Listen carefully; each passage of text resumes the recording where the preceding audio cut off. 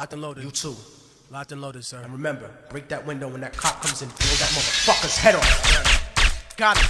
Yeah, Got load it. up again, cause these motherfuckers are gonna come back for us. We're ready. We gotta be prepared in this day and age. We gotta be prepared for whatever the fuck comes at us. Word up. Cause we are living revolutionarily. Definitely. You cannot second guess yourself in these days and times. They're gonna throw whatever they can at you, and you gotta be prepared for it. You gotta be prepared for anything. It's liberty or it's death. It's freedom for everybody or freedom for nobody. No matter what the fuck life throws at me, I continue to make it through indefinitely. Immortal technique defeats the odds repetitively until there ain't shit ahead of me competitively. Surviving the tough times is imperative to me. Looking at the whole world revolutionarily. They don't want to hear you old Uncle Tom handkerchief head talking about the eye. Technique will force you into strategical retreat because I dominate guerrilla warfare in the streets. There ain't no way to picture me without a victory speech. When I reach higher positions without the recognition of pissed on competition, cause I conquered their renditions in a systematic form like a religious tradition. My mission is to take you, lyrically break you, lyrically assassinate you, lyrically incinerate your body and recreate you, to destroy the power that mentally incarcerates you. Cause even though I rip it better, I could not forsake you. You're my people with the same oppressor, so how could I hate you? The revolution of the mind I bring regenerates you. But when you come original, people impersonate you, start to hate you, cause the conflict is building within. The ultimate sin is to be ashamed of your skin. My rhymes are like Jamaican overproof, I make the room spin. Intoxicated flow, I bleed vodka and brandy. Don't make me choke you down like John Benet Ramsey. Something demands of me to rip this fucking shit uncandidly. God commanded me to be a technological disease and psychologically do battle with the best MCs. Uppercase the T in technique, cause I'm the capital of a revolutionary nation that's infallible. Aztec like the Hannibal. Rip your heart out of your chest and feed it to the cannibals. You're just a fucking animal, but I'm the Neo-Sapien, cause my original civilization was based upon creation. You know there's no escaping, even though your heart is racing. I'll put your best disciple on academic probation. Fuck the litigation, fuck the best rapper nominations, and fuck the president I voted for assassination. I'm saying fuck the federal bullshit investigations, fuck the cover-up of ghetto radiation extermination, using my people for experimentation. And if it doesn't play hip-hop, then fuck your radio station. No matter what the fuck life throws at me, I continue to make it through indefinitely. Immortal technique defeats the odds repetitively until there ain't shit ahead of me competitively. Surviving the tough times is imperative to me. Looking at the whole world revolutionarily. Revolutions overturn systems. Revolutions destroy systems. Yo, what the fuck happened to reality spitting rhyme sayers? These days everybody's trying to be a thug or a player.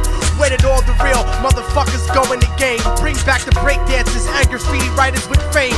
I remember hip-hop before the mic gun clappers, cause I used to drink 40s with more flavor than these rappers. Lyrical ego trips doesn't make fortification. You're not dope enough to spit self-glorification, so don't jerk me around, cause my name ain't masturbation. Life is hard, it leaves you scarred, cause I've been through shit. If you consider rap a job, I suggest that you quit. Don't you understand the audience will listen and dance in the club, crib, or car, or wherever they get the chance to be emancipated? Start debating justice in the cipher. Why do you think project rooms look like the cells in Rikers? I'm explaining the significance on the reason behind it. They're preparing your children for the prison environment. When you don't amount to shit, prison becomes retirement. But I refuse to be tooken to central booking and chains, cause sleeping on the floor of cages starts to fuck with your brain. The system ain't reformatory, it's only purgatory. Close to hell, but I rebel as I begin to sparking out and tell my people how we fell into the trap that we live in, because they locked us up in ghettos and began to rape our women. So I leave the system unforgiven like Eastwood, cause I was blessed with lyrical strength to do whatever I could. You should have seen it coming long ago when you were very young. My word is to the Father, Holy Spirit, and His fucking Son, cause when I grab the mic device in front of Christ and start to rip it, I'll make Jesus turn around and say, yo pop, this nigga flipped it. So talk about whatever and be what you wanna be, but don't mistake the way I break the fake for simple blasphemy, cause through the highest frequencies in the NYC, I'm crushing 97.1% of MCs. No matter what the fuck life throws at me, I continue to make it through indefinitely. Immortal technique defeats the odds repetitively until there ain't shit ahead of me competitively. Surviving in tough times is imperative to me. Looking at the whole world revolutionarily. Don't you know they're talking about a revolution? Sounds like a whisper. Don't you know they're talking about a revolution? Sounds like a whisper. Don't you know talking about a revolution? Sounds like a whisper. While they're standing in the welfare lines, crying at the doorsteps of those armies of salvation, wasting time in the unemployment lines, sitting around waiting for our promotion. Don't you know, talking about a revolution sounds like a whisper. Poor people gonna rise up and get their share. Poor people gonna rise up and take what's theirs.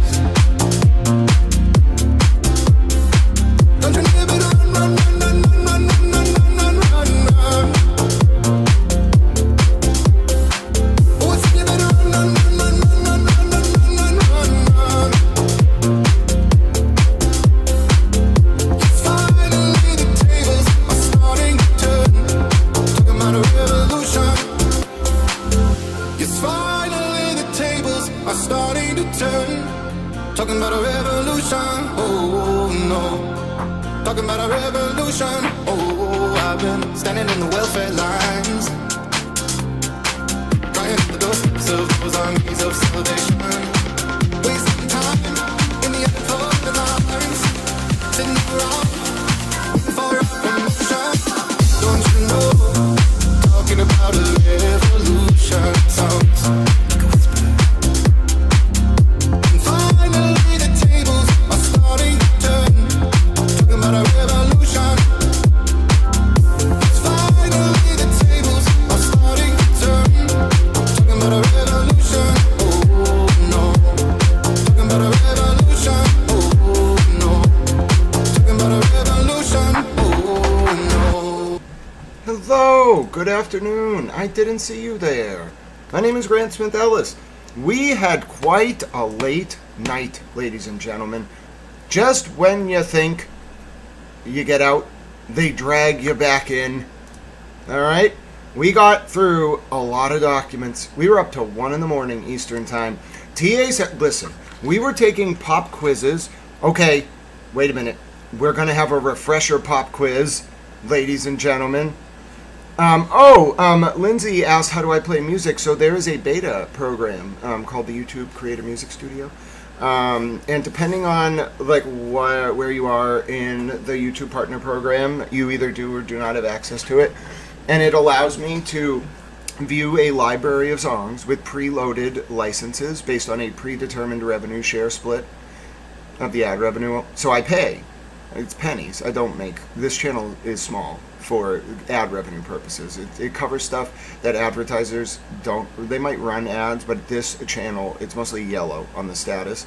But what YouTube will do is if I play a song and then there's like $2 of ad revenue, $5, it'll give a cut of the ad revenue to the artist. I can look at what the cut is ahead of time. And when I play it, I'm agreeing to the terms of the license, so I can play it. And then they get whatever percentage they set on that song of my ad revenue. So I buy a license. It's not buying the song, I'm buying a license to exhibit the song for you publicly. I can also, through YouTube, which I love, buy licenses for songs in perpetuity, if I so choose, or like on a fixed year term. Say I want to buy an unlimited, no restriction performance license of a song. Through my partner program, I have the ability to just buy the license. And then I can play you the song a million times, and I get 100% of the ad revenue. I've done that for one song, Air Traffic Controller, but the way that works with like live, it's cool. But you have to like, after the live ends, you have to go upload the license. after the live, so it's a little more complicated. Nothing about it is like right now streamlined. It's beta, but if you know how it works and you have some understanding of like the way they integrate the licenses, it's a great feature. I've been extolling its virtue. It's changing. YouTube just updated its policies. My name is Grant Smith Ellis, by the way. Welcome to Talent News. YouTube just updated its policies, so all the artists got to go through again and set the terms for this license program, but I'm actually paying for a license to play those tracks for you. So, yeah. I think it's a great feature. It's in beta. It is not fully rolled out, so I have access to it. I've used it for months now. It's great. It's been improving by the month. It's really good. It's nearly perfect at this point. It's ready. I think, my opinion. I'm just someone who has access to the beta. It's ready to go.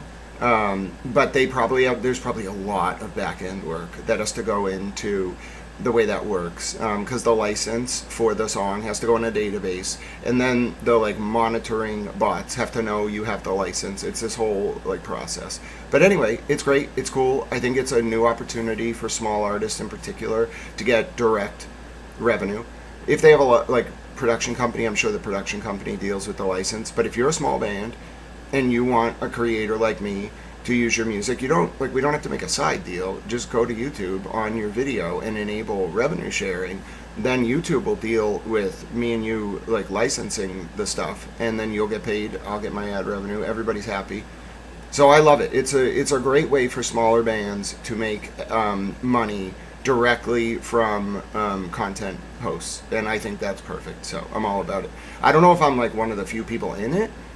I mean, I imagine it's not just me, but like it does say beta, like right in my thing, it has this like bracket next to it, so I know it's not fully like ready. But yeah, it works great for me.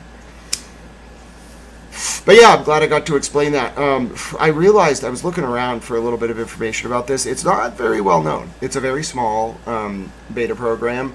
And I guess this channel's a great, I didn't like sign up for it, I just got added to my channel. But I guess this channel's a great way for them to kind of explore it. It's a really good opportunity for them to do that. And frankly, I think it's been working out well. So I hope it goes live for all channels soon. And if you have questions about it when it does go live, feel free to reach out anytime. I'd be happy to help. All right, my name is Grant Smith Ellis. We got a lot of work to do today. If you saw yesterday, ladies and gentlemen, we went through what I thought was a lot of documents on the Farwell docket. Even more dropped today. I spent an hour and a half this morning when I woke up getting these documents ready for you. I have them all ready. I have them all in voices. Okay, they're a little bit better today. I've been for Tiffany Bob because the pauses are tough. I've been working on reducing the pauses. I gave Farwell a ridiculous, evil man voice, in my opinion. And then we also have a Karen Reed motion that I want to start off with. So this has to do with the John O'Keefe and Karen Reed case. It's Karen Reed's 4-page response regarding the state police not complying with the discovery order. For some reason, as mass courts want to do, I don't think this is actually the lawyers that do this. I think it's just a bug in the ECF system. I'll write an email to the trial court or whoever manages mass courts. There's something wrong. It's taking single PDFs and duplicating them like a bunch of times and then uploading that as a single PDF and saying it's the filing. I don't think the lawyers, if you think about it, why would a lawyer put the same document in the PDF 5 times? If it happened once, okay, someone just made a mistake, but it's happened like 4 times. So I think mass courts has a bug where it's causing filings and it's wasting a lot of server space. I don't know why it's doing this, but it's taking the source PDF and then it's generating it 5 times, sometimes 10 times, sometimes more, like 50, and then it's combining them all into it's like running a script where it like regenerates the PDF like 5 times, then reconstitutes it as a single PDF, and then uploads it to mass courts. How do I know? Because this filing's only 4 pages. It is the same document like 7 times. I went through, I was like, I'm not paying, you have to pay to generate the words per page for the voice. So I went through, it's all the same document. And I don't think Karen's lawyers did this. Just like I don't think that the O'Keefe's lawyers did it or the Hams lawyers did it. I think this is a bug in our ECF system. It's the electronic filing system. And it's rare. It's only repeating itself like every so often, once every like 50 documents. But someone's got to figure out what is causing this. Because one time a document was 3,500 pages. It was like a 50-page motion that mass courts uploaded 100 times in a single PDF. It was like 3,500 pages. And when you so just so you understand, when you download a 3,500-page PDF, if you have a strong processor and a lot of RAM, your computer will be fine. If you're on a medium-strength computer, or God forbid, like a tablet or a phone, do you know what happens if you try to open a 3,500-page PDF? TA Sarah's here. Oh, that's right. We're going to have a quiz. Okay. We're having a retention quiz before we begin. We learned something very important yesterday. Okay? So you all are going to take the quiz in the chat. You're going to get 4 answers. Don't answer too fast. You may think you know, but you have no idea. All right. Under Rule 404, A2A, I believe, I could be wrong. And under Rule 405, the defendant has the right to introduce good character evidence about themselves. Now, one caveat is that if they put it at issue, the government can rebut with negative character evidence that is otherwise prohibited under a different section of the rules. Don't get too hung up on that. Our retention quiz is about this. Under what circumstance can good character evidence about a defendant, for example, their military service, or them being a police officer or first responder, that is not a material element of the charge, okay? They're not charged with anything to do with that materially in the substantive counts. What is the rule about when a defendant cannot introduce good character evidence that is otherwise permissible under the rule? Is the answer 1? Don't answer too quick. Put a 1 in the chat if you think it's 1. When the information is favorable to the defendant. Remember, this is when can the defendant not introduce good character evidence. Is it 1? When the information is favorable to the defendant. 2, when the information in question is more probative than prejudicial. 3, when the information in question is more prejudicial than probative. And 4, or is it 4, when the information involves goats. Kevin from South Boston, no cheating. Stop looking over at TA Sarah's paper. No cheating. Oh, please pass the pepper. What wonderful alliteration during our lunchtime stream. All right, let's check the answers. Okay, Nanya thinks it's when the evidence involves goats. Nanya, I'm hesitant to ask what kind of good character evidence you think could involve goats. I guess maybe they were like a shepherd, but that is not the right answer. I think you made a great guess. The answer is, that's a great guess, JD. It's not when the information is favorable to the defendant. Now, Towel Girlfriend and Kevin from South Boston, very good guesses. This is not the right answer, though, number 2. When the information is more probative than prejudicial, the defendant can introduce it. So the right answer, ladies and gentlemen, oh no, T.A. Sarah got it wrong too. The right answer, ladies and gentlemen, was number 3. The defendant cannot introduce good character evidence when that evidence is more prejudicial than probative. Absolutely excellent job. So MD Schultz, absolutely, you got it right. Welcome to the channel. By the way, some people ask, like, what does it mean when you get a wrench? It means you can't be censored by other people on the channel, except for chat moms and Towel Girlfriend. Kevin from South Boston, don't worry. You're making a you possibly, I told you not to cheat off TASA, or else you got it wrong too. How are things? Excellent job. You did get it. Fridge Beaker got it. Another normal mom, so good to see you. You're coming in right in time. We haven't even started our first motion. Turtle Power, you got it right. Bailey Love got it right. In Limonene, excellent job. So if you guessed number 3, not only if you guessed or got it right, you knew that a defendant, even though they have even though under the rules they can introduce good character evidence, if that evidence, as the government argued yesterday in their Farwell motion, if you were paying attention, under the 401, Rule 4, FRE 401 and 403 balancing test, evidence has to be weighed. Its probative value, how much it tends to influence a fact at issue or material dispute in the case, versus its prejudicial value, or its tendency to confuse the jury, mislead, be cumulative, okay? So if you have some information like Farwell saying, I was in the military, that has a propensity to be more prejudicial to the government's case than probative in the charges at issue, then Matthew Farwell cannot raise that good character evidence. 70 trillion bonus points to everyone in chat, including Kofi. Hi, Kofi. Hi, Bo. Hi, Bonnie Towel. Kofi's a dog. Kofi, did you get the question right? Kofi's looking around like I didn't know we were being quizzed. You were, Kofi. Did you pick number 3? Kofi's very smart. If Kofi picked number 3, okay, if he's all smart and looking around, he can have a reward. We don't say the T word, because then all the animals get up, they get all riled up. Hello, retired veteran. God bless you. So good to see you. We just took a quiz, a refresher quiz, to begin lecture today. And our quiz today was about when criminal defendants in the federal system are prohibited from introducing good character evidence that would otherwise be admissible. Now, by analogy, you may have heard the phrase, evidence can be relevant but not admissible. So you can have relevant evidence that is not admissible because it fails the 401, 403 balancing test. Everybody on the same page? Good job. That's okay. That's okay, Noto.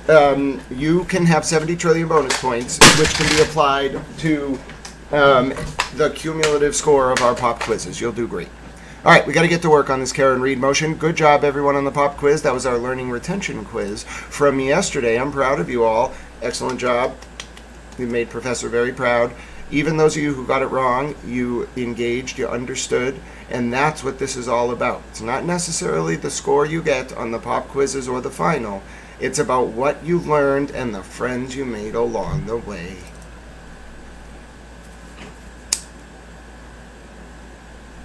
Commonwealth of Massachusetts, Plymouth, SS Superior Court Department. Civil Action Number 2483 CV00692. TA Sarah says, Professor, yellow is my best internet friend before BLT. We'll go with that. Okay, 50 billion bonus points. We'll just go with that. Defendant. Karen Red's response to August 6. Oh, hello, Yellow. The Truth Seeker. I was like, I don't really understand the context. 50 billion bonus points to both of you. Good job. 2026. Court order regarding motion to compel the Massachusetts State Police to produce documents pursuant to non-party subpoena.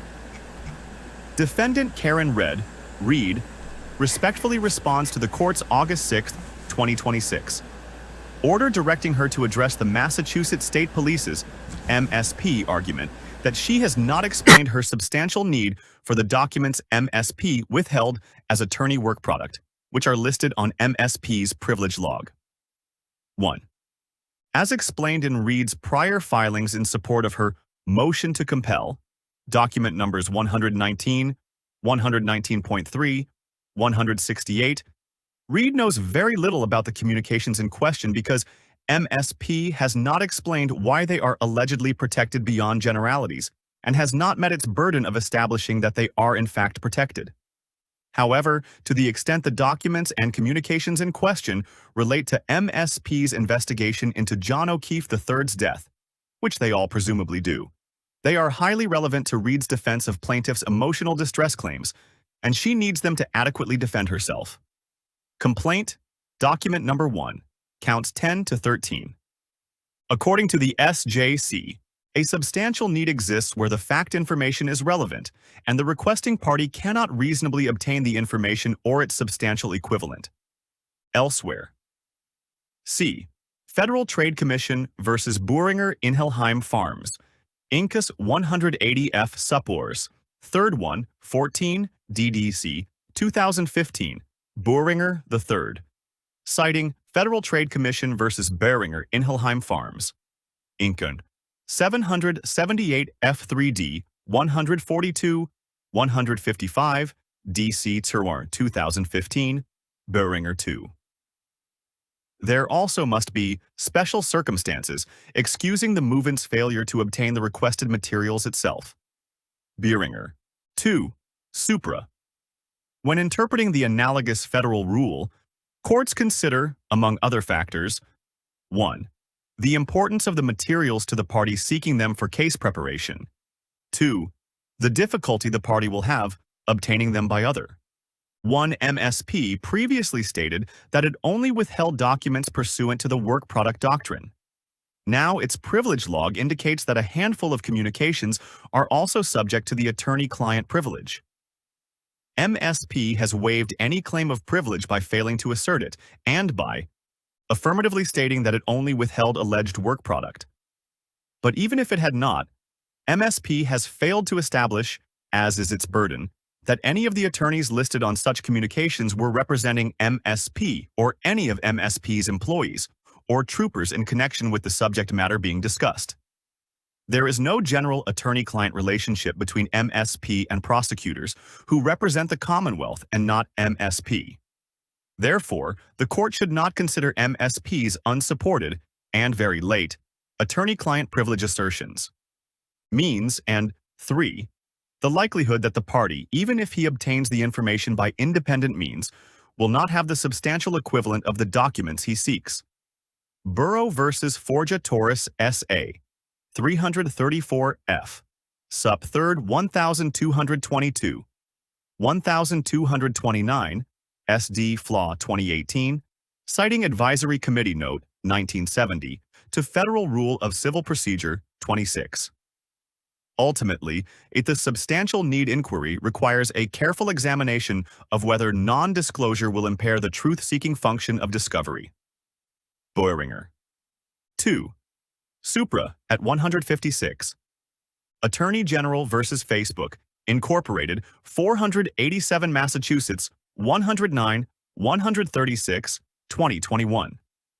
The communications identified on MSP's privilege log are relevant to this case, in which plaintiffs have alleged more than wrongful death.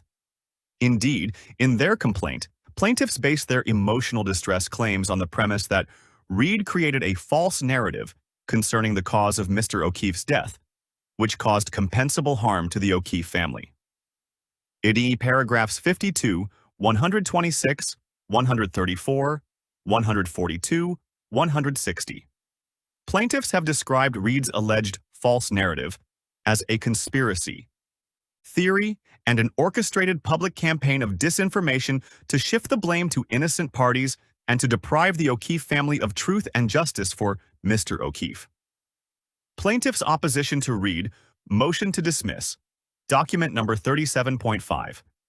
As the court is aware, that false narrative and conspiracy theory that plaintiffs refer to is, among other things, Red's claim, asserted in her criminal defense, as well as other pending civil litigation in federal court, Bristol Superior Court, and this court, that MSP and its troopers conducted a biased, corrupt, and woefully insufficient investigation into Mr. O'Keefe's death and framed Red for murder. Communications between MSP troopers and employees and the Norfolk District Attorney's Office, the NDAO, which was prosecuting Red, are very likely relevant to these allegations. Obviously, if Red proves what she has alleged, then she cannot be liable for concocting a false narrative or conspiracy theory, as plaintiffs allege, and she would be significantly prejudiced if denied these documents. MSP's privilege log also makes plain that Red has no other way of obtaining these potentially highly relevant documents other than from MSP. These are bilateral communications that can only be produced by MSP or the NDAO. The NDAO asserted an objection to producing the documents when it received a subpoena. MSP did not.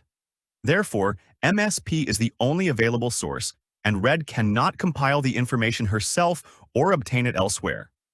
This is an even greater need than the SJC held was sufficiently substantial for work product purposes in Facebook, Inc., where the Attorney General would have faced a heavy burden but could technically have compiled the relevant information herself. 487 Massachusetts at 137 to 39.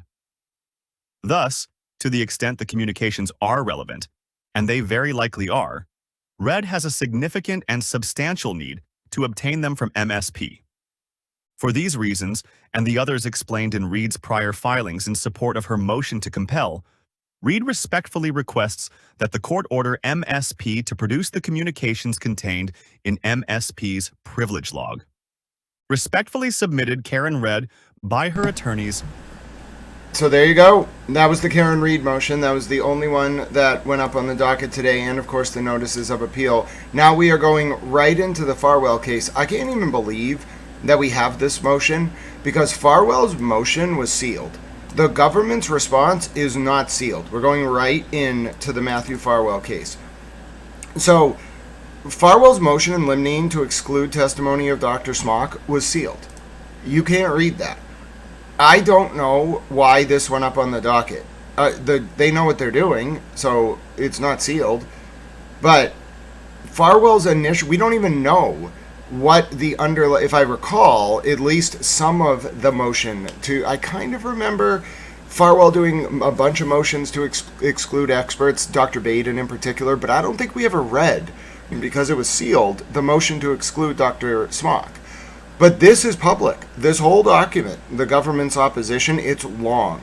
So the one thing I may have forgot to tell you is once we got through that Karen Reed motion, the rest of this day is going to be very long. Once we start going, these documents are very long. This one in particular is going to take us a while. So we are going into the Birchmore case now, and I can't believe this is even public, because I don't know what the underlying motion about Dr. Smock even said, because it's sealed. So I did not read this. It's 43 pages. We're all going to experience this together. I had to do this in 2 parts. It's so long that the software that does the readout would not do it as one file. So here we go. This is going to be United States District Court, District of Massachusetts, United States of America versus Matthew Farwell, defendant.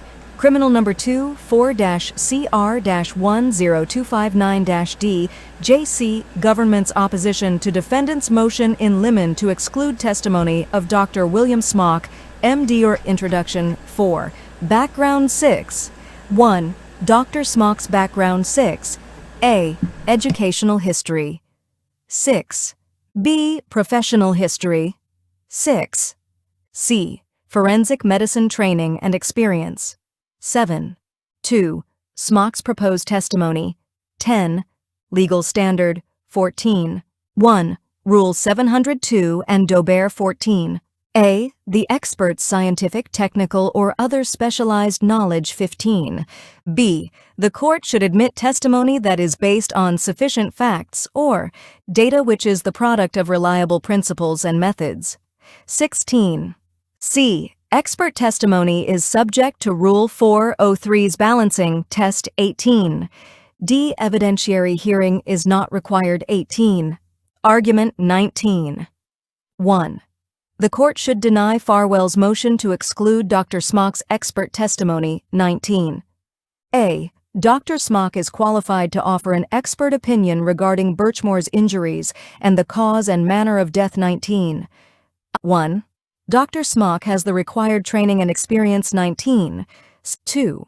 Courts have admitted Dr. Smock's expert testimony. 19. 3. Dr. Smock need not be a forensic pathologist to opine in this case. 22. B. Dr. Smock's opinions are sufficiently reliable. 23. 1. Dr. Smock's opinions are supported by reliable methodology. 23. C. Farwell's specific objections are without merit and can be addressed cross-examination. 26. On cross-examination. Birchmore was not suicidal on February 1, 2021, or in the preceding months. 27. 2. There is a hemorrhage at the site of the hyoid fracture. 29. 3. Farwell misrepresents Dr. Smock's conclusions about incomplete hangings. 30. 4. Dr. Smock will not testify that Birchmore's hyoid bone fracture could only have been caused by squeezing pressure of manual or ligature. Strangulation to the exclusion of any other mechanism. 32. 5. Farwell can cross-examine Dr. Smock on whether there are any alternate theories about the cause of the hyoid fracture 33. 6. Dr. Smock is not required to adopt Farwell's version of events or his characterization of the literature 33. 7. Dr. Smock is not required to take the first responders' observations at face value 34. Kevin Albert. 8. If Birchmore was murdered, her body must have been moved, and the scene staged 35. 9. The abrasion on Birchmore's chest is a pattern imprint 36. 10. Dr. Smock will discuss his consideration of the DNA 37. 11. Dr. Smock's opinion as to the injuries to Ms. Birchmore's nose are based on his 40-plus years of experience 38. 12. Dr. Smock's reference to the history of choking will be limited to how that impacted his evaluation of the lack of defensive wounds on Birchmore's body 38. 13. Dr. Smock will opine that Birchmore's manner of death was homicide, but he will not use the term homicidal death elsewhere in his testimony 39. D. Rule 403 balancing test weighs heavily in favor of admitting Dr. Smock's expert testimony 40. 2. The court should deny Farwell's motion to exclude Dr. Smock's expert testimony without conducting an evidentiary hearing 41. Conclusion. 42. Introduction. The United States of America opposes defendant Matthew Farwell's motion in limine to exclude the expert testimony of Dr. William Smock, M.D., a physician with more than 40 years' experience in the forensic evaluation of injuries and the analysis of injury causation and reconstruction, filed under seal. Distilled to its core, Farwell's 70-page Daubert motion consists of three basic arguments. 1. The court should exclude Dr. Smock's testimony in its entirety because he is not a forensic pathologist and thus unqualified to render any opinion regarding the cause of death or Birchmore's injuries. 2. In the alternative, Dr. Smock's opinions lack sufficiently reliable bases because Farwell disagrees with the underlying facts and/or interpretation of the medical literature. And 3. Admitting Dr. Smock's expert testimony would confuse the jury and cause unfair prejudice, so it should be excluded under Rule 403. The court should reject these arguments because Dr. Smock is, as other courts have held, eminently qualified to testify regarding the injuries Sandra Birchmore sustained and the cause of her death. His opinions are well supported by medical literature and his decades of experience in this field, and cross-examination is Farwell's remedy for any of his quibbles with the underlying facts or interpretation of the medical literature. First, Farwell's challenge to Dr. Smock's qualifications is without merit. Dr. Smock is an emergency medicine doctor, having completed residency and forensic fellowship training. He has more than 36 years of experience as a physician, conducting forensic evaluation of injuries, and more than 40 years in the analysis of injury causation, injury mechanisms, and injury reconstruction. Importantly, Dr. Smock's experience includes the evaluation of asphyxia-related deaths and the examination of crime scenes. Dr. Smock has also treated and evaluated thousands of patients, including those with fatal and non-fatal injuries, who have experienced the physiological consequences of asphyxia, overdose, penetrating and blunt force trauma, and gunshot wounds. Over the last 10 years, Dr. Smock has been qualified to testify as an expert in approximately 85 criminal trials in courts throughout the country, including federal courts in the District of Wyoming, Northern District of Oklahoma, District of Idaho, and the District of Columbia. Dr. Smock has also testified as an expert in various state courts, including a 2023 trial in the Commonwealth of Massachusetts, for which the defendant called him to testify. 3 Clerk Monty, that is your sign. What was the 2023 case where Dr. Smock testified in a state case in Massachusetts for the defendant? Dr. Smock has been accepted in both federal and state courts as an expert in forensic medicine, emergency medicine, torture, injury interpretation, injury reconstruction, asphyxia-related injuries and deaths, and staged and altered crime scenes. Dr. Smock's training and experience makes him uniquely qualified to provide expert testimony regarding the injuries that caused Birchmore's death. Second, Farwell's claims about the insufficient basis for Dr. Smock's opinions are nothing more than cross-examination topics dressed up as legal arguments. For nearly 40 pages, Farwell lists facts or conclusions that he disputes. However, none of those disputed issues reveal a legally deficient foundation for Dr. Smock's opinions. If anything, they highlight the parties' divergent views of the medical and forensic evidence, precisely what cross-examination and the jury trial is designed to resolve. Third, the court has sufficient information from the government's expert notice and the parties' filings to conclude that Dr. Smock is qualified to testify on the topics identified in the expert notice. In fact, a similar Dauber motion was filed and denied less than 3 months ago in a criminal case adjudicated in D.C. Superior Court. Given that the issues raised by Farwell's motion have been decided repeatedly and recently, the court should deny Farwell's motion without a hearing. See United States v. Crater, 93F, 4th 581, 590, First Circuit 2024. There is no particular procedure that the trial court is required to follow in executing its gatekeeping function, and we have specifically rejected the argument that a district court must necessarily hold an evidentiary hearing. Quoting Smith v. Dorchester Real Estate Inc. 732 F. 3rd 51, 64, First Circuit 2013, and Philippos, 849 F. 3rd at 471. Background. 1. Dr. Smock's background. A. Educational history. Dr. Smock is a former attending physician at a Level 1 Trauma Center emergency department and a leading expert in the field of forensic medicine with specialized knowledge in the field of asphyxia and asphyxia-related deaths. Dr. Smock has been a physician for over 36 years. He is a licensed physician in Kentucky and Indiana. He received a Master of Science from the University of Louisville School of Medicine Department of Anatomy in 1987 and a Doctor of Medicine degree from the same institution in 1990. B. Professional history. Dr. Smock worked as both a resident and later an attending physician and professor in the emergency department at the University of Louisville Trauma Center, a Level 1 trauma center. There, he treated hundreds of patients who suffered from asphyxia-related injuries resulting from suicide attempts, manual strangulation, ligature strangulation, positional asphyxia, and choking.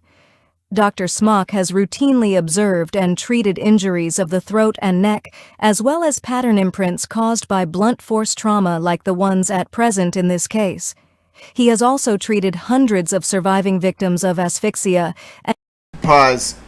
It should either be the ones at issue or the ones present in this case. Typo. Page 6, subsection B, line 1, 2, 3, 4, 5, 6. Word 1, 2, 3, 4, 5, 6, 7, 8, 9 into 10. You either need, they should be combined into present in this case, get rid of at, or at issue in this case. Moving on. And noted the physical symptoms that accompany it. Dr. Smock's master's thesis, performed while he was an investigator for the Jefferson County Coroner's Office, specifically included the use of pattern injuries and pattern imprints in the reconstruction and analysis of injuries in fatal motor vehicle collisions. Emergency medicine necessarily involves the treatment of living patients, treatment and attempted resuscitation of patients in the perimortem period, and observations of those who ultimately succumb to their injuries. As an emergency medicine physician, Dr. Smock has signed hundreds of death certificates that indicate cause and manner of death. In addition to having treated thousands of patients as a resident, physician, and attending physician in the emergency department of the University of Louisville Trauma Center during his 21 years at that hospital, Dr. Smock also has extensive experience in the evaluation of injuries post-mortem. Dr. Smock started gaining experience in this field in 1984 when he began working as an investigator for the Jefferson County Coroner's Office and Kentucky Medical Examiner's Office. Over the next 13 years, Dr. Smock continued to work at the Kentucky Medical Examiner's Office, an office that conducted approximately 1,000 autopsies per year. Dr. Smock worked as a diener during medical school, where he handled all parts of the autopsy process, including making incisions, removing organs, and evaluating physical evidence on the body. after medical school, he served as an assistant medical examiner from 1991 to 1997. 1. During that time, he participated in thousands of autopsies, went to death scenes, reconstructed injuries, and evaluated physical evidence on the body. Since 1993, Dr. Smock has served as a police surgeon and medical advisor for various law enforcement agencies, including the Louisville Metro Police Department, Louisville, Kentucky, the Floyd County Sheriff's Department, Indiana, Jeffersontown Police Department, Jeffersontown, Kentucky, the St. Matthews Police Department, St. Matthews, Kentucky. The Sackets 1A Diener is an autopsy technician who handles, moves, and cleans bodies and assists pathologists during post-mortem examinations. United States Marshals Service, Western District of Kentucky, and the Federal Bureau of Investigation, Kentucky Division. See Forensic Medicine Training and Experience. Additionally, Dr. Smock is a leading expert in the field of forensic medicine, a branch of medicine that deals with the intersection of medicine and the law. In fact, after completing his 3-year residency in emergency medicine at the University of Louisville School of Medicine, he was the first physician in the United States to complete a fellowship in clinical forensic medicine. He did so at the Kentucky Medical Examiner's Office after being specially trained in forensic pathology in Edinburgh, Scotland, by the esteemed forensic pathologist and police surgeon Dr. Anthony Busuttil. Dr. Smock has written or edited multiple textbooks on clinical forensic medicine, including one on clinical forensic pathology, including Manual Non-Fatal Strangulation Assessment for Healthcare Providers and First Responders, 2nd edition Forensic Learning Series, STM Learning, 2020. Forensic Emergency Medicine, 1st edition, Olshaker, Jackson and Smock, Lippincott, Williams and Wilkins, 2000. Forensic Emergency Medicine, 2nd edition, Olshaker, Jackson and Smock, Lippincott, Williams and Wilkins, 2006. Forensic Medicine, Clinical and Pathological Aspects. Eds. Payne James, Busuttil and Smock, Greenwich Medical Media, Leonard, London, 2003. Additionally, Dr. Smock has authored more than 40 peer-reviewed articles and chapters on forensic and emergency medicine, including the recognition of pattern imprints in various textbooks. Injury Patterns and Evidence Preservation, W.S. Smock.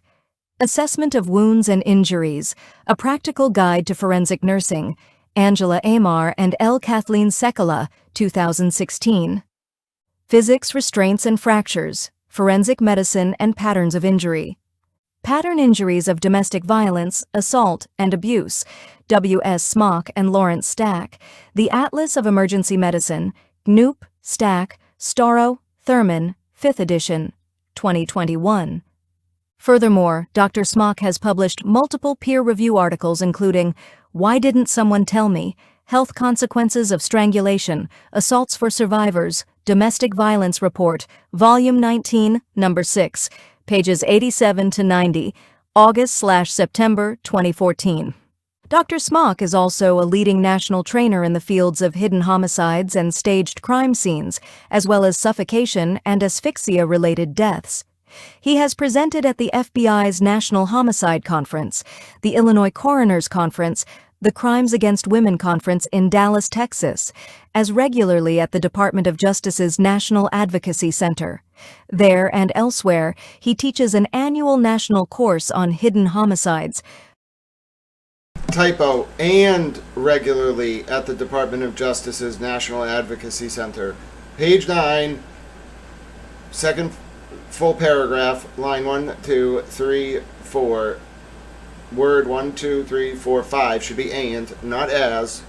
Dr. Smock has traveled the country to train federal agents, state and local police officers, nurses, prosecutors, defense attorneys, and judges regarding the investigation and analysis of fatal and near-fatal strangulation cases and the investigation of staged and altered crime scenes. Dr. Smock is also the medical director of the San Diego-based Training Institute for Strangulation Prevention and has written and lectured extensively on the medical risks and consequences of strangulation, suffocation, positional asphyxia, blunt force trauma, traumatic deaths, crime scene evaluation, hidden homicides, staged and altered crime scenes, and the recognition and interpretation of pattern injuries. In June 2026, Dr. Smock provided judicial training for the Queensland magistrates in Brisbane, Australia on strangulation. Dr. Smock engages in continuing education related to strangulation. Hey, Dr. Smock. Listen, I don't know Dr. Smock, but listen, I love the people of Australia, all right? I just want to take an aside here. I know this is going to be an intense document. Let me just give you a little an aside. So I love the people of Australia, but you know how some people have a dream to own the Dallas Cowboys, but then they end up owning the Denver Broncos? You know how some people have a dream to, visit Hawaii, Greece, France? Ladies and gentlemen, I'm a simple man with a simple dream. I want to turn Australia into an open-air penal colony where every single person is free except for one man. Okay? Now, you may be saying to yourself, Grant, this has something to do with Kate Peter, doesn't it? Yes. Okay, but I don't have time to explain those details. What I don't want much out of life, okay? But that's one thing that I want. It's a very small thing. All I want is to get into a position of political power so I can strike a deal where the entire country of Australia becomes a penal colony, but every citizen is free except for one man. Are we all on the same page? All right. So, my point is, Dr. Smock, I don't mean to, just a moment of levity here before this gets really intense. Dr. Smock, hook it up, okay? You know what I'm saying? This man is like the founder of forensic pathology as a discipline. He was the first one to do some type of advanced residency in this specific field. This man is one of the most intense experts in any trial I've ever seen. But on just the issue of Australia, I have life goals, ladies and gentlemen, and one of them is turning Australia into a penal colony, but not for everyone. In fact, 99.999% of the people get to be free, just for one man. Don't ask too many questions. I'm going to pull it off. And then we're going to, you know what? If it is legal, okay, and this is acceptable, and we write some kind of law, I will send Kate Peter to Australia. Oh, this would be great. If we can find a way to put me in a position of political power, okay, and it's legal, and the Congress goes along with this, and the court upholds it, I will send Kate Peter to Australia. This is the greatest idea I've ever had. I'm going to run an entire political campaign just on the platform of sending Kate Peter to Australia. This is going to be great. I don't know if you can actually do that. We're going to have to look at this whole constitutional sort of structure here. But you know what? Those two, that weird man from Australia and Kate Peter, if they want to work together so bad for private intel, low-level D-team private intel people, and be weird, nerds, then they can do that in Australia. All in favor? Press 1. Watch. I think this is going to be a movement. You want to talk about movement politics? I'm going to create an entire political party. Forget the know-nothings. We're going to be the No Kate Peters party.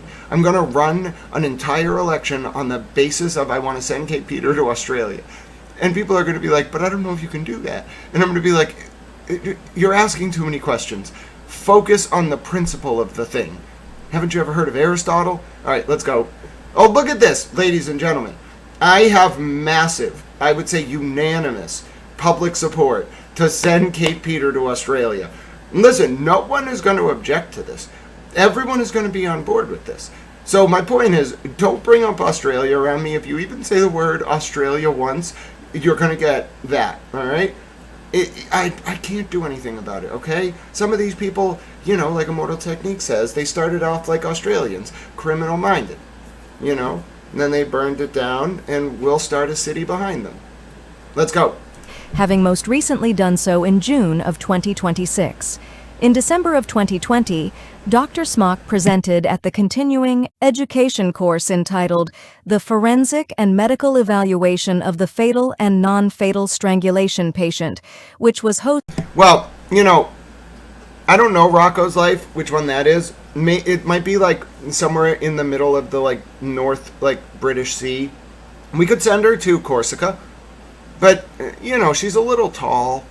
I feel like Napoleon couldn't get off Corsica, but Kate Peter could probably float to the land. And anyway, listen, this is a political question, okay? She, in the context of petitioning my government for redress of my grievances, if she worked in any official capacity, then we might have to send her to Easter Island, okay? She can raise the penguins. Chad Mom Lynn wants to go to Greenland. So what's so bad about Easter Island? They have sculptures, statues there. Can't really, well, then again, I don't know if I want to be sending these people to islands. I don't trust them on islands. They can figure out submarines and stuff like that. I don't want to risk it. Let's think of something more creative. A mountain range, the fjords of Norway.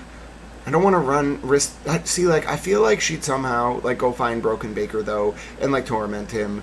So let's just keep those two away from each other. You know what I'm saying? So where, Mongolia? I don't know. But anyway, I think we got to think about that in the context of wider justice system reform. There should be crimes you can commit that are so bad, or that make me so mad, just me personally, so mad, that the Congress sends you to some foreign country as a form of exile. It'll be hilarious. Listen, if you all vote for it, that's democracy. All right?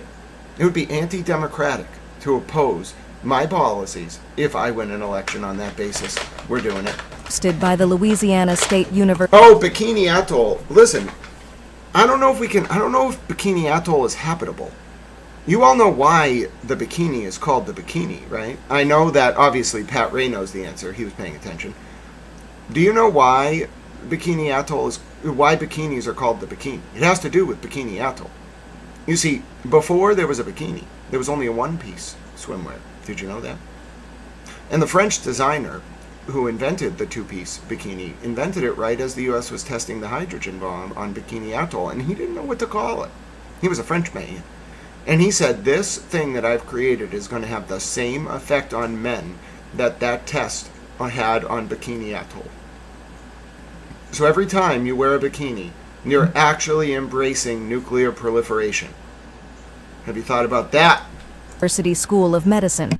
Dr. Smock also speaks at training programs and symposia and has presented on the forensic and medical evaluation of the fatal and near-fatal strangulation patient numerous times, including 19 separate occasions in 2025 and 9 separate occasions in 2026. In sum, Dr. Smock's CV demonstrates that he is exceptionally qualified to testify as an expert in asphyxiation, strangulation, and forensic and emergency medicine. In the last 40 years, Dr. Smock has visited and investigated over 1,000 crime scenes. He has continued to both give and receive specialized training in the recognition and evaluation of staged or altered crime scenes. Dr. Smock has received training in advanced automobile accident reconstruction, shooting reconstruction, bloodstain pattern analysis, trace evidence collection, forensic photography, and perhaps most notably, a course on strangulation prevention and intervention at the Canberra Hospital in Australia. 2. Smock's proposed testimony, the pathophysiology of asphyxia. At trial, Dr. Smock will describe the pathophysiology of fatal asphyxia, including strangulation and suffocation. He will explain the various types of asphyxia, including manual strangulation, ligature strangulation, suffocation, and positional asphyxia, each of which deprives the human brain of oxygen, potentially causing death. He will testify about the difference between hypoxia and anoxia, and how long it would take someone to lose consciousness in either scenario. Dr. Smock will also testify regarding the difference between a complete hanging, in which a person's entire body weight is suspended, and an incomplete or partial hanging, in which only part of the body weight is applied to the neck ligature. He will describe the various subsets of partial hangings, standing, kneeling, seated, and reclined hangings. He will describe how each scenario involves a different amount of body weight suspended and different amount of corresponding pressure applied through the ligature. Birchmore suffered from a fractured hyoid bone. Dr. Smock will testify regarding the physical injuries with which Birchmore presented, all of which are injuries that he has personally observed in living and deceased patients hundreds of times. He will testify about his observation of Birchmore's fractured hyoid bone and how this is more consistent, in his 40 years of experience, with fatal or non-fatal strangulations rather than completed or attempted suicide. He will also testify that he has never seen a fractured hyoid bone resulting from a suicide or suicide attempt in which a person under 30 years old was seated or reclined, a position where nearly all the person's weight is supported by the ground. Dr. Smock will explain a point on which all experts in this case agree. Hyoid bones are not fully fused in people under 30 years old. Birchmore's hyoid bone was not fully fused, and an unfused hyoid bone requires significantly more pressure to fracture than a fused hyoid bone found in older adults. Birchmore's hyoid bone fracture was perimortem and acute. Dr. Smock will testify that Birchmore's hyoid bone fracture was perimortem and acute, which are other facts that are not truly in dispute here, according to the expert notices. This means that Birchmore's hyoid bone was fractured at or near her time of death, rather than in the months or weeks or days leading up to it. To further support the fact that Birchmore's hyoid bone was not fractured at some date prior to her death, Dr. Smock will describe his treatment, in his 21 years as an emergency medicine physician, of patients who have survived hyoid bone fractures, and the pain and symptoms with which they presented, and how, by all accounts, Ms. Birchmore displayed none of these symptoms. Birchmore's hyoid bone had a hemorrhage associated with it. Dr. Smock will also testify that there was hemorrhage associated with the hyoid fracture, suggesting that Birchmore was alive at the time the bone was broken. While such a hemorrhage is not noted in the autopsy report, it is visible in the photographs that Dr. Smock commissioned before forming his opinion. When did he commission these photographs? That's the million-dollar question. Because remember, the defense, who has gotten things wrong before, so keep that in mind, described what Dr. Smock did, and I have the motion from the Farwell defense. They weren't writing about Dr. Smock in a motion to exclude him. They were writing about Dr. Smock in an unrelated motion. They wrote that Dr. Smock did an autopsy of Sandra Birchmore. And during the autopsy, asked the FBI, commissioned was the word that Farwell used, the FBI to take pictures of the hyoid bone. Then we found out in another motion just yesterday, we didn't find this out, we found the first piece of information out August 3rd. Yesterday, August 17th, we found out that although Sandra was cremated in 2021, in March, her hyoid bone was preserved for study by an FBI Quantico lab forensic let me get her exact title, a forensic anthropologist named Dr. Angie M. Christensen, who also works out of Huntsville, Alabama for the FBI. All right, now, here's what's interesting, and why this is, I'm hoping to get an answer. Based on the 3 disparate data points that we have, there is no information from anyone about when Dr. Smock actually did his review of this case, when he started it. There's no date. Second, we know from some very small information released by the federal government in their motions yesterday that there were search warrants. There were 667 search warrants. Farwell was arrested on warrant 666. All right, started with search warrant 6,000 for Sandra's Facebook, and then went all the way through 6,667. During this covert investigation, part of which was overt, part of which was covert. And we do not know when the FBI issued the first subpoena in this investigation. The big, like, $1 million question that will solve everything and that will explain so much to so many people is, when did the FBI start investigating this death, Sandra's death in particular? Because there are other suspicious deaths that the FBI may or may not have investigated. But Sandra's death, and when the FBI got involved, is the key piece of information that no one has. I have read every one of these documents. Every one. Not a single one of them has revealed, over thousands of pages, when the FBI investigation began, or more importantly, when Sandra's family turned over her computer files and phone files to the FBI. And even more importantly, whether there was an FBI, whether there was FBI involvement soon after Stoughton Police Chief Donna McNamara on February 5th, 2021, opened an internal affairs investigation into Matthew Farwell and other things related to Sandra's death, because someone had called the Stoughton police before Sandra died and revealed that Farwell was abusing her. And now you see why. I don't know what this document's going to have in it. I don't know why it's public. They didn't make a mistake. It's public because they wrote it in a way that I would imagine is for public consumption. But Farwell's underlying motion must have mentioned something that was very serious, because we still don't know what that motion is.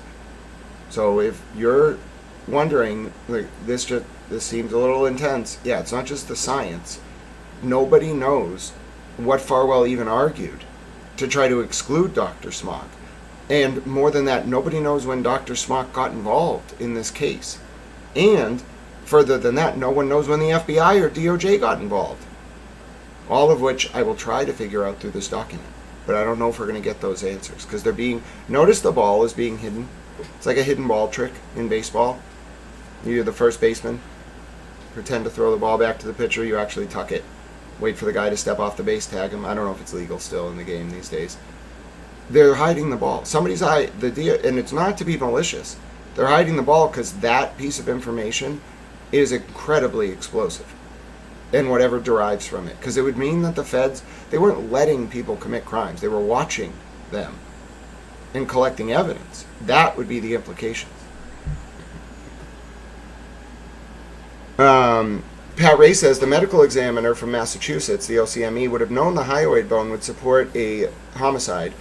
Thank goodness she preserved it, whether it was her own accord or the Fed's discretion. I agree. Nailed it, Pat Ray. Nailed it. All right, let's continue. I know this document's tough. I'm going to try my best to do some analysis. I can't make the document lighter. It is traumatic.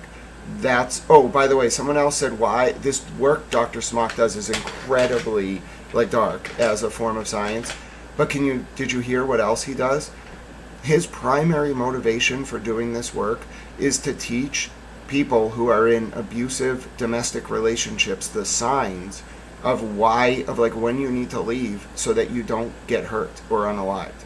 This man is a hero. He's a very quiet hero. He's not on TV. But his whole life, it seems like he's dedicated his life to teaching especially vulnerable women the signs, and investigators and support services, the signs of when someone is heading down the path in an abusive relationship of, in this specific expertise, this field, being strangled to death because of intimate partner violence. Which means he's not morbidly interested in the science of death. He thinks this is the way to protect people. That, to me, this man, he must be one of the most respected men in his field. Seriously. There are very few people who do this, who combine high-level medical expertise with public safety work. Public safety is not the same thing as policing. Public health and safety is more about that. Using advances in medicine to predict dangerous behavior. Not like Minority Report type thing, but more like that's pattern recognition. Like that person is engaging in like this behavior towards a vulnerable woman. She might get strangled. You need to intervene. That's what he does for doing the work. Now what you're actually doing is you don't love anything about autopsies or any of that. You are putting yourself through that and numbing yourself to the agony of it so that you can stay focused on your work and then use the data, which you can't make reform or even study patterns without actually doing the work. That's incredibly noble. I don't know how he does it. I couldn't. I could not do what he does. He's a genius. First of all, I haven't even heard his opinions. Just from reading where he presents, what he does academically, his publications, where he studied, when he studied, how long he's been doing this, he's a genius. But he's like a silent, like, genius. He's somebody who doesn't take credit. He just goes around and like builds methodologies to protect vulnerable people, and he doesn't need any credit. Like what he's irrelevant. He knows that. That's the beauty of it, the humbleness of it. He doesn't need any credit. Just use he just wants you to take his insights. Just make it so that people are more safe. And he's happy. I can tell. I don't know the man from Adam. But I promise you, it seems like his whole life has been developed centered around studying the most horrifying possible things for a benevolent purpose. And I don't know too many people who do that. I know a lot of people who want to help, so they get into these very sad, overwhelming fields, but they don't have that purpose for systemic reform, and they don't understand how the system thinks, so the weight of the work crushes them. He must be completely numb to death, but in response, he's like overcome the limits of what would otherwise be, preventing applying that science to the field of, I guess, victimology is what they call it. And that I've just learned this. It's a very new field. It's called victimology. It's like profiling people based on their propensity or their behavior in the context of victimization, and like what makes someone susceptible to abuse and intervening before it results in death. And I'm speaking very broadly. It has way more applications than that, but that is a field of forensic science now. It is called victimology. And it's not a pejorative. It's actually reflecting what Dr. Smock is doing. It takes hard data, hard science, and it interpolates it through the lens of victim-centered policy reforms. So how do you take all of that data and then develop intervention policies so that like you don't perpetuate the cycle of violence and abuse, but at the same time you are intervening? You can't just intervene in domestic abuse. It doesn't work that way. You have to kind of use a very customized multi-vector attack, and he's developing methodologies to structure interventions by local, state, and federal governments in cases where there's a substantial risk, or in some sad cases where the harm has already occurred, a substantial risk of harm. He's the type of guy, if you go to the hospital and you try to hide that your husband choked you, he's the doctor that calls the police and is like, yeah, like he choked her, and you need to intervene now. And then he's the guy, most doctors might call, he's the guy who's like, by the way, there's all these very complex responses when you intervene, so we're going to intervene this way, and that's how you're going to keep her safe, and you're going to listen to me, and I'm going to tell you like what type of person she is and why she's susceptible to manipulation or abuse, and I'm going to tell you what the perp's doing, and then you're going to bust the perp. That's what he does. He's lethal. He's great. He's important. Think about what he's doing. He's intervening with people at the most like serious time in their life, when they've been like choked to the point of death in a hospital, and he's identifying signs of them lying, not to help themselves, but the perp, lying for the perp.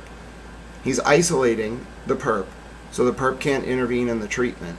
Then, without sometimes probably even telling the victim, he's profiling the victim, determining like whether she's like at an immediate risk of death or serious harm, and then he's structuring systemic intervention and support services. And in the cases where the women are killed, it's mostly women, it seems like, that he specializes in helping.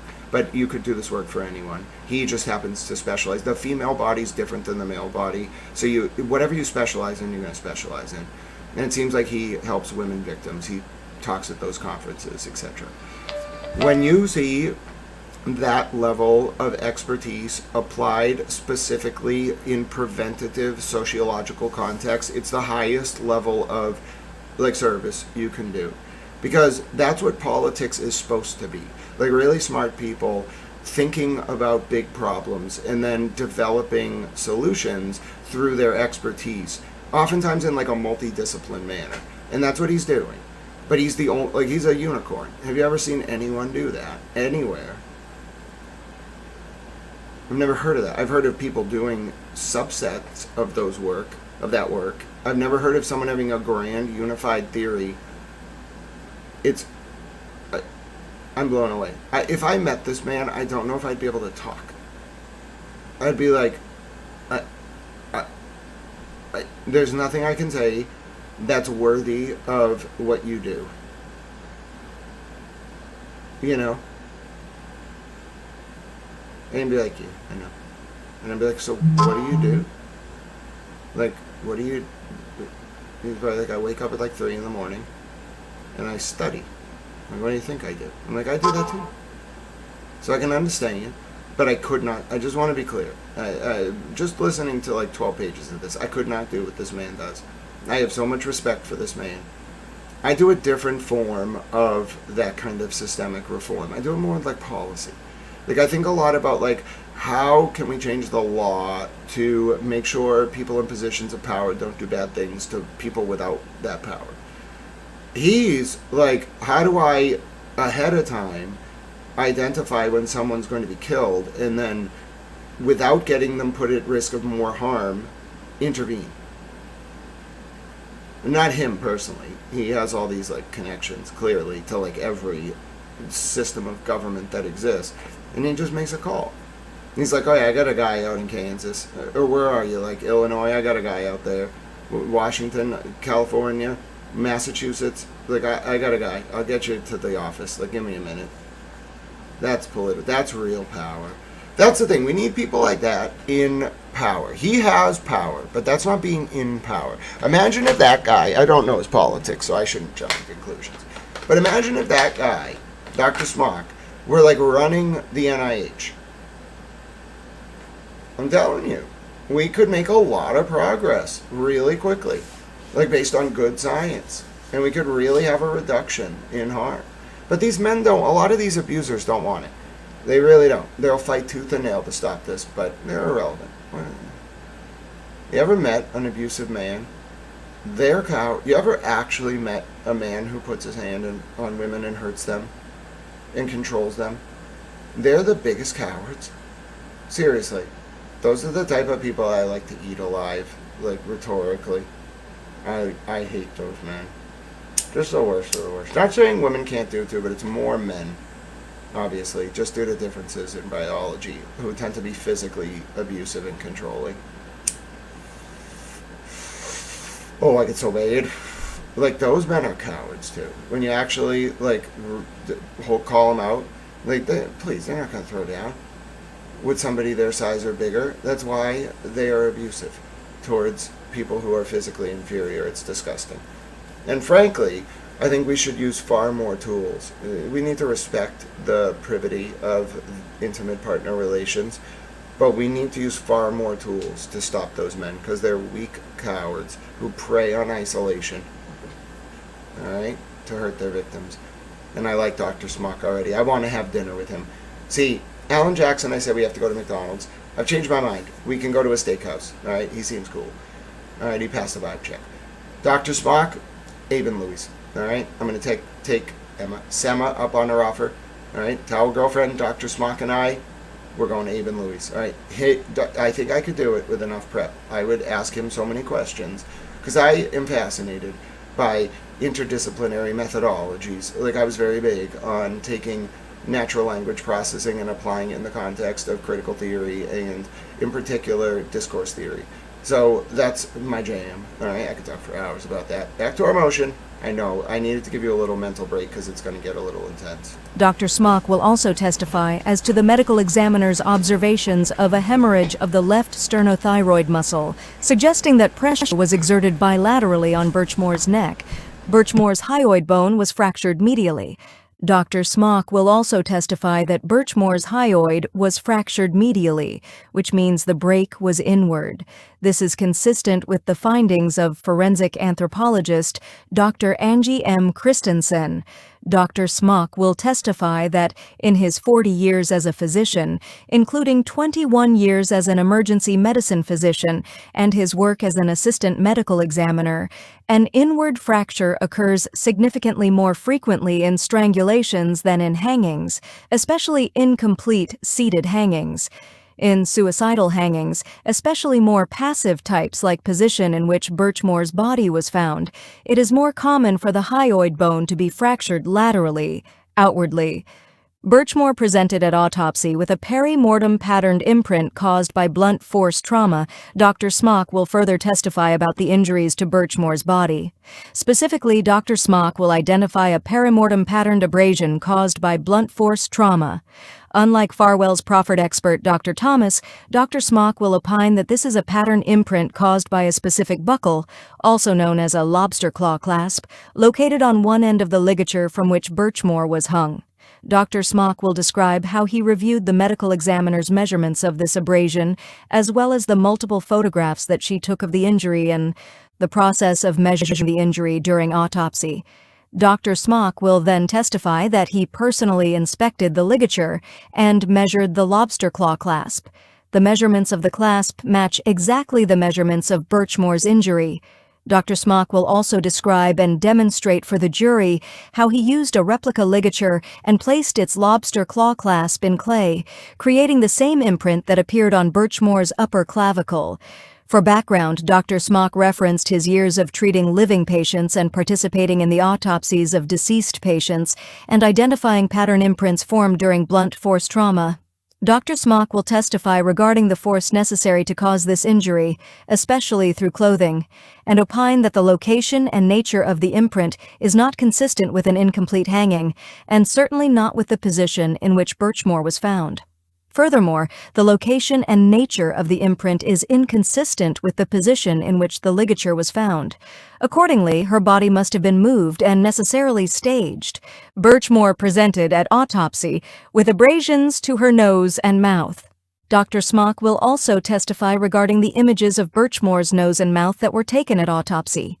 He will testify that, based on his 40 years as a physician, including 21 years as an emergency room physician, and his experience as an assistant medical examiner and police surgeon, the abrasions to Birchmore's nose appear consistent with Birchmore having moved her nose and face against a surface, consistent with an attempt to breathe.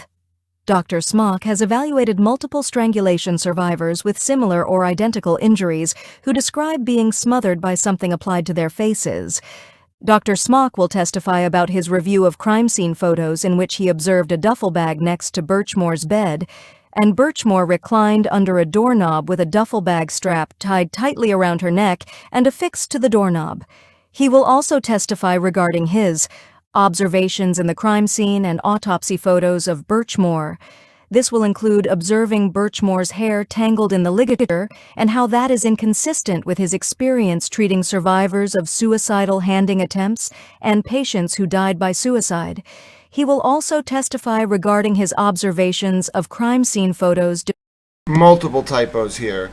So his observations of the crime scene and autopsy photos, and then not self-harming hanging attempts. So multiple typos there. Page 13, last line, last word. Page 14, top line, first line, second word of, not in. Then 1, 2, third line, fourth word, hanging, not handing. Depicting a necklace broken and laying on Birchmore's shirt. Dr. Smock will testify how both of these are signs of a struggle. He will testify that a lack of defensive wounds on Birchmore could have been because of their history of consensual, sexual choking. He will opine that she could not have suffered the injuries to her neck and chest in the position in which she was found and, thus, conclude that her body had been moved. Dr. Smock will not testify about other areas that added context to his reports, including the content of any discussions with Birchmore's mental health providers about her lack of suicidality, or anything regarding an incident of domestic violence between Farwell and Birchmore in early January 2021, or how that correlates statistically with subsequent homicides. Legal Standard 1. Rule 702 and Daubert. Rule 702 authorizes the court to admit testimony by a witness who is qualified as an expert by knowledge, skill, experience, training, or education, if the proponent demonstrates to the court that... What?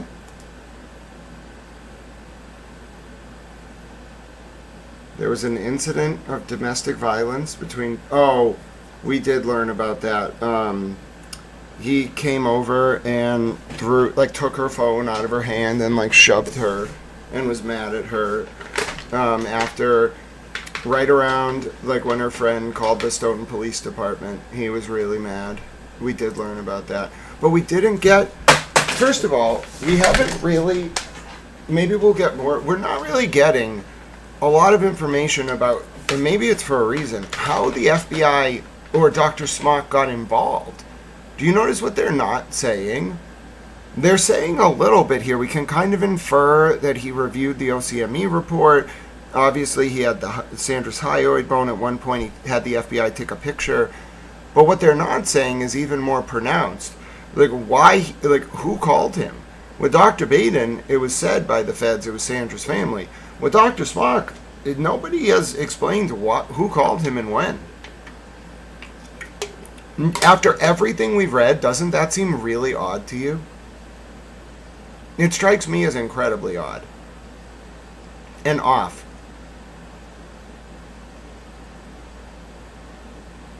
It's just such an ominous, intense silence about that, because every other expert, you just say, okay, this person, the reason, the first thing you say about them is the reason they're involved is they were a crime lab tech who processed something. They were working on the forensic extraction of a phone. They were working for this lab who was asked to do this. You always start with, here's how they were involved in the case. That's the very first thing you do. To this day, we're 2 months and a month and a half from trial. I have no idea how Dr. Smock got involved with this case.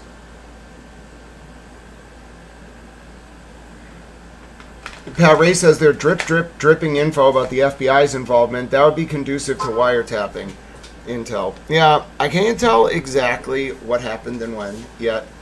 I do know that even though we haven't reached our chat goal, you are going to get a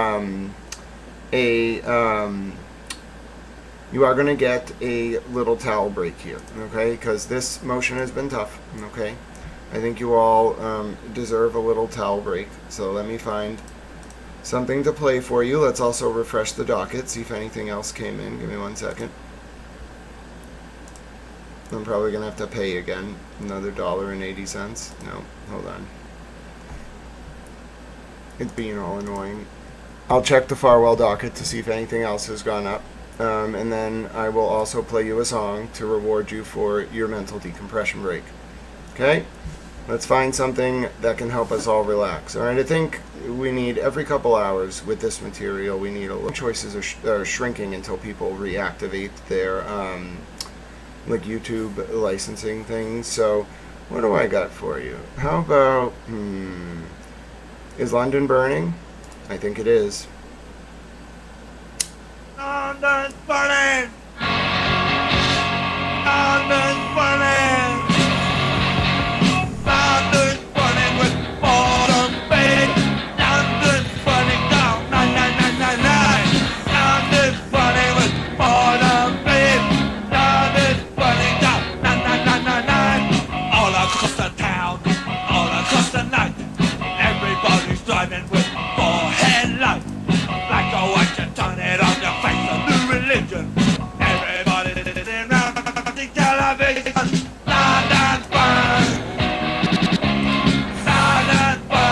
All right, great song. Only 60-second break there until I got Pacer working.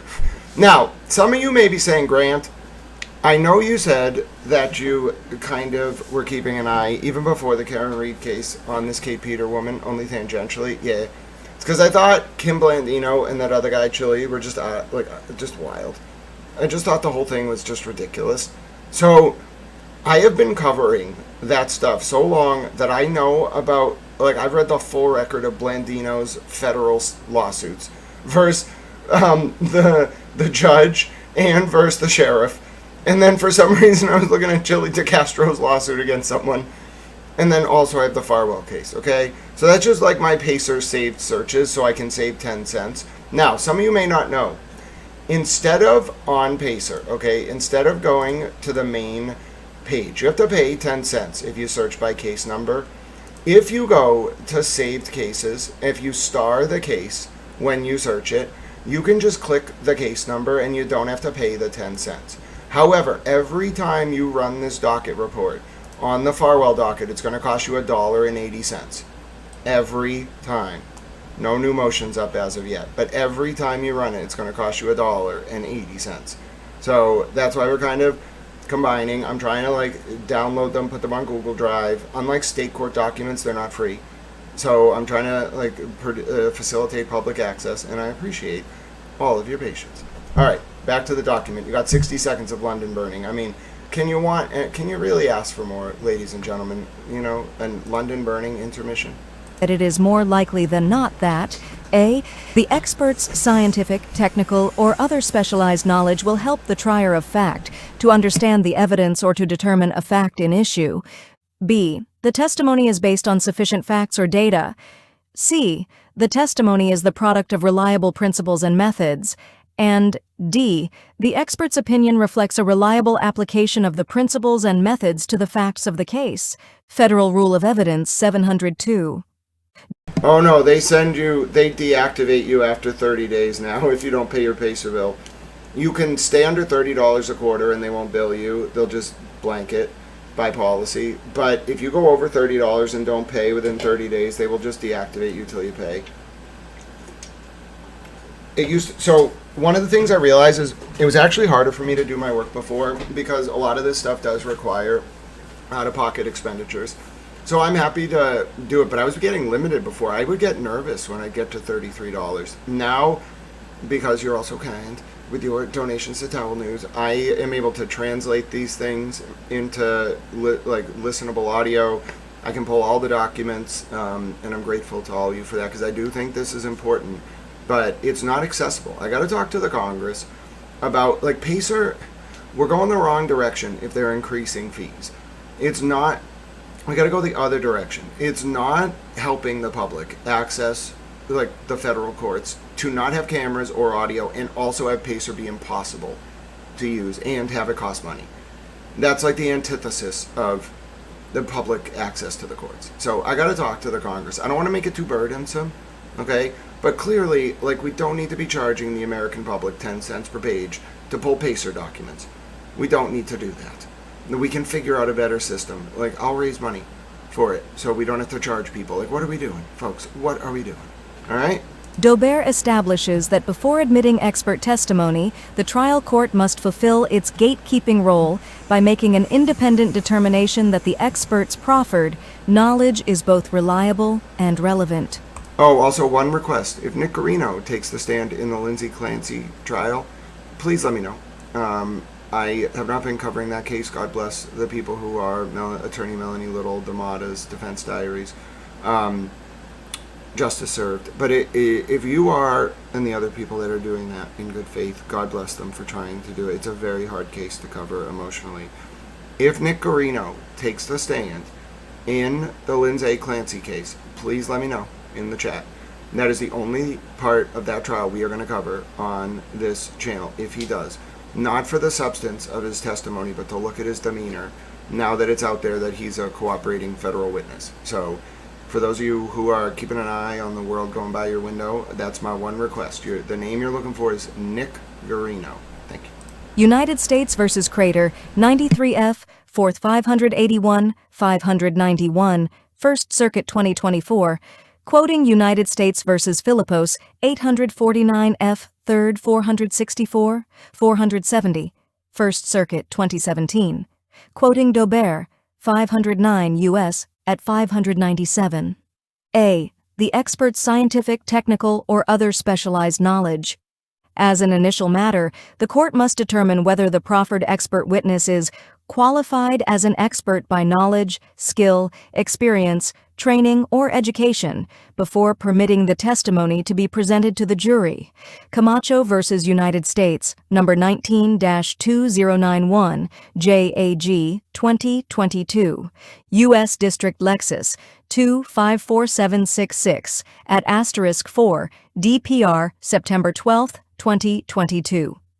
In the context of medical expert testimony, it is well settled that the fact that the physician is not a specialist in the field in which he is giving his opinion affects not the admissibility of his opinion, but the weight the jury may place on it. Mitchell v. United States, 141 F. 3rd 8, 15, First Circuit 1998, quoting Payton v. Abbott Labs, 780 F. 2nd 147, 155, First Circuit 1985.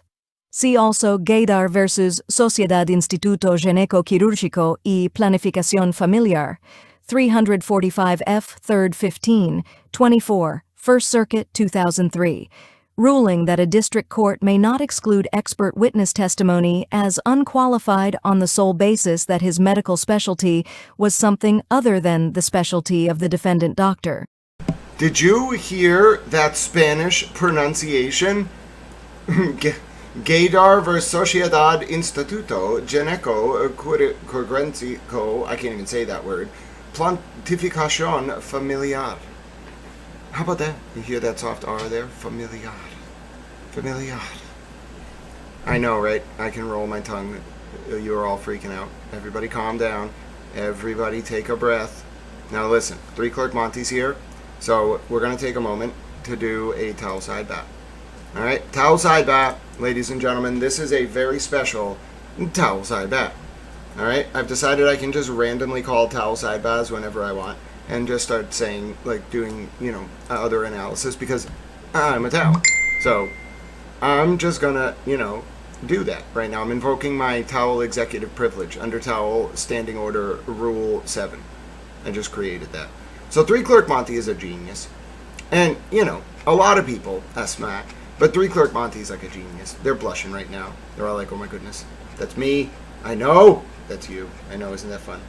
So, you know how I said Ed Davis is kind of, conflicted regarding the Stoughton investigation, the current independent investigation regarding Police Chief Donna McNamara, Town Manager Thomas Coulter, etc. I got all mad while reading that Stoughton Select Board members' letter last night, and then Donna McNamara's lawyers put out a statement right after that. I got all mad at the Stoughton Select Board member who apparently is campaigning with Coulter, has pictures of him around the internet. Well, remember how I was like, it seems like Ed Davis is conflicted because he talks to my mom, and also, he was just around.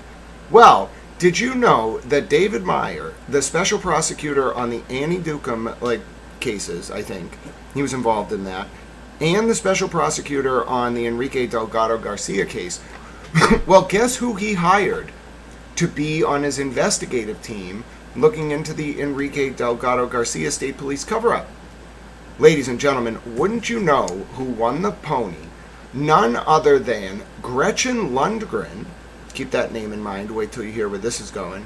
And then also 2 staffers, Kimberly Lawrence and Norma Alya Leong, one a former FBI agent and one a Boston police officer for 35 years with the Edward Davis Company. Now, you might be saying, Grant. Okay, that's not a good sign, but maybe Attorney Meyer and Edward Davis, and your mom, maybe all these people, just they're high-ranking people. That's the life. You're not going to tell me that Gretchen Lundgren is some kind of, lawyer or someone associated with... Yuri Buchanan and Michael Proctor? Oh no, ladies and gentlemen. Oh no, This can't be happening. It is happening. 3 Clerk Monty found it out. Yes, yes, yes, ladies and gentlemen. Somehow this is Interpen. They infiltrated New Orleans DA Jim Garrison. New Orleans DA Jim Garrison's investigation. I don't even know if David Meyer knows these people infiltrated his investigation. Yes, yes, ladies and gentlemen, you're looking at it. You're looking at the paper trail. Michael Proctor and Yuri Buchanan's lawyer was involved in David Meyer's investigation of the state police cover-up of Trooper Enrique Delgado Garcia's death. Trooper Enrique Delgado Garcia, who before he went to the State Police Academy trying to become a trooper and died tragically during a boxing match, was a victim's witness advocate at the Worcester District Attorney's Office.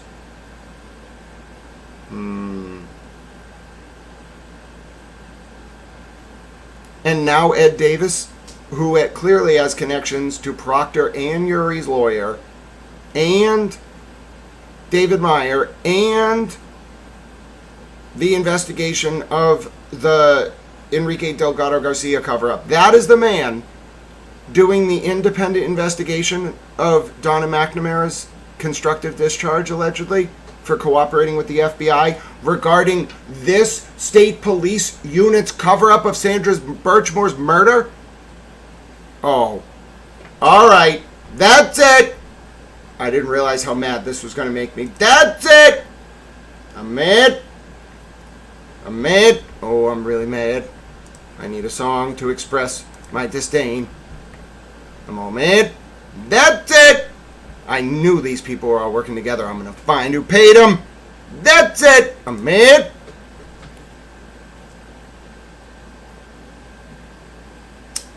For you and you and you, I hate your friends and they hate me too. I'm through, I'm through, I'm through. This that hot girl bummer anthem, turn it up and throw attention. This that hot girl bummer anthem, turn it up and throw attention. This that throw up in your Birkin bag, hook up with someone random. It's that social awkward suicide, that violence and violates. I swear she had a never shit, but when it's facing like a college club music, every day like this shit. Your friends are all annoying, but bummer anthem, turn it up and throw attention. For you and you and you. Fuck you, and you, and you. This that hot to bummer anthem, turn it up and throw attention. Fuck you, and you. I hate your friends and they hate me too. I'm through, I'm through, I'm through. This that hot to bummer anthem, turn it up and throw attention.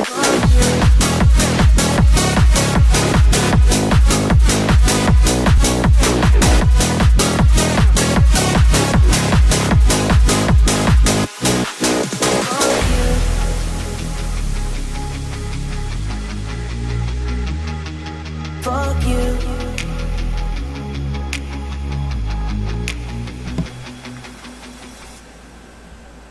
I know why my mom doesn't talk to David Meyer anymore either. How about that? Hold on one second. It's gonna get all mad. All right. We don't need this right now. This is a cool song though, but this isn't what I was planning on. We're gonna have to give it a second. I made it all made. Sorry, I made it made. I mean, it's a chill song. I have no idea what this is though. I mean, that's cool. Ooh, that's really cool. I have no idea what it is. Oh, that's very funky. Oh, wow. How do I find this stuff?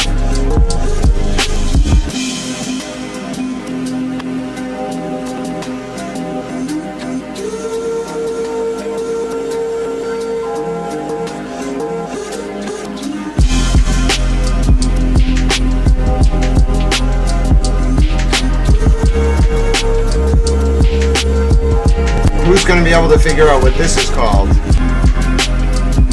Bonus points if you figure this one out. This is very hard. No one's going to get this.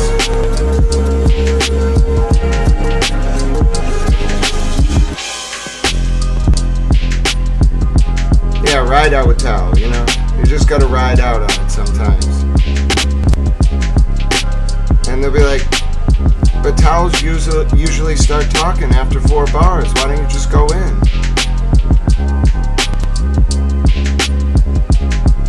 And I'll be like, well, sometimes you just gotta make them wait on it, you know?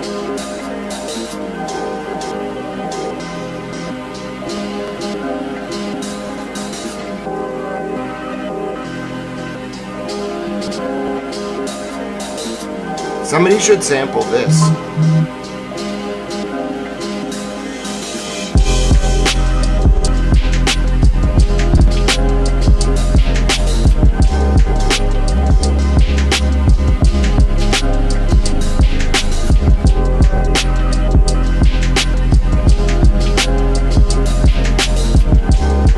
It's like new job bass.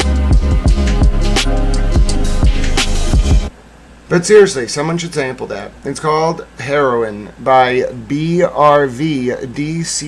The band is all uppercase, BRVDCH, and the song is called Heroin. You know, they're talking about the, main character of a novel, clearly, the heroine. So, in any event, that was a great song. I thought that was, I had that in my library. I must have found it a long time ago. It's in the license library. It's really good. I didn't know why I kept it. I normally wouldn't play a song with that title, but it just kind of started playing while I was reloading the stream software. It slowed down a little bit. That was really good. I liked that. So anyway, 3 Clerk Monty is a genius. 3 Clerk Monty always gets their man. You can run, but you cannot hide from 3 Clerk Monty. All right, you think I'm brutal? All right, listen. 3 Clerk Monty is what, in the trade, I would call a vengeful librarian. Never piss off a librarian. Have you all figured it out? The people who actually run the world, it's not the Mormons, okay? It's not the Illuminati. It's not the State of Israel, okay? It's not the KGB. It's the librarians. All right? I know, listen, I know, some of them are going to be pissed at me. I revealed the secret, okay? The people that actually run the world are the librarians. All right? I know. Now, if you think about it, that's really not that, bad. Out of everyone that could run the world, the fact that it's the librarians, I mean, they're okay. They're pretty cool. They like cats. Having been a librarian, I had to infiltrate them to understand what they were doing. I could have been anything I wanted, but I wanted to become a librarian because I needed to understand the culture of librarians.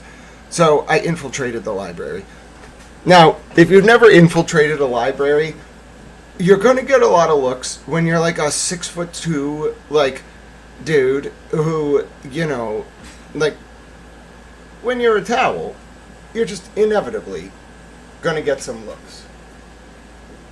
Oh, sorry, I forgot some people are doing some work. You're inevitably going to get some looks when you're 6'2", okay? So, anyway, I infiltrated the library, and I wanted to learn about, what the librarians were doing. I had to get inside their inner sanctum in order to understand the mind of the librarian. Because you can't just observe librarians from the outside, because they're method acting at the reference desk and at the circulation desk. That's just the customer service face, of the library. I wanted to understand how the librarian thinks institutionally. Here's what I found as a result of my investigation. I never wanted to, they could tell I didn't want to be a librarian. It was really funny because I had this, I'll just explain. So basically MI5 tried to break in, I think, to Boston College and steal the Jesuits' notes that they took in H block in the 80s. From the library. We have a lot of libraries, but there's a redacted library that's somewhere I can't talk about, where they have, things I can't talk about, related to this, in places that, you don't know about. So anyway, I was interviewed for this fascinating position, where I would have been, very high up, but in this very secretive part of the library. And I didn't get the job because, and this was their exact words, Grant, you're brilliant, and you clearly like could do what we need you to do, but we don't think you actually want to be a librarian. And I was like, well, I mean, yeah, that's true. And they were like, so we're right. And I was like, yeah, how'd you figure that out? I was like one of the finalists for the position, one of the 2 finalists. And they were like, well, Grant, like, we looked at, like, your academic work, and you study, like, natural language processing.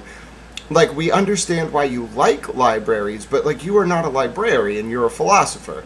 And I was like, I know. And they were like, oh, okay, so you're happy with this, like, you're not mad, right? They were like they had a meeting where like they brought all these people in, and they were like, great, you're not mad, right? Like, you understand, like, everything's okay, right? Like, you just want to keep doing what you're doing, like, you're not mad. And I was like, I'm not mad, I understand. They like knew to have a meeting with me and tell me, like, so we didn't give you the job, but we just want to let you know, like, it's because we thought you didn't want to be a librarian for life. It was the funniest thing. And I was like, no, that's cool. And then I like went back to managing or whatever. I was running the access services department. I was the only person in charge of that library for hours on end. I did a pretty good job. My role at the time was mostly to just make sure that the like library functioned in a way that met the needs of the students, and the student population was changing rapidly, so we had to change the hours. I spearheaded like an institutional reform to, like, the reason the Boston College Library is open 24 hours a day during the semester is because of me. I conducted surveys on the ground, like me and my boss, who was the head of the department. We personally conducted surveys on students, like, while like late at night, and that because that's who was using the library late at night when I was there. And then we went to the university librarian and we were like, listen, like, they need 24 hours a day, 5 days a week. And they changed it, and it's been that way ever since. So every day you go in that library and you can go there 24 hours a day as a student. Just think that's because of Towel. So anyway, I didn't really want to be a librarian though, but I did infiltrate them, and I just wanted to learn like what they do. Basically, like, the first thing I learned is that there's administrative elephantitis at colleges and universities. So like a lot of the money's going to inflated administrative staff salaries who don't do anything. Like, they like, I don't know, bro. They they have a lot of gravitas. Like, the title has a lot of value, but like what they do day to day, bro, they like have coffee and then like meet with administrators, and they're like, yeah, like, we got like, you know, these people, like, with these people coming in like next month, and they like walk around and they like go to lunch and they like smoke their cigarettes, and they're just, that's what it's like in the like middle and upper management. At the ground level, it's actual librarians, okay? They like really like James Joyce. They're into cats. They like, how would I explain it? Like, it's a lot of women, some men, and like the men tend to be like either into like video games or like career men who like want to like run the library. And they're all very smart, very tech savvy, and they're very good. Like, if you say to them, like, I want to find, like, this, it doesn't matter what the topic is, you will have it in, like, 5 minutes. And they're very good at, like, if their library doesn't have it, and they know exactly what they have and what they don't have, and where the book is, or where the collection is, either, like, at a, like, remote location, or in their main facility, or at some other part of the campus. And then also, if they don't have it, they'll be like, okay, like, this university in Prague has that, like, textbook, and I know that that edition only has, like, 1 copy, and the Soviets, like, stored it at that university, so you have to get it through DocDel, through ILL, and we can have that done, like, if it's a professor, bro, we could do that in, like, an hour. But if it's a student, like, we'll get it for you in, like, a week. That's what a librarian actually does. But what you find out is, like, the training you get as a librarian, it's really useless if all you're doing is circulating like books and articles to academics. The actual value of training as a librarian is that you become like a researcher by default for every subject, and you know every collection of, like, pre-internet, it was more valuable. Now it has value, but not as much. You know every repository of knowledge that there is. Bro, what they had me doing sometimes at the library is they would be like, Grant, we have these books from like 15 or 1400, and you're the only person who can catalog them. And I'd be like, what? And they'd be like, so we don't have anyone who can like put these books into a, first of all, we won't let anyone handle them but you. And I was like, why? And they were like, well, because you just really care about the books. And I was like, yeah. And so they gave me these gloves, and I had to go in a special room. It was just, nobody could come in the room because you had to wear protective equipment. Because I don't know what the hell is in this book from 1400. I used to get so mad at people who would just like pop in the room. I was like, you don't know what you're going to breathe in. Just wear a mask if you're going to come in. And I'd open these books in protective equipment, and I swear to God, I'm not kidding.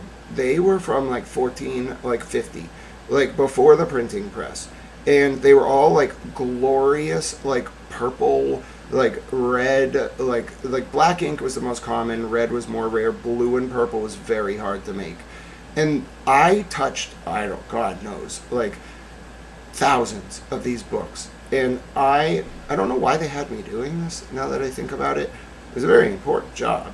But anyway, I got to handle the rarest books. And I think the other thing was, they told me that I was the only person, at least my boss felt, that could handle these books that they knew would never take the books. And I was like, of course, what? I love the church. What? I think they just knew I loved the church and BC. So they were like, you can handle these. It turns out, I did some research, in the 80s, they had a similar thing. They were having somebody catalog books from the earliest parts of printed works before the printing press. And the dude, just some librarian, stole the books and sold them. And then I was like, oh, I get now why they have me doing that. Because I would just never, unimpeachable, especially at Boston College. I love the church and I love BC so much. I'm very loyal to that institution. So I think they just knew. Now that they never told me, because I'm a little bit autistic, autistic. So they didn't say Grant, we're having you do this because we know you won't steal the books. They just had me do it. So anyway, that was my experience as a rare books librarian. What that has to do with anything, oh, that's right. So 3-Clerk Monty is what I would call a vengeful librarian. You never want to meet someone who is trained in the art of library sciences or has any research skills but then leaves the field. Because librarians in their bubble, you just want, it's a lot of academic energy. You just want them, in the library. If you unleash librarians, especially if you, pay them to do stuff, dude, they're really dangerous. They especially in the private intel world. They're more in the legal field. Lawyers are what some people colloquially call attack librarians. That's really what they are. Vengeful librarians are research assistants or researchers. Those folks are even more dangerous. So my point is, librarians are great, but they're stealthy. They might look like they're just they like to pet cats. No, bro. They're the real power behind the scenes. Yep, it was the librarians, not the Mormons. I know a lot of you were like, damn, I thought it was the Mormons. No, it wasn't the Mormons. I'm sorry, guys. It was the librarians. All right, back to our document. Hello, Standing Stones. Good to see you.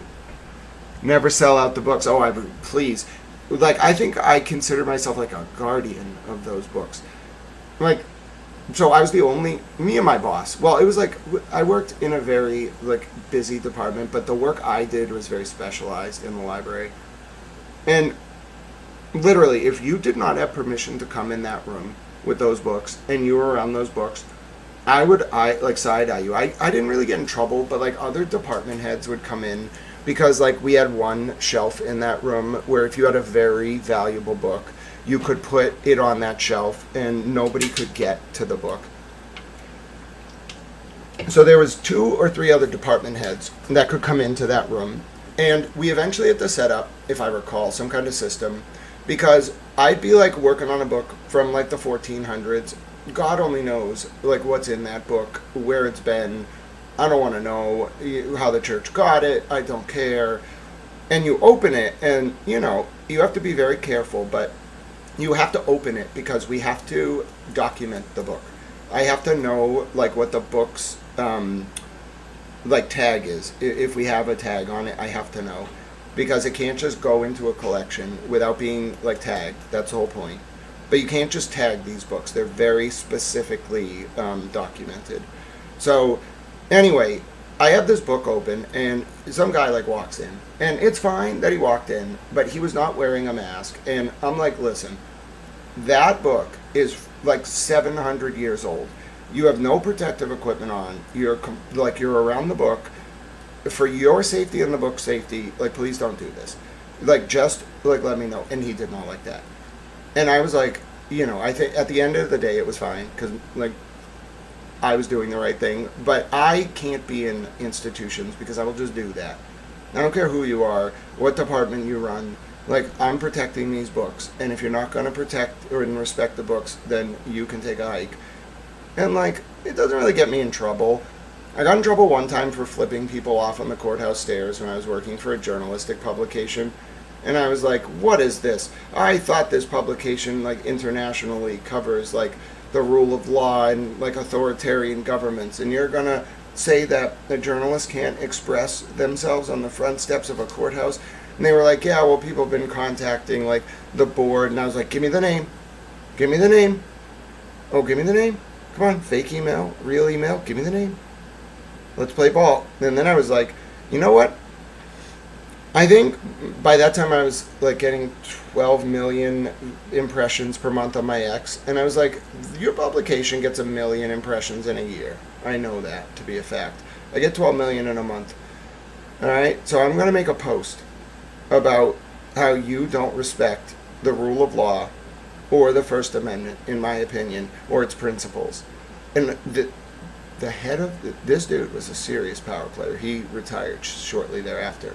He was like, please don't. That's how I knew I got him. I stormed out of the meeting. I was like, do what you gotta do. There'll be a black mark on your record, not mine. I didn't say that, but that's what I thought. All right, back to our document. That was a hell of a digression. But the point is, librarians run the world. And don't believe anyone who tells you differently. And when a lawyer tells you that they're a lawyer, you say, nice try, you damn librarian. I know what you all actually do. Holbrook versus Likes Brothers, SS Corporation, 80F 3rd 777, 782, 3rd Circuit 1996, holding the District Court erred by finding that the proffered expert was not qualified to render a diagnosis or to discuss the pathology report because he was not a pathologist, oncologist, or expert in definitive cancer diagnosis. In fact, federal courts regularly admit expert testimony regarding a decedent's cause of death when it is offered by non-forensic pathologist witnesses. See, for example, Ely versus County of Santa Barbara, CV2 0-6549-DMG SKX, 2022 U.S. District Lexus 236211 at *28, CD California, July 25, 2022, admitting expert testimony by emergency room physician regarding cause of death, Montgomery versus Bobst Mex S.A., number 24-367, 2026, U.S. District Lexus, 95,989, at *ED Pennsylvania, May 1st, 2026. Denying Daubert motion to exclude general medicine physician from testifying about the decedent cause of death, fatal mechanical asphyxia. Atencio versus Arpaio, CV-1, 2-0, 237, 6-P, HX-PGR, 2015 U.S. District Lexus, 179741, at *50-51, Dear is January 15, 2015, admitting expert testimony by non-forensic pathologist medical doctor regarding cause of death. Alves versus Riverside County, 2021 U.S. District Lexus 169354 at *18, CD California, August 5, 2021. Same, Gillis versus Community Products, LLC, 5:2-CV-00080-DAE, 2024 U.S. District Lexus 1 34184 at *17-30, WD Texas, July 9, 2024. Denying Daubert motion to exclude cause of death testimony by non-forensic pathologists, holding a medical doctor who has the necessary knowledge, skill, experience, training, or education is qualified to opine on factual medical matters, including cause and manner of death. 2. Moreover, it is not required that experts be blue ribbon practitioners with optional certifications.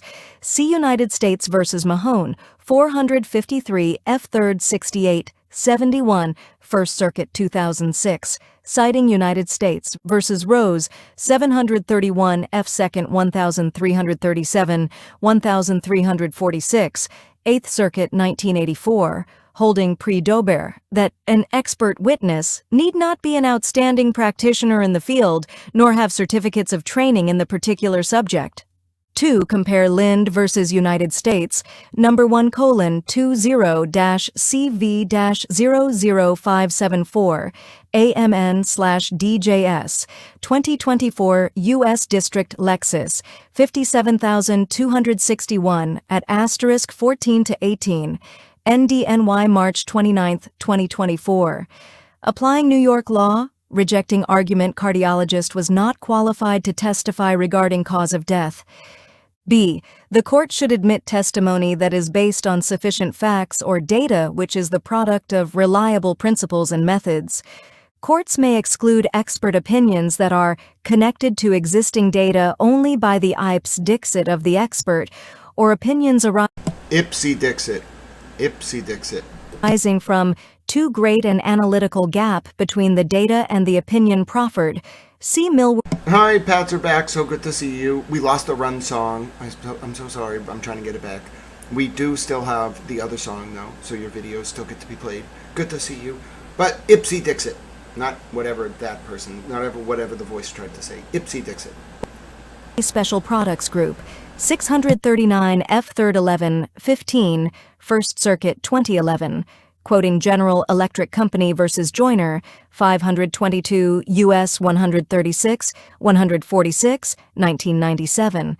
However, this does not mean that trial courts are empowered to determine which of several competing scientific theories has the best provenance.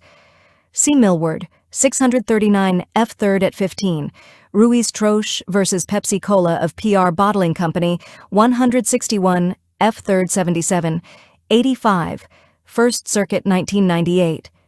Daubert does not require that the party who proffers expert testimony carry the burden of proving to the judge that the expert's assessment of the situation is correct.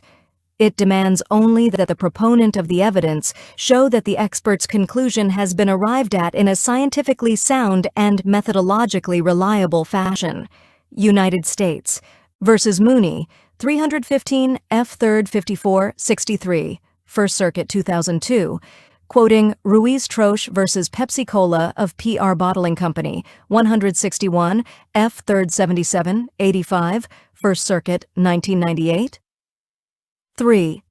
The object of Daubert is to make certain that an expert, whether basing testimony on professional studies or personal experience, employs in the courtroom the same level of intellectual rigor that characterizes the practice of an expert in the relevant field. See Millward, 639 F. 3rd at 15, quoting Kumho Tire Company versus Carmichael, 526 U.S. 137, 152, 1999. And ultimately, the fact that another explanation might be right is not a sufficient basis for excluding the expert testimony. Lack of certainty is not, for a qualified expert, the same thing as guesswork. Noat 22, quoting Primiano versus Cook, number 06-15563, 2010. U.S. App Lexus 8859, 9th Sir April 27, 2010. Any alleged flaws go to the weight of the 3.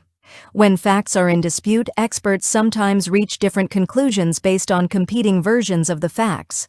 The emphasis on sufficient facts or data is not intended to authorize a trial court to exclude an expert's testimony on the ground that the court believes one version of the facts and not the other.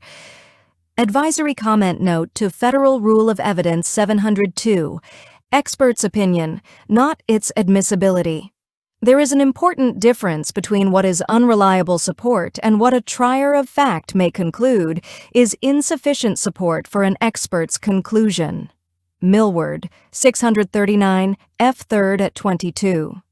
Once a trial judge determines the reliability of the proffered expert's methodology and the validity of his reasoning, the expert should be permitted to testify as to the inferences and conclusions he draws from it, and any flaws in his opinion may be exposed through cross-examination or competing expert testimony. Mooney, 315 F. 3rd at 63, citing Ruiz-Troche, 161 F. 3rd at 85. See also United States v. Jackson, 58 F. 4th 541, 552, First Circuit 2023, stating that even where the factual underpinning of an expert's opinion is weak, but the methods are otherwise found to be reliable, such an issue is a matter affecting the weight and credibility of the expert's testimony, that is, a question to be resolved by the jury. Quoting Martinez v. United States, 33 F. 4th 20, 27, First Circuit 2022. See also Millward, 639 F. 3rd at 15. So long as an expert's scientific testimony rests upon good grounds, based on what is known, it should be tested by the adversarial process, rather than excluded for fear that jurors will not be able to handle the scientific complexities. A lot of this, of course, we saw in the response to Farwell's motion to exclude Dr. Baden. Quoting Daubert, 509 U.S. at 590, 596, see, expert testimony is subject to Rule 403's balancing test. Like all evidence, expert testimony is subject to Rule 403's balancing test to determine if its probative value is substantially outweighed by a danger of unfair prejudice, confusing the issues, misleading the jury, wasting time, or needlessly presenting cumulative evidence. TA Sarah, 401-403 balancing test, 70 billion bonus points. See United States v. Montas, 41 F. 3rd, 775, 783, First Circuit 1994. Federal Rule of Evidence 403. The standard for exclusion under Rule 403 is a high one. United States v. Pires, 138, F. 4th 649, 670, First Circuit 2025, quoting United States v. Soler Montalvo, 44 F. 4th 1, 16, First Circuit 2022. However, given the potential power and complexities inherent in expert testimony, courts exercise more control over experts than over lay witnesses. See Daubert, 509 U.S. at 595. D. Evidentiary hearing is not required. It is well settled that the court is not required to conduct an evidentiary hearing to determine the admissibility of expert testimony under Rule 702. See United States v. Crater, 93 F. 4th 581, 590, First Circuit 2024. There is no particular procedure that the trial court is required to follow in executing its gatekeeping function, and we have specifically rejected the argument that a district court must necessarily hold an evidentiary hearing.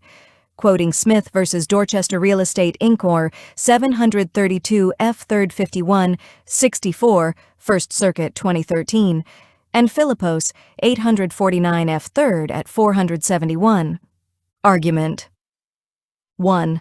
The court should deny Farwell's motion to exclude Dr. Smock's expert testimony. A. Dr. Smock is qualified to offer an expert opinion regarding Birchmore's injuries and the cause and manner of death. 1. Dr. Smock has the required training and experience. Dr. Smock is a nationally recognized emergency medicine physician who has decades of experience in determining cause and manner of death and observing and treating strangulation-related injuries. He gained this specific expertise in the topics of asphyxia and strangulation by interviewing patients about what happened to their bodies while they were strangled, reviewing medical records of living and dead patients, visiting crime scenes or reviewing crime scene evidence, and participating in autopsies. He has assisted in thousands of autopsies and published a number of articles on the effects of strangulation and strangulation-related deaths. Notably, since 1991, he has signed hundreds of death certificates, a process that includes making a determination of the cause and manner of death. 2. Courts have admitted doctors. Just as a pause here, this probably was a result of the Word document rendering as a PDF. This is called a hanging header. Wherever possible, try to avoid hanging headers. So if you see that, just add an indent. It's better to leave a blank space at the bottom of the page and have this header here. Okay, it's fine to have a header and then one sentence, but it's not good to have what's called a hanging header. So just as and that can happen even if your Word document doesn't have a hanging header, your PDF may, so it's worth looking at. And it's a very small thing, but it's just something to keep in mind. Testimony. Dr. Smock has testified in more than 85 criminal trials in the last 10 years. Not once has a court precluded him from testifying regarding his opinion about the cause and manner of death. 4. In a recent case pending in the Superior Court for the District of Columbia, a similar Daubert motion was filed to preclude Dr. Smock from opining regarding an asphyxia-related death. After 2 days of testimony, the court made the following findings. So, in considering the admissibility of the testimony of Dr. Smock, the court has reviewed the pleadings of the parties and exhibits, the curriculum vitae of Dr. Smock, the expert disclosures and reports, autopsy findings and photographs, the extensive testimony of Dr. Smock, and the arguments of counsel. Having considered the evidence and applicable law, the court finds as follows.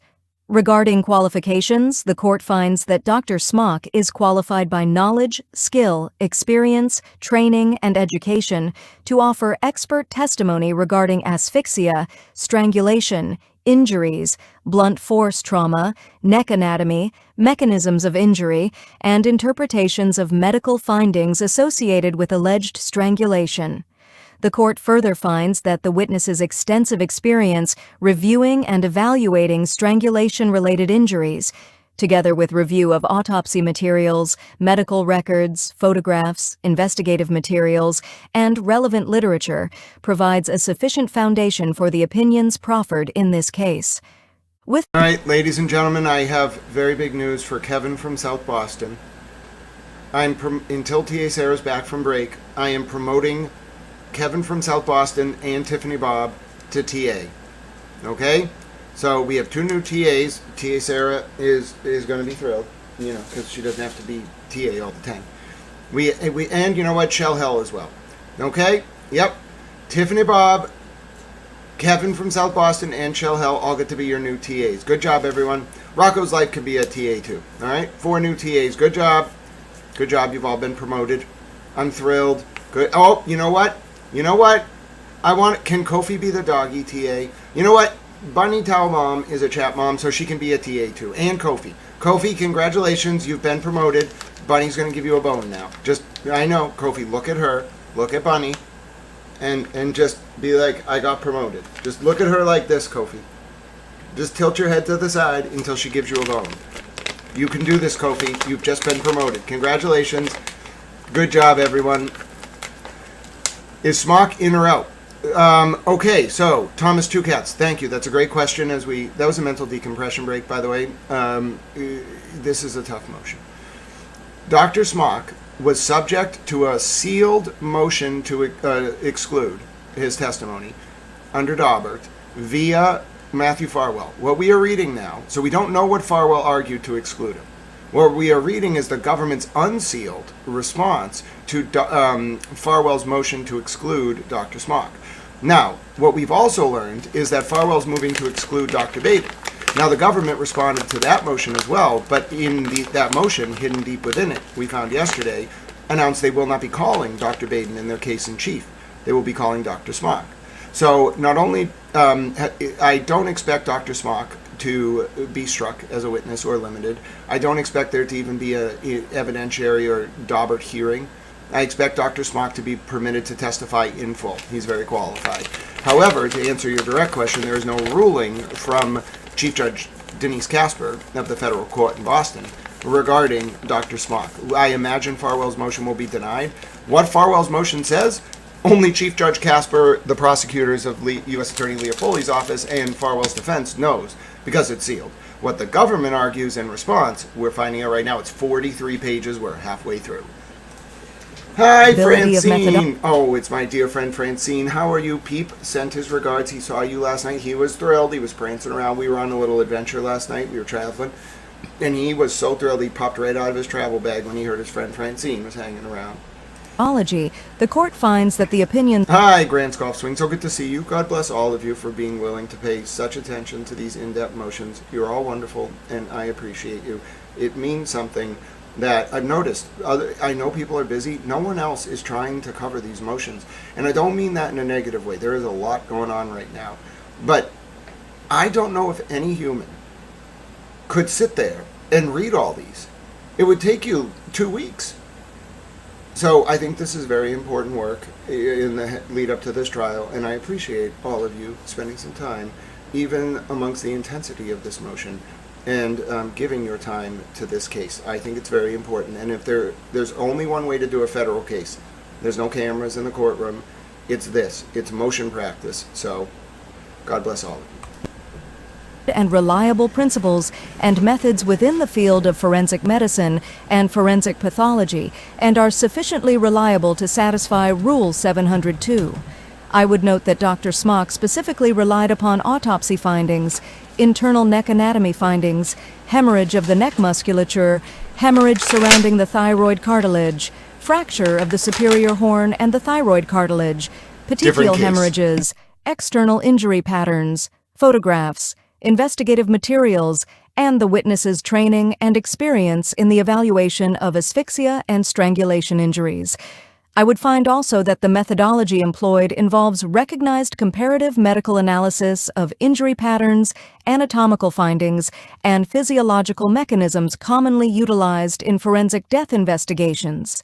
With regard to facts and data, the court finds that the expert relied on sufficient facts and data reasonably relied upon by experts in the field, including the 4. Throughout his 40-year career, Dr. Smock has been qualified as an expert in the field of asphyxia over 100 times and has never had his testimony limited in this area. Autopsy reports, post-mortem photographs, investigative information, medical records of GW Hospital, body-worn cameras taken at the time of the EMT response, the report of anthropology consultation of Dr. Jennifer Love, and other items that were identified during the hearing and in Dr. Smock's report. The court further finds that disputes regarding the completeness of the underlying data or the interpretation of particular findings go to the weight of the testimony rather than its admissibility. The application of methodology to the facts. The court finds that the expert reliably applied the foregoing principles and methods to the facts in this case. The court recognizes that the certain individual findings discussed by the expert, including petechial hemorrhage in the left eye and external trauma, may not be independently diagnostic of strangulation. However, the court finds that the expert's opinions are based upon totality of the anatomical and physiological findings rather than any single isolated observation. The court further finds that the existence of potential alternative explanation for some of the injuries, including blunt force trauma, does not render the methodology unreliable, where the expert has considered the overall injury pattern and offered opinions within the scope of medical probability and his professional judgment. With regard to assistance to the trier of fact, the court finds that the proposed testimony will assist the jury in understanding neck anatomy, the mechanisms of asphyxia and strangulation, including the timing of each, the internal versus external injury patterns, petechial hemorrhages, thyroid cartilage injury, and the interpretation of medical findings outside the common knowledge of lay jurors and, in fact, some doctors. The court notes that the challenges concerning the degree of certainty expressed, the significance of alternative mechanisms of injury, the interpretation of specific findings, and the weight to be given to the opinions are proper subjects for vigorous cross-examination and the presentation of contrary expert testimony. So consistent with the principles of Dober and Motorola, the court further notes that the admission of the testimony does not constitute a finding that the expert's conclusions are correct, only that the testimony satisfies the threshold requirements of 702. So as a result, and I don't believe that Dr. Smock's testimony would be confusing in any way to the jury. In fact, I thought it was very educating. So I'm going to... The motion to exclude Dr. Smock's testimony is denied, and Dr. Smock will be permitted to testify in the areas identified. See United States v. Guerra, number 2023-CF1-9, 004, D.C. Supercourt, May 29, 2026. Transcript at page 31 to 36. Emphasis added. Attached as Exhibit A to 3. Dr. Smock need not be a forensic pathologist to opine in this case. Farwell moves to exclude Dr. Smock's testimony, arguing that Dr. Smock is not qualified to testify regarding the cause of death because he is not a forensic pathologist. The court should reject this argument because it is inconsistent with First Circuit precedent and the spirit and intent of Rule 702. Indeed, the First Circuit has held the fact that the physician is not a specialist in the field in which he is giving his opinion affects not the admissibility of his opinion, but the weight the jury may place on it. See Mitchell, 141 F. 3rd at 15.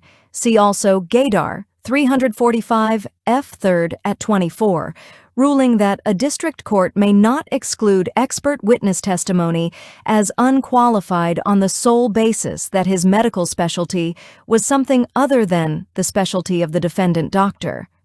Moreover, federal courts routinely admit non-forensic pathologists' expert testimony regarding the cause and manner of death. See Supra at 13 to 14, listing cases.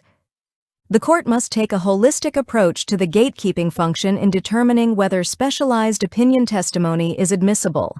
Here, where Dr. Smock has such broad medical and forensic experience, in addition to deep experience in the areas of asphyxia and strangulation, he has even more experience than a typical forensic pathologist would have in addressing the topics at issue in this case. Not only has Dr. Smock never been precluded from testifying regarding the topics at issue here, but multiple courts have affirmed in cases where his testimony was admitted. See People v. Feldman, 563p 3rd 1215, Colorado Appellate 2024, affirming trial court's admission of Dr. Smock testimony regarding cause and manner of death in staged homicide by strangulation. See also People v. King, 2025 ILAP, 2nd, 230086-U, 2025 WL, 262774, appeal denied, 260 NE 3rd 74, Illinois 2025, not reported, admitted as expert in forensic and emergency medicine as it related to asphyxia causes of death, testified decedent's cause of death. Update right now from War Reporter Towel. The UAE, just now, in the past few minutes, says that 2 ballistic missiles launched from Iran earlier today were detected targeting marine navigation in the Dubai area before falling into the sea. The Defense Ministry of the Emirates says it remains ready to respond to any threat and urge the public to rely on official sources. So Iran fired ballistic missiles towards Dubai earlier, and that is now being reported by the United Emirates as an attack on the shipping port, I would guess, near Dubai. I'll have more information as it is available. The war hasn't really been, very intense, and I think it let us all sort of be under less intense sort of agony with the missiles falling all the time. But and I haven't been able to tell you as much because I've been covering the very intense cases. So there is a very real potential of return to conflict for various reasons. The best I can understand, Iran is going to go on the offensive because it thinks the U.S. is weak and there's no point in negotiating. And their plan seems to be something about like missile attacks and maybe conquering Kuwait. That's the best I can discern. They haven't done it, but that's the chatter. I don't know when. I don't know what's gonna like set all of this off. But we're in this kind of like powder keg situation right now in the war, and anything could happen at any time. My name is Grant Smith Ellis. Thank you. That was your War Reporter Towel update here on Towel News. Hi, Microdots. Microdot says Farwell's Gaydar citation will be yes, I do. You know, I agree, Microdots. I think it's going to be the talk of the jailhouse. Now, mind you, Stevie Fleming stayed alive after cooperating, so I don't think Matthew Farwell is in the gen pop of that Rhode Island prison. He wouldn't be anyway if he were what's called a chomo. That's just a word. Nothing I can do about it, alright? I don't make the rules. I just enforce them. The point remains the same. He wouldn't be in gen pop anyway as a chomo. But I think he's probably already in WITSEC. I don't really think this is a real trial. I'm sorry. He doesn't have a defense. I've looked at every motion. He doesn't have a defense. The only reason this trial's going forward, it seems to be, is so the government can kind of put the cover-up on trial. Like, it's a foundation to build more charges. Because the crime was bad. What Farwell did was horrifying. The cover-up was the, like, federal crime. And by the way, if Deitch wins in 2 weeks, it's over. Mark your calendars. If Adam Deitch wins that primary, he got endorsed by the Globe today, it's over. It's literally over. People will go to jail. You understand, when he gets in there in January, the very first thing he's going to do is convene grand juries about that state police unit. And you can't stop him. Did you know that CDL scandal he investigated with the state police? Guess where those dudes were operating out of? Stoughton. That was Deitch's investigation, personally. How much do you want to bet that when Adam Deitch gets into office, within 12 months, there will be, just imagine all of the prosecutions that we've seen, all of that money and that money and all those resources, with the full support of the public going like towards corruption prosecutions. And the people won't even be in office. They're already fleeing. They're leaving. They're quitting their jobs. So they're going to have no protection, no friends. The State House isn't going to help them. And this weird private intel network they got working for them, they made an enemy of Adam Deitch. Dude, if you go for someone like Adam Deitch, do not miss. Literally, I mean, I support him. I endorsed him. You can't go for that level of power and miss. So if you go at the U.S. Attorney Leah Foley's people with the stuff that the people in the Proctor orbit tried to run, and Tully's orbit and Fanning's orbit, if you go at the federal prosecutors with the Ann Peruti stuff, and first of all, you're wrong. If you're wrong about it, and you miss, so it doesn't land, none of the media will cover it, it doesn't impact the election, bro, you just made some very powerful enemies. What do you think they're going to do? To the victor goes the spoils. What do you think they're going to do when Deitch gets in office? You just spent your last, year running your mouth about him and his people and their investigations, not because you legitimately had a criticism, but because you didn't want him to investigate corruption? Uh-oh. Dude, you got 2 weeks. And they don't stand a chance. The Boston Globe does not endorse first time, basically systemic revolutionaries unless they're commies and the Globe is feeling a lot of heat politically. They don't endorse the system candidates. They are the machine. They endorsed Adam Deitch. You know why? Because they want to curry favor with him because they know he's going to win. I knew he was going to win from the day he announced. So, But the Globe finally figured it out. David Traub didn't do anything wrong. I think a lot of people have to realize Traub going to Reagan Communications in December of 2024 and Precipio, the state police spokesman, dude, that's not a coincidence, in my opinion. They were helping Hank Brennan. They flipped on Morrissey. As soon as Nick Areno got hit by that car, everybody flipped. Especially, and I think Traub got out. He knew it was dangerous because of those guys, those troopers. He got out. And I think he got out by going to Reagan Communications. Hank saved a lot of those guys. He got them a soft landing. I think this was like a massive operation because you had to keep a lot of people safe. And you needed intel. You didn't need just cooperating. A cooperating witness is the most serious form of an informant. That's someone who testifies at trial. Informants just give you enough information to build a case.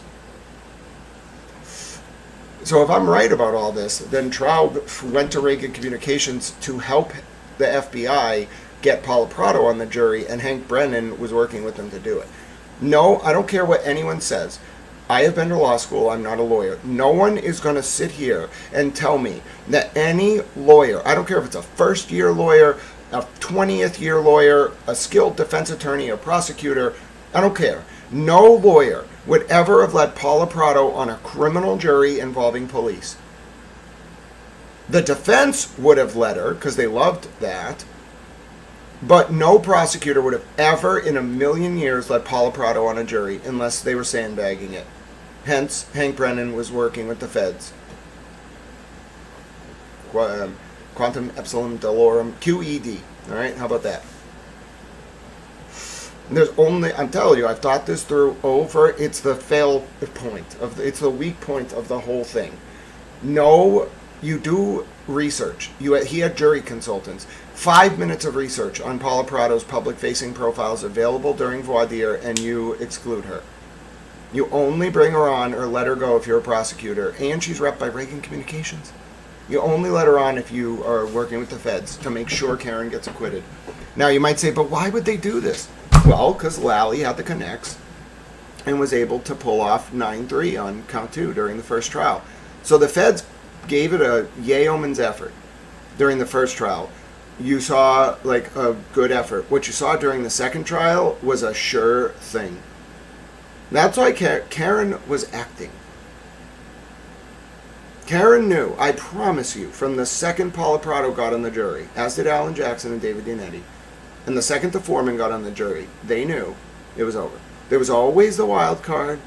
They knew it could have resulted in another hung jury. Okay? They knew. Because if you have one holdout for conviction, like that's in Lally's pocket or something. But what's the difference? The second trial, they had Hank in there. If you remove Lally, the one person who was able to actually like put like some pressure and like use some tricks to get the jury in the first trial, you remove him, not because you tell him Lally's got to go, but because you convince Morrissey that Lally wasn't good enough, so they need a super lawyer, and the super lawyer happens to be Carrie Lama's friend Hank Brennan. Carrie Lama didn't know what she was doing.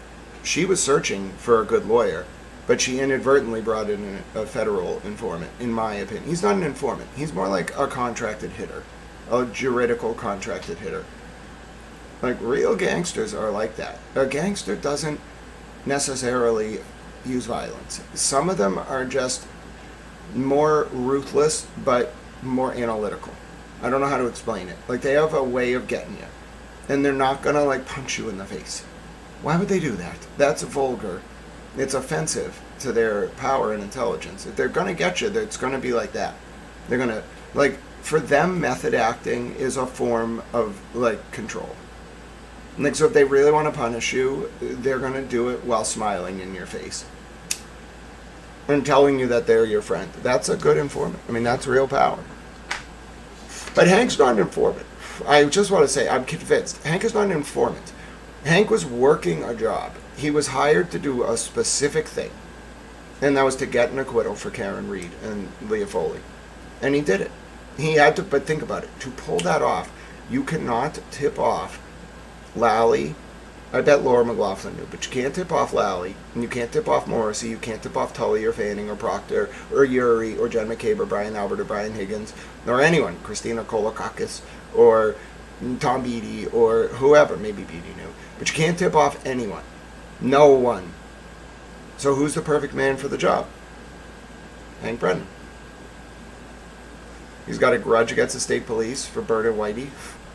He's smart enough to do it. And all of his arguments, like, they were bombastic, and it worked to trick people into thinking he was anti-Karen. But did he do anything of substance? No, he lost. And frankly, he didn't seem that mad about it. I think John's family deserves justice. That seemed to be the core of Hank's statement. But he certainly lost, and he got embarrassed. He did his job. He was hired to do a job, and he did it well. And, by the way, we, the taxpayer, paid him. We paid him well. Morrissey thought he was getting, top of the top. What Morrissey got was the final nail in his coffin. Hank Brennan's a great coup de grace, all right? But the thing is, I'm still not down with that, checkerboard and owl shit. I'm sorry, bro. I'm never going to be down with it. I think it's pagan. I'm a Catholic. You are never, ever going to convince me that I should belong to anything that involves, pagan worship of devils. No. Nope. Nope. Nope. Nope. Nope. Nope. It's heathenistic. So, what are you doing with the checkerboard socks and the owl thing? What is that? There's no illuminated, benevolent participation in that. I'm sorry.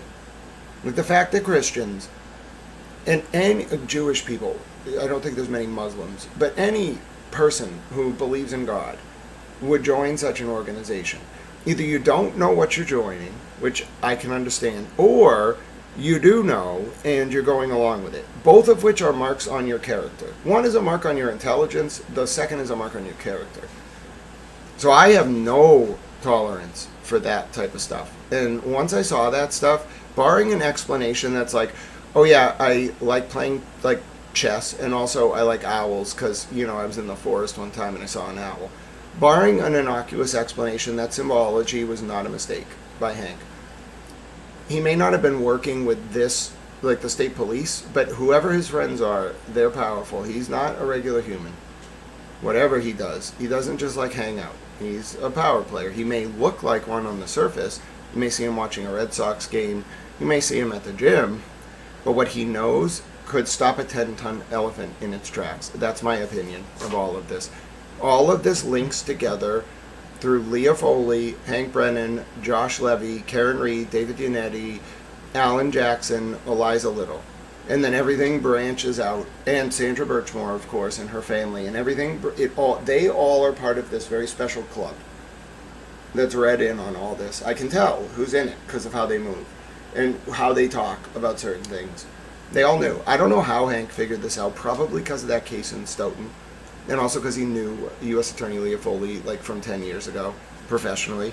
So, either way, I'm convinced. I don't know if we're ever going to get it proven, but I am personally convinced, beyond a reasonable doubt, that Hank Brennan was indeed intentionally throwing the second trial. It took me a long time to figure that out, a very long time. But that's the brilliance of it. Let's go back to our motion. Strangulation and suffocation. See also State versus Derek Chauvin, 27 CR 2012,646, 2021 WL 2621001. Is that the George Floyd case? Wow. Minnesota District Court, June 25, 2021. Sentencing order and memorandum opinion. Admitted as expert in asphyxia, forensic medicine, and cause and manner of death. The Colorado Appellate... Wait, what? Dr. Smock was the expert witness from the George Floyd case? Whoa. Hi, Standing Stones. Hello to the puppy. Mainly, the defendant asserts that Dr. Smock was not qualified to testify about the cause and manner of the victim's death because he is not a forensic pathologist and that his testimony was therefore unreliable. Whether Dr. Smock is a forensic pathologist is not dispositive of this issue, however. As discussed above, a district court's reliability determination is Smock's opinions are supported by reliable methodology. Under Rule 702, the court's inquiry is a preliminary assessment of whether the reasoning or methodology underlying the testimony is scientifically valid and of whether that reasoning or methodology properly can be applied to the facts in issue. See Daubert, 509 U.S. at 592-93. The inquiry is a flexible one, and courts should eschew a definitive checklist or test. Idem. Thus, the Dober factors can be useful to consider, but are not definitive of the court's inquiry. In this case, Dr. Smock's proffered opinions are supported by reliable methodology. Dr. Smock reviewed crime scene photos taken by first responders, as well as the reports they generated from their response. He also reviewed Birchmore's autopsy report, autopsy photos, and autopsy x-rays. Dr. Smock reviewed police reports, electronic evidence recovered from the scene, and a relevant surveillance video. While he formed his opinion before the additional information that Farwell's DNA was on the murder weapon, that is, the ligature, he considered that as well when that information became available. 5. Dr. Smock's methodology would have been sufficient if he merely relied on the investigative file as described above. In fact, Dr. Smock has testified in several other proceedings that required him to make conclusions based on reviewing a person's medical records. See, for example, United States v. Goodman, 827 Federal Appx, 826, 10th Surins 2020. Dr. Smock determining location of decedent in fatal truck accident by reviewing crime scene evidence, police reports, and medical records of truck's occupants. However, here, Dr. Smock also physically inspected the items the original investigators had preserved. He personally inspected Birchmore's preserved hyoid bone, as well as the ligature from which she hung. He had the hyoid bone photographed, visibly showing hemorrhage associated with the fracture 6. Dr. Smock did this rather than relying.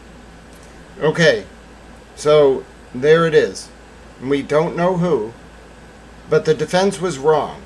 When the defense said that Dr. Smock did an autopsy, they were wrong. What we actually have, and by the way, I cut myself shaving, and it hurts now. What we actually have is a situation where Dr. Smock reviewed a preserved hyoid bone that investigators, not defined, might be the OCME, might be someone else, preserved, okay? And as a result, came to the conclusions he did. But also, importantly, when he had the hyoid bone, which was preserved, he requested the FBI photograph it, and we still don't know when that occurred. We do now know, however, that Farwell's characterization of what Dr. Smock did as an autopsy is incorrect. It was described as an autopsy, and this is the first time the DOJ has addressed it in a public motion. It was not actually an autopsy. He described it that way. Farwell did. I have the document. But it was not an autopsy. And this is not the first time Farwell has misrepresented what not only the evidence was, but like what a conclusion or what a expert witness did to the court in a motion. It still leaves the operative question unanswered, though, is who, and I will continue listening to this, we will figure this out. Who involved Dr. Smock and when did he review that hyoid bone? Let's continue. Also considered other DNA results in which Farwell was included as the source of sperm on Birchmore's underwear and excluded as the source of DNA under her fingernails. 6. The hyoid bone was not dissected by the medical examiner, so the most that can be said is that hemorrhage was associated with the fracture, but not conclusively at the fracture site, on written notes taken during autopsy. He also requested additional imaging, including microscopic CTs of the hyoid bone, and requested consultations with doctors with other expertise. Specifically, despite Dr. Smock's extensive experience in emergency medicine and forensic medicine, he asked the government to consult with a forensic anthropologist, who confirmed his opinion that regarding the existence of a medial fracture, and a radiologist who was able to explain what Dr. Smock had believed to be a second fracture on the left side of Birchmore's hyoid bone. 7. While Dr. Smock did not inspect Birchmore's body himself, he consulted with the medical examiner who conducted the autopsy. Typo. I think that should be he asked the government to consult with a forensic anthropologist who confirmed his opinion regarding the existence of a medial fracture. Martinez to ensure that he knew what she was and was not aware of when she initially ruled Birchmore's death a suicide.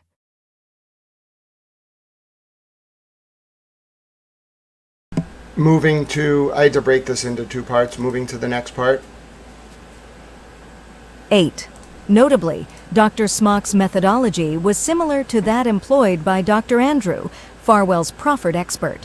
While Dr. Andrews' review of the evidence was less comprehensive and more cherry-picked, the categories of evidence, for example, autopsy reports and photos, crime scene photos, police reports, text messages/journals, are the same as those Dr. Smock reviewed, simply because. 7.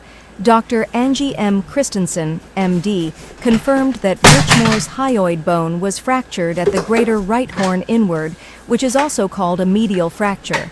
She opined that this type of fracture in the hyoid bone is more common in older people whose hyoid bones are fully fused, and that Birchmore's was not fully fused. Oh, Dr. hello. Christensen opined Hold on. that it is possible for a hyoid bone. We have an answer from Pat Ray, and again, I did note this yesterday, I'm not a medical expert by any means. God bless you, Pat Ray. Thank you for your support of Tell Channel. Pat Ray says, it's not technically false because a bone exam, under the terminology, is a limited autopsy. Now, I did not know that, so thank you, Pat Ray, for that insight. Let's continue back on footnote 7. Younger people. However, she did not opine about the amount of pressure required to fracture a hyoid bone in younger people, and has not indicated whether it is common or even possible in younger people who are in reclined or seated incomplete suicides. Dr. Sassoon, a radiologist, confirmed a fracture on the right greater horn of Birchmore's hyoid bone and explained what Dr. Smock was observing that made it appear as if she could have had a slight fracture on the left side. Sassoon explained that he, too, observed a defect, but that it was not sufficient to conclusively call it a fracture. 8. Dr. Smock also consulted with Birchmore's therapist. While it was certainly appropriate and thorough for Dr. Smock to do so, the government does not intend to elicit any testimony regarding his conversation with Dr. Al-Khalil. For the reasons stated in our motion to limit the testimony of proffered defense expert Dr. Andrew, we will not ask Dr. Smock to opine about Birchmore's suicidality or lack thereof. Dr. Smock, aided by his specialized knowledge and experience in this field, reached a different conclusion than Dr. Andrew, who considered much of the same materials, does not render the methodology flawed. Daubert does not require that the party who proffers expert testimony carry the burden of proving to the judge that the expert's assessment. I found the doctor. Sorry, my camera's having some issues, which is fine because I hurt myself shaving. Didn't John grow up in the Bridgewater area?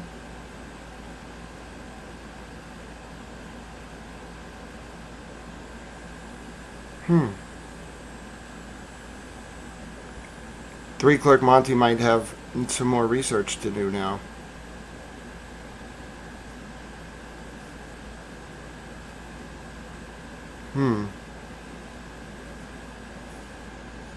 I wonder if she knew Meg Kennedy. I wonder if she knows Meg Kennedy. So if this doctor, who I believe it is the same person, Dr. Al-Khalil, if Dr. Al-Khalil knows Meg Kennedy, that's weird. I just want to say that's weird. We don't know, okay? It's a small world. But that would raise a lot of red flags, okay? And I don't think we knew this name until now, all right? So we're going to continue with this motion. Is correct. It demands only that the proponent of the evidence show that the expert's conclusion has been arrived at in a scientifically sound and methodologically reliable fashion. See Mooney, 315 F. 3rd at 63, quoting Ruiz-Troche, 161 F. 3rd at 85. 9. Vigorous cross-examination, presentation of contrary evidence, and careful instruction on the burden of proof are the traditional and appropriate means of attacking shaky but admissible evidence. Daubert, 509 U.S. at 596. One of the Daubert considerations is whether the reasoning or methodology has been subjected to peer review and publication. although this is not a requirement for admission. Dober, 509 U.S. at 593. Another strangulation expert could easily review the same materials as Dr. Smock and be able to come to their own reasoned opinions regarding Birchmore's cause and manner of death. In fact, the defendant's own expert has reviewed a subset of the same evidence and come to a slightly different conclusion. The possibility that Birchmore committed suicide cannot be excluded based on the medical evidence. Strangulation injuries are well documented in medicine, and Dr. Smock's career has provided him with expertise related to such injuries. As a result, Dr. Smock's testimony is based on reliable principles and methods. C. Farwell's specific objections are without merit and can be addressed cross-examination. 9. When facts are in dispute, experts sometimes reach different Addressed via or on cross-examination. conclusions based on competing versions of the facts.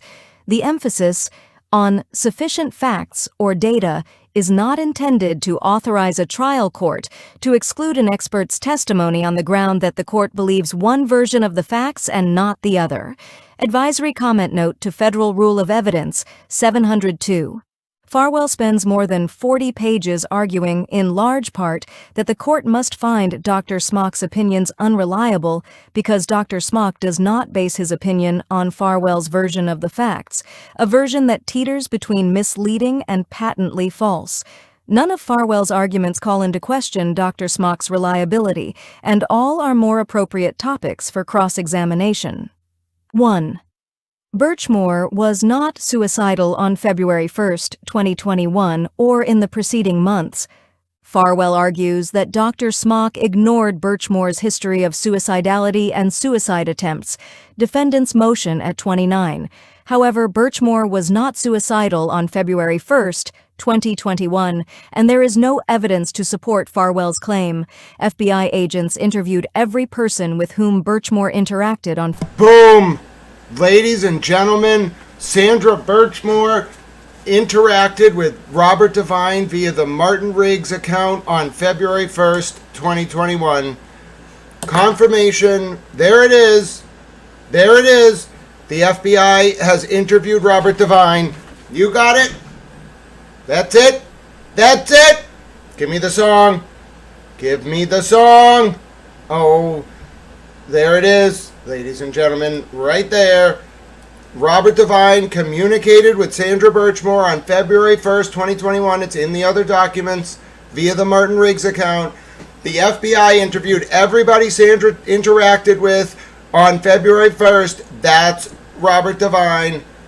Game over. Do not pass go. Do not collect $200. The FBI has spoken directly with Robert Devine in the context of the Sandra Birchmore case. Give me the song. That's it. That's it. Give me the song. I'm doing it. That's it. I told you it was Devine. I knew they were going to get on him. That's it.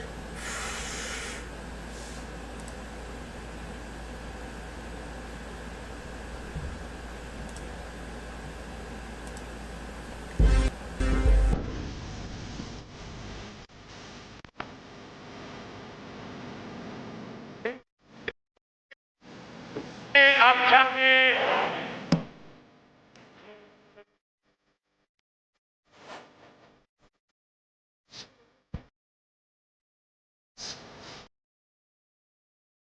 Slap.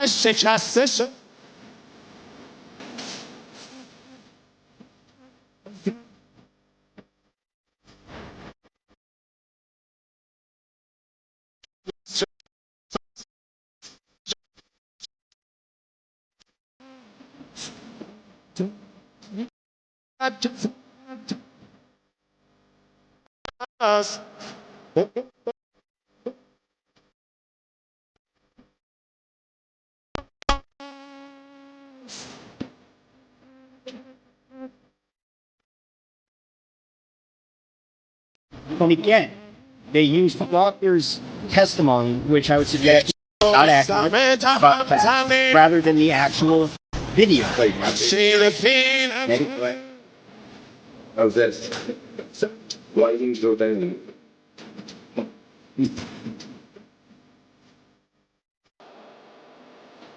I forgot. Peter tried to get me to join the district.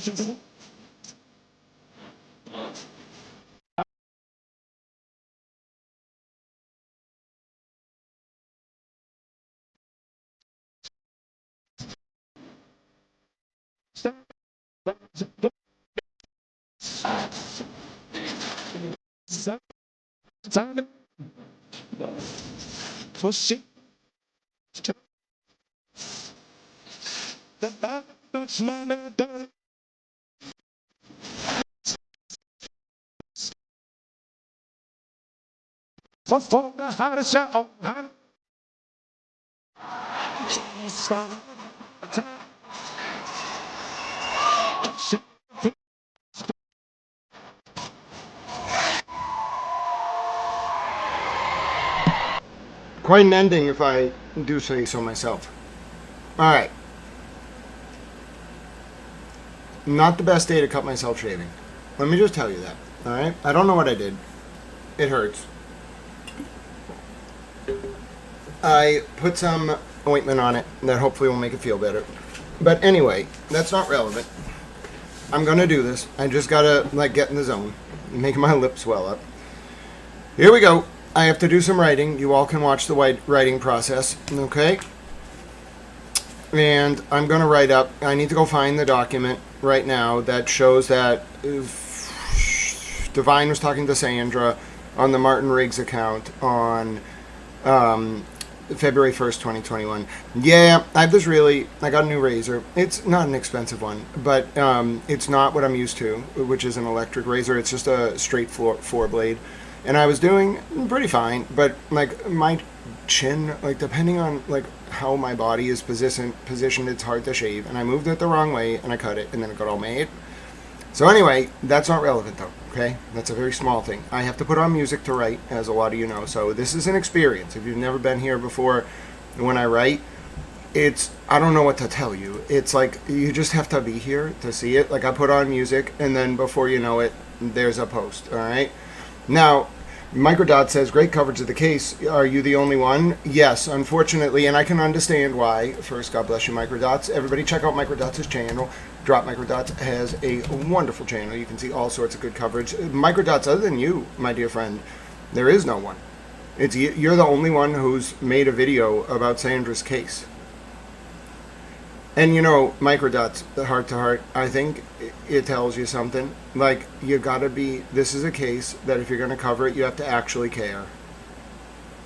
Like, I'll tell you, you're probably winning some hearts and minds at the DOJ by doing it, but nobody's gonna, like, give you anything to do this. You gotta do this because you care.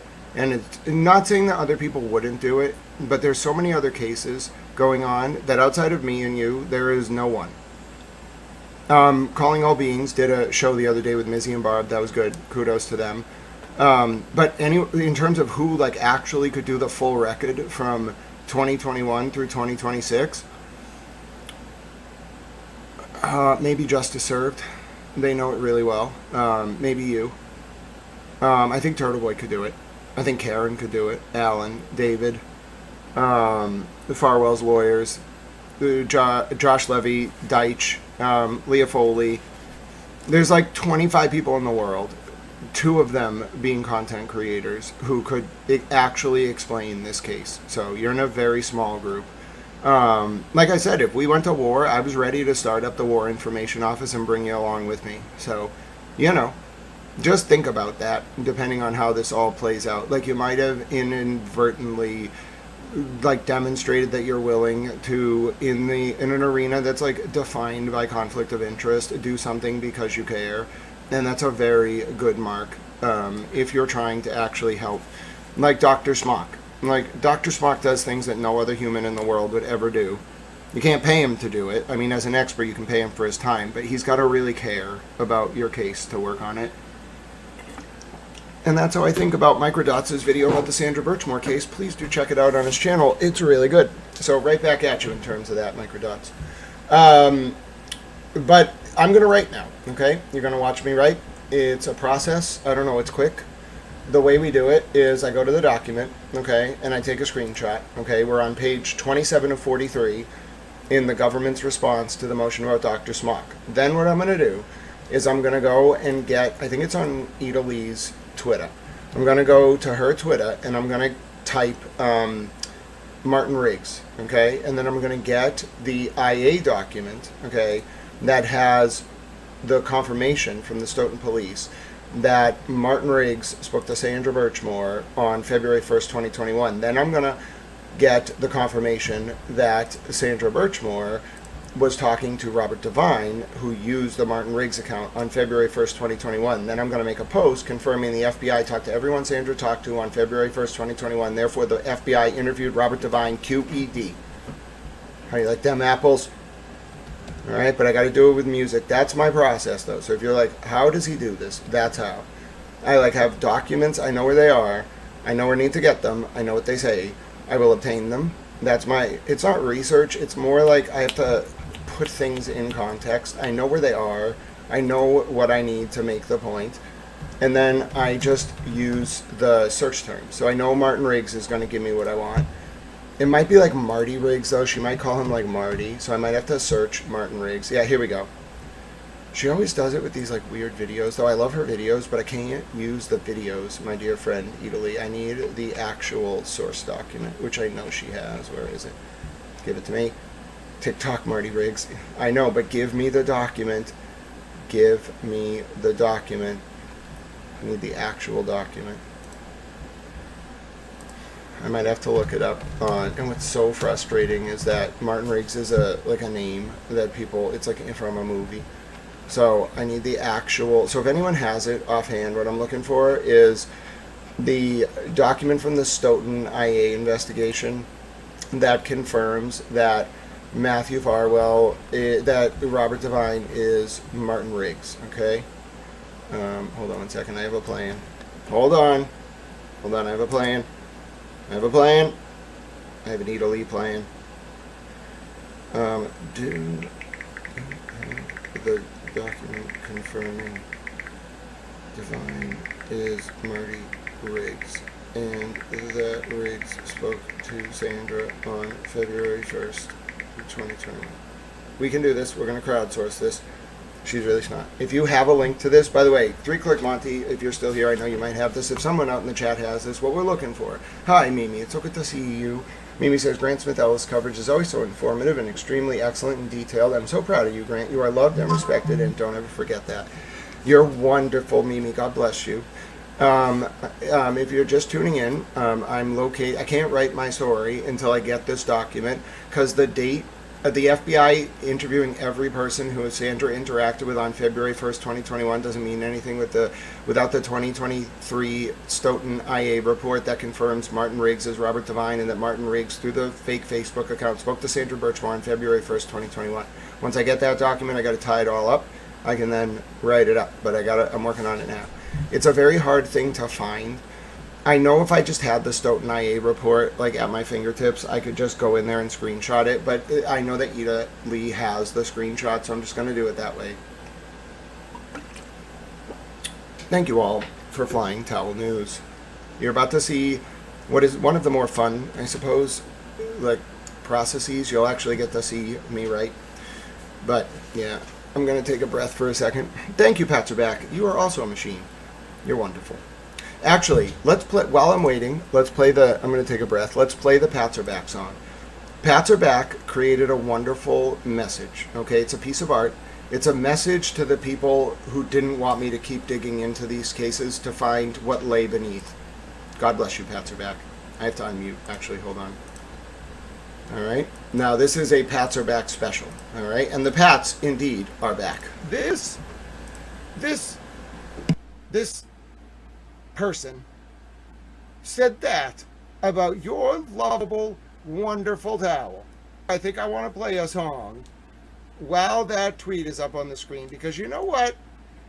I was raised in a beautiful country called the United States of America. I want to dedicate this to, let's see, Kate Peter and Tuesday Gazette and Julie Carpenter and Ginny James, and then let's see, any other person on Kate Peters' Discord. Oh, Jason Broyles, he's a weird one.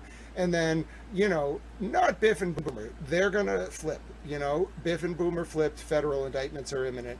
But you know, everyone else that is Kate Peters' friend, I have a message to you and your Shrek-based odd cult leader. Okay, ready? Let's do it. For you and you and you, I hate your friends and they hate me too. I'm through. This that I go on my anthem, turn it up and throw attention. This that I go on my anthem, turn it up and throw attention. This that throw up in your Birkin bag, hook up with someone random. This that social awkward suicide, that violence, especially at a level city. With the winning space and I can call it up on music every day like this. Friends are all annoying.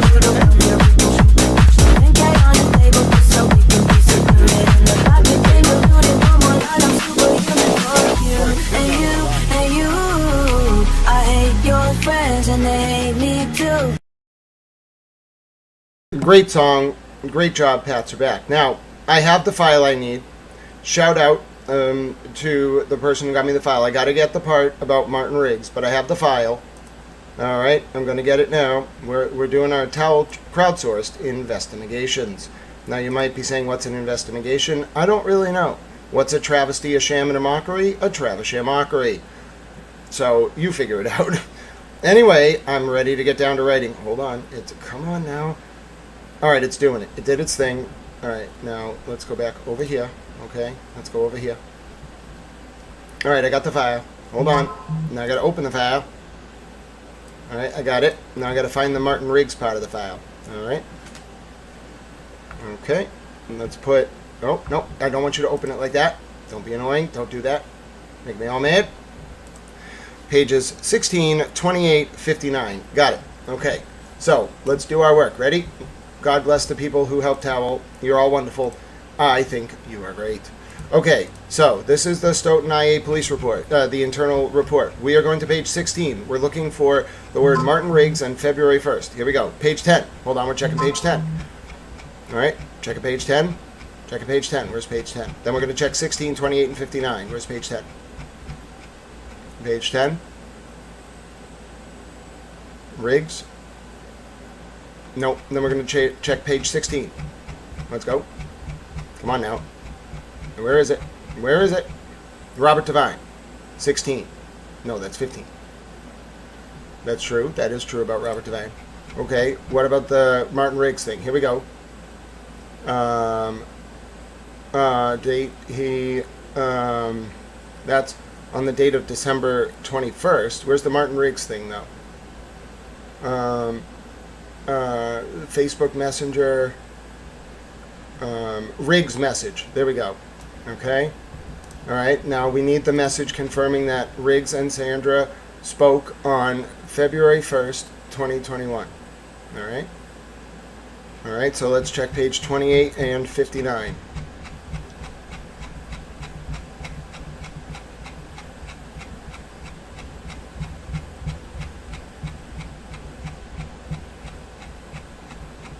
'28.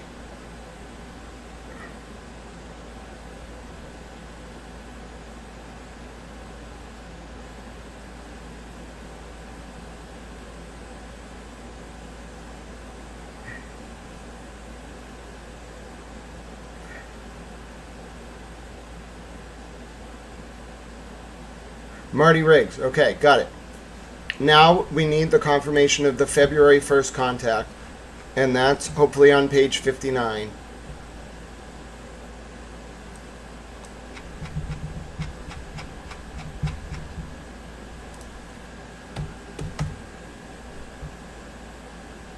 Nope. Nope, we need the, hold on, I'm going to check the other link now. We need the confirmation. This is close, but it's not what we need. It has everything except the February 1st date. I'm going to check, I'm looking specifically for the February 1st, 2021. That's what, we have everything we need now except for one final component. Okay. Let's see if this is it. Give me 1 second. 1 second. Okay, I think we got what we need. Of course. Of course, Italy, the hero. Italy's a hero. I think we got what we need. Did she hit the home run? This is what it's like being a journalist. You know? Woodward and Bernstein, eat your heart out. I watched All the President's Men the other day. I was like, yeah, it's not really like that, though. You know what I'm saying? It's kind of like that, but it's not really like that. It's not the 70s. All right, page 10. Let's go. Show me the 2021 date. All I want is the 2021 date. Give me what I want. Page 10. Show it to me. Page 10. No. Next page.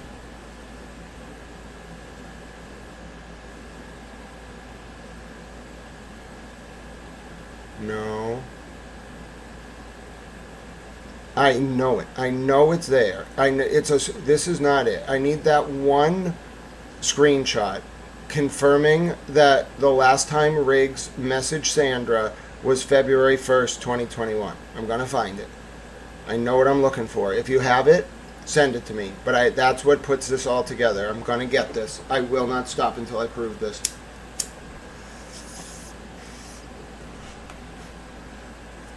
Hold on.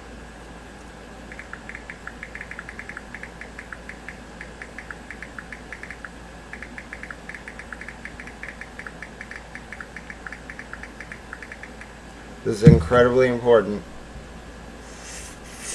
I will prove this.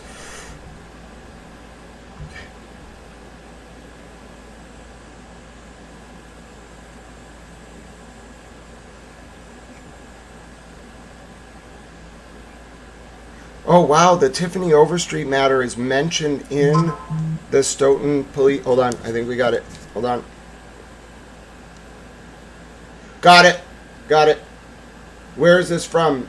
Sweet. What page? Excellent. We got it. Oh, I adore all of you. I don't know if even like a team of professional journalists could have put that together. You have to be, listen, you have to be a real subject matter expert in those files. They're very long, and you have to have followed it for years. Good. Shout out to Ida Lee and 3 Clerk Monty. Couldn't have done it without him. We got it though. I gotta actually find the page that it's on, but we got it. I just reviewed it. It's the file I wanted. It's the screenshot I wanted. I needed a very specific quote, and I got it. I'm downloading the image now. Okay, and then I'm just gonna wait for the page number, and now I can start writing.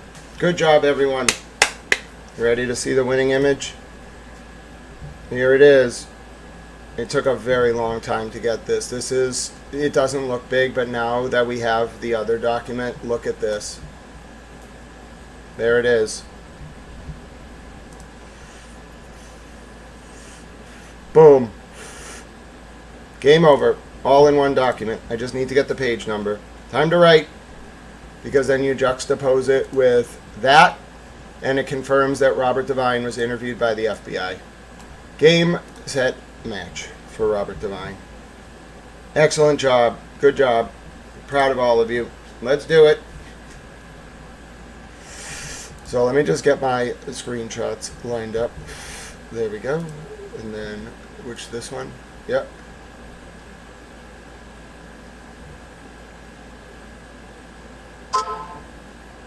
Just waiting, and then once I have the page number, we're done.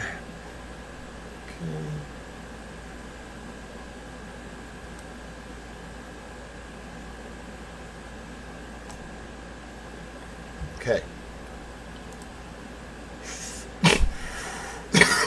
Wow. I was not expecting that to be in there. Now I just got to find the page that this was on.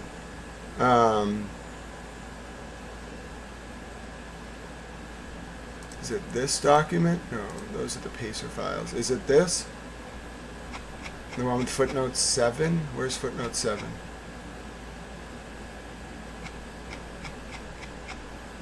Boom. There it is. Page 10. Got it. So they were both right. Excellent job, everyone. Good job. Time to write. All right. I need to go into writing mode. I will be back with you shortly. There's going to be music that plays. It's interesting. I don't know what to tell you. I guess I want to send a, message. So I want to play a song. This is a song for all the people who love the United States of America. For people who love the First Amendment. For people who think that this country stands for something.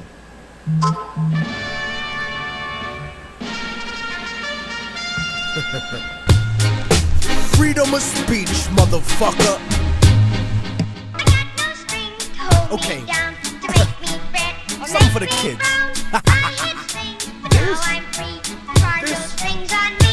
Step in the club smoothly with the L in my hand. Bitches know that I'm a freak, like the Elephant Man. Intelligent plans, fuck a record deal. I want development land with my benevolent clan. And that's the reason that I only trust my fam. 40,000 records sold, 400 grand. Fuck a middleman, I won't pay anyone else. I'll bootleg it and sell it to the streets myself. I'd rather be that than signed and stuck on a shelf. And because of this, executives try to diss me. Racism frozen in time like Walt Disney. And now they say they wanna get me signed to the majors. If I switch up my politics and change my behavior, trying to tell me what the rhyme about over the beat. Bitch niggas that never spent a day in the street. But I repeat that, nobody can hold my reins. I put the truth on tracks, nigga, simple and plain. I got no strings, so I have fun. I'm not tied up to anyone. They got strings, but you can see there are no strings on me. I guess to America, I'm a disaster. A slave that was destined to own his masters. Independent in every single sense of the word. I say what I want, you fucking little sensitive herb. This is America. I thought we had freedom of speech, but now you wanna try to control the way that I speak. And O'Reilly, you think you a patriot? Yeah, right. You ain't nothing but a motherfucking racist bitch, full of hatred, pressing a button, trying to eject me. But I don't got no motherfucking deal with Pepsi. No corporate sponsor telling me what to do, asking me to tone it down during an interview, trying to minimize the issue, but I'm keeping it large. I love the place I live, but I hate the people in charge. Speaking is hard when you got strings attached, so I'ma say it for you, cause I don't got none of that. And if you didn't understand what I spit at your brain, hey yo son, let this little nigga explain. I got no strings, so I have fun. I'm not tied up to anyone. Take that string when you can see there are no strings on me. Come on, son, y'all niggas know the way that I do. ImmortalTechnique.com live for you. And I know sometimes it be making you nervous, the way I smash puppet rappers that belong in a circus. You motherfuckers just can't compare. Looking for a fan base that's no longer there. I know that you're scared and you're hiding up in the cut, but this is freedom of speech, nigga. Tell them what's up. Word, nigga. Fuck John Ashcroft. Nigga, fuck Fox News. Fuck those snake-ass bitches trying to manipulate your opinion, telling you what to think. Word the fuck up, nigga. Like we invaded niggas cause we wanna free them. You racist motherfucker. You don't give a shit about those people. You can suck my dick. Relax, Tech, relax. Another rum and coke at the bar, nigga.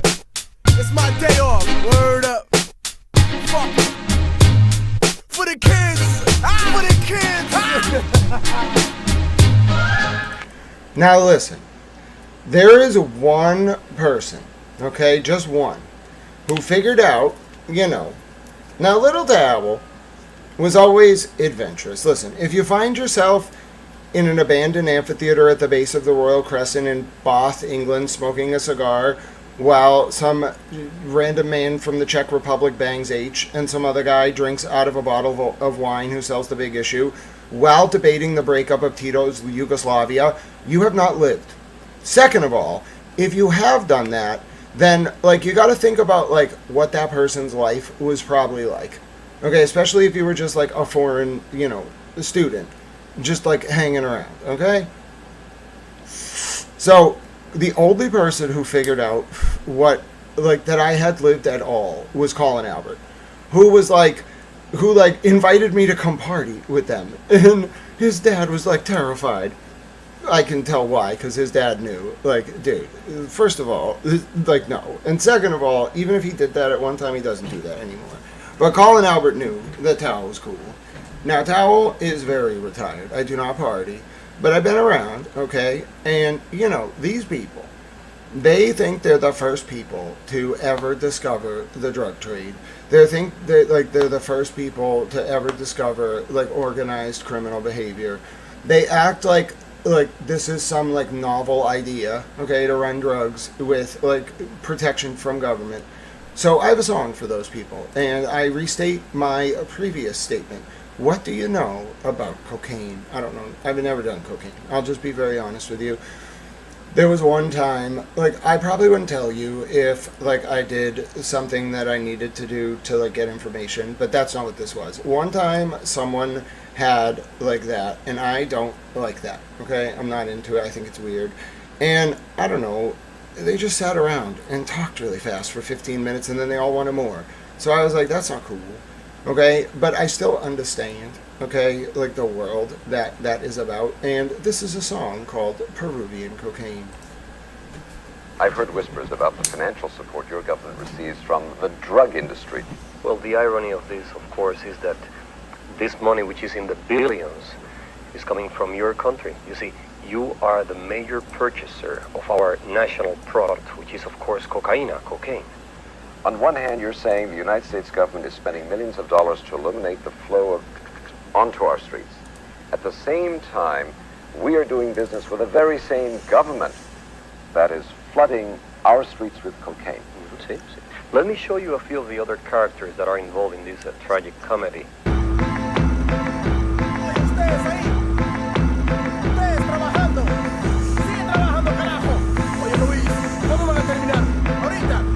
Se apuran los burros.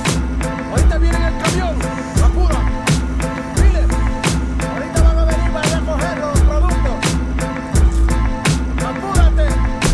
the border of Bolivia, working for pennies, treated like a slave. The coca fields have to be ready. The spirit of my people is starving, broken and sweaty, dreaming about revolution, looking at my machete. But the workload is too heavy to rise up in arms, and if I ran away, I know they'd probably murder my moms. So I pray to Jesucristo when I go to the mission, process the coke, kicking paste, and play my position. Okay, listen, while I'm Valdez, just get me my product before we chop off your hands for workers' misconduct. I got the power to shoot a copper and not get charged, and it would be sad to see your family in front of a firing squad. So to feed your kids, I need these bricks, 40 tons in total, let me test it. Indeed, shit, this is good, pass me a tissue, and don't worry about them, I paid off the official. Yo, it don't come as a challenge, I'm the son of some of the foulest, elected by my people, the only one on the ballot, born and bred to consort with feds. I laugh at fate and assassinate my predecessor to have his place in a third world fashion state. Lock the nation with 90% of the wealth to 10% of the population. A Central Intelligence Agency takes weight faithfully, the finest type of China white and cocaine you'll see. Honey, I'm home, never my bank account suddenly grown. It's funny, we're so out of the debt for this money we owe with ya. When have I told you that I had 2 governments overthrown to keep us on a roll, the private school to keep our tummy swollen? Come on, I thought home was built on a foundation of bloody throats, the hungry stolen of their souls. Of course this country's running coke, I took a stunning oath to hush the ones who know. The CIA conducts the flow for these young hustlers that lust for dough. I go work in the hood, hit my connect, that's what's really good, and supply work to the hood. These suits fucking crack me up, scrutinized like we inferior, petrified when we meet in my area. My groove will shoot till I say so. You got the loot, give me the yay like Ice Cube, so don't play with my yayo. We won't stop you bastards, my street scramblers, chop it and bag it. Taking pictures and tapping phones, debating snitches and cracking codes. Fast to cuff or blast the foe on any hustler stacking dough. This pump and crack a blow, and my overtime is where your taxes go. Or gain your trust, get you to hand wait to us, cause we paid up front on the low with cameras taping ya. Getting pop or wait, the prison sentence is doomed. Make the collar to leave with 2 keys out the evidence room. Went my fame, truck, boat, or plane, they watching you. You think you got work? They copping too. We control blocks, they lock countries and own companies. We had nice cars and sneaker money. Now it's players out there talking about they holding with bucks in their house like they down south with windows open. Your dough ain't long, you wrong, you take shorts and soon. Feds will be up in your mouth like forks and spoons. So enjoy the rush, live plush off coke bread. Soon you'll be in a cell with me like Jenny Lopez. In the school I was a bully, now life is fully a joke. I keep afloat on a boat for Peruvian coke. Players do favors for governors and tax makers. Fat Quakers smoke crack and sex acts with bad mayors. The walls got ears, you big mouths probably scared, not prepared to do years like Javier. The story just told is an example of the path that drugs take on their way to every neighborhood in every state in this country. It's a lot deeper than the niggas on your block. So when they point the finger at you, brother man, this is what you gotta tell them. I'm not guilty. You're the one who's guilty. The lawmakers, the politicians, the Colombian drug lords, all you who lobby against making drugs legal, just like you did with alcohol during the Prohibition. You're the one who's guilty. I mean, come on, let's kick the ballistics here. Ain't no Uzis made in Harlem. Not one of us in here owns a poppy field. This thing is bigger than Immortal Technique. This is big business. This is the American way.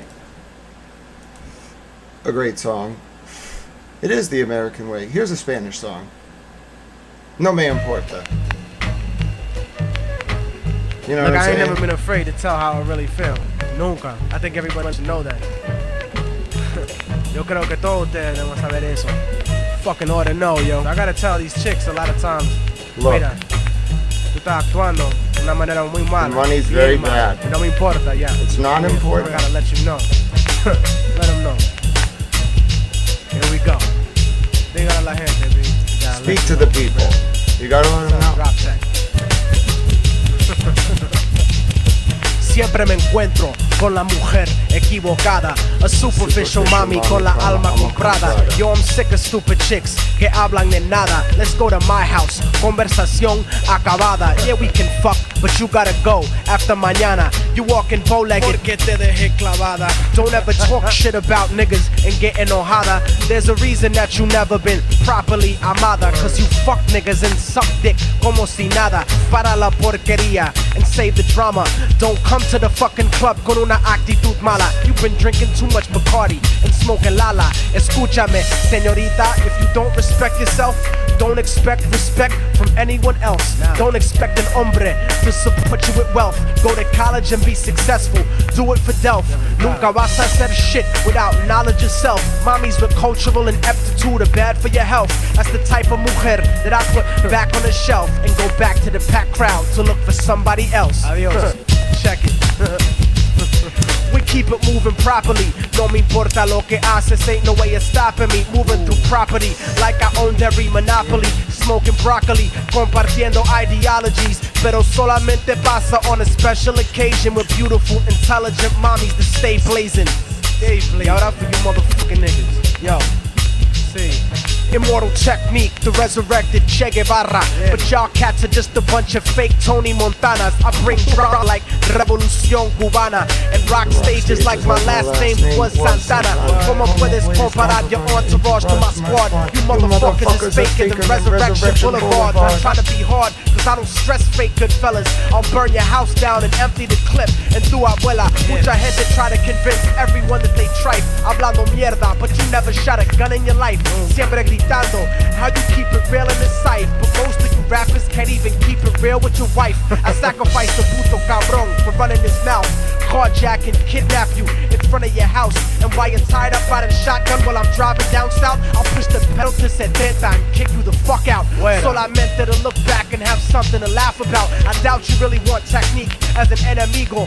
Fuck with me, I'll make your people turn up desaparecido. My estilo is Tupac Amaru y Zapatista. I'm a rebel soldier murdering rap artistas. Colombian necktie MCs, hasta la vista. Taking over the fucking country like a socialista. Cobardes, yo. We keep it moving properly. No me importa lo que haces, ain't no way of stopping me. Moving through property like I owned every monopoly. I'll blow your fucking brains out and spread your philosophy. This is for all the celoso motherfuckers that's watching me. I don't make threats, bitch. Lo que hablo is prophecy. De verdad. Toda la gente sepa que no me importa cuánta mierda usted habla. Cuánta mierda. I'll still be on my job. Ever. Still be here. Still be doing my thing. Para siempre. Para siempre. I'll be at everybody's parade. Immortal technique. Se ha acabado la mierda. Almost done. Making good progress. Alright, we need something upbeat to take this home. What do we need? You know, we need a song dedicated to the honor of Tao Girlfriend. Because, you know, all I really need is a beauty and a beat.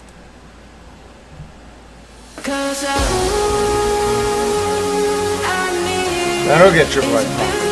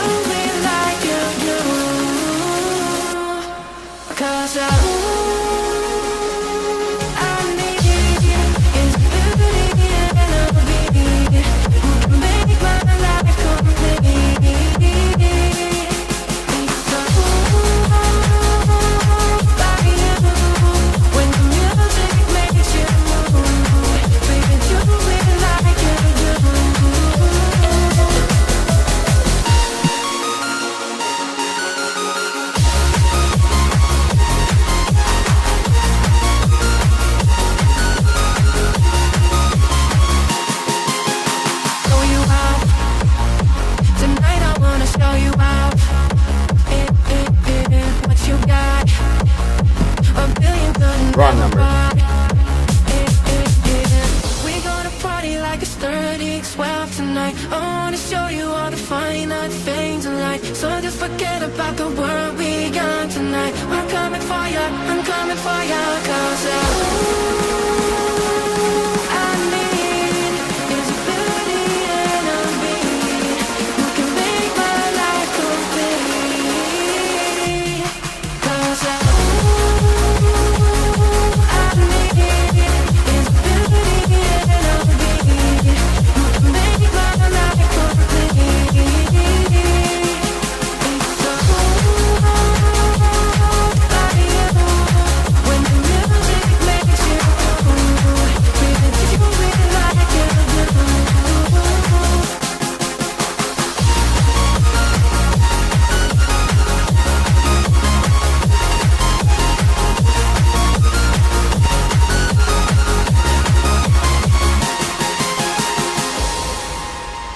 Next song. Let's go. Almost done.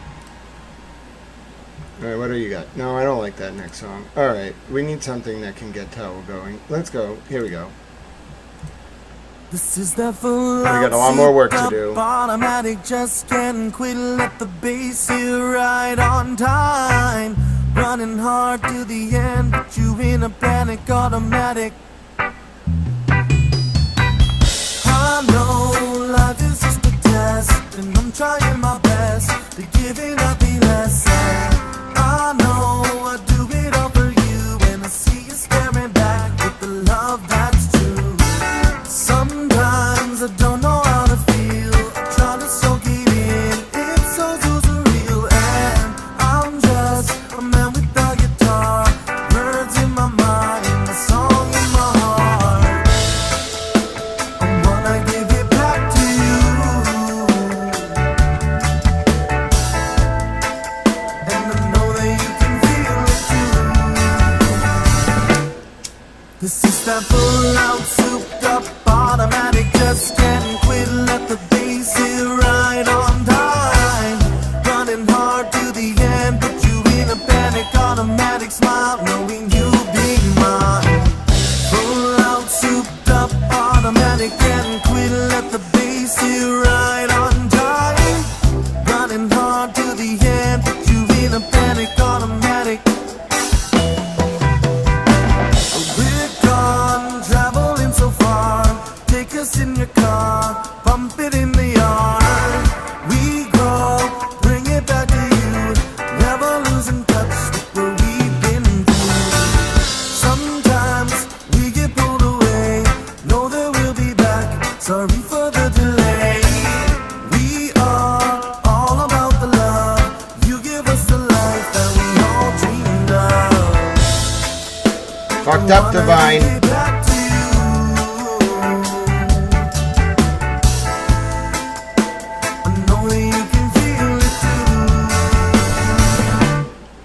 This is that full out, souped up, automatic, just can't quit. Let the bass hit right on time. Running hard to the end, put you in a panic. Automatic smile, knowing you'll be mine.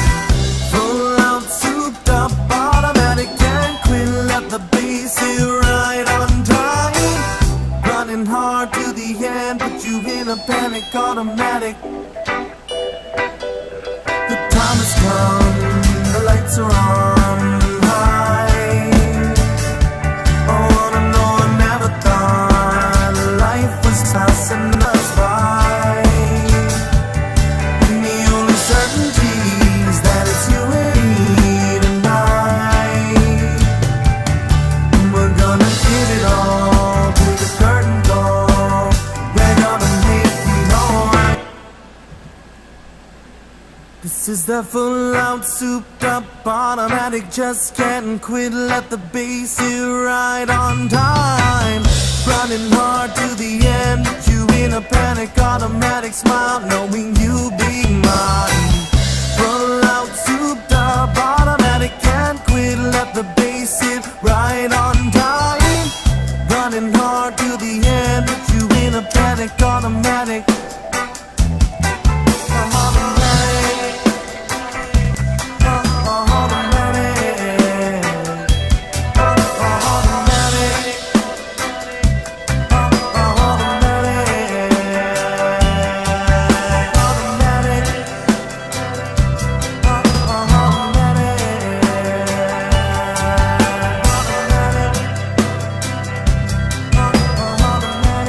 How you like them fucking apples, Kate Peter?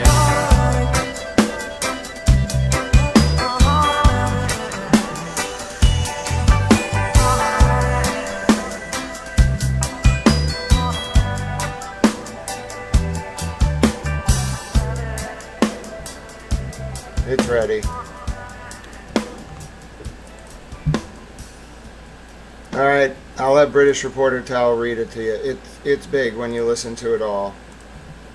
British Reporter Towel, would you return to us once more and regale your peoples as if you were Boozy Beauty, the Queen of France herself? Let us know.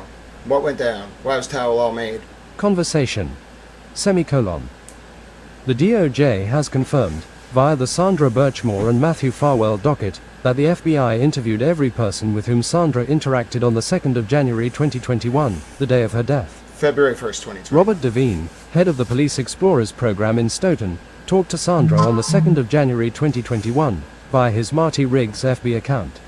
February 1st. Sources to the FBI interviewing every person with whom Sandra interacted on the day of her day, page 27 of 43. Typo, sorry. Sources to Devine communicating with Sandra on February 1st, 2021, via his Martin Riggs FB account, page 14 of 34.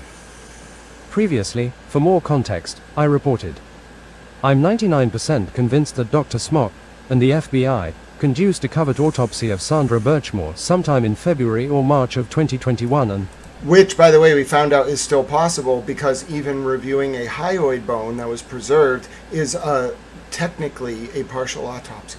I'm 99% convinced that Dr. Smock and the FBI conducted a covert autopsy of Sandra Birchmore sometime in February or March of 2021 and, in turn, a larger secret DOJ investigation into Brian Tully and John Fanning State Police, under Michael Morrissey, began. Source page 12 of 16. Previously, I reported, I have a devastating question.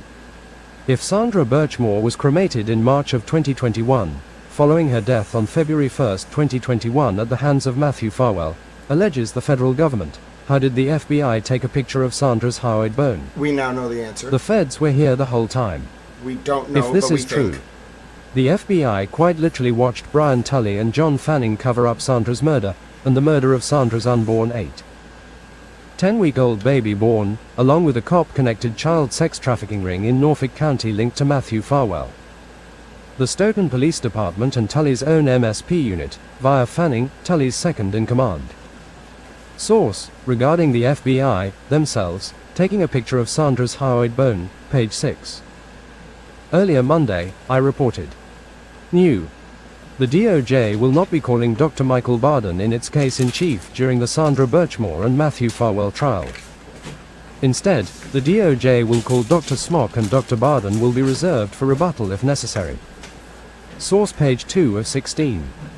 For more background, earlier Monday I reported 5 new motions from U.S. Attorney Leah Foley and the DOJ, just up on the Matthew Farwell docket.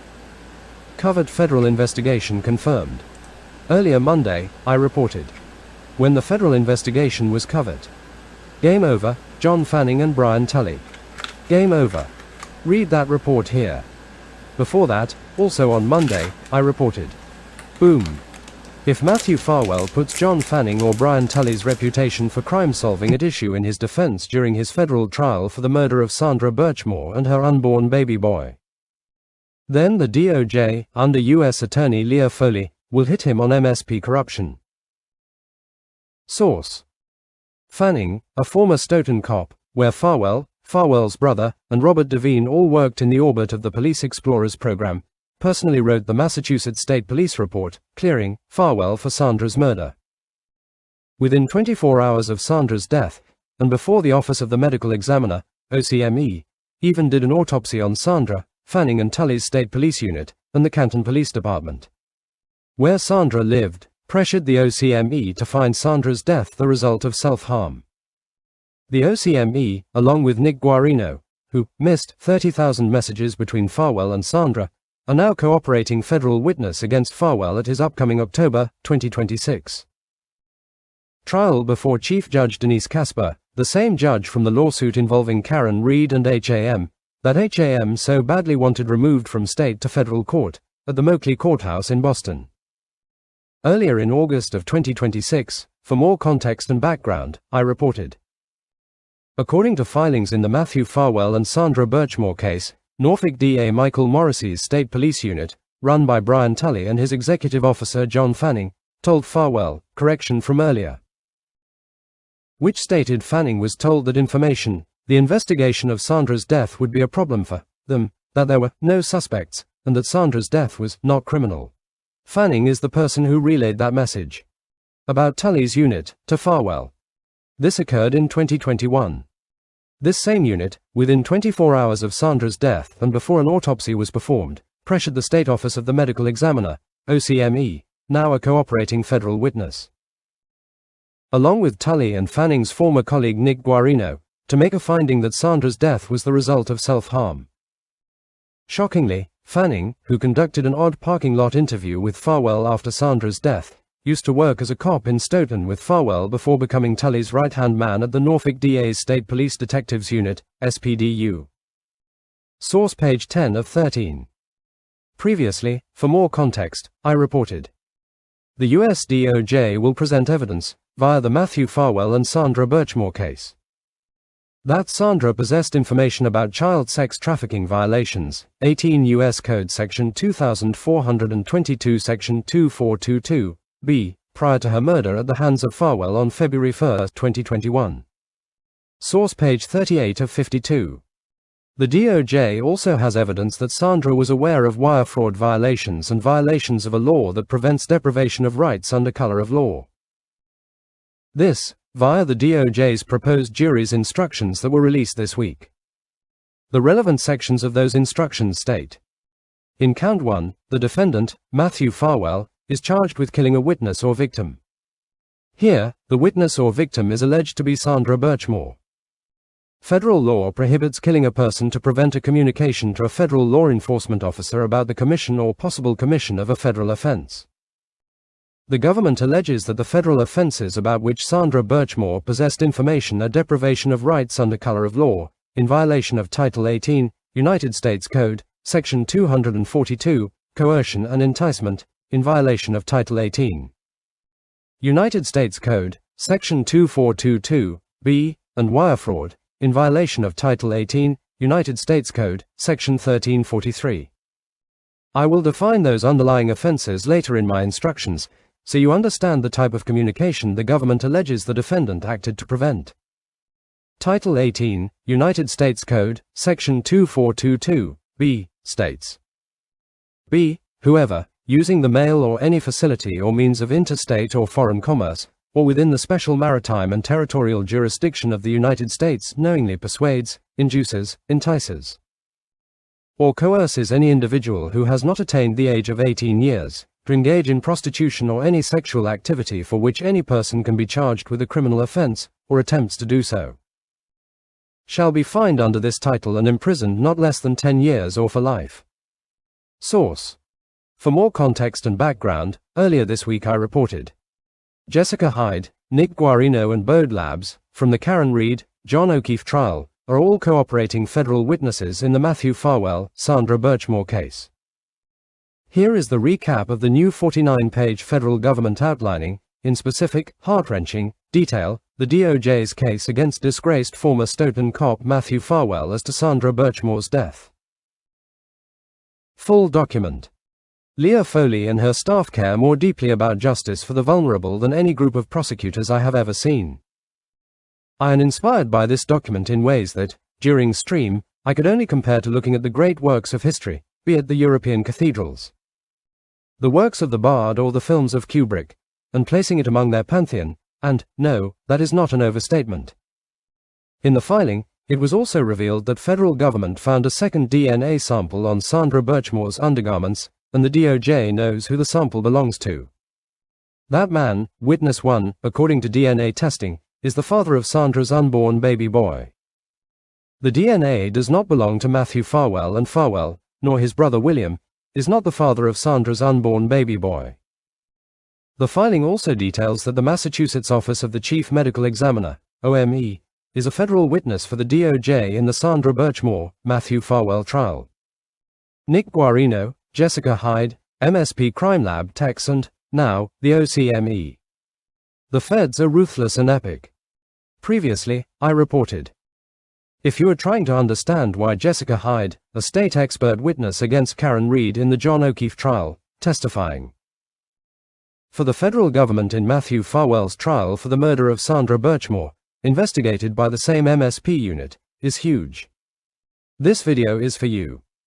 The emails Hyde sent to Brian Tully, the head of Norfolk DA Michael Morrissey's State Police Detective Unit, in May of 2023 read shockingly different when viewed through the lens of Hyde being a cooperating federal witness against Tully and the Norfolk DA's office, with Hyde playing the role of a sympathetic expert trying to explain Jen McCabe's infamous "Hoss long to die in cold" Google search. For more context and background, previously on Monday of this week, I reported the DOJ will be calling Jessica Hyde, a witness from the John O'Keefe and Karen Reed trial, as an expert during Matthew Farwell's October 2026 trial for the murder of Sandra Birchmore and her unborn baby boy. The feds were here all along after all, and I don't think they were helping with a 2:27 a.m. Google search. Brian Tully's state police unit, including John Fanning and Yuri Buchanek, cleared then Stoughton cop Matthew Farwell for responsibility for Sandra's death in 2021, despite a litany of evidence linking Farwell to the crime. And to a years-long grooming, abuse ring targeting Sandra involving the Stoughton Police Explorers program. Fanning, of note, used to work in Stoughton as a police officer, alongside Robert Devine, the man who ran the Police Explorers program in Stoughton, before moving on to work for Norfolk District Attorney Michael Morrissey's State Police Detective Unit. Farwell's brother William also previously worked as a Stoughton cop. Fanning, for his part, personally wrote the state police report clearing Farwell for any role in Sandra's death, and the death of Sandra's unborn 8 to 10-week-old baby boy. In turn, at the time, in 2021, Fanning reported to his sergeant, Buchanek, and, also, Buchanek's boss, Detective Lieutenant Brian Tully. Michael Morrissey, the Norfolk District Attorney, and his state police unit, led by Brian Tully, John Fanning and Yuri Buchanek, were also involved with the investigation of John O'Keefe's death in 2022. This was also the same unit who brought criminal charges on journalist Aidan at Dr. TurtleBoy Kearney. This information about Hyde being a witness for the DOJ in the Birchmore trial was revealed by Farwell in a new notice on the docket Monday, indicating Farwell will be calling his own expert to rebut Hyde and another digital forensics expert, Christopher Beckstrom. Read that document here. The DOJ, led by U.S. Attorney Leah Foley, also submitted a motion indicating they will be seeking to admit new evidence from a Walmart purchase of a transaction that occurred on January 24, 2021. Approximately 7 days before Birchmore died, of an apartment key Birchmore made for Farwell.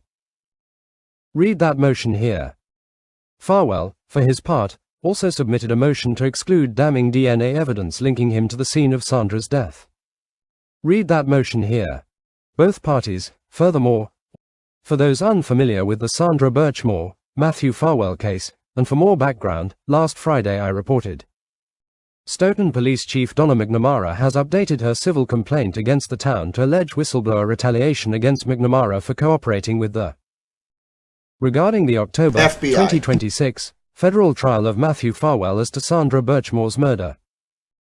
Chief McNamara, currently on paid leave following a vote of the Stoughton Select Board on Wednesday, July 29, in private session, also alleges town manager Thomas Kelter demanded McNamara destroy a 2024 internal affairs investigation into current and former members of the Stoughton Police Department who may have been involved with a grooming ring targeting children in the town over many years, from 2006 onwards. Read McNamara's updated complaint here, via SuperDD. Jeffrey Epstein and Ghislaine Maxwell used a charity called Learning for Life to formally contract with former Stoughton Police Deputy Chief Robert Devine in order to run programs for children in Norfolk County coordinated by District Attorney Michael Morrissey. Robert Devine was involved in the Sandra Birchmore cover-up and may have been Jeffrey Epstein's point person for a Gestapo group of state and local police in the Commonwealth of Massachusetts who operated brothels, groomed underage women and then kept the girls in line by any means necessary, forced addictions, threats, fake criminal charges and, if necessary, murder. Quoting crime timelines. The Stoughton Police Department ran the Explorer program for about 15 years, but could only locate a single one-year agreement with Learning for Life, the scouting affiliate that oversees the National Explorer program. Robert C. Devine has led the Stoughton Police Explorers program since 2003, a youth initiative under the department. Source for Devine's contract with Maxwell and Epstein's Learning for Life conspiracy. Interestingly, new Epstein files confirm that Ghislaine Maxwell visited Stoughton for the first time in 2006, right as Devine was starting his chapter of the Learning for Life conspiracy. Find confirmation that Maxwell and Epstein ran Learning for Life, and all of its associated programs, including basketball camps, baseball camps, and otherwise for young children in the Norfolk County area, here. In any event, state officials have been contacted. I am working to immediately end all of these programs.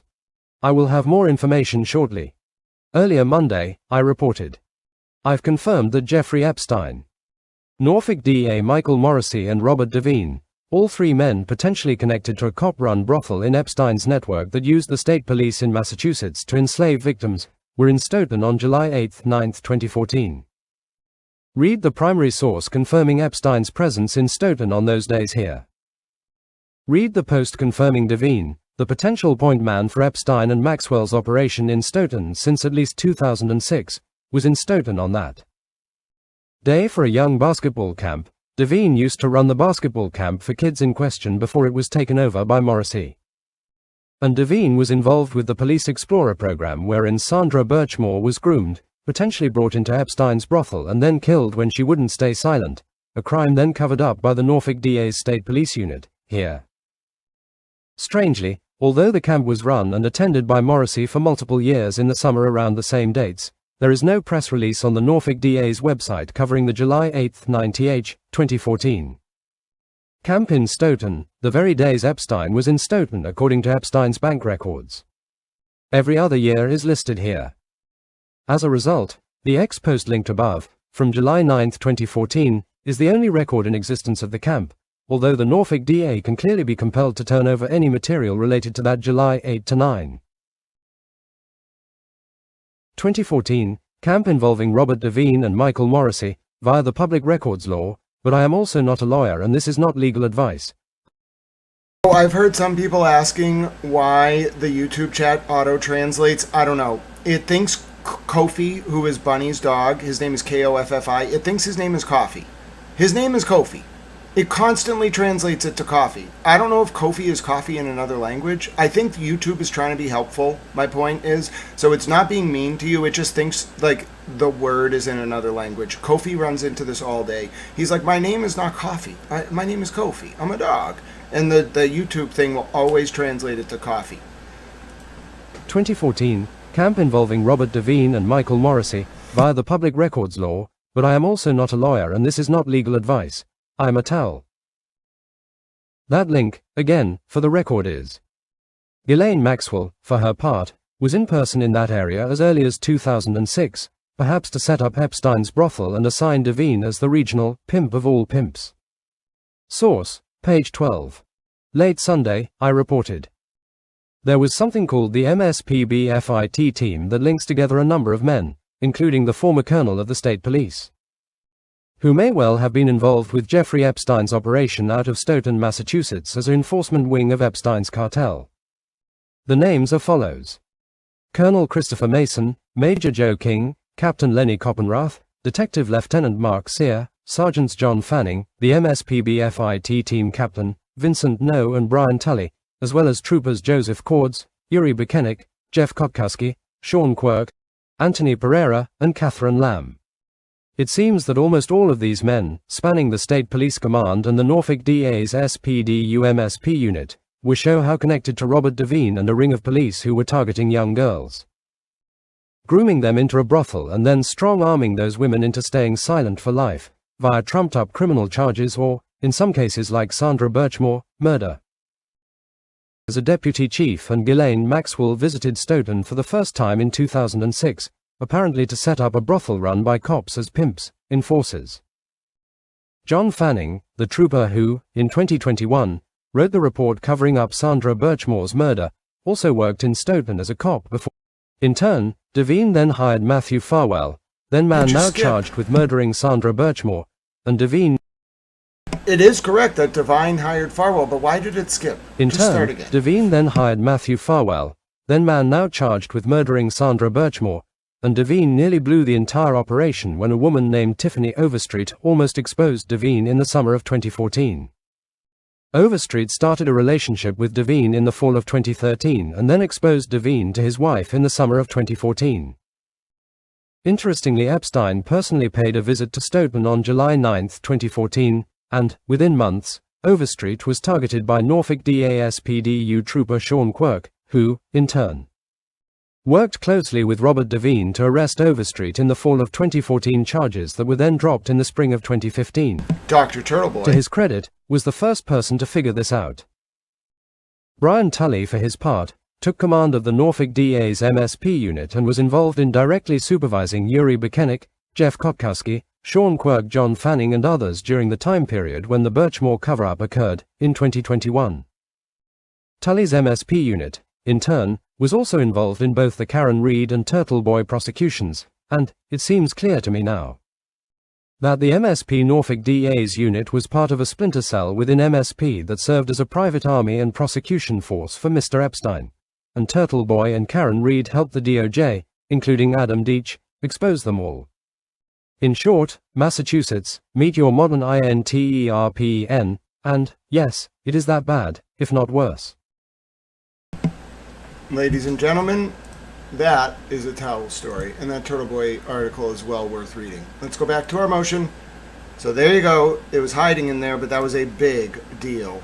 February 1st, every single one of them said she was the happiest she had ever been. She was actively planning for the future, and they each confirmed that she showed no signs of suicidality.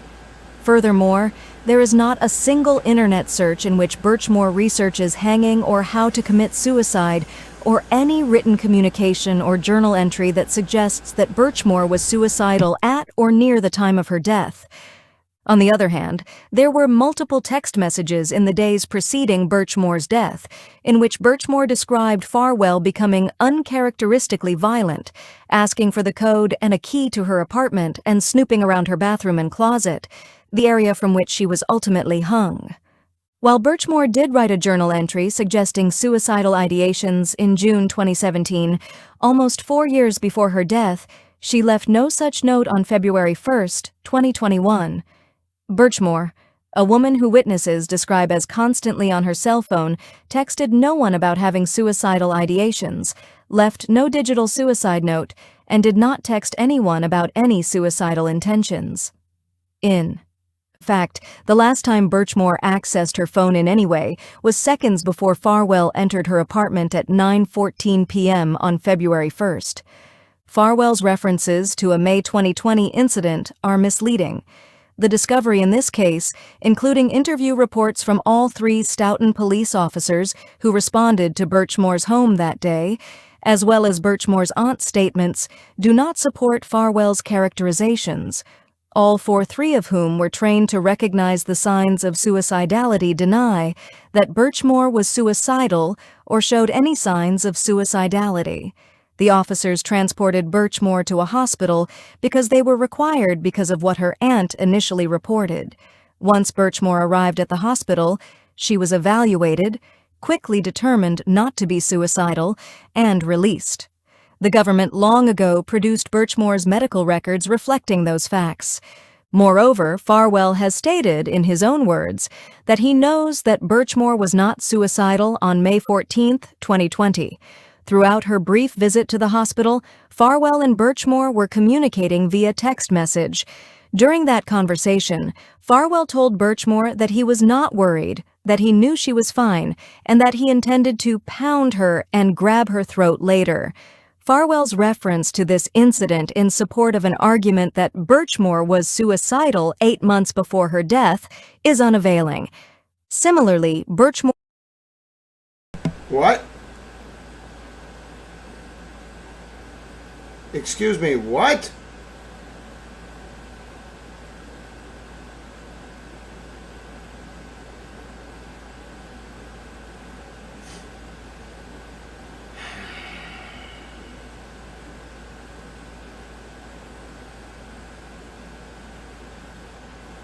How many times can I get mad in a single day? Make me all mad. I'm gonna put some music on now, and then I'm gonna write this up. I'll be right back. I'm gonna compose myself. I'm gonna start yelling things. And you know, I don't want to yell. I'm a calm town. Here's T.A. Sarah's favorite song.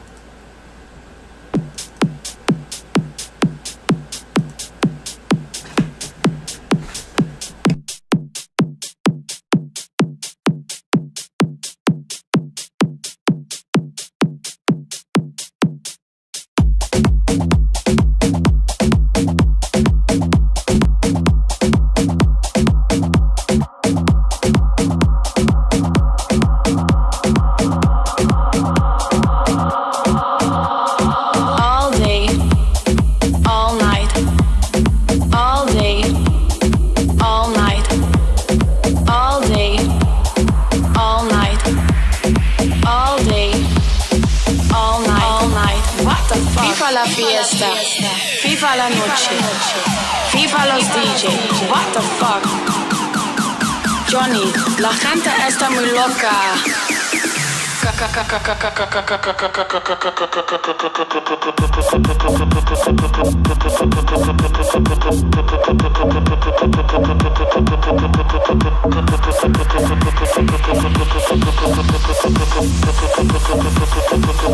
What the fuck?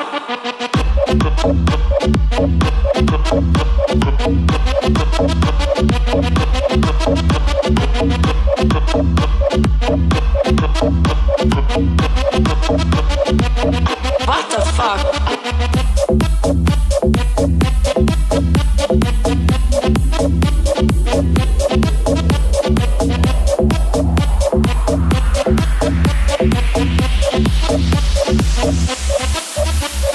FIFA la fiesta, FIFA la fiesta, FIFA la fiesta, FIFA la fiesta, FIFA la, FIFA la, FIFA la, FIFA la.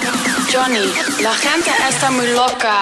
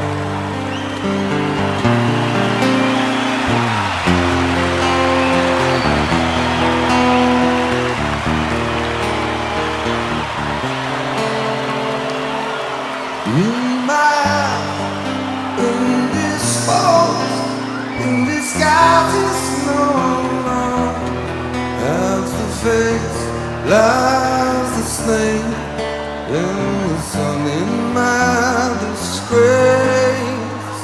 Boiling heat from my stench, neath the black sky instead.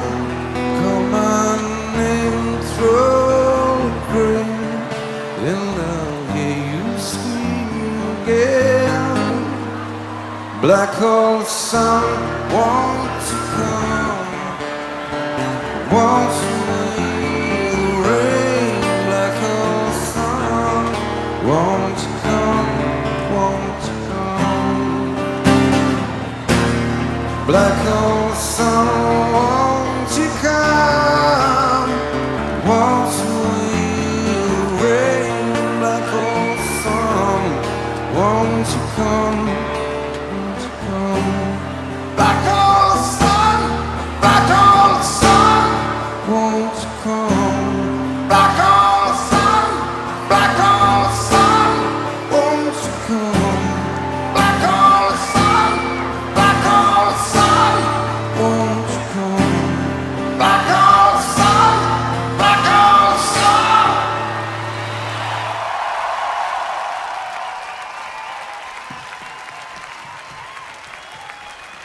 I can't really interrupt this performance because it gets so good. Like a star.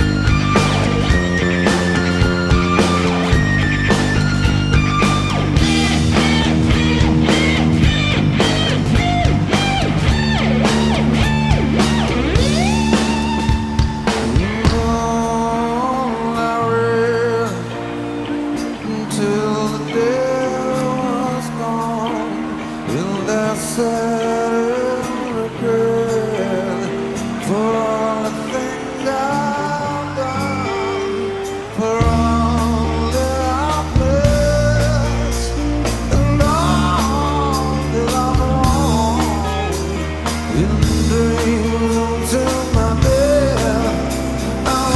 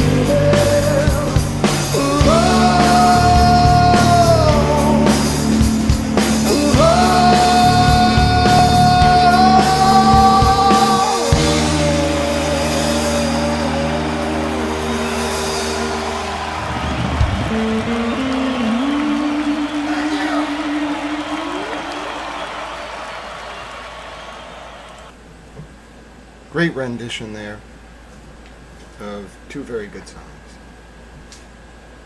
You know, I don't know how to respond to this. I have so many thoughts, and the only thing I can really think about is that this is not a regular case. Even in an era of very heavy emotional cases, this is not normal. This is very, very heavy. This is a case that becomes part of you, and if it doesn't, you're not still human. If you turn away from this, if it doesn't impact you, if it doesn't become part of you, then you don't understand this case. It's very heavy. Because when you know who Sandra's guidance counselor was, when you know who her doctor was, when you know that she had people around her, and there is no way they didn't have an inkling that this was happening, then you realize, I wonder how many rumors were around about child trafficking and prostitution surrounding police, and how many healthcare providers look the other way. What is the mental health care system, especially for vulnerable indigent people, really doing?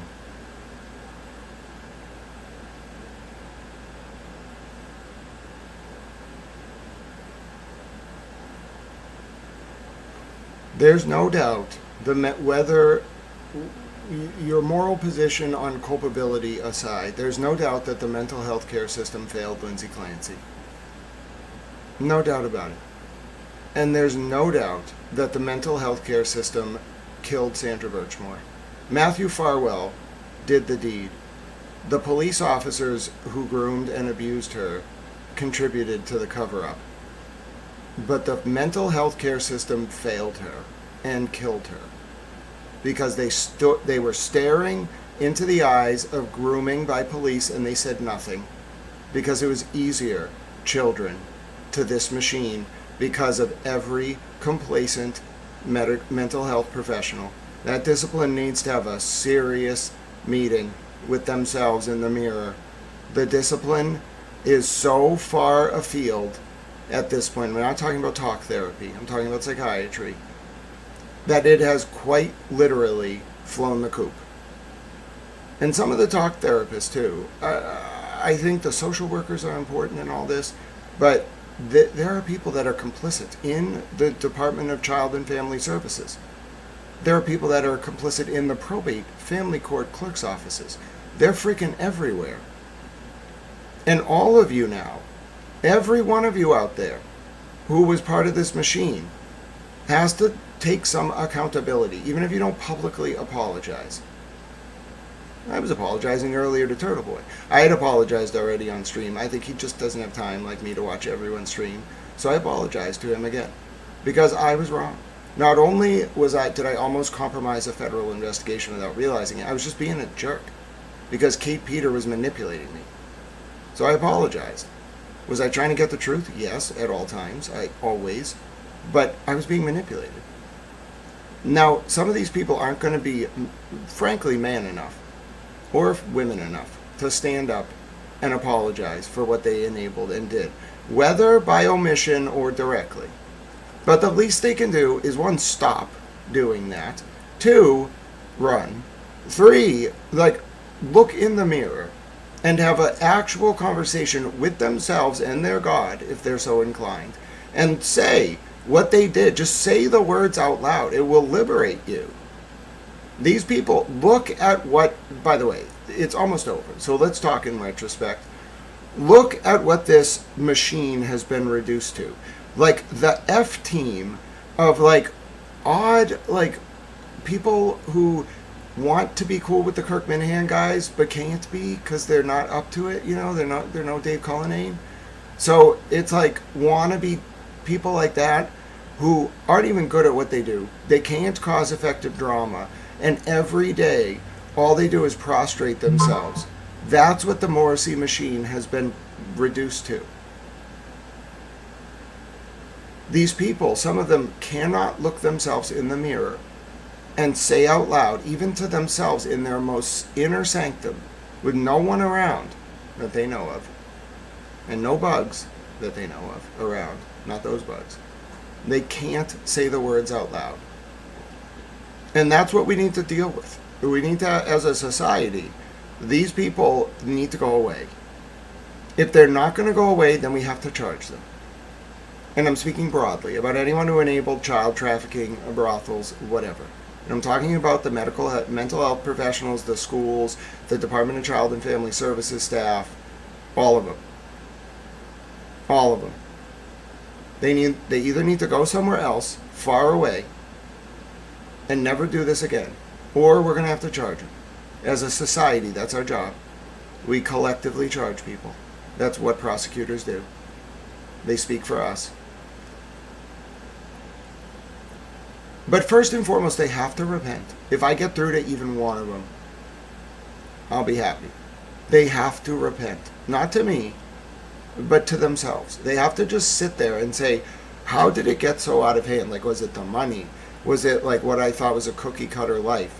Was it the American dream? Like, was it what I thought the American dream was? Was I hurt when I was younger? Was I hurt when I was older? Was I taking out something that went wrong with me on these vulnerable people? We can't put band-aids on this. I can't do, just the system can't charge every person. We have to get them to stop. And the only way to get them to stop is, one, to make them realize, like, they have to think at all times that someone's watching. You abuse a kid, I don't care if it's in the basement of a temple, like some odd, like, shrine to a demon. You gotta think there's somebody watching. You gotta think there's a camera, there's a guy in the woods, there's an informant there. They gotta think that at all times. They gotta have no idea what's going on. That will stop it. And then the other thing is, the people who were making money from this and had a life, I don't care, frankly, how much they knew about where this all went to. That's not material to me. Soldiers don't know, even like associates don't know who's calling the shots. I will deal with that separately through the juridical process and petitioning my government for redress of my grievances. That's a political question about who was doing all this to my country. I will find out. They are enemies of my country. Okay? But the people who enabled it, listen, I've tried to give you so many opportunities to get off this sinking ship. I've raised the red flag 100 times. I've told you, don't go down with this ship. Because it's not just some cops who went overboard. They were working for something larger. And whether you know it or not, you're going to be left sitting there for the rest of your life, drinking yourself to sleep and using Xannies and whatever else it takes, whatever GABAergic you need to go to bed. Not because you had a bad day, but because every waking moment of your life will be defined by the guilt. Free yourself. You can do it. I believe in you.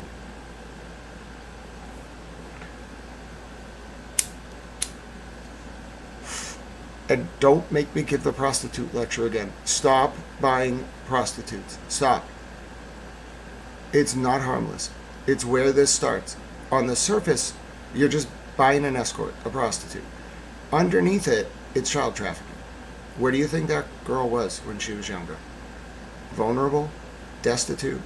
maybe addicted to drugs with nowhere to go. And they hooked her. And then when she got pregnant, they put her off and she started working. All right? So stop. Stop it. Is that every story? No, but it's most of them. Stop. You are buying child sex trafficking victims who were in essence conditioned via Pavlovian abuse to be your sex toy. Stop. Just stop. That must feel gross when you hear it like that, doesn't it? So stop.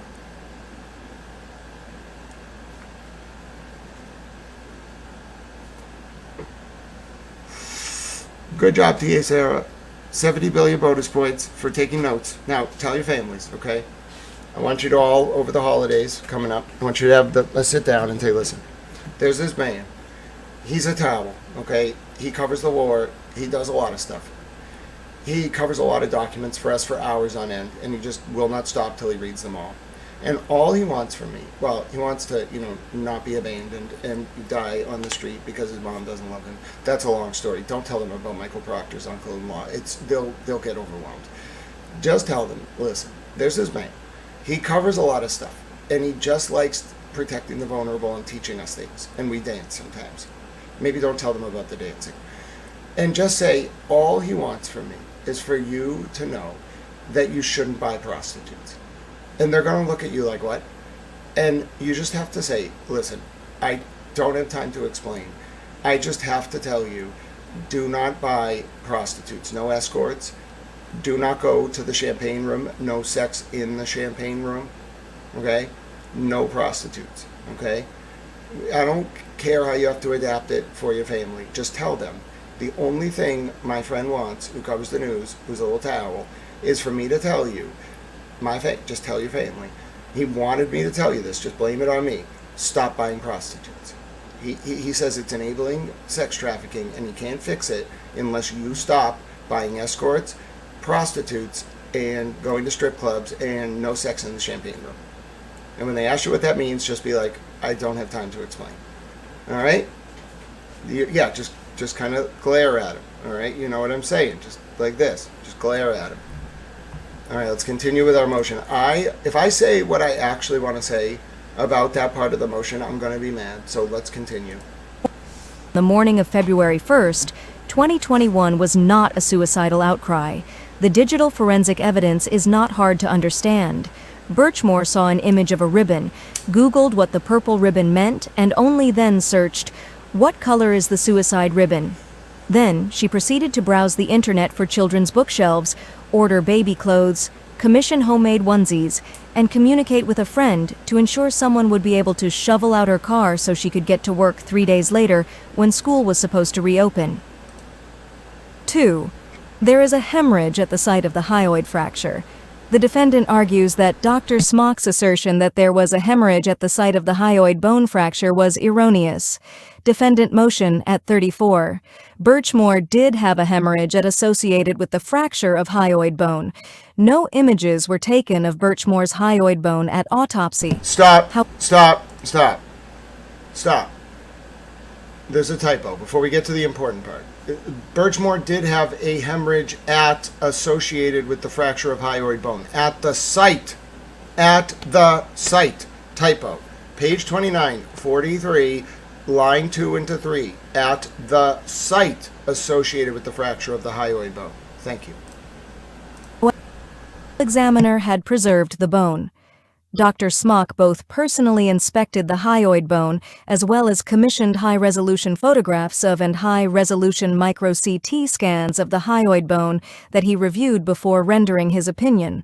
The photographs show a hemorrhage associated with the fracture. 10. Farwell points out that the forensic anthropologist did not observe the hemorrhage, defer mot at 34. That is not surprising. Such a hemorrhage would not appear on the scans, not photos, that the anthropologist reviewed in this case. Farwell's proffered expert, Dr. Andrew, is the only expert who has reviewed the images of the hyoid and opined that no such hemorrhage exists. However, his findings on this topic are vague, at best, with his report merely stating that a hemorrhage at the fracture site is an interpretive overreach. In addition to being vague about his opinion on a hemorrhage associated with the fracture, Andrew is also notably silent about the hemorrhage of the left sternothyroid muscle noted by Dr. Capo Martinez, which demonstrates bilateral pressure on the neck. Farwell is free to cross-examine Dr. Smock or Dr. Capo Martinez, the only people who inspected Birchmore's hyoid bone, to challenge any observations they made with respect to a bones. 10. Of course, this hemorrhage would not be visible on the CT scans, which only depict hemorrhage. However, the court should not exclude Dr. Smock because others who have not inspected the same evidence have reached a different, albeit vague, conclusion. 3. Farwell misrepresents Dr. Smock's conclusions about incomplete hangings. The defendant argues that Dr. Smock concluded that incomplete hangings can never cause hyoid bone fractures. Defendant's motion at 36. Farwell misrepresents Dr. Smock's opinions. Dr. Smock does not opine that incomplete hangings cannot cause hyoid bone fractures. He opines that the purported incomplete hanging in this case, that is, the position in which Birchmore was found, plus consideration of Birchmore's age and gender, would not have resulted in a hyoid bone fracture. Birchmore was not fully suspended, not standing into a ligature, not kneeling under a ligature, but seated and almost reclined under the ligature. Very little of her body weight was applied to that ligature. Additionally, Dr. Smock considered Birchmore's age in reaching his conclusion. The medical literature consistently emphasizes that in younger people whose hyoid bones are not fully fused, more pressure is required to fracture the hyoid bone. Here, no assumption about the formation of Birchmore's hyoid bone because she was significantly younger than the average age of fusing needs to be made, because subsequent examination confirmed that her hyoid bone was not. Here, no assumption about the formation of Birchmore's hyoid bone was rendered or was relied upon. It's just missing that. Here, no assumption about the formation of Birchmore's hyoid bone was rendered or was relied upon. It's just missing that. So that's going to be page 30. That's going to be the third full paragraph of section 3, okay, and that's going to be line 4, and then that's going to be between the word bone and because, so word 1, 2, 3, 4, 5 of line 4 into word 6 was relied upon, or something to that effect. Dr. Smock and Dr. Christensen, the forensic anthropologist, both conclude that Birchmore's hyoid bone, at the time of her death, had not fully fused. Therefore, it would require significantly more pressure to break. Dr. Smock will testify that the amount of pressure necessary to fracture an unfused hyoid bone of a young female would not be produced by the passive form of hanging in this case. Dr. Smock will testify that in his 40 years of experience treating the living and examining the dead, he has never seen a fractured hyoid bone from a partial hanging in a woman under 30 years old. Similarly, Dr. Capo Martinez will indicate that she does not recall seeing a fractured hyoid bone from a partial hanging in a person as young as Birchmore. The study that Farwell cites extensively also points out that age has a predictive power in determining whether a hyoid bone fracture will result from a hanging death. Rachel Wilson et al., a meta-analytical review of the frequency and patterning of laryngohyoid and cervical fractures in cases of suicide by hanging, 68J, of Forensic Sciences, 731, 739, 2023. It indicates that people 40-year-old and over are 2.3 times more likely to suffer from a neck fracture than people, like Birchmore, who are under the age of 40. Younger people whose hyoid bones have not ossified are less susceptible to structural failure and fracturing when subjected to loads on the neck.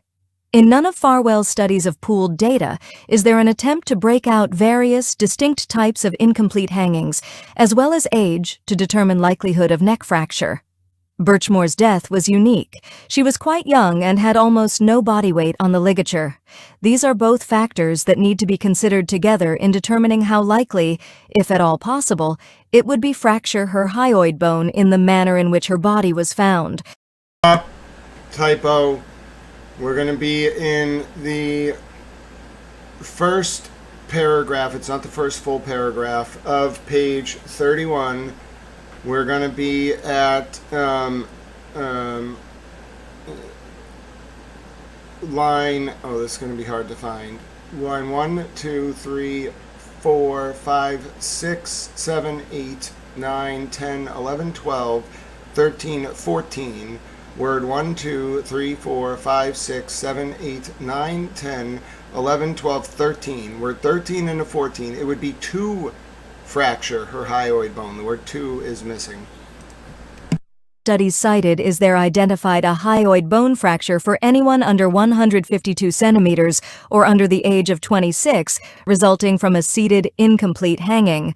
Farwell also attacks various components of Dr. Smock's opinions by citing literature that he claims suggests the injuries in isolation could also be consistent with suicide. Even putting aside that he misquotes Dr. Smock's report, he still overstates the degree to which the literature supports his argument. The literature he cites does not say that Dr. Smock's opinions about the cause and manner of death must be wrong. Rather, the literature, at best for Farwell, says the isolated injuries could also be consistent with suicide. For example, the literature indicates that when not separating out the various subsets of partial hangings, 22% of individuals under the age of 40 suffered a hyoid bone fracture from a suicidal hanging. C. Wilson et al. Importantly, that does not rule out their existence in homicidal strangulations. In fact, that study concludes that even when not controlling for age, homicide by ligature strangulation saw hyoid bone fractures of up to 64%. At trial, inherently, some matters that are the proper subject of expert testimony will be in dispute. Therefore, not surprisingly, it is well settled that alternative theories and interpretations of the evidence do not require excluding expert opinion testimony. See, for example, Mooney, 315 F. 3rd at 63, holding that the proponent of expert testimony does not have to negate competing theories for testimony to be admissible. It merely underscores the need for a jury to resolve the dispute after considering cross-examination and any additional expert testimony on the subject. 4. Dr. Smock will not testify that Birchmore's hyoid bone fracture could only have been caused by squeezing pressure of manual or ligature strangulation to the exclusion of any other mechanism. He also argues that Smock opines that a fractured hyoid bone can only be caused by the squeezing pressure of manual or ligature strangulation. Defendant's motion at 42. The defendant misrepresents this opinion as well. Dr. Smock will testify, consistent with his report, that he holds a reasonable degree of medical certainty that Birchmore's hyoid bone fracture was not the result of a seated, incomplete hanging. He will testify that manual or ligature strangulation would exert sufficient force to fracture her hyoid bone, even given that it was not fully ossified and thus harder to fracture. He will testify that Birchmore's hyoid bone fracture occurred at or near her time of death, and that, combined with the other physical evidence, his opinion is that Birchmore was strangled, resulting in the fracture to her hypoid bone and abrasion on her clavicle, and that her body was moved to make it appear as if she... Stop. Typo. Okay, typo. That's going to be the last full paragraph on page 32, line 1, 2, 3, 4, 5, 6, 7, 8, 9. Word 1, 2, 3, 4, 5, 6, 7, 8, 9, 10 is hyoid, not hypoid. V. Farwell can cross-examine Dr. Smock on whether there are any alternate theories about the cause of the hyoid fracture. Farwell presumes that Dr. Smock did not consider Farwell's theories, Dr. Smock, on whether there are any alternate her clavicle, and that her body was moved to make it appear as if she had committed suicide. Fracture. He will testify that Birchmore's hyoid bone fracture occurred at or near her time of death, and that, combined with the other physical evidence, his opinion is that Birchmore was strangled, resulting in the fracture to her hypoid bone and abrasion on her clavicle, and that her body was moved to make it appear as if she had committed suicide. V. Farwell can cross-examine Dr. Smock on whether there are any alternate theories about the cause of the hyoid fracture. Farwell presumes that Dr. Smock did not consider Farwell's theories implausible, theories that hypoxic terminal convulsions... They're tired, folks. Let's listen. I know they're getting ready for trial, but let's give them. They need to sleep more. Okay, they're tired. So you could tell they were writing, and they wrote Farwell's theories, and then they were like, wait a minute, they're implausible, and then they wrote implausible theories, but that's a typo. So page 33, section 5, first full paragraph, line 1, word 1, 2, 3, 4, 5, 6, 7, 8, 9, 10, 11 through 13. It's just implausible theories or theories. Okay, that's just someone being tired. They need to they gotta nail this. So I know they're working on a lot, and they're understaffed. But let's just, I don't know, like 90-minute REM cycles, I guess, like 90-minute naps around 3 p.m. would probably be good. Like, let's just find a way to make this work. All right, let's give them more rest. More rest is good. You're gonna have very smart people who need rest, and that's what this document screams to me. They are ready, but they need rest. During asphyxia or metal buckle. Farwell presumes that Dr. Smock did not consider Farwell's theories implausible, theories that hypoxic terminal convulsing during asphyxia or metal buckles could have fractured Birchmore's hyoid bone during a suicidal hanging. Defern Madiaker at 46. While Farwell is free to cross-examine Dr. Smock on whether he considered either of these scenarios, and, if he chooses, whether either scenario is plausible, the existence of an articulable alternative theory does not make Dr. Smock's testimony inadmissible, and Dr. Smock does address and reject Farwell's theory that Birchmore's hyoid bone could have been fractured during the 2, almost 3 days she was left seated with the ligature around her neck before police found her.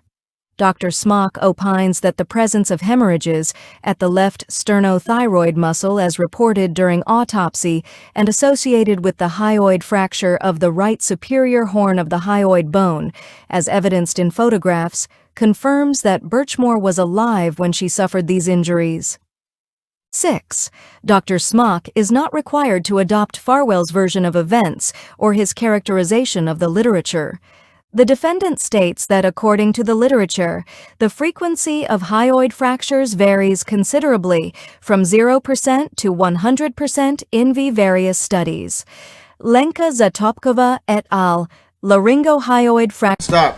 Stop. That's another typo. It's not in V, it's in various studies. So page 33, section 6, line 2, word 1, 2, 3, 4, 5, 6. In various studies, not in V, in various studies. In V is not a word. Hanging. A prospective autopsy study with an updated review and critical appraisal. 290 Forestnick Science International, U7073, 2018. They cite a meta-analytic review of over 8,000 hanging suicides, which indicates that approximately 1/3 of individuals who died by suicidal hanging suffered from a hyoid bone fracture, and so, hyoid bone fractures are not unique to homicides. That study found that age was a predictive factor in determining whether a person would suffer a hyoid bone fracture from a suicidal hanging, as individuals under 40 were 2.3 times less likely to suffer a hyoid bone fracture from a hanging. Defendant motion at 38. The defendant is critical of the fact that Smock is not persuaded by this meta-analysis. Defer Motner at 37. The fact that Farwell cites meta-analysis is relevant. Neither the doctor nor the government, as Farwell alleges, misunderstands the purpose and values of such studies. Dr. Smock merely opines that meta-analysis is not helpful here because the studies discuss correlations and averages, and none identify a single case of a person Birchmore's age suffering from a fractured hyoid bone from a seated or reclined hanging. While it is fair to suggest that it is not impossible for a 23-year-old to suffer a fractured hyoid bone from a suicidal hanging, and also not impossible for a person to suffer a fractured hyoid bone from a seated hanging, there is no examples in the literature of a 23 or... There are no examples in the literature, verb tense agreement. And also, like, just pure, like, lining up the plurals with the word.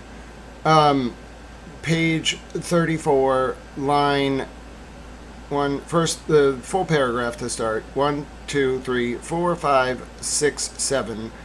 Line 7, word 1, 2, 3, 4, 5, 6, 7, 8, 9, 10, 11, 12, 13, 14, 15. Should be are, not is.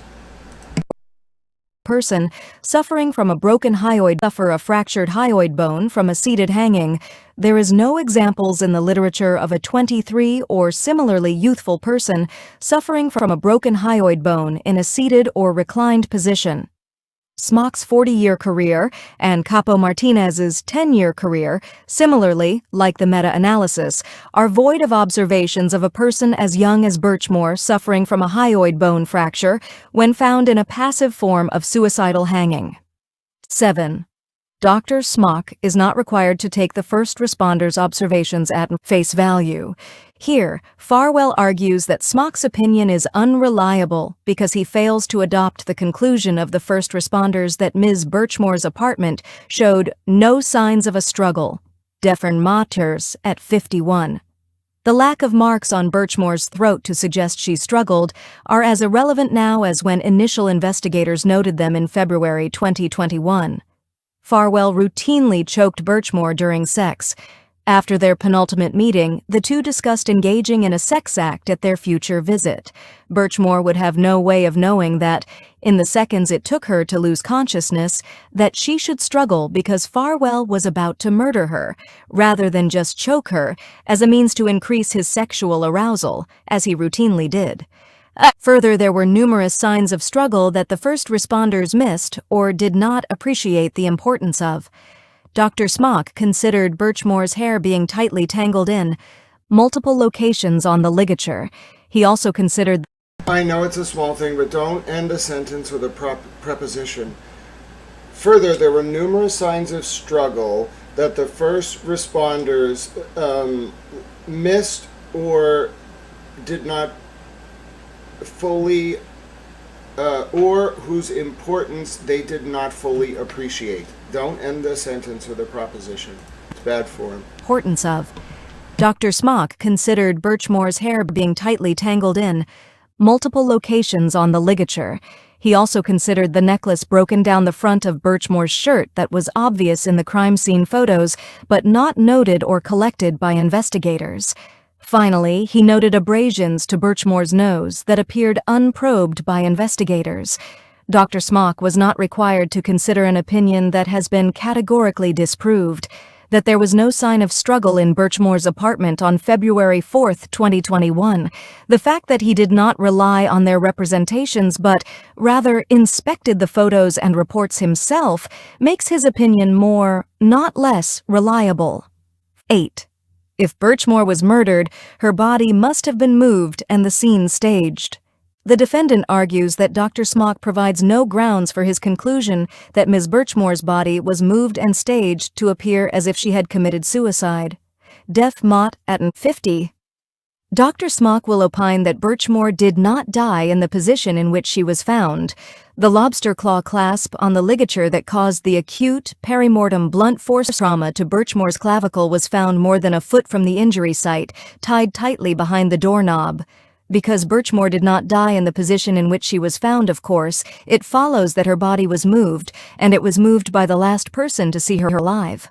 As a matter of logic, Dr. Smock can infer that the scene that purports to show Birchmore in suicidal hanging position was staged because the evidence strongly supports the conclusion that Birchmore died in a different way, by homicidal asphyxia and strangulation. See, for example, Mooney, 315 F. 3rd at 63, holding that an expert may testify regarding Moore's right hand at 9:40 p.m., 3 minutes before the Farwell left her apartment.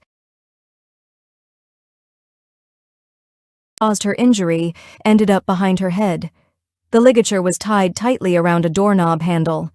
Birchmore's cell phone was not opened after the defendant entered her apartment and yet traveled 8 steps and was placed face down next to Birchmore's right hand at 9:40 p.m., 3 minutes before the Farwell left her apartment.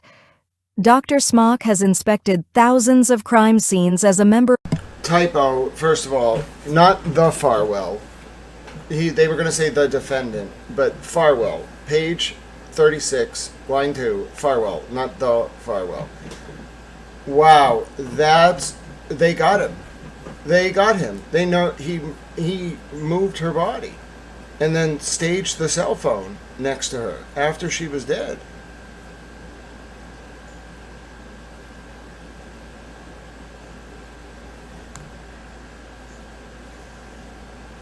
Wow.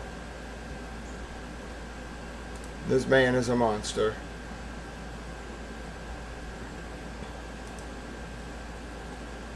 He's done. I'll write this up. I don't know about you, but I need a little mental decompression break. This has been we're almost done with the only government motion, and then we're on to the Farwell motions. This has been very hard to read. I know, it's been a lot. I'm going to try to find something to allow me to write this up. Here we go.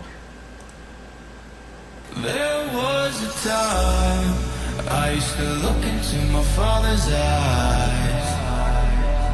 In a happy home, I was a king, I had a golden throne. Oh, those days are gone, now the memories on the wall. I hear the sounds from the places where I was born.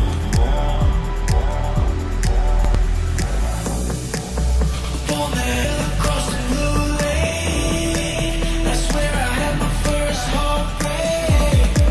I still remember how it all changed.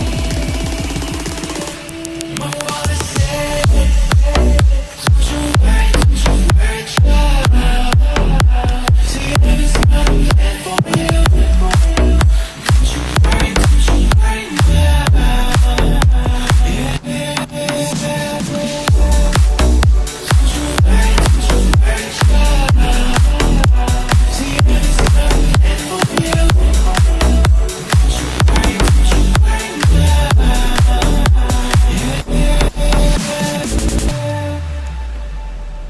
There was a time I met a girl of a different kind. We ruled the world. I thought I'd never lose her out of sight. We were so young. I think of her now and then. I still hear the songs reminding me of a friend. My father said, don't you worry, child. See, everything's got a plan for you. Don't you worry,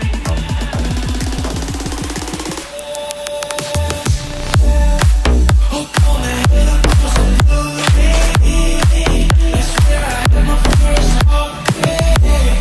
I still remember how it all changed. My father said, don't you worry, child. See, everything's got a plan for you. Don't you worry,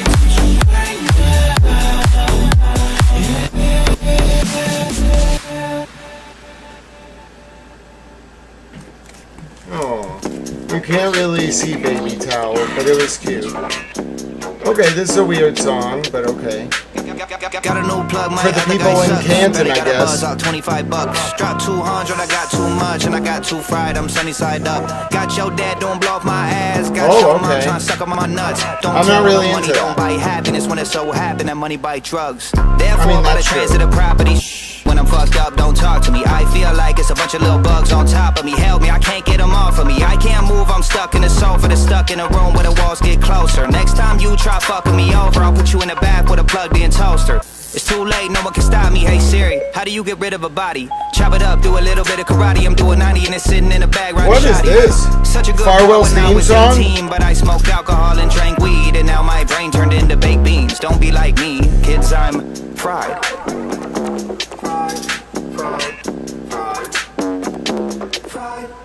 Got a new plug, my other guy sucks. Better got a buzz out, $25. Drop 200, I got too much, and I got too fried, I'm sunny side up. Got your dad, don't blow off my ass. Got your mom trying to suck on my nuts. Don't tell me money don't buy happiness when it so happen that money buy drugs. I feel obligated to say this, kids don't do drugs. Drugs are dangerous, the brain can change in ways I can't explain, but it feel like I'm stuck in a simulation. 2 sedatives for the euthanasia. The voice in my head got too persuasive, the flu contagious. Everybody dead except a couple rich white dudes in spaceships.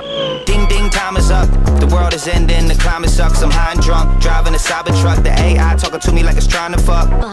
Such a good boy when I was 18, but I smoked alcohol and drank weed, and now my brain turned into baked beans. Don't be like me, kids, I'm fried. Oh, it's an anti-drug song. I get it. Got a new plug, my other guy sucks. Better got a buzz out, $25. What's a plug? Drop 200, I got too much, and I got too fried, I'm sunny side up. Got your dad, don't blow off my ass. Got your mom trying to suck on my nuts. Don't tell me money don't buy happiness when it so happen that money bites. I thought a plug was something people send TurtleBoy pictures of to get embarrassed when they later try to turn on him. Am I wrong? Please correct me if I'm wrong. I don't know what a plug is. What the hell's a plug? You know, whatever it is, I'm just not with it anymore. I don't know. The plug? Please. What are you going to hit the plug up for? Like a slice? Like, what are you talking about, bro? What's a plug? What's a slice? I don't know. Who's been hanging out with the white girl? What are you all up to? Listen. Don't be asking anybody for that white girl, alright? That's not appropriate. And I don't know what a plug is. What are you talking about? Listen, I am learning things. Thank you, Turtle Power. I never would have known that. I was convinced that a plug was something that you send a picture of TurtleBoy of so you can experience Schadenfreude when he inevitably embarrasses you in public. I thought that was what a plug. I'm sorry. Listen, maybe I'm just not with it. You know, the modern pop culture, it just moves so fast, ladies and gentlemen. How could you possibly expect to be expected to stay with it and pun on something like the word plug while pretending you have no idea what's going on? I mean, that would be some kind of like Tesseract-like art form, okay, where you're simultaneously breaking the fourth wall and not at the same time. How many layers of metaphysical commentary can you insert into a single pun when you're talking about words you've never heard of? All right, you know what I'm saying? So the point is, have I sufficiently mind-effed you all? Are we all good? Are you all just completely wrapped up in circles now? Do you have no idea what's going on? I was giving you a mental decompression break there. I hope you had fun. We went on a little towel-based roller coaster. Was that nice? Does your brain feel better now? Do you have any idea what's going on?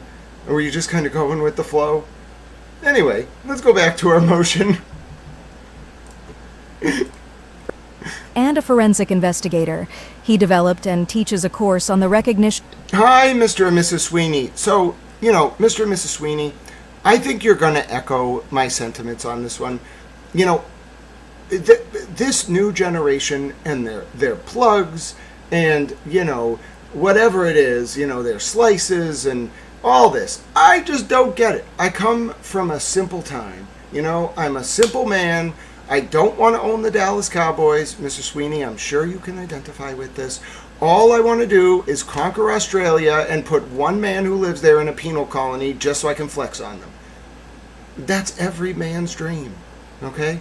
Anyway, Mr. Sweeney's wonderful. One time I fell down, as a disabled person is wont to do, just so you know. Like, eventually you too will get old, or God forbid you have a disability, and you'll just fall down. It happens to the best of us, bro. Like, I don't know what to tell you. Like, your body doesn't work the same way. So you go to step, your nervous system thinks you're stepping, but like the hip just doesn't do it. So you just miss the step and then you fall. Okay? I fell down one time. I was trying to go into court. Mr. Sweeney, when things were very tense, he was the first person. It's like this famous image. You could literally make it into a painting. Mr. Sweeney breaks from the pack, okay, of the crowd watching. Most people are pointing and laughing. It was one of these like seminal defining moments of my life. Mr. Sweeney comes over and mind you, I'm on like the ground, like of the stairs, like holding my hip. You know, I'm like, ow, like, you know, my hip hurts. They didn't know I was sewn together, but I was like, ow, like, Does somebody want to help me? Mr. Sweeney, all I see is, like, I can't really see the full print because he's coming at me. He just has his hand out. So I see this man, like, coming forward towards me with his hand out. And I'm like, oh, the hand of assistance. So I just reach my hand up. He grabs my hand. He pulls me up. He's like, you're all right, kid. And I was like, yeah, that one hurt a little bit, you know. And then he understood. And then that was the first time I ever met Mr. Sweeney.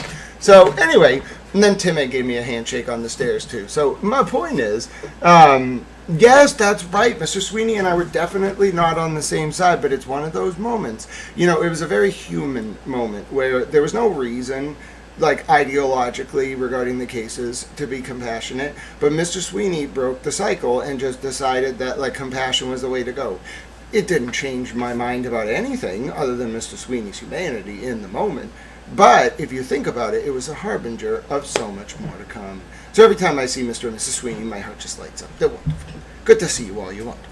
Let's continue with our motion. We are 36 pages through the government Farwell motion. Then we got like 5 Farwell motions to go. If I continue at this pace, we'll be done sometime tomorrow around 9 in the morning. I'm going to try to speed it up so we get done by midnight Eastern time if we're lucky.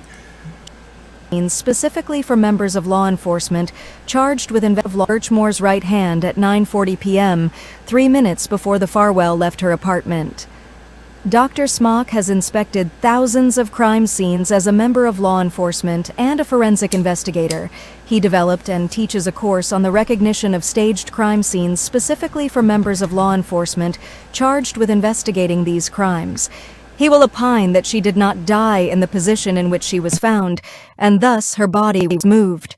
Farwell is free to cross-examine government witnesses or call their own witnesses to describe their observations from the crime scene.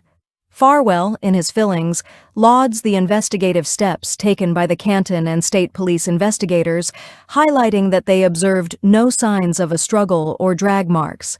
They criticize Dr. Smock for not considering or disagreeing with the first responders' analysis. Dr. Smock does not have to accept the initial investigators' conclusions. The trial process is how this dispute will be resolved. 9. The abrasion on... There was a typo there, ladies and gentlemen. That is not the word fillings, okay? So this is going to be first full paragraph, page 36, second line, word 1, 2, 3, 4, 5, 6, 7, 8, 9, 10, 11. In his fillings? No, filings. F-I-L-I-N-G-S, not fillings. There's 2 L's there. There should be 1. Thank you for your attention. Does not have to accept the initial investigators' conclusions. The trial process is how this dispute will be resolved. 9. The abrasion on Birchmore's chest is a pattern imprint. The defendant argues that Dr. Smock concluded without explanation that the injury to Ms. Birchmore's chest was a pattern imprint. Defendant's motion at 52. Dr. Smock will testify about pattern imprints and describe his years of identifying pattern imprints on both living and deceased patients. He will show the jury side-by-side images that he commissioned of the lobster claw clasp on the ligature from which Birchmore hung and the injury on her chest that was measured by the medical examiner during autopsy. There will be no doubt that that clasp caused that injury on Birchmore's chest. They are a perfect match in height, width, and shape. Dr. Smock will also show the jury the imprint that clasp made when placed in clay, and he will show that image side by side with the injury on Birchmore's chest. The fact that the defendant has these images, measurements, and report, and still suggests that there is no basis to suggest that the injury to her clavicle was caused by the lobster claw clap, is troubling. Despite that, he still argues that Dr. Smock's opinion is unreliable because the medical examiner only noted the injury and photographed it but did not appreciate its significance.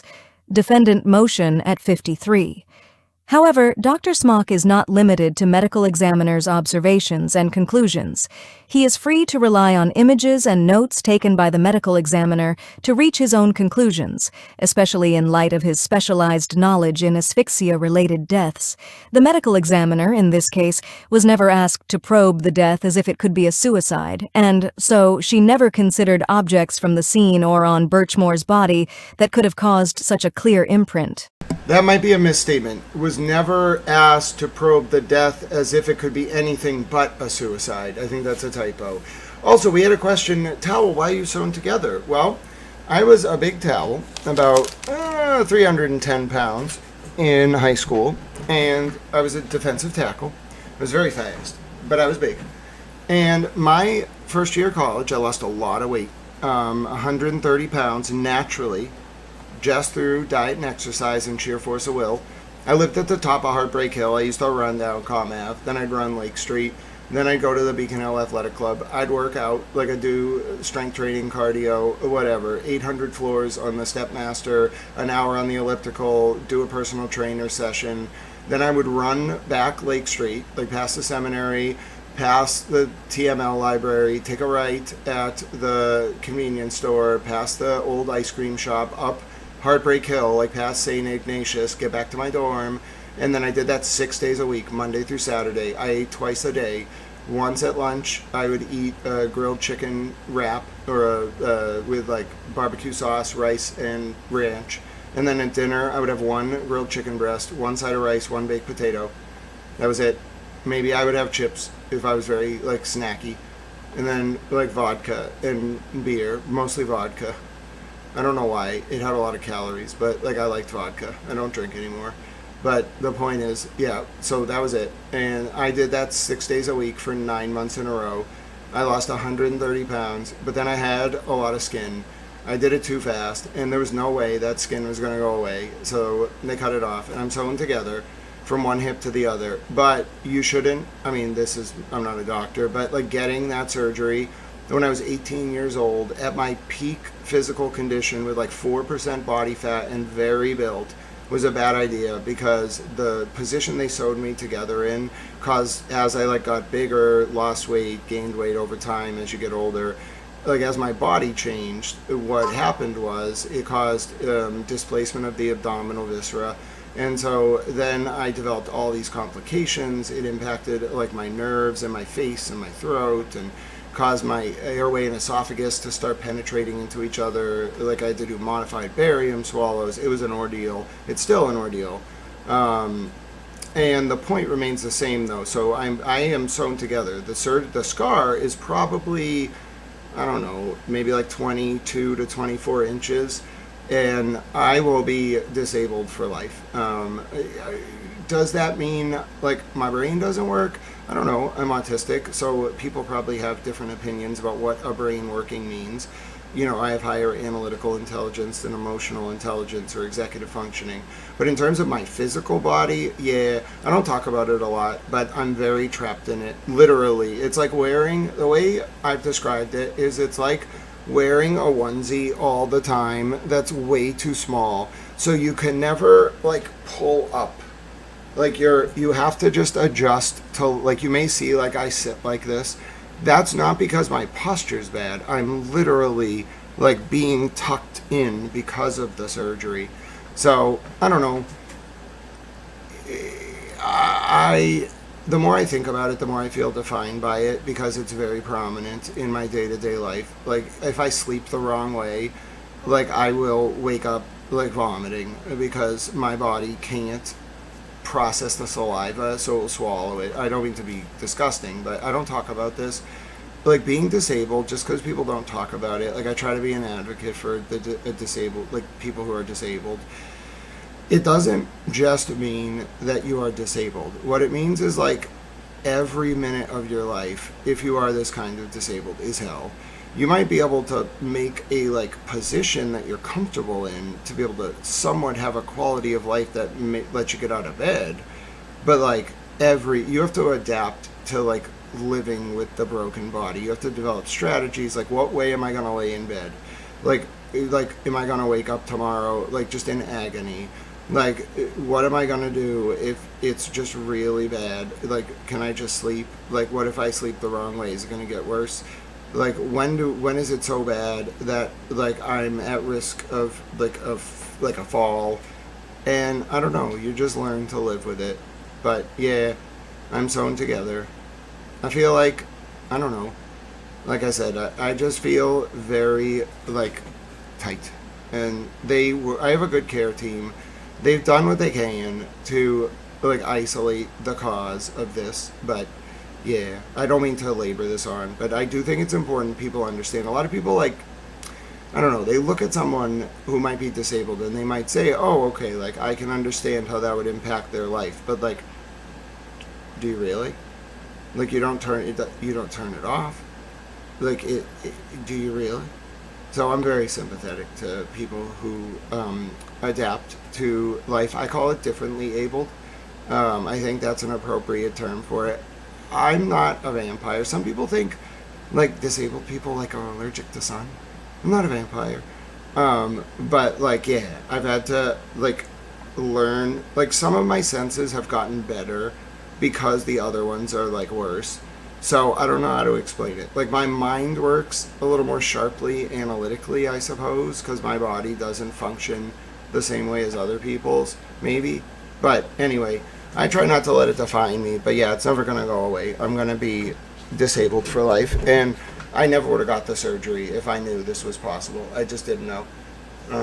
So, yeah, some people actually think disabled people are allergic to sunlight. Like we can't go in the sun. And I'm like, well, like, I probably shouldn't go, like, in 105 degree, like, weather, but, like, I can, like, try to walk. I probably got to be a little careful. Some days I should not be walking, but I don't know, like, the sun isn't going to, like, kill me. But some people really, like, especially some people who are a little, like, just, they've never, like, been disabled. They really think that, like, disabled people, like, when they go outside are, like, literally, like, I'm not kidding you. I've had someone say this, that, like, the sun for all disabled people is, like, a danger to them, and so they shouldn't be outside. And I'm like, I think there's, like, a couple conditions where maybe being in the sun would exacerbate your disability, or, you know, it's not a good idea, but, bro, like, that's not how disabilities work. Like, what are you even saying? Like, you think someone who's in a wheelchair can't be in the sun? So anyway, that's rare, but like, you'd be surprised what people think about the disabled among the people who are not disabled. I don't really care that much. Like, I'm not going to try to explain to some person who's never been disabled, doesn't know what it's like. I'm not going to justify myself, but some of the stuff they say is just odd.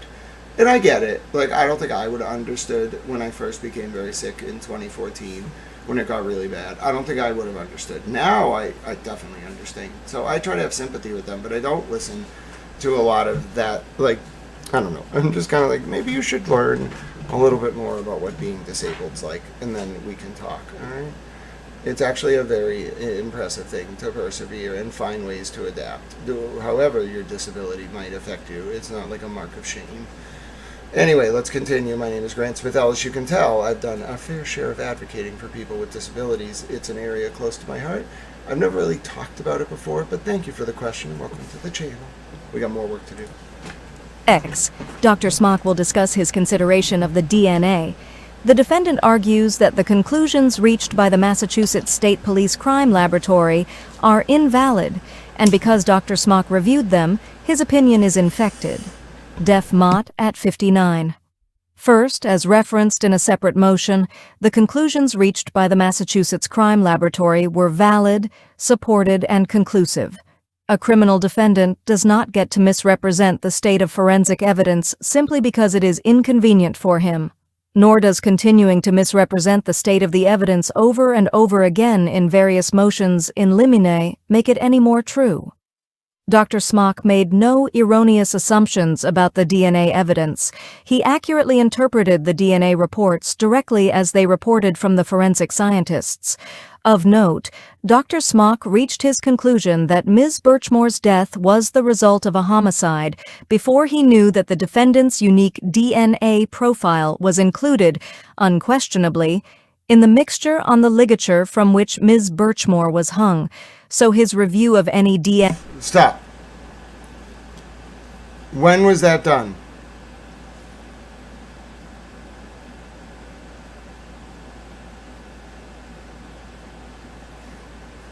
Do we know when the testing came back? I know it was in one of the motions, confirming that Matthew Farwell's unique DNA profile was included in the mixture on the ligature. Does anyone know the date? I should know this, but this is a really hard one. Who was taking good notes?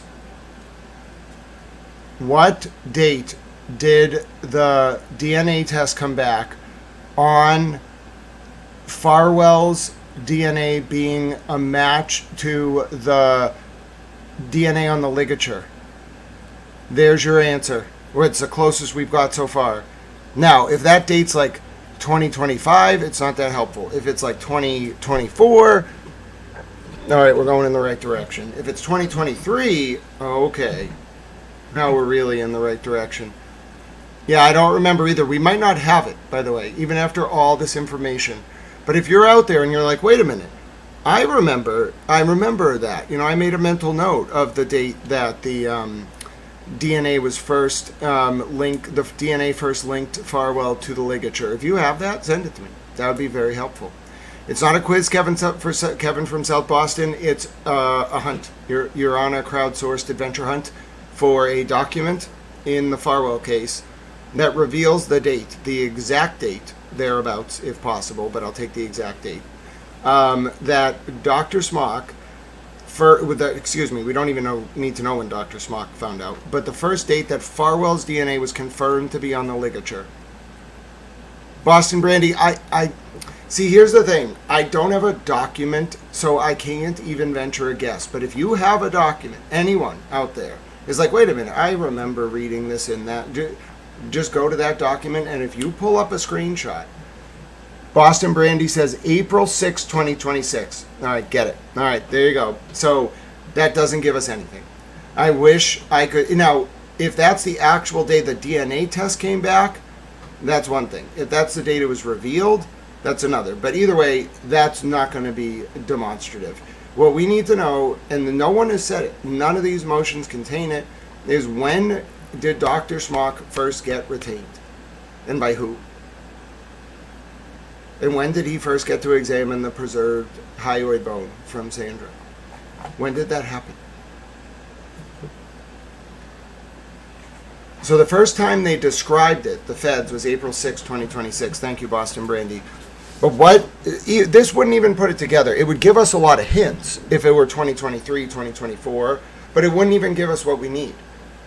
What will put this all together, and it will confirm it one way or another, maybe it won't, because who knows what caused the FBI or DOJ to bring in Dr. Smock to begin with. Dr. Smock, initially, even though it's only called a partial autopsy, we're going to distinguish it from the autopsy by the OCME. Dr. Smock comes in at some point unknown, according to the public documents, and he reviews the actual hyoid bone from Sandra that was preserved after her cremation. Well, we don't actually know. It could have been before, could have been after, nobody knows. Probably after. And he takes pictures and then does a CT scan and identifies the hyoid bone fracture, okay? Before this, only the muscle near the hyoid bone had been identified as damaged by the OCME. From that point in time, this is called a partial autopsy that Dr. Smock did. From that point in time, Dr. Smock calls the FBI and says, please take pictures of this. So we know the family, Sandra's family, did not bring in Dr. Smock. It sounds like the DOJ or the FBI brought in Dr. Smock, and when he found something, he called them to let them know. When that happened is incredibly important to the timeline. There's another date that will also confirm all of this. The first federal search warrant for Sandra Birchmore's Facebook. Search warrant 6,000. Okay? There were 667 search warrants in the Farwell investigation. The date, what will completely take away all of this guesswork, and it's very secret, nobody knows, is the date the federal government issued a search warrant for Sandra's Facebook. Now that could be as early as 2021. Why? Because that's when Sandra's family turned over her electronics to the state police and then the FBI.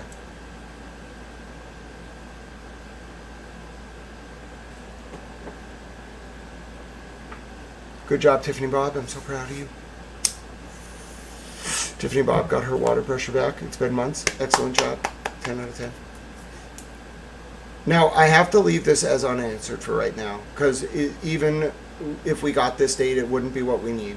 There are two pieces of information that I think are being kept secret for good reason that will allow this full picture to emerge, which is when was the date that Dr. Smock was brought on, and tied into that, who brought him on, and two, what was the date of the first federal search warrant for Sandra's Facebook. You get those two dates, you know everything that happened. But until then, it's going to be guesswork. Could not have infected his opinion. That being said, Dr. Smock will not offer any opinion regarding the DNA evidence. He may opine that the DNA results further confirmed his opinion, but he will not be asked to explain or describe the DNA results in this case. 11. Dr. Smock's opinion as to the injuries to Ms. Birchmore's nose are based on his 40-plus years of experience. The defendant argues that Dr. Smock has provided no rationale for his opinion that the abrasions on Ms. Birchmore's nose are consistent with injuries seen in instances of suffocation. Once again, it is apparent that the defendant intends to ask the jury to ignore what they can see with their own eyes. Ms. Birchmore, at autopsy, presents with abrasions to her nose. While the medical examiner did not note these, she photographed them in detail. Smock, through his significant experience as an emergency room physician and assistant medical examiner, has seen hundreds of cases of attempted and completed suffocation. He will testify that the injuries to Birchmore's are consistent with injuries that he has seen on other patients who have reported being smothered or suffering from suffocation attempts and having something like a pillow pushed into their face. 11. 12. Dr. Smock's reference to the history of choking will be limited to how that impacted his evaluation of the lack of defensive wounds on Birchmore's body. The defendant argues that Smock should not be permitted to give an opinion about Farwell's history of choking Birchmore. Defendant's motion at 59. Farwell's history of choking Birchmore during consensual sexual intercourse will be proven through the introduction of text messages between Farwell and Birchmore. Dr. Smock will only comment on Farwell and 11. The first responders did not collect Birchmore's linens or inspect her bed for evidence of a struggle. Birchmore's history of choking to explain why there may be an absence of defensive wounds on Birchmore's neck. Farwell has argued in multiple filings that the absence of fingerprints or scratches on Birchmore's neck proves she died by suicide. Farwell has also focused on the lack of DNA under Birchmore's fingernails, claiming that Birchmore did not struggle, so she could not have been murdered. Dr. Smock will agree that there are no defensive wounds on Birchmore's neck, but he will opine that he would not necessarily expect such injuries given how quickly Birchmore would have lost consciousness when strangled. He will further opine that the lack of defensive wounds is even less persuasive, given that it is undisputed that Farwell routinely rolled Birchmore to have anal sex with her and engaged in choking activity to increase his sexual arousal. Dr. Smock will not comment on the alleged incident of physical violence between Farwell and Birchmore that occurred after Birchmore told him she was pregnant, or argue that because Farwell choked Birchmore in the past, he was more likely to have murdered her. I'm afraid to ask, what does rolling mean? I don't want to know. I don't want to know.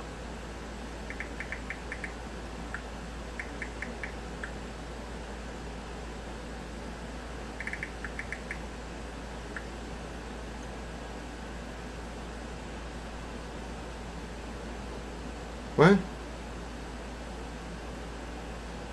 What?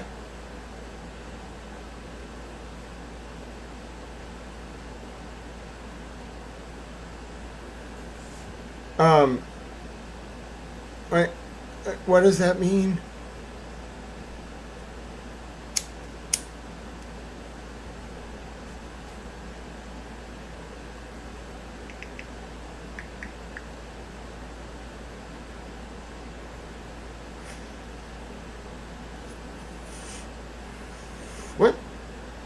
What does this mean?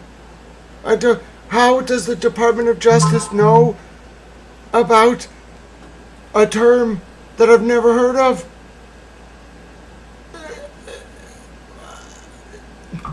I don't want to know, but I can't understand. What does this mean? How could... I don't even want to know.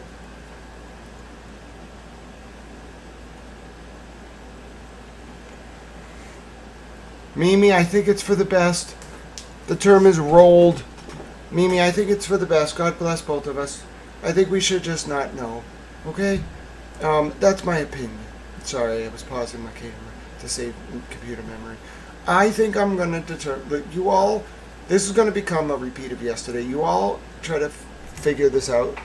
The sentence, alright, fine. I'll have the reporter with her, I'll do it. and engaged in choking, will opine that he would not necessarily expect such injuries given how quickly Birchmore would have lost consciousness when strangled. He will further opine that the lack of defensive wounds is even less persuasive, given that it is undisputed that Farwell routinely rolled Birchmore to have anal sex with her, and engaged in choking activity to increase his sexual arousal. Turned over? But why the scare quotes? I totally... listen, I don't mean to overanalyze this. I just need to know, because he might have been... This might imply some kind of like sexual proclivity that is material to his state of mind. Which is... He had a weird mind. So... Now Oh, hello, Noel. Welcome. I understand what you all are saying, and that makes the most sense. That what it means is to just turn someone over, but you wouldn't put it in scare quotes. And I'm going to guess that somewhere along the lines, Farwell said something to Birchmore about this, Sandra Birchmore, and the DOJ was able to understand what it is by that context. We, however, have no idea. And you wouldn't... If you were gonna turn someone over, you wouldn't, and you were describing that as an attorney, a prosecutor, you wouldn't say Farwell rolled Sandra over. Or, you would just say that's not, you don't need a scare quote. So I don't think that's what that means. So that's why I'm a little bit, this man was very sick in the head. Whether he was abused as a child or not, I don't know. But he was sick in the head. And it just tells me... the scare quotes make me think that there might be something more... And I don't even want to know. As a journalist, I will eventually have to understand his state of mind, because it's an element of what he did. And it's wrong. And other people should know that what he did and how he thought was wrong. But I almost don't want to know what the scare quote is there. So, and I know, I really do think that from the context, flip over is the most likely meaning. It's the scare quotes that, no pun intended, scare me. Not comment on the alleged incident of physical violence between Farwell and Birchmore that occurred after Birchmore told him she was pregnant, or argue that because Farwell choked Birchmore in the past, he was more likely to have murdered her. Their history of choking will only be referred to in the context of explaining why Ms. Birchmore did not struggle when placed in a vulnerable position with the defendant. 13. Dr. Smock will opine that Birchmore's manner of death was homicide, but he will not use the term homicidal death elsewhere in his testimony. The defendant argues that Smock should not be permitted to use the term homicidal death. Defendant's motion at 67. Dr. Smock will certainly engage with and rebut Farwell's argument that there were no signs of a struggle. He will testify regarding two obvious signs of resistance depicted in the crime scene photos. 1. Birchmore's hair entangled in the ligature, and 2. A necklace broken on the front of Birchmore's shirt. He will also opine that Birchmore died by means of homicidal strangulation, and not, as the defense would argue, a suicidal hanging. However, he will not use the term homicidal death elsewhere in his testimony when referring to Birchmore's death, except when providing his official opinion on her manner of death. D. Rule 403 balancing test weighs heavily in favor of admitting Dr. Smock's expert testimony. Here, the standard is whether the probative value of Dr. Smock's testimony is substantially outweighed by the danger of unfair prejudice. Federal Rule of Evidence 403.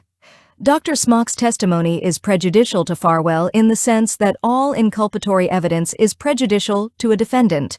However, Dr. Smock's testimony will help establish that Birchmore died by homicide and clearly refute any claims that Birchmore died by a partial, incomplete hanging, or that she died in the position in which she was found. Dr. Smock's testimony is quite probative. It will assist the jury in understanding the evidence and determining a fact at issue in the case. Here, the government is required to prove beyond a reasonable doubt that the defendant killed Birchmore with malice aforethought, willfully, deliberately, maliciously, and with premeditation. While there is overwhelming evidence learned during its investigation of Birchmore's death that the government will present to prove its case, Dr. Smock will help the jury understand the medical evidence that supports this conclusion. The only two people present at the time of the murder were the defendant and Birchmore. Dr. Smock's testimony, supported by his extensive experience and ongoing training and presentations in the field of asphyxia-related deaths, makes him uniquely qualified to review the materials in this case and offer his opinion as to the cause and manner of Birchmore's death. Dr. Smock is also a national leader in identifying and treating asphyxia-related injuries, exactly the type of injuries that Birchmore suffered from here. It is important to have someone with that specialized focus supplement the observations of the medical examiner, who, through no fault of her own, has not evaluated many asphyxia-related homicides. 12. While it is also important for forensic pathologists to have medical knowledge about a wide array of causes of death, it is equally important for a jury to hear from someone who specializes in and educates others on asphyxia-related deaths. Dr. Smock will also discuss his experience investigating deaths where the victim was strangled or suffocated to death and the body was then positioned as a victim of suicide. Such testimony is not unduly prejudicial. The charge is that the defendant murdered Birchmore. The jury will infer, of course, that if... Typo, page 41, paragraph 2, line 3, word 1, 2, 3, 4, 5, 6, 7, 8, 9, and 10, redundant. The charge is that the defendant, not that. Typo. Birchmore, he also must have moved her body, given that she... The charge is that the defendant murdered Birchmore. The jury will infer, of course, that if the defendant murdered Birchmore, he also must have moved her body, given that she was found reclined under a doorknob with a ligature around her neck. Farwell credits the initial investigator's assessment that there were no signs of a struggle. The government must be permitted to call an expert who has responded to and investigated thousands of crime scenes to describe the items of significance for the crime scene and to explain to the jury positions in which Birchmore could have died and why she could not have possibly died in the position in which she was found. 2. The court should deny Farwell's motion to exclude Dr. Smock's expert testimony without conducting an evidentiary hearing. It is well settled in this circuit that Rule 702 does not require that the court conduct an evidentiary hearing. See Crater, 93 F. 4th 581, 590, First Circuit 2024.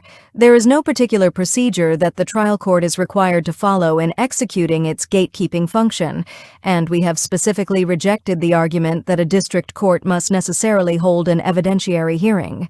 Quoting Smith v. Dorchester Real Estate Inc. 732 F. 3rd 5164, First Circuit 2013, and Philippos 849 F. 3rd at 471. 12. Dr. Capo Martinez, in her expert disclosures, indicates that she has had no asphyxia-related homicides in the last 4 years. In her entire career, she has seen 4, but all had injuries at other locations and were not isolated asphyxia cases like the present case. The court should deny the defendant's motion to preclude Dr. Smock's testimony concerning cause and manner of death, asphyxiation, strangulation, and the staged crime scene without conducting an evidentiary hearing. The court has abundant information about the nature and scope of Dr. Smock's qualifications and proffered opinions. Other courts have without exception admitted his expert testimony on these subjects. An evidentiary hearing would reveal nothing that has not already been addressed. Conclusion. For the foregoing reasons, the government respectfully requests that the court deny defendant Matthew Farwell's motion to exclude the expert testimony of Dr. William Smock, M.D.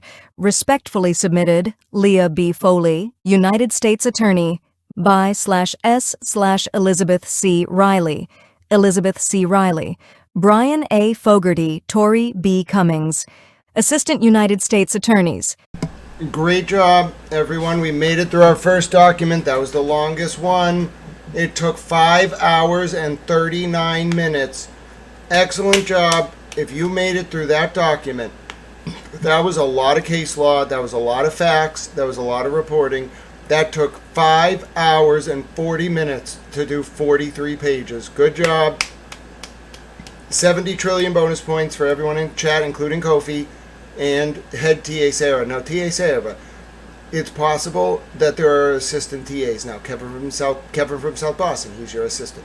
Bonnie Tao, she's an assistant.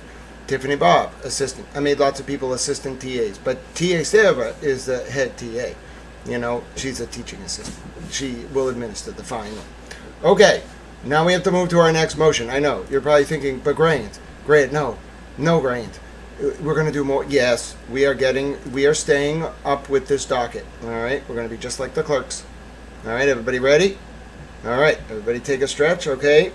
Do your exercises. All right. Should we, you want a little dance? All right, we got way more to go. We're just getting started. We're like halfway done. All right, we'll have a little dance. All right, this is a good way to get you going. All right, we'll get the, I don't know if this is going to be the type of dance music you're used to. This is Benny the Butcher. This is called One Way Flight. All right. This one is going out to all my towel friends. All right. Here you go. Yeah. You already know.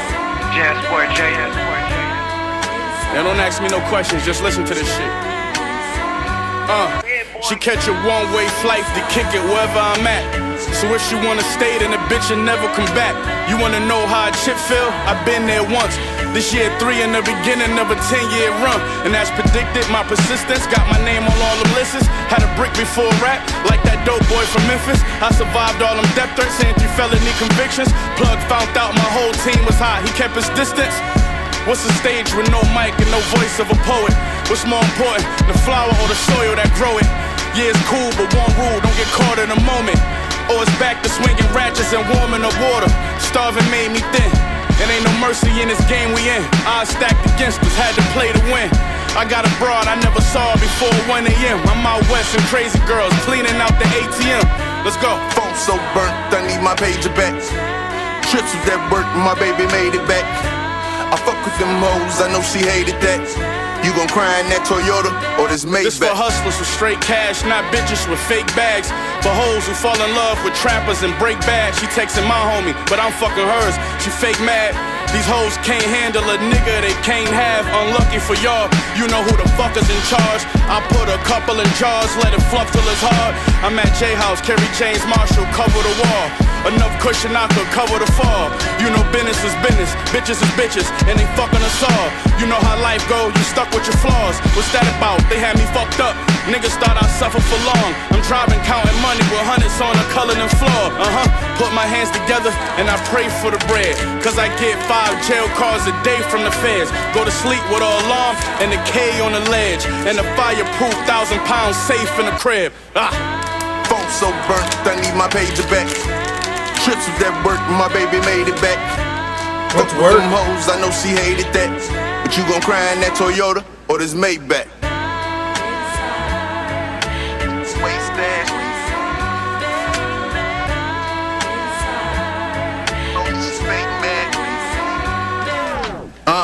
I said fuck it, one gon' do a verse. Bought some ugly white girl when I whipped it, it's Miss Universe. Me go bought them chickens on the bird, that's that scooter work.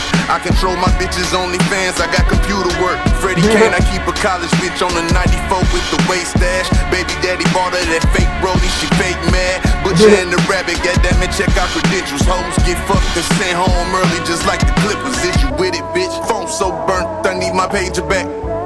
Trips with that work, my baby made it back. Fuck with them hoes, I know she hated that. But you gon' cry in that Toyota or this Maybach?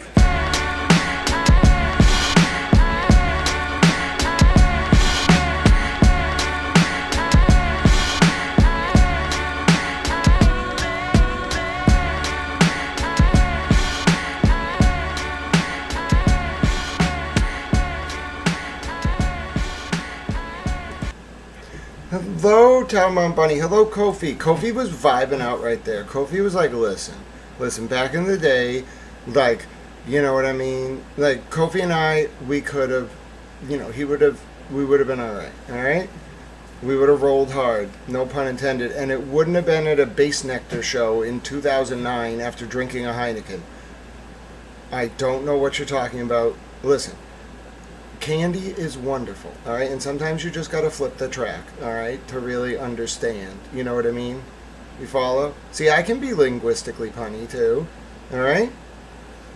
Listen, all you got to do sometimes, right, when you're making candy, is flip it. That's how you do it, you know? That's how you make candy. You just flip it. All right? And that's just how it is. Drugs are bad, all right? And if you don't believe me, well, you know what Eminem says.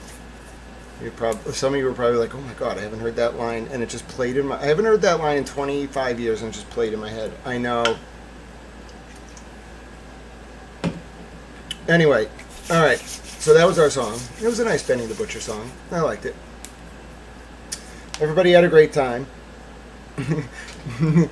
T.A. Sarah. The primary note of today: drugs are bad. The U.S. Attorney's Office is like, oh my God, like what have we gotten ourselves into? Listen to me. If you want to actually understand, you know what I mean, then you gotta understand. Maybe you do understand. Standing Stones understands. You know what I mean? You can't just wing it. If you want to understand, you got to understand. You know? And hopefully you get out alive. That's all I'm going to say about that. Alright? I am just an awkward dude with a big afro who is, you know, ridiculous. Alright? Pay no attention to the towel behind the curtain. I've never been anywhere. I don't know anything. What are you looking at me like that for? Kofi? Kofi, stop it. Stop it, Kofi. I'm a towel.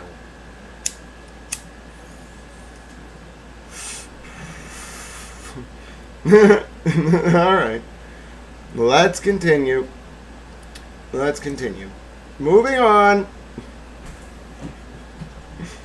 Moving right along to our next motion. What is that one going to be? Let's see. Hold on, I got to think about this a little bit. Alright, so we did that one. Very good. Okay, now what's this one? Wait a minute. We already might have done this one. Hold, please. United States District Court.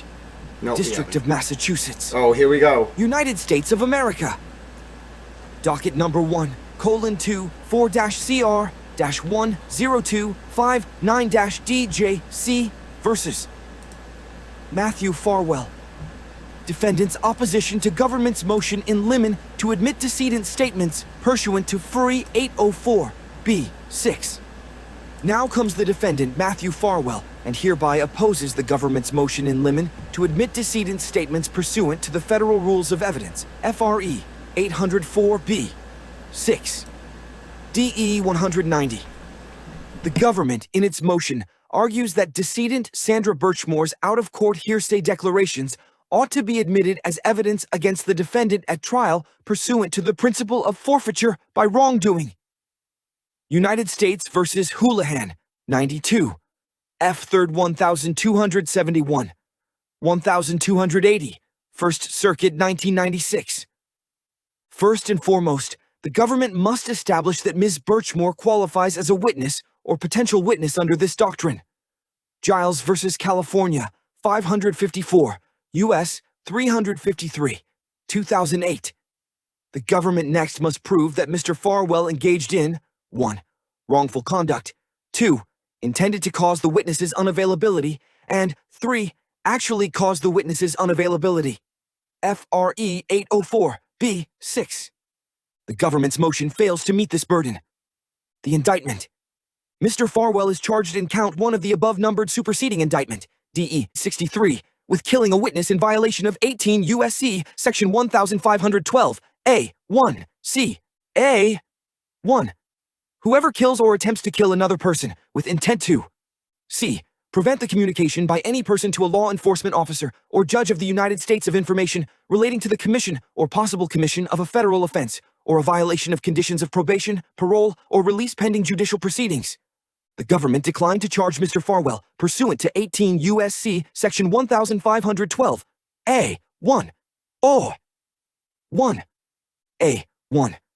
Whoever kills or attempts to kill another person with intent to A. Prevent the attendance or testimony of any person in an official proceeding. Witness/potential witness. Having failed to charge Mr. Farwell with killing Ms. Birchmore with intent to prevent her attendance or testimony in an official proceeding, the government now avers in its motion that it will prove by at least a preponderance of evidence at trial that A. Farwell caused Birchmore's unavailability, B. by a wrongful act, C. undertaken with the intention of preventing Birchmore from testifying at a future trial. The government alleges that Matthew Farwell and Sandra Birchmore engaged in a years-long intimate relationship that began a month before her 16th birthday and ended with her death at age 23. Mr. Farwell was married for the majority of that time. He and his wife were expecting their third child at the time of Ms. Birchmore's passing. Ms. Birchmore herself was pregnant with another married man's child at the time of her death. She told Mr. Farwell that Stop! Stop! Stop! Stop! Stop! Everybody stop! Everybody stop! Everybody stop! Time out. Kevin from South Boston, get off the couch. Jump up and run around in circles. Everybody stop. Everybody stop. Pause. Time out. Towel time out. Everybody gather around. We're having a towel huddle. Here it comes. Oh yes, we're gonna do this right now. Ladies and gentlemen, answer me these questions 3. That was creative. Was the Army recruiter married? Was Billy Farwell married? Was Robert Devine married? If the answer to those questions is no, no, and yes, we got our man!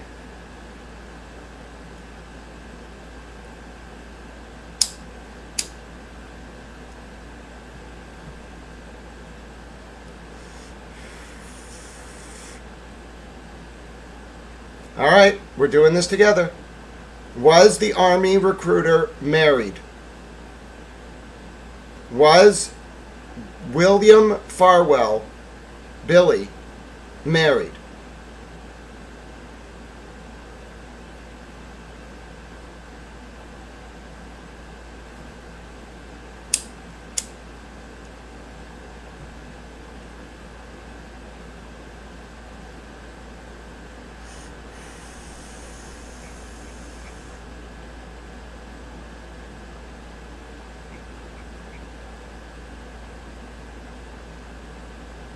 The silence. It is on purpose. This is everything. Well, unless the answer to all 3 questions is yes, in which case it's not. But I haven't studied whether the Army recruiter was married. I haven't studied whether William Farwell, the brother, Billy had a wife. Sorry, I burped. It's a byproduct of my disability. That's it. All right, call in your best people. We're having a towel huddle. Send your people off into the research fields. Ladies and gentlemen, we have 3 questions to answer, or you cannot pass the bridge. I'm not trolling. You're trolling. I am boxy, you see. All right, this is the moment.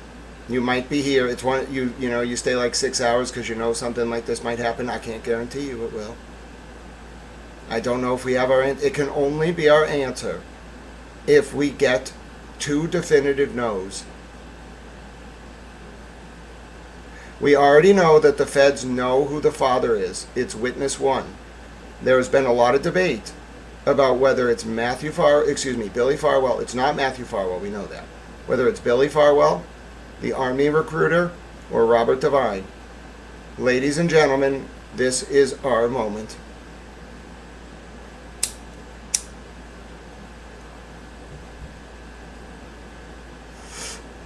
Boston Brandy says, Picard, the Army recruiter wasn't. Ladies and gentlemen, that gives us, we need to double check this, that gives us one more question. If William Farwell was married, we won't get our answer right now. It all comes down to this. If William Farwell was not married in February of 2021, this is the moment.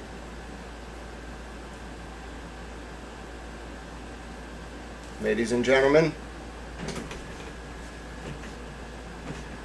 this is Towel News.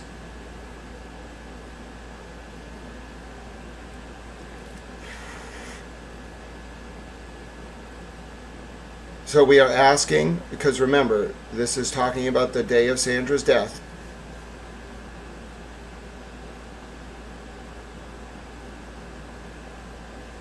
Now, Billy Farwell was married at one point, I do know that. But was he married in February of 2021? I know he did have a daughter. I know that. That's right. But was he married in February of 2021? This is our moment. If he was, we're not getting our moment, because it could be him or Divine. But we have ruled out the Army recruiter.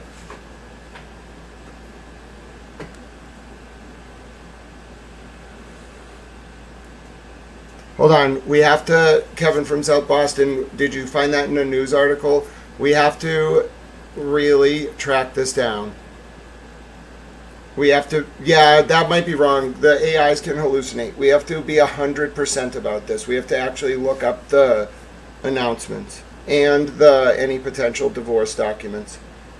It was Massachusetts, wasn't it? So it would be in the probate and family court documents, huh?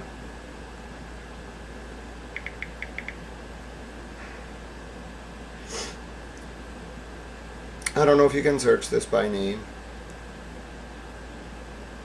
I don't know what division it would be in. Where did they live? Where did William Farwell live? Probably near Stoughton, right? So Norfolk. Okay.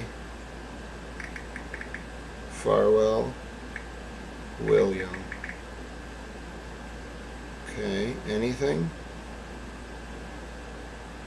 Oh, shit!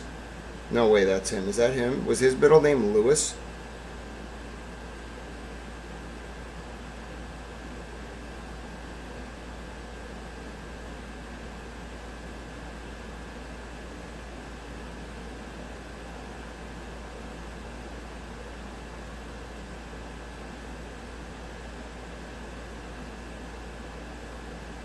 Is this him?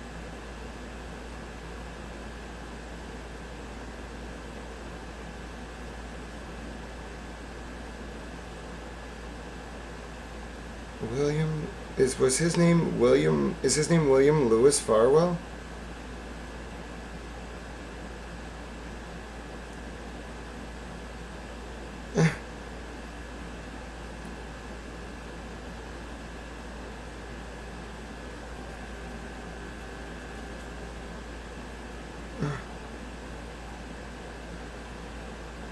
What? Wait, what? William Farwell has to pay $13,000 a month for the rest of his life until his until his ex-wife's death or remarriage? The plaintiff. Who's the fucking plaintiff? Farwell.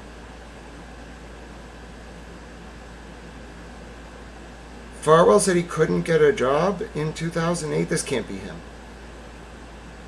Is his name William L. Farwell? I need to confirm this. Hold on. Could just be another guy named... I mean, that would be very... But it doesn't say like he was a cop in this. William Lewis Farwell. Is that guy?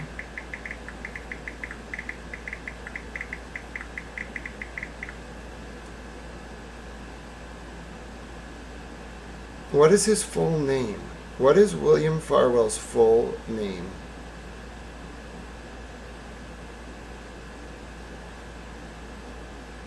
What is even his middle initial? I just need one article confirming this is the same guy.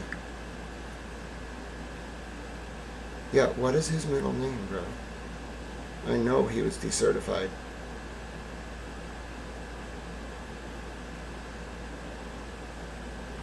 William T. Farwell. All right, not him. It was Stoughton, so it very obviously could have been him. But no, then the case in mind you, he could have lived in a town that wasn't Stoughton. I don't know where William Farwell lived. We can probably track this down, but all I need to know, I guess I could ask, hold on. This is very incredibly important. This is actually one of the most important things we will ever do here.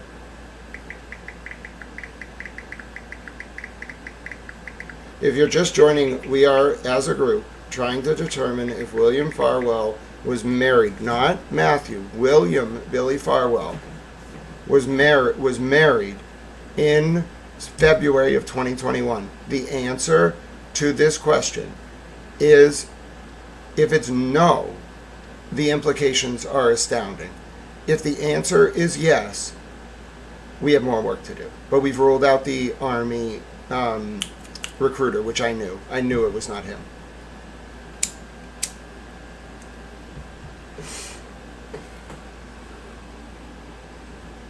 Angela Farwell.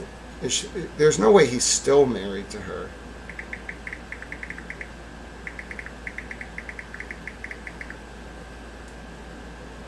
When did they get divorced?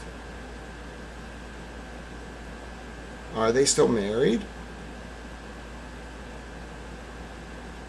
There's nothing on the internet about not Matthew Farwell. William and Angela Farwell.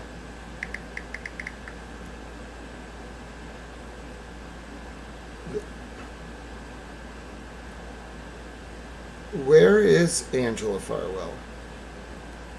Is she gone? There's no marriage announcement. There's no divorce announcement. Where is he?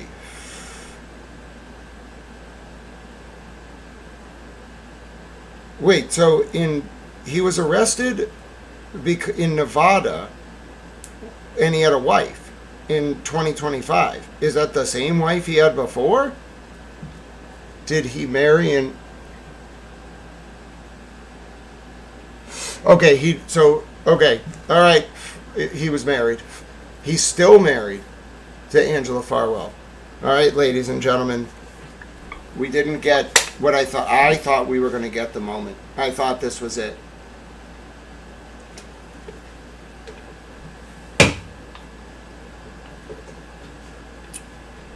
Wow. It's one of two men. The father of Sandra Birchmore's baby is one of two men. William Farwell or Robert Devine.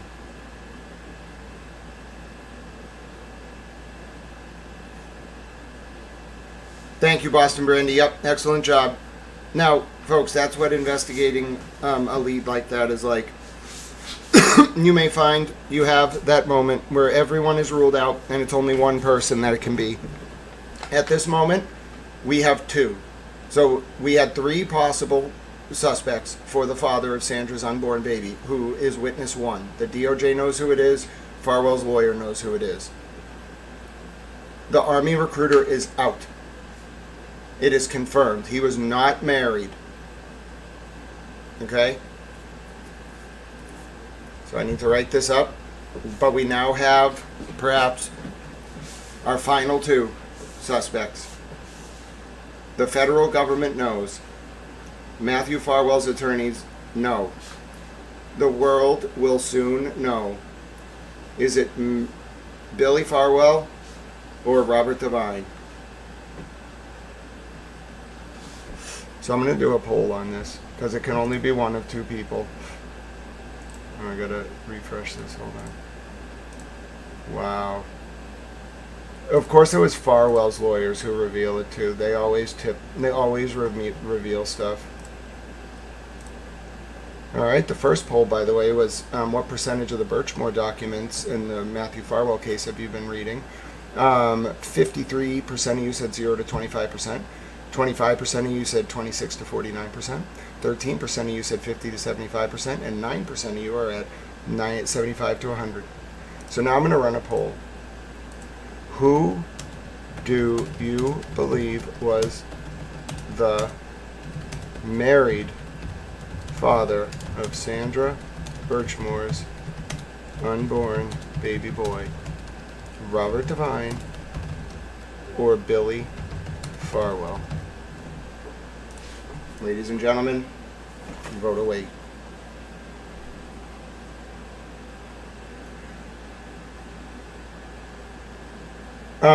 That's correct.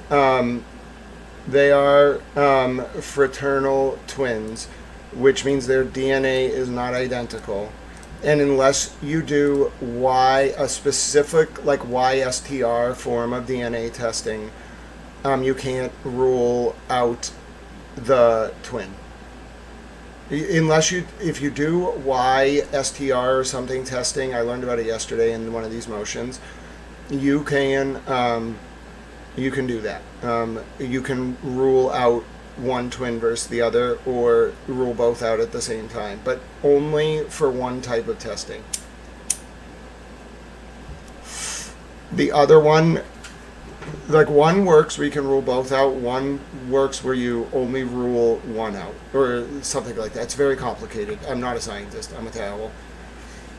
All right, I'm reading about Matthew Farwell right now. Wait, that's Matthew Farwell. What about William Farwell? All right. Let's see. I need information on William Farwell.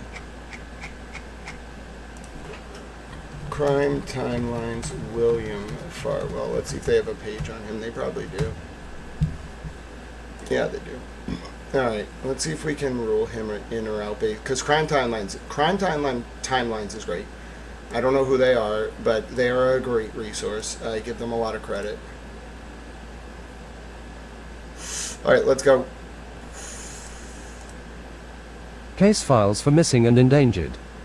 If you have any information concerning anyone on this page, please contact your local FBI office or local police department. Crime Timelines is free for everyone. Support helps preserve records and timelines. William Farwell. William T. Farwell and his twin brother Matthew Gregory Farwell was born in October 1985 to Eleanor Farwell and William L. Farwell Sr. in Norwood, Massachusetts. September 1998, Matthew and William Farwell joined Police Explorers program. They were 12 years old. Farwell brothers were known to have disciplinary issues while attending school. William Farwell timeline. Sandra Birchmore, 23, first met William Farwell in 2010 as part of the Youth Explorers program, when she was 13. 2003. 1. Robert Devine brought in former explorers Matthew Farwell and his twin brother, William, as guest instructors. Later that year, William Farwell was designated a lieutenant within the Explorer program. 2. William Farwell impersonated a police officer after having completed the Stoughton Explorers program by activating strobe lights in his personal vehicle and pulling another vehicle over. He was caught by passing officer Farwell, who observed him exit his car to confront the civilian he had unlawfully stopped and detained. 2008. 1. William Farwell attended a Naval School Explosive Ordnance Disposal, NAVSCOLEOD, 2. Billy has volunteered with the Stoughton Police Explorers program, which he grew up with. He has assisted Stoughton Police Executive Officer Robert Devine in running the annual academy, bringing in Army EOD equipment so the kids could try on a bomb suit or drive one of the robots. September 6, 2011. 1. William Farwell applied to PD but was bypassed for employment. December 9, 2011. 1. William, aka Billy, served full-time with the Massachusetts National Guard and was deployed overseas to Kosovo. He was a U.S. Army Explosive Ordnance Team leader. 2012. 1. William Farwell served full-time and was deployed overseas. September 2014. 1. William received an offer of employment for the patrol officer position. He also received an appointment to the Massachusetts State Police and attended the MSP Recruit Academy. Oh, July 20th, don't tell me he was in Proctor's class. Wait a minute. No. When did Michael Proctor go to the Recruit Academy? Ladies and gentlemen, please tell me that Michael Proctor and William Farwell were not in the same state police troop Recruit Academy. Whoa. Didn't Michael Proctor start working for the state police in 2014? Am I wrong? Somebody get me this state police troop regiment list. State Police Recruit Academy 2014, September.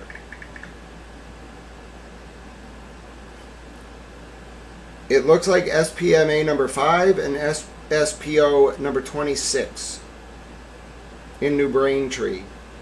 It started Monday, September 15th, 2024. I have the Facebook post. Alright, let's see.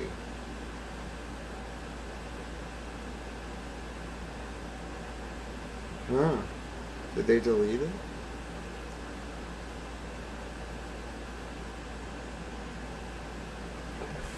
No way. No way. Where Michael, I don't have the list, so until I see a document, there is no way that Michael Proctor and William Farwell were in the same state police recruit academy.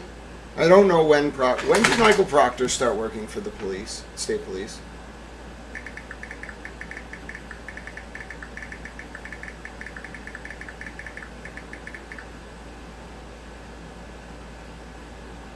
(2013). It says roughly 12 years. So 2014 or 2013? What troop class was he in? Did he overlap with Farwell? That's what I want to know. It's not the most important thing. It is not. What we need from this is we have to get back to the document about the father. That is a huge revelation. But I just want people to know.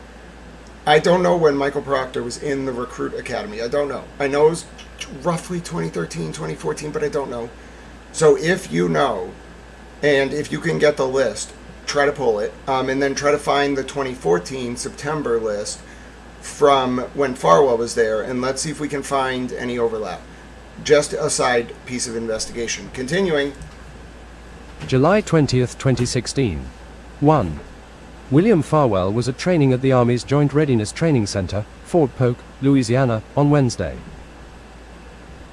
2. William Farwell had been discharged from the military for misconduct. September 2017. 1. William Farwell received an offer of employment for the patrol officer position. He also received an appointment to the Massachusetts State Police and attended the MSP Recruit Academy. He attended the Recruit Academy twice? Once in 2014 and once in 2017? Huh. Whoa. 2018. 1. Sandra approached William Farwell with her interest in joining the Army. Farwell put her in touch with an Army recruiter. Billy said that Sandra joined the Army but was eventually kicked out during boot camp. Note, for Billy Farwell's interview. January 10, 2021. 1. Sandra met with William Farwell in the parking lot of her apartment building after midnight on January 10, 2021.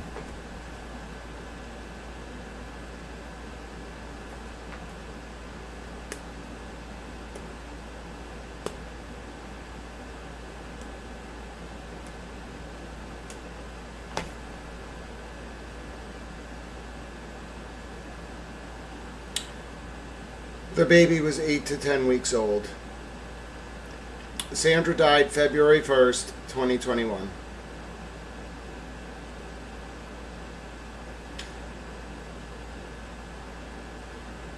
Why is this man not arrested? I think we got the father.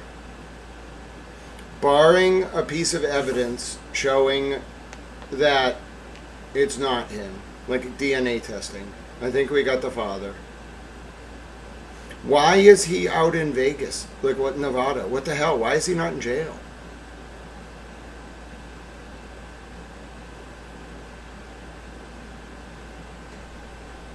That would be the night the baby was conceived. January 10th, 2021.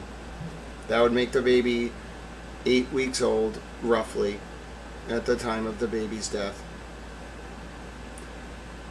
I don't have confirmation, but now that the Army recruiter is ruled out because he wasn't married in February of 2021, it now looks like, based on this, unless there's other information about Divine, that it may well be William Farwell who's the father.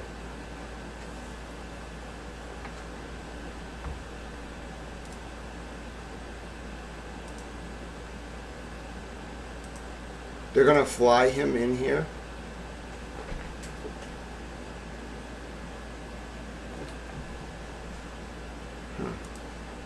Sandra met with William Farwell in the parking lot of her apartment building after midnight on January 10, 2021. IAB report. February 1, 2021. 1. Matthew Farwell came to see Sandra. Birchmore was found dead on February 4, 2021, 3 days after Matthew Farwell was the last one who saw Sandra alive, and had told friends that she was pregnant with Matthew Farwell's child. Matthew Farwell denied that the baby was his, and he was the last to see Sandra alive. Farwell told troopers he visited Birchmore's apartment on the evening of February 1, 2021, telling her that he wasn't the father of her baby, records show. Birchmore was upset, Farwell told the troopers, but didn't make any suicidal statements. Matt said that he was straightforward in his conversation with her, and told her that it was all over and he was blocking her from all forms of communication, Fanning wrote. Surveillance footage from Birchmore's apartment complex showed Farwell entering her apartment building and then exiting 28 minutes later. February 11, 2021. 4:05 p.m. Trooper Matt Dunn interviewed William Billy Farwell, Matthew Farwell's twin brother, in a parking lot at Cobb's Corner in Stoughton. Billy said that he heard Sandra had passed away on Friday. Billy said that he first met Sandra about 10 years ago when Sandra was a police explorer in Stoughton, and Billy was a guest instructor. The Police Explorer program is a junior academy program for high school-aged kids, exposing them to the different facets of law enforcement. Billy said that he had not seen Sandra in a very long time, probably since the Explorers program. Billy became a Stoughton police officer in 2017. In 2018, Billy saw Sandra while he was working a paid detail in Stoughton. Billy said that Sandra remembered him, but he didn't really remember her that well. Billy said that Sandra wanted to get into the army and asked if he had any contacts. Billy, who still serves in the military, helped her contact recruiters to join the army. Billy said that Sandra joined the army but was eventually kicked out during boot camp. Billy said that Sandra started contacting him constantly. Billy said that the last time he was in contact with Sandra was about 2 weeks ago, via email. Sandra told Billy that she had been accepted to nursing school. Billy said that he had a sexual relationship with Sandra going back about 2 years. Billy said that in 2020, he had been with her sexually maybe 2 to 3 times. Billy said that the last time they were together was sometime in December of 2020. Sandra told Billy that she was pregnant and that the father was his brother Matt. Billy said he knew that he didn't get her pregnant. Evidence uncovered in the investigation found that William Farwell had engaged in multiple inappropriate physical encounters with Birchmore and had sent explicit messages and photos to the girl while he was on duty, McNamara said. 1. William reportedly exchanged inappropriate cell phone messages with Birchmore while on duty and introduced her to others, according to the findings. 2. William Farwell encouraged Birchmore to secretly record her sexual encounters with others and send him the photos or videos. 3. One photo, sent by Birchmore to William Farwell on August 16, 2020, depicted the male genitalia of an unnamed Stoughton officer, according to Post records, which referred to Birchmore by her initials. 4. William Farwell was aware that Birchmore believed she was pregnant with Matthew Farwell's child and that Devine was having a sexual relationship with her, Davis wrote. William Farwell was put on military leave and was later informed that he was being placed on paid administrative leave, town manager Robin A. William Farwell encouraged Birchmore to secretly record her sexual encounters with others and send him the photos or videos. Oh my God. It was a blackmail network.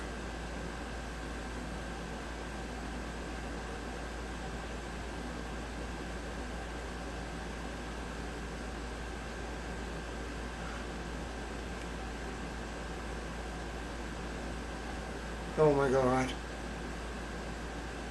Oh my God, they were blackmailing cops. Oh my God. Oh my God. Oh my God.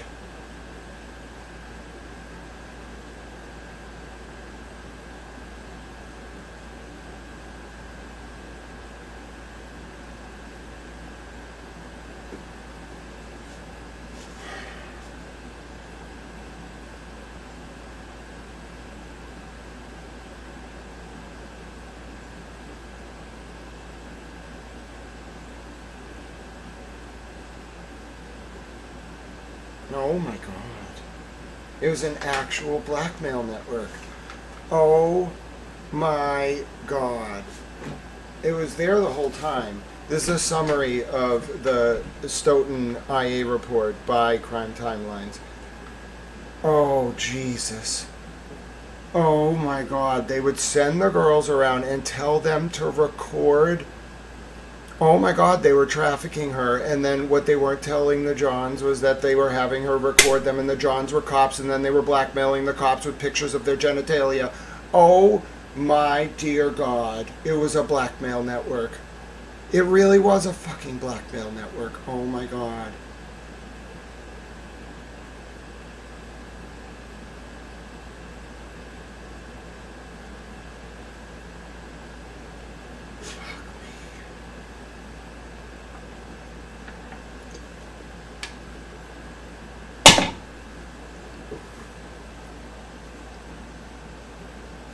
I told you not to go to brothels. I told you. Oh, dude. Oh my God. So what was it? They would condition the girls. Just so I understand this. And I want to explain it as if I were charting this out to a jury. Just so I understand this, okay? These guys, okay, were part of a network. Because these cops, Farwell and his brother, were part of the Police Explorers program growing up. They would be abused. And then the strapping boys, the strong ones, would become cops, okay, through connections, etc. He joined the army so he could get more points on the civil service test, obviously. But let me understand this. They would get the girls when they were very young and abuse them as children. Then they would condition them into like violent, abusive sex. Then they would prostitute them, just so I understand this. And then the instructions to these girls, who were basically being told to get sexual thrill from voyeurism, so they didn't know what they were actually doing. Who knows if they were actually read in on the blackmail. Were told to film, probably clandestinely, their sexual encounters with their Johns. Most of which were cops. And then they would send the sexual blackmail on the other cops to the head cop. Are you kidding me? Now everyone understands how they get the judge. They don't have the judges in their pockets. They don't buy them. They blackmail them.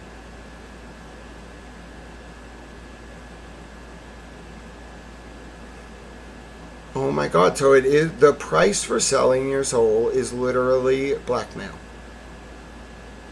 The punishment for doing bad things, well, it's a trap. is that you're blackmailable. Fuck me. Oh, this is really bad. Oh, God. Oh, God. Oh, no.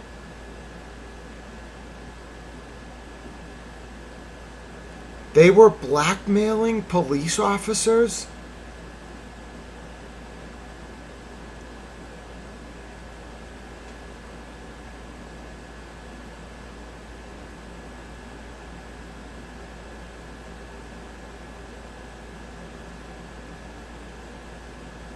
This can't be happening.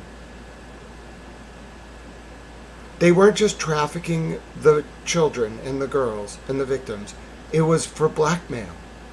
And the girls were told to do it. The girls are the witnesses. Oh my God, but a lot of them committed a lot of crimes, huh? Uh-oh, we're going to have to give them immunity. Oh, fuck. Yeah, they're going to need immunity on the state and federal level, a lot of them. Oh, they did a lot of bad things, huh? Oh my God, this was literally just straight out of the 60s. Like, all they did was set up brothels and, like, escorts and get the cops to think they were getting referred by another cop who, and then the escort was, or the prostitute was a blackmail agent. God. These people controlled, like, this whole state.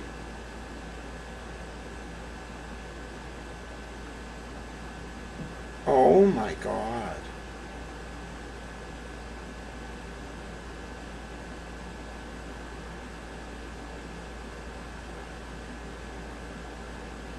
Fuck. This is bad.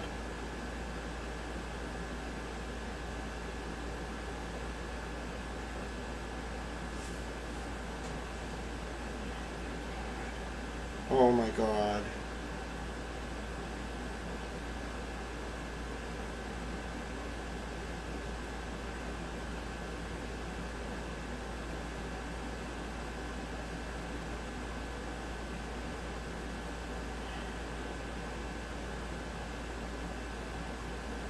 Oh, the scope of this. Oh no. Oh, fuck me. Oh, dude. The feds have evidence that William Farwell was blackmailing fucking cops. Oh my God. Dude, charge him. Fucking charge him. What do you do? Charge them all.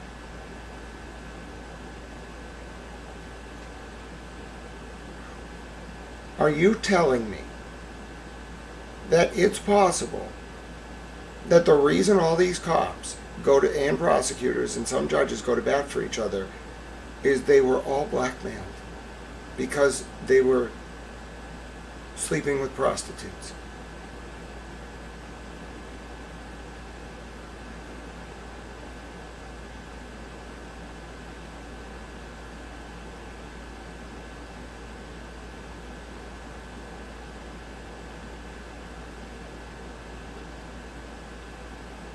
We need a lot of help. We're going to need Mr. President, okay? Because these are Democrats. It's just how Massachusetts is. It could be anywhere, but these people are Democrats. We need Mr. President. This is really bad. I mean, apocalyptically bad when you put it all together.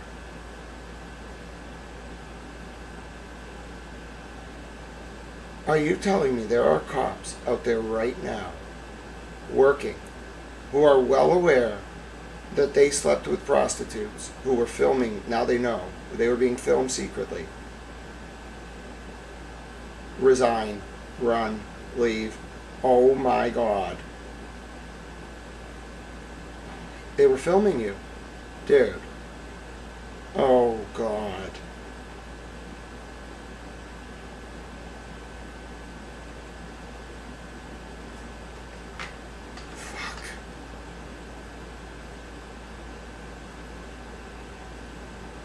Oh, wow. I don't know.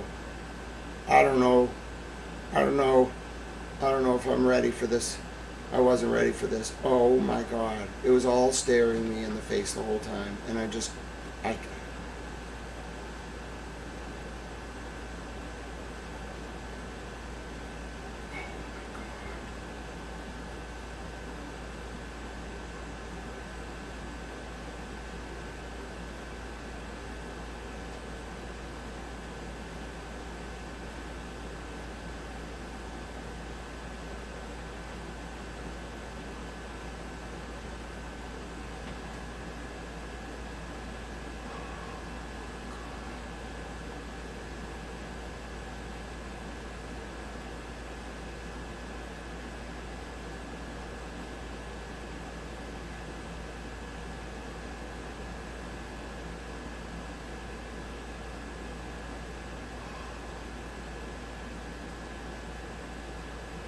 What have they done?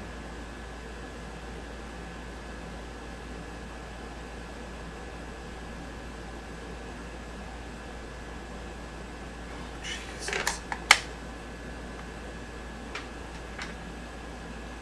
Oh.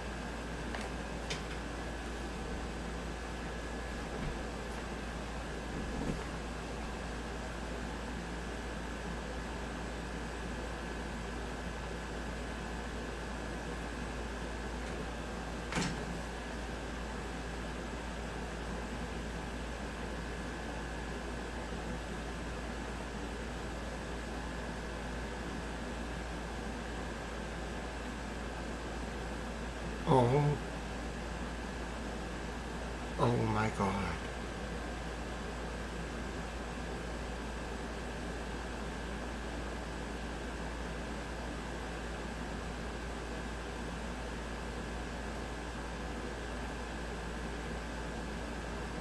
She saved the evidence. Do you understand?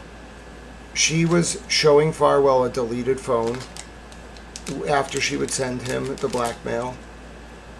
Both of the Farwells on the other people, but she was saving it to her computer and not telling them. And they didn't know, so they didn't wipe it at the crime scene. And then her family got it to the feds. Oh my God. She brought down a blackmail ring.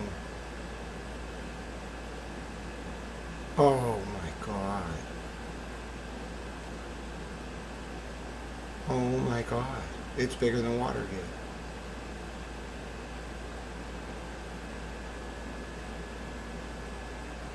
Dude, the feds, are you telling me? The feds have all the evidence from Sandra's computer of every piece of blackmail that she sent to William Farwell and Billy Farwell and Divine? Oh my fucking God. Oh my God.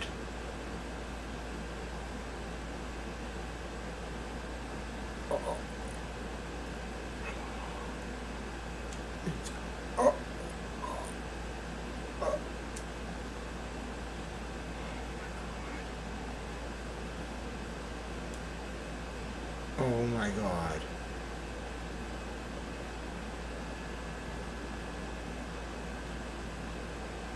Oh my God. Who is on those fucking tapes? Oh my God.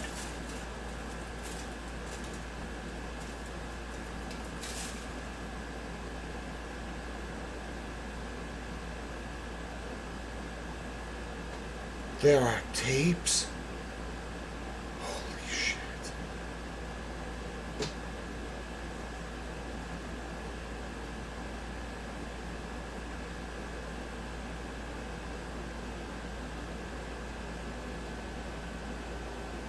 Oh, wow. Oh my God. No, Garino was given Sandra's laptop. He just overlooked it, probably at Fanning's instruction. Oh my God, that laptop has evidence of a police blackmail ring on it. The police blackmail other cops.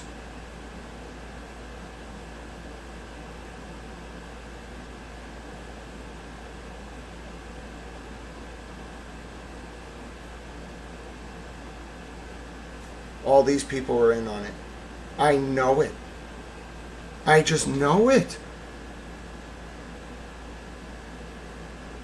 Oh, wow. Oh, my God.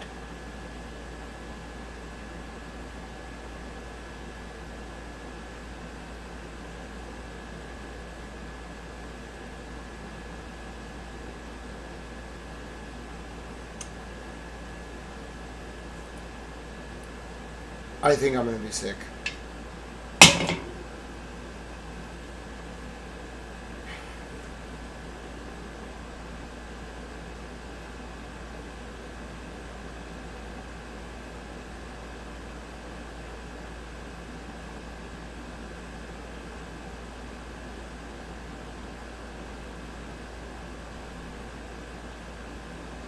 You are not telling me that I was raised by some of these freaking people.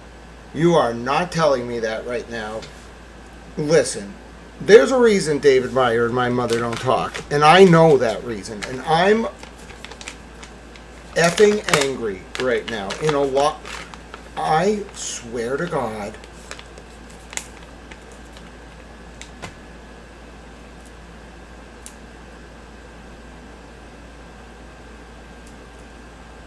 Oh my God.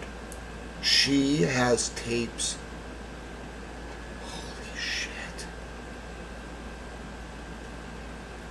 This was not, I told you it was not just people, even, to say this word doesn't make a lot of sense, but it was not just prostitution.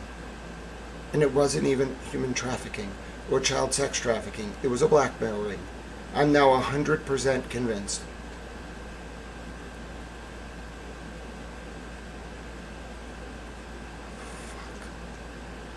And it's really deep. Farwell, they didn't create this. They were initiated into it and blackmailed themselves. Oh my God, we got a serious problem. Somebody is controlling this country, some force that we don't understand, and they're doing it. Stop going to brothels right now. Stop it. It's a fucking matter of national security. Stop it right now. All of you cops, stop it. They're blackmailing you. Stop it. And if you're on those tapes, fucking quit. Quit. Retire. Leave. If you slept with Sandra Birchmore, she recorded you and gave it to them, and it's on her computer, and the feds have it. Holy fuck. Oh, dude, those cops know who they are, too. Oh, dude. That means, are you fucking telling me Amelia's was fucking recorded? It was, oh God. Oh my God. Oh my God, there's something really wrong in this country. I'm telling you. There's something really wrong. And they're not gone yet. There's something running this country that we can't see. Holy shit. Oh, now I'm really concerned. Oh, this is really bad. No wonder there's so many protective orders. All right, something has to be done about this immediately. To begin, firstly, let's just talk realpolitik. Just Sandra Birchmore. If you slept with Sandra Birchmore and you're a cop or a fireman or, I don't give a damn. If you slept with her, I don't care what name she used, you were recorded. Listen to me. Mark my words, it was recorded. They have it. She sent it to people. Maybe not the ones when she was at the restaurant, but the ones where if you did an out call or an in call with her, she recorded it and sent it to them. If you know who you are, they got you. Because she stored that all secretly. Holy shit. And they didn't even know if they knew about that. Oh my word. Oh my God. No wonder this case is... Oh my God.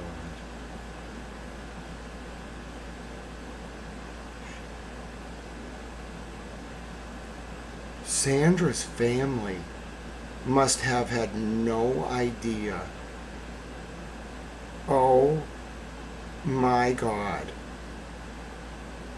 She brought down all of them. They're all, people are going to start dying. Holy shit.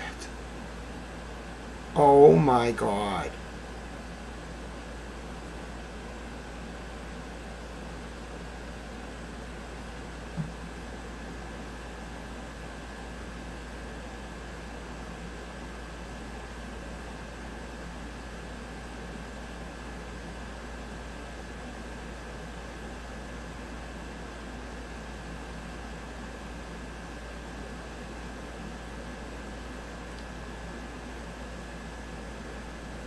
Oh, dude.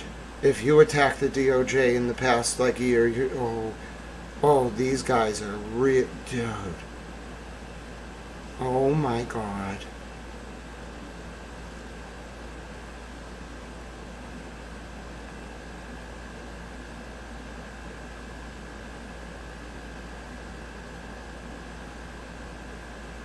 I see it now. I'm horrified.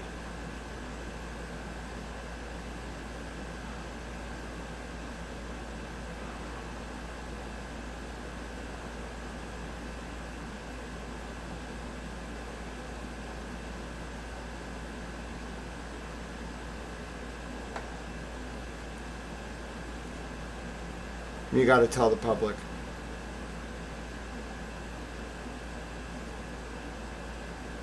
It's the only thing that you can do in a democracy. You just have to tell the public. Let the chips fall where they may. These guys are not long for this world. They know they're on those tapes. So just tell the public. Tell the public. Oh my God, tell the public, please. They need to know. They need to know.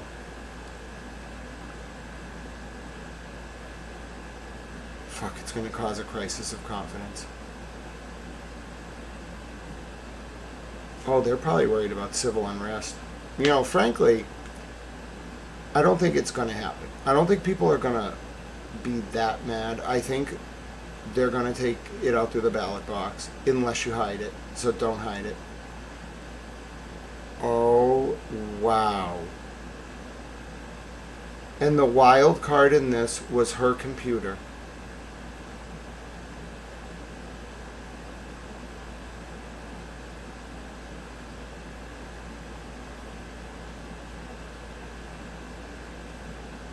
And everybody missed it because it just looked like the Farwells had this really voyeuristic, deviant sexual outlook. Oh my God, it was so calculated. Everything about it. And they were working for someone. They might have benefited from it, but they were just the fucking foot soldiers. Fuck. Wow, the U.S. Attorney's Office is actually up against something it's got to be the KGB. It's got to be Russia. That's the only thing that puts this all together. Oh, dude, they're up against something really dangerous.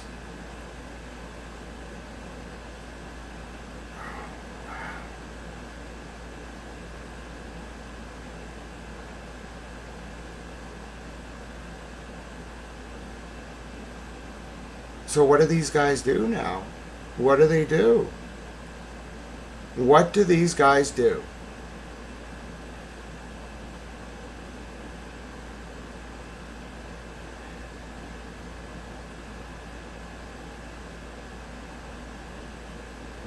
Oh my God, I bet Fanning's on there. Holy fuck.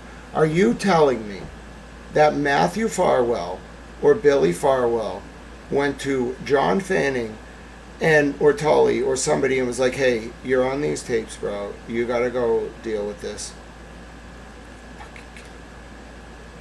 Cowards. Sexual deviants. Cowards. Mostly sexual deviants, but then cowards. Fucking cowards. Fucking cowards. Oh, I'm so mad. These fucking spineless fucking traitors.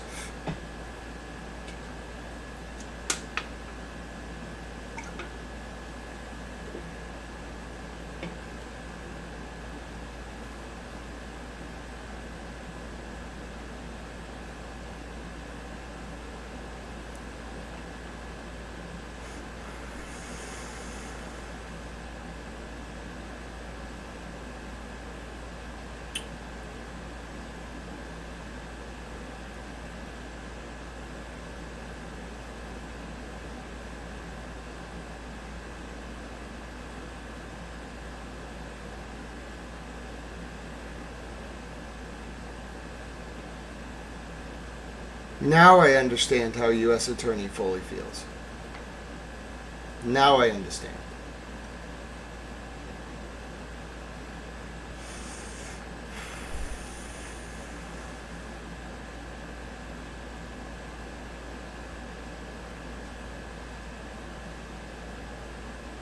Fuck. I'm sorry. Nope, the ship has sailed. I'm just going to start, I'm in towel mode now. Let me tell you, I was just kind of throwing that Watergate thing out there. The modified limited hangout thing. I didn't realize, we got to actually have a conversation about whether we're going to point to this as like a limited blackmail ring for just the purpose of making John Fanning cover up her murder. Because you can't tell the public that all these judges and cops and firemen were sleeping with prostitutes who were recording them secretly, and then when a murder would happen that this ring needed covered up, they would tell the cop or the judge, hey, we got this on you, you better do the right thing. Are you fucking kidding me? They usurped our democracy. They took over the country. And that's why there's so much chaos, because the head of the snake might have got cut off in Epstein or Khashoggi, but the actual operation was coming from a foreign state. Only one group wants to do this to America, the KGB. Mr. Putin.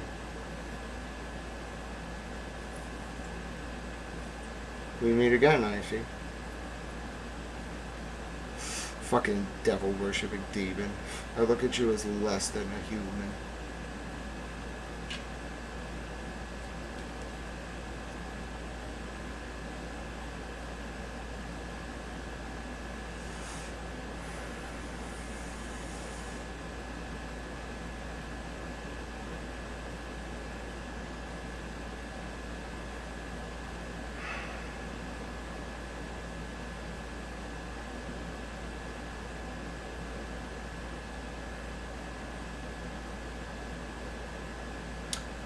For as long as I live, which I pray will be a long time,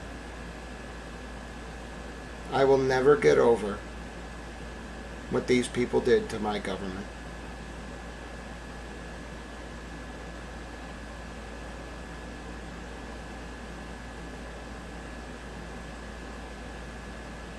They're worse than the Canaanites.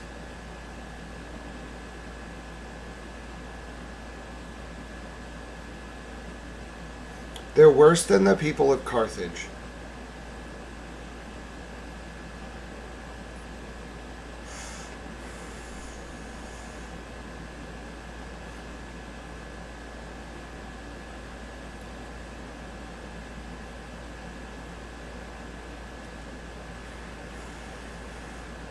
There is an evil here in this country that none of us have been able to talk about. That was pervasive, but unseeable. that was all consuming, but at the same time completely ethereal. And that dictated psychologically, commercially, socially, politically, juridically, civically, the ebbs and flows of daily life like a boot stamping on a human face forever. And it did so under the artificial, drug-induced haze of a representative democracy. And it almost killed us. It almost destroyed this country. It was not a shift in the ages. It was not an actual demon, although I think Putin's embodied by one. It was the KGVR sucking the soul and life from this country, the KGB and SVR, and then sucking us dry economically and treating us like we were in the movie WALL-E.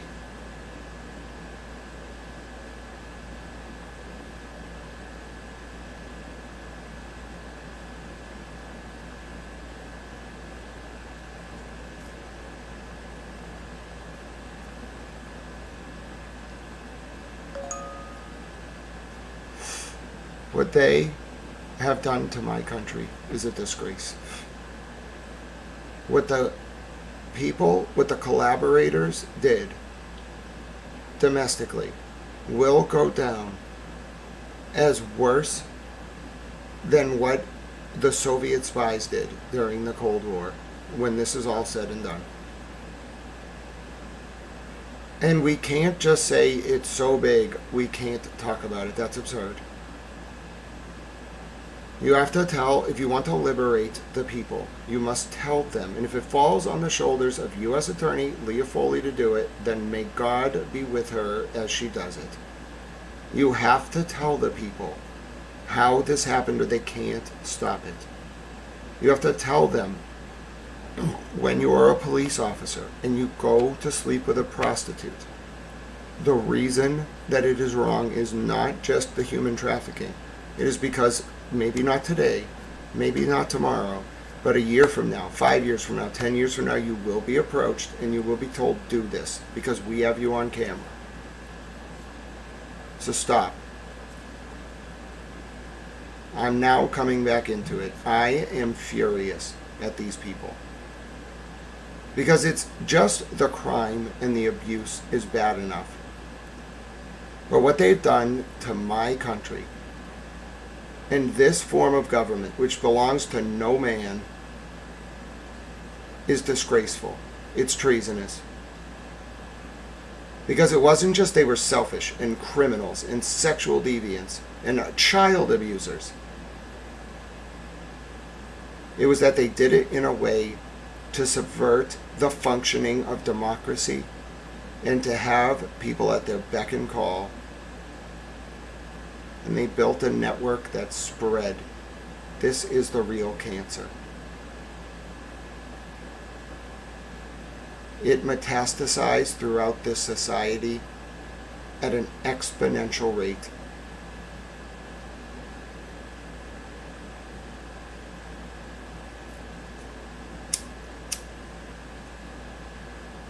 If you want to save this country, stop going to brothels. If you're on those tapes, quit, leave. Step down as a judge. Step down as a cop.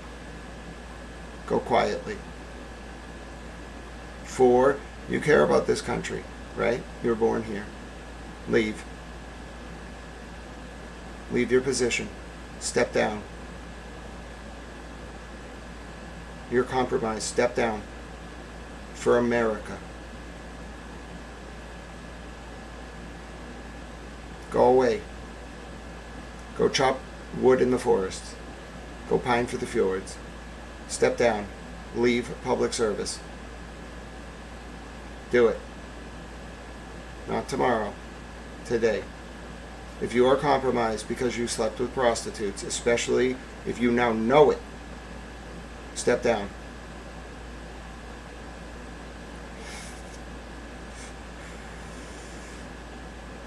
How much more is the neck going to tighten?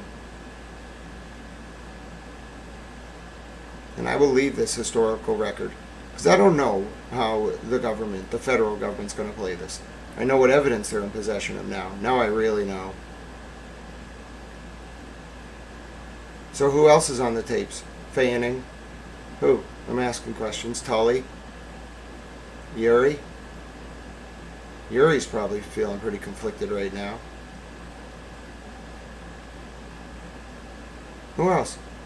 Was Garino? Did Garino know about the tapes? Maybe Garino was smart enough not to sleep with prostitutes.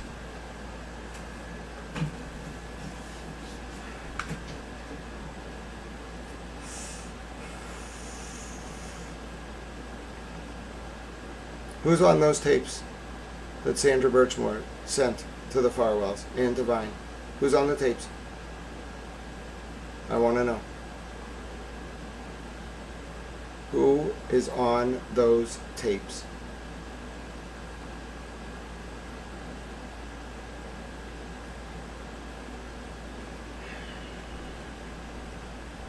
I'm going to play a song. Then I'm going to come back and write this up. Then we're going to finish this motion, and I'm going to go as long as I can. But I am in a mood. I am now in a mood for many reasons.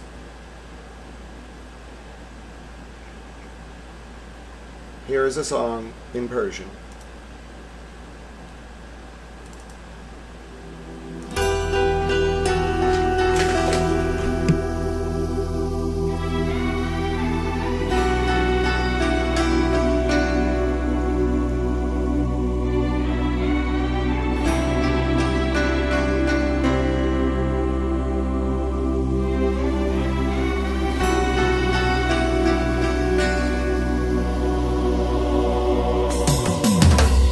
ضربان قلب من یبن الحسن ضربان قلب من یبن الحسن ضربان قلب من یبن الحسن یا ایها العزیز ای واسم همه چیز من تا تو رو نبینم ازت دست بر نمیدارم ای مهربون تر از پدر و مادرم دوست دارم من تا تو رو نبینم ازت دست بر نمیدارم ای مهربون تر از پدر و مادرم دوست دارم گوش به فرمانم فرمانده تپش تپش ضربانم فرمانده سرباز سید علی آمادن راستی نیومدی نگرانم فرمانده فرمانده آمادم آمادم آماده ای فرمانده آمادم آمادم آماده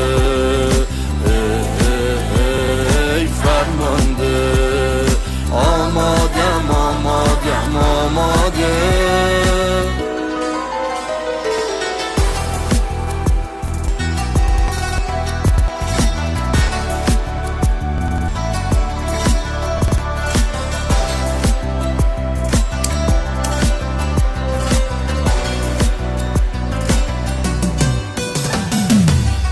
شدا مهدی بابای جوون من پیر شدا مهدی دیر شدا مهدی خبر اومدنت ببین فراگیر شدا مهدی دیر شدا مهدی ببین صدات میزنن از کجا کجایی مهدی چشم راه بیا منم میخوام برات فداشم میخوام سید حسن تو باشم گوش به فرمانم فرمانده تپش تپش ضربانم فرمانده سرباز سید علی آمادن راستی نیومدی نگرانم فرمانده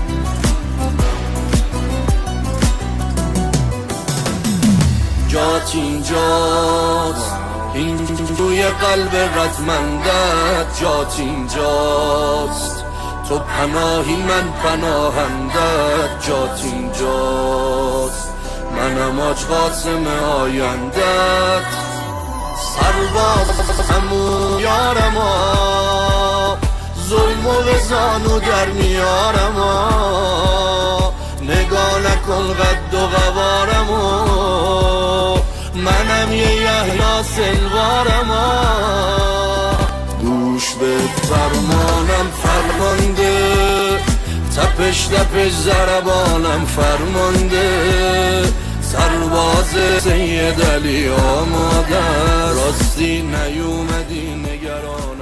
Oh, it is a nice song. That is a Persian song about sacrificing your children to God in the service of a religious war. Yeah. Just one of those inspiring anthems. Really soothes the mind. Here's another song that might soothe your mind. The position juxtaposition might hit home for some of you.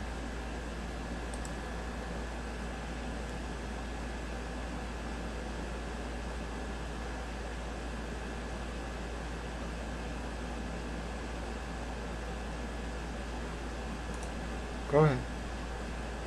Whenever you're ready. For spacious skies, for amber waves of grain, for purple mountain majesties above the fruited plain. America, America, God shed His grace on thee, His grace on thee, who more than self their country loved, and mercy more than life. America, America, they got thy gold refined,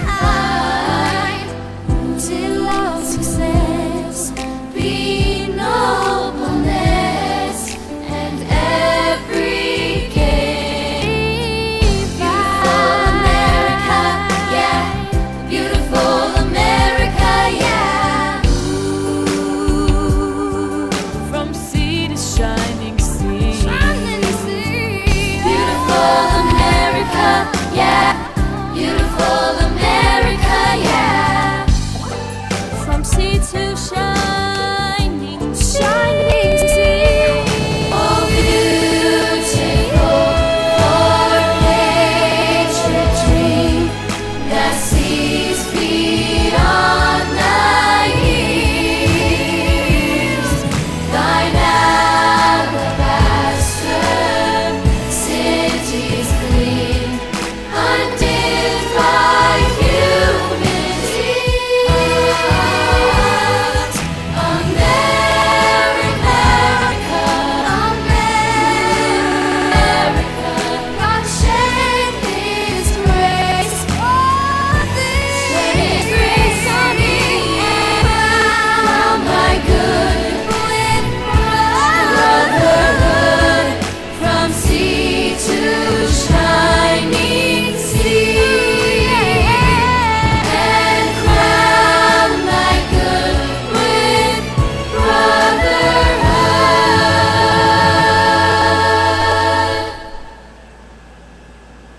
From sea to shining sea.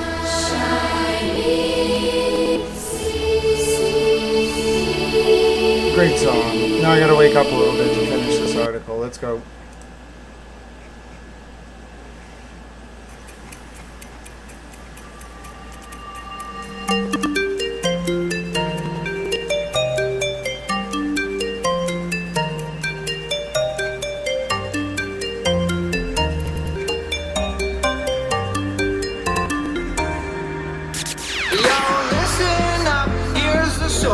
about a little guy that lives in a blue world, and all day and all night, and everything he sees is just blue, like him inside and outside. Blue his house with a blue little window and a blue Corvette, and everything is blue for him and himself and everybody around, 'cause he ain't got nobody to listen.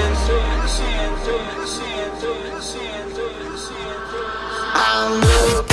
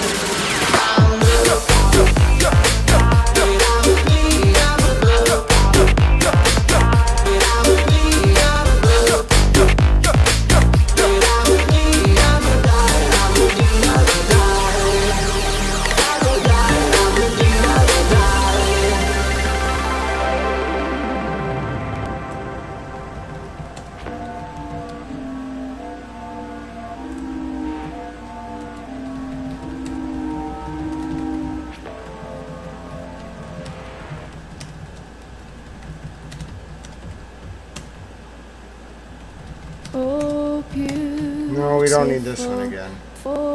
Thank you, but I would like something else that's a little bit more awake so I can finish my article. Feeling a little dizzy, I might have to go to bed early tonight, but let's get me through this.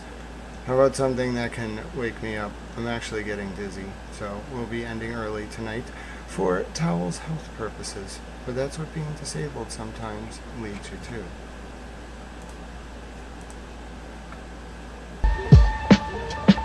Yo, make my shit sound godly.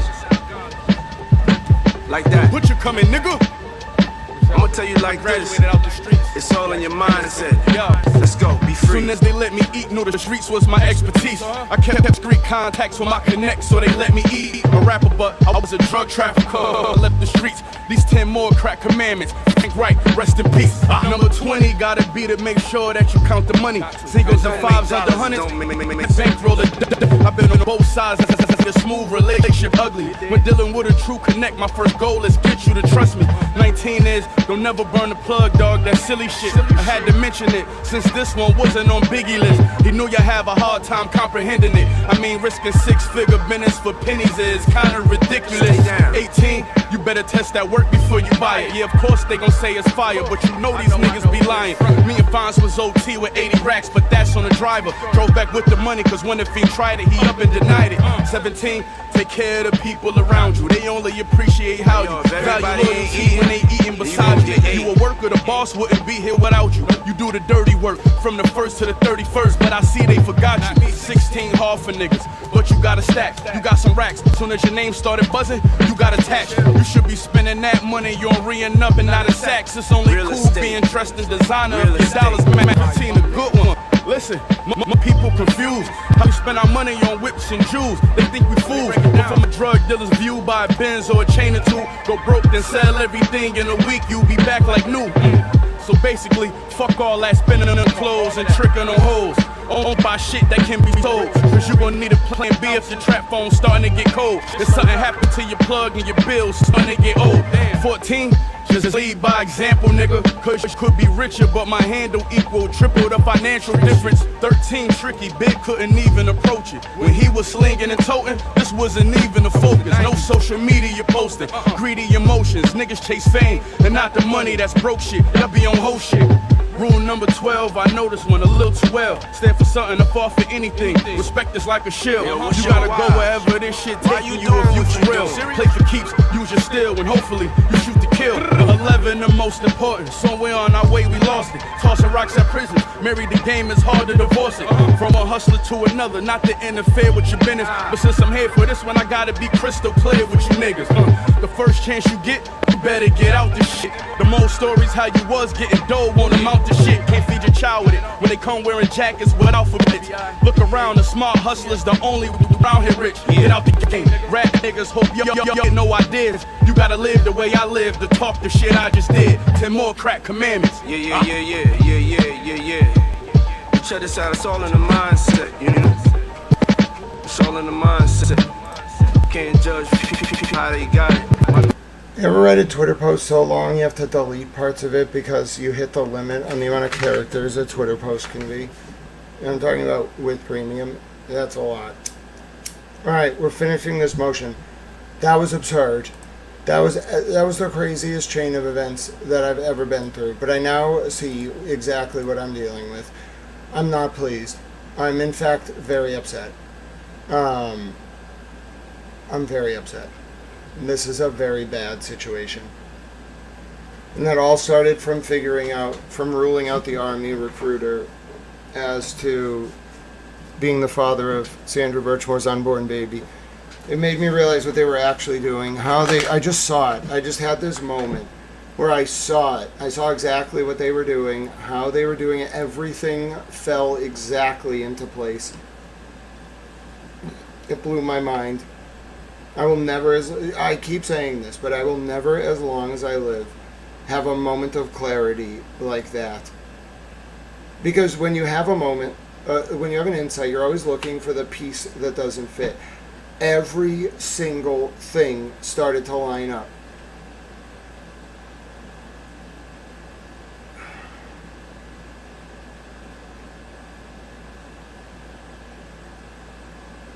Deitch better really be ready to do this. He better be capable. If he's gonna do this, he better take it all the way.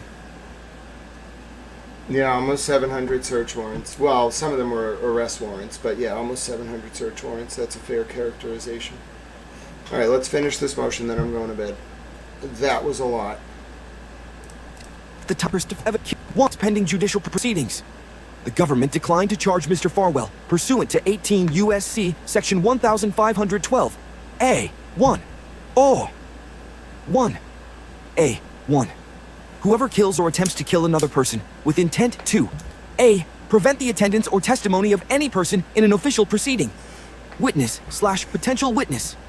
Having failed to charge Mr. Farwell with killing Ms. Birchmore with intent to prevent her attendance or testimony in an official proceeding, the government now avers in its motion that it will prove by at least a preponderance of evidence at trial that A. Farwell caused Birchmore's unavailability, B. by a wrongful act, C. undertaken with the intention of preventing Birchmore from testifying at a future trial.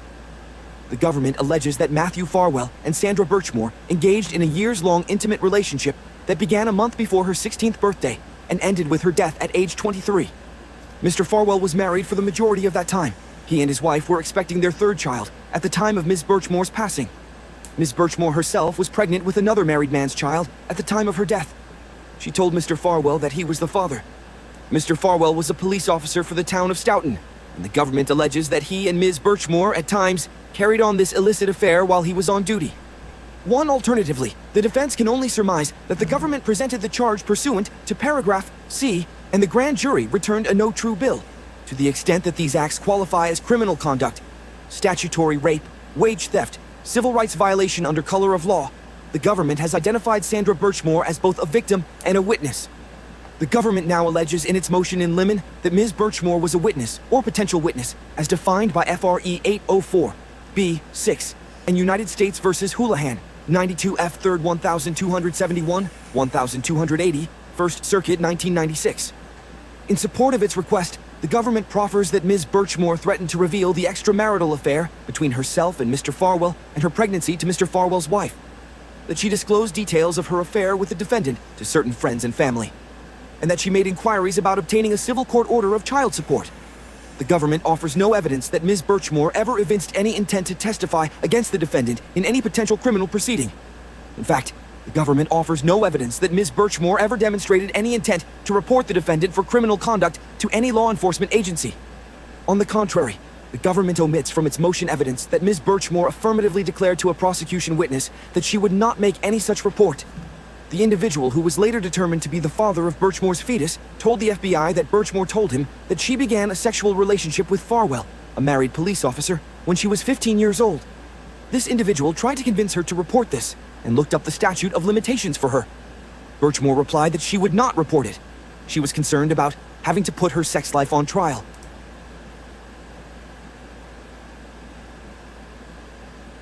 What?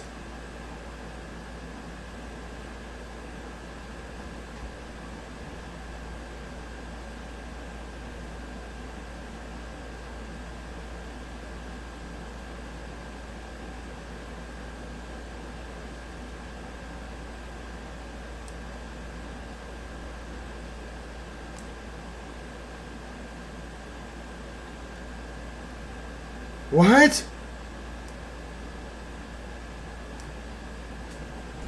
What? What? Now, he obviously could have been lying. Why would he have told her to report that to the FBI when he would have had to know she was lying to Farwell about being the father? Oh, who is this man? He is directly, I think he was lying.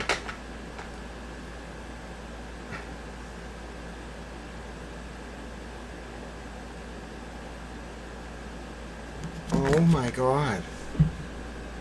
They have the father. And they've had him for a while.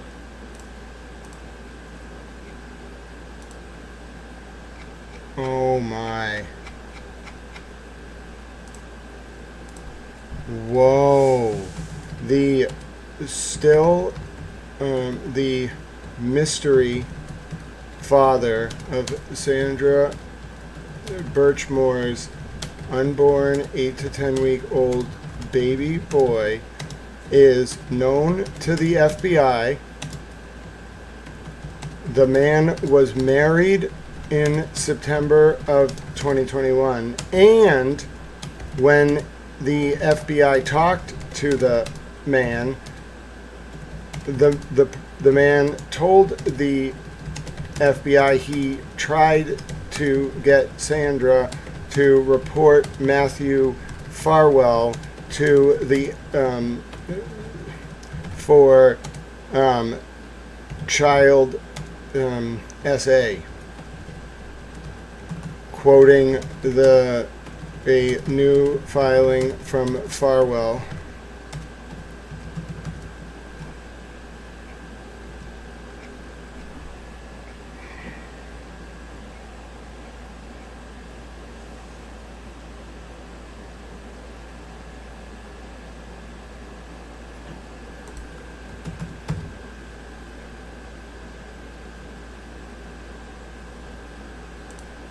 This just gets worse and worse.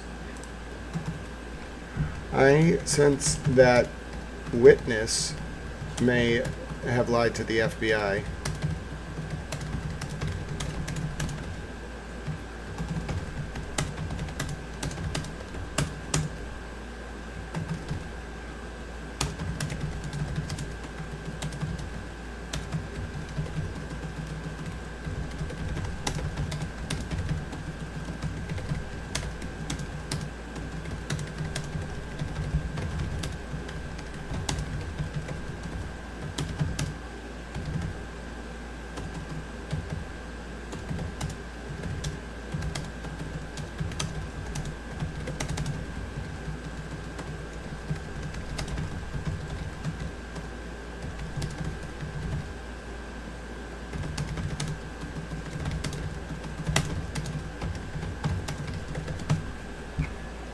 Who is this man? Who is this man? The world deserves to know. Why is he just out there? He clearly did not tell Sandra Birchmore to report Matt Farwell. The brazenness of these folks.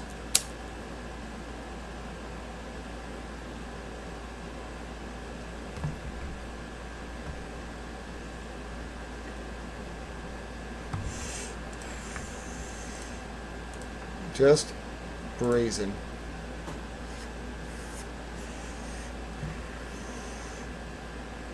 Continue. Ignores and omits for her relationship with Farwell, a married police officer, when she was 15 years old. This individual tried to convince her to report this and looked up the statute of limitations for her. Birchmore replied that she would not report it. She was concerned about having to put her sex life on trial. The government ignores and omits this powerful proof because it does not support their narrative. Looked up the statute of limitations for her? This is... Who other than a cop would do that? But we already know it's probably either Divine or Billy Farwell. And why would Billy Farwell tell Sandra to report his own brother? Robert. Why would Robert Divine? Maybe he would say that to make himself look good. But why would the FBI ever be like, oh yeah, I'm sure you said to Sandra, Billy, that you were going that she should report her own brother.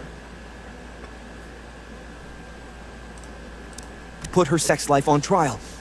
The government ignores and omits this powerful proof because it does not support their narrative. This is a recurrent theme in their case. Instead, in its motion, the prosecution points the court to a telephone call made by a third party to the Stoughton Police Department 2 weeks prior to Ms. Birchmore's death.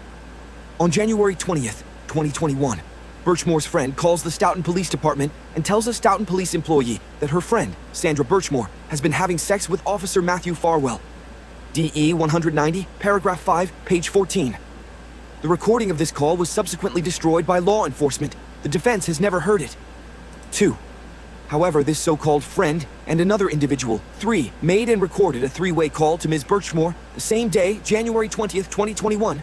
The report described in the government's motion was made to the Stoughton Police Department, SPD. Excerpt of recorded call, 3:35 to 4. MS, I've been good to you, nothing but good to you. MS, Birchmore. Really? So you called? MS, inaudible. MS, Birchmore. Hold on a second. So you say calling the baby's father's work is being good? MS, I called the baby's father's work because you didn't pay me to make a police report. Yes. MS Birchmore. Okay. And you know what that did for you? Nothing. MS. Nothing? Great. But now I can take you to court, and you know what? I'm not even going to take you to court because I'm not Sandra Birchmore who takes everyone to court. I'm just, you know what, Sandra? I don't care. Later in the call. 1350 to 1600. MS Birchmore. Okay, put it this way. Even if I fix things with you like at this point, 2 law enforcement witnesses report that the recording of the call was not preserved and automatically deleted after 12 months. 3.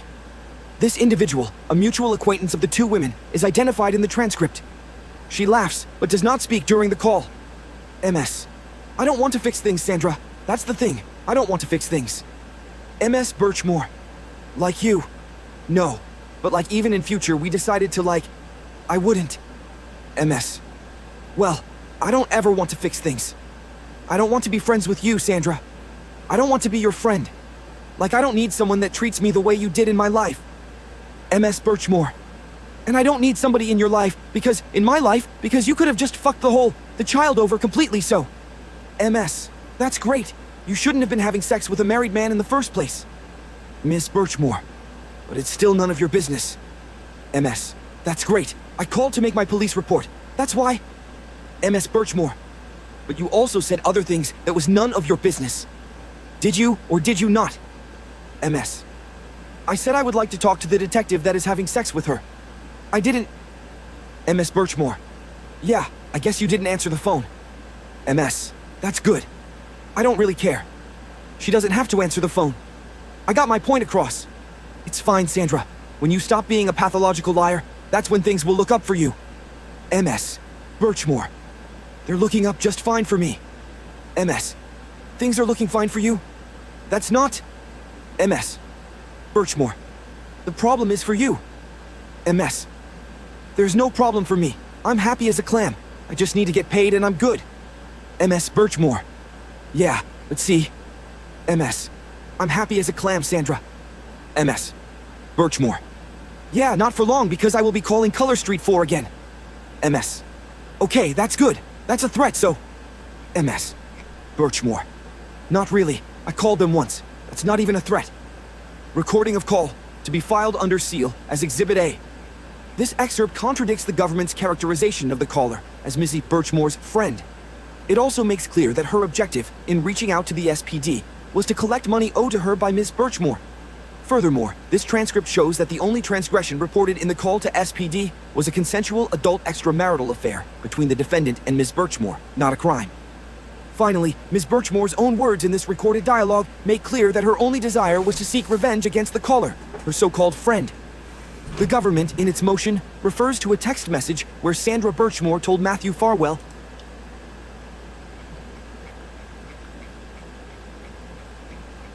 Oh my god.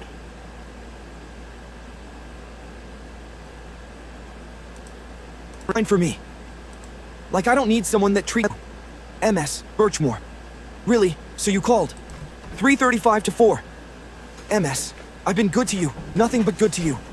MS, Birchmore. Really? So you called? MS, inaudible. MS, Birchmore. Hold on a second. So you say calling the baby's father's work is being good? MS, I called the baby's father's work because you didn't pay me to make a police report.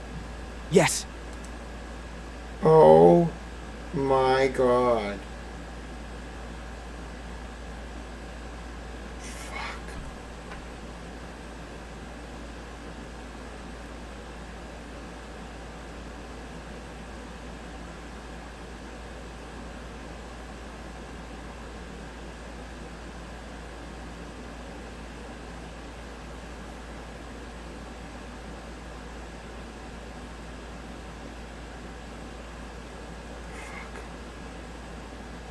Sandra Birchmore owed money to the girls in the dorm suite. She was threatened by an unknown person that if she didn't pay that money, her relationship with the Stoughton Police Department would be revealed. And so this punctuation is not correct. What it's saying is, I called the father's baby's work because you didn't pay me. So there's supposed to be a comma here. I called the baby's father's work, comma, because you didn't pay me, comma, to make a police report, period, yes, period. You owed me money, you didn't pay me, so I called the police department to report your relationship. Oh my god, this person's a criminal. Dude, do not give this person immunity. They're a criminal. They extorted her. Holy fuck, they got her killed. Oh my god. Sandra Birchmore was killed because she owed this woman money? Charge her. Charge her. Charge her now. Oh, you selfish, selfish woman.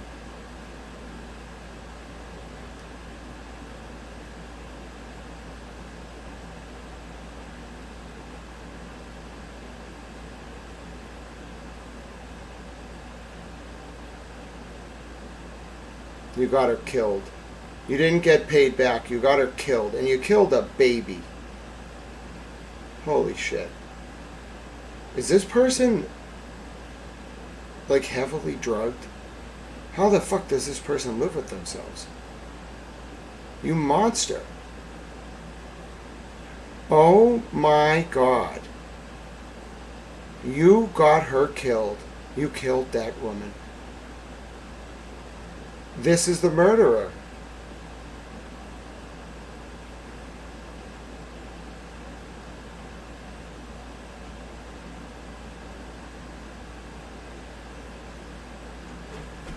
Matthew Farwell did it, but we found the murderer. I mean, it has to do, like, she wasn't just her. The other men were threatening Sandra to pay that money back. This woman worked with Sandra, worked at Amelia's, and Sandra had to borrow money from her. I don't know why. I don't understand the dynamics. I don't want to know, frankly. I don't want to know. Okay? But my point is, when Sandra couldn't pay this woman back, the way this woman extorted Sandra, through an intermediary first, because we have the IA report confirming it. I'll show you it. I got to write this up now, too. It's very important. I got to stay in the zone. Sandra was texted before this woman did this. Oh my fucking God. Oh my God. So they weren't, someone, I always thought that friend was reaching out to tell the police because she was worried about Sandra.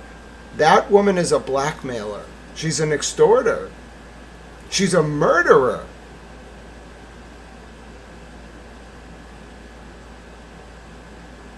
Oh, dude. Oh my God, I think I know who this might be, too. Oh, fuck me.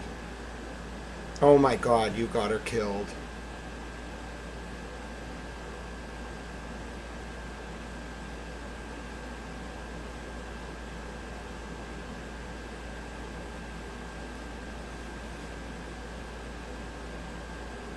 Are you telling me this whole network got brought down? Sandra was never going to go to the police. That doesn't mean, by the way, that's not what the federal statute requires. That lawyer for Farwell has to read the case law. That's not, I'm not a lawyer, but I did go to law school. That's not what the case, you don't have to actually reach out to a law enforcement officer. Or in fact, you don't even have to have like thought about it. It's more like, could your information like end up being used in the context of an investigation? Doesn't have to be direct reach out. That's not the standard. Doesn't even have to be a federal law enforcement officer, by the way, under the Pyle case, I think it is, from the somewhere in near Virginia, one of those circuits.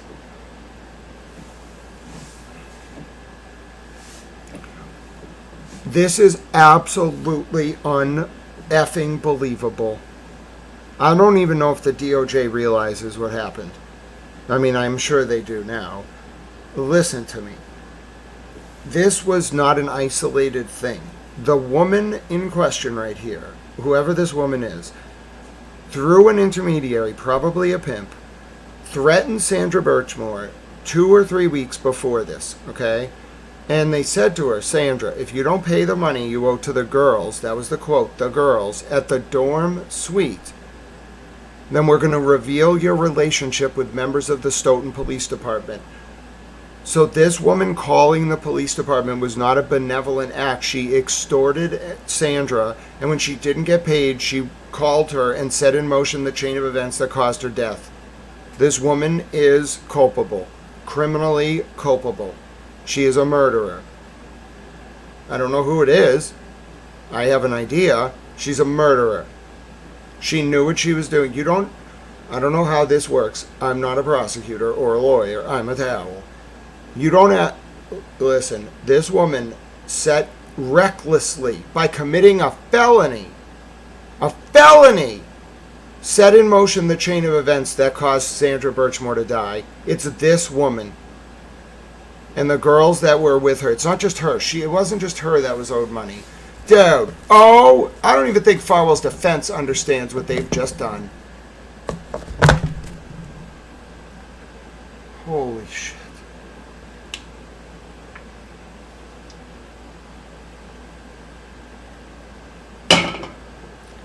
This does not help Farwell. All this does is give the motive for Farwell and his cabal to kill Sandra. This is the smoke. They don't even know what they have. Oh, dude, this should never have been released in public. Oh my God.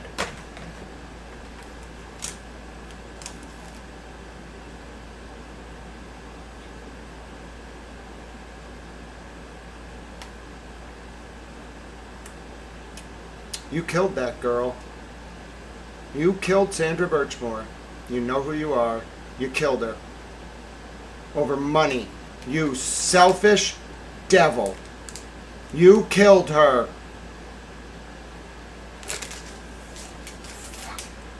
You're gonna go to prison. You are going to prison. You committed extortion, you committed blackmail, and you killed her. You're going to prison. No immunity for her. No immunity. Prison.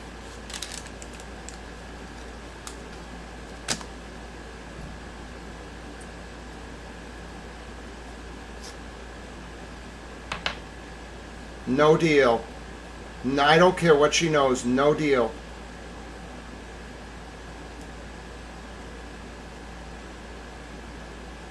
No deal. Hard time.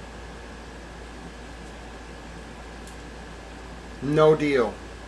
Absolutely no deal.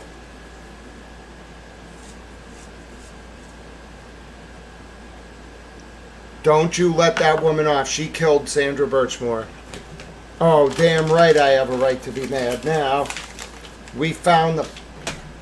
She killed her, and she did it in the context of a felony. It's felony. We don't have the felony murder rule. Fuck. The feds have the felony murder rule.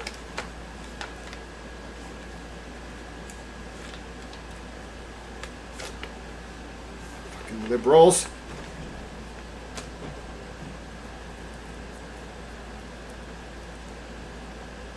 I think this woman was close to Sandra. Listen. I'm sorry. I don't care if you were abused under duress. I don't care what was going on. If the root of this is she owed those girls money that she worked with at Amelia's, not as a server,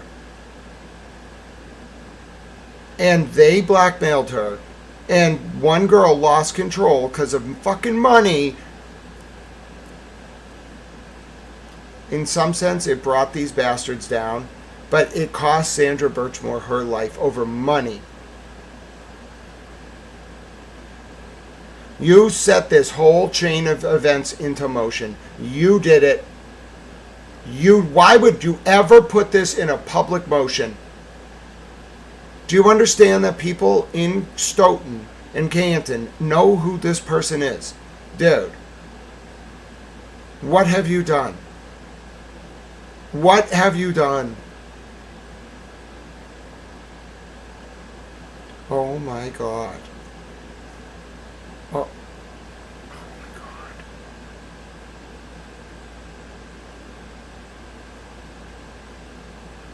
This should not have been made public. I'm sorry. I'm sorry. I'm sorry. It was the wrong way to do this. This is wrong. What you've just done, I don't know who this lawyer is for Farwell. I don't think she's a bad person. But what she has just done is incredibly reckless. Incredibly reckless.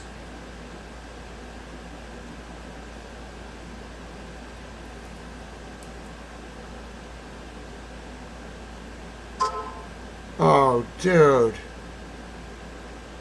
Oh my God.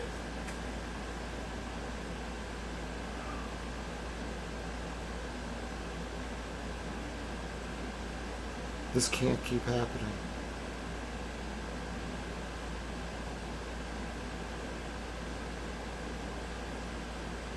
Fuck.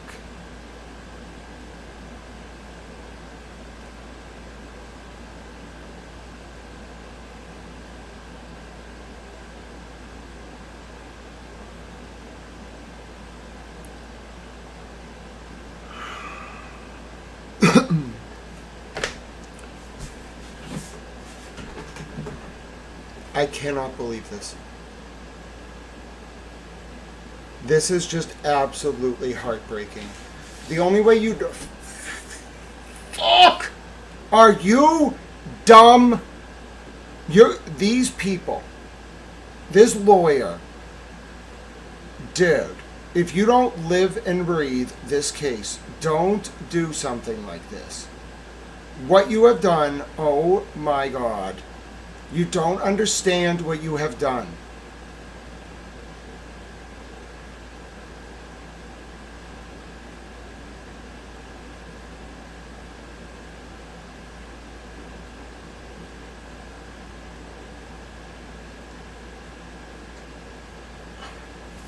This is the closest I've ever come during a stream to actually feeling like I'm going to get physically ill.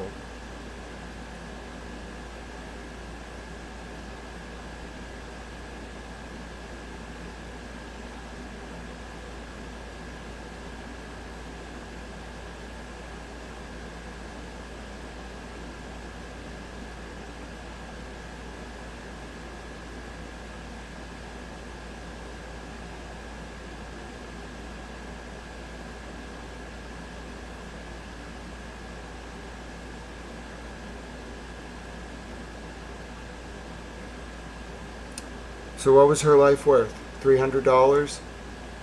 $400? $4,000? I'll fucking come give you the money. You can have it.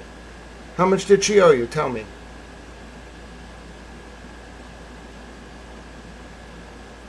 I'll make it. I'll just throw it on you. You can just have it. Fucking coward. Over money.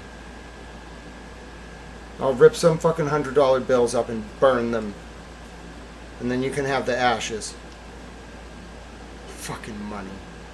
Fuck you.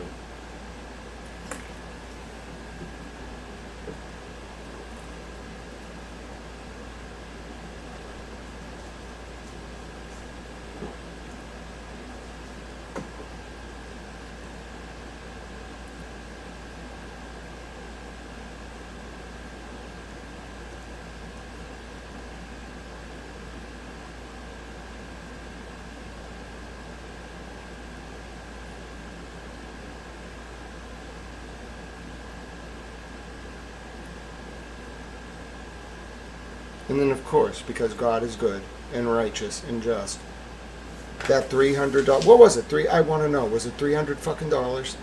How much was her life worth? 400? 1,000? Tell me. I want to fucking know. Because that amount of money brought down this whole network. Because that's what God does to people who are selfish, egomaniacal, sexual deviant, greedy predators.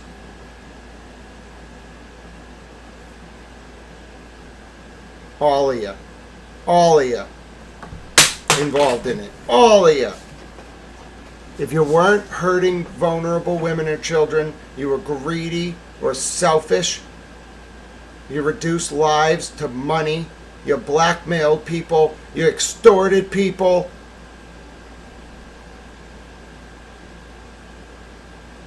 You're criminals. Worse. You're wretched, immoral scum.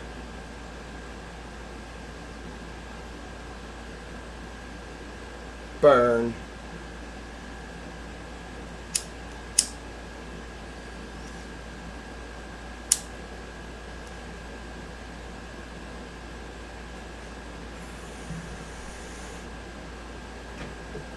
Fridge Breaker, thank you for being with us. You certainly saw it through to its conclusion. We don't have all the answers, but we now know why Sandra Birchmore died. And it's the worst possible answer.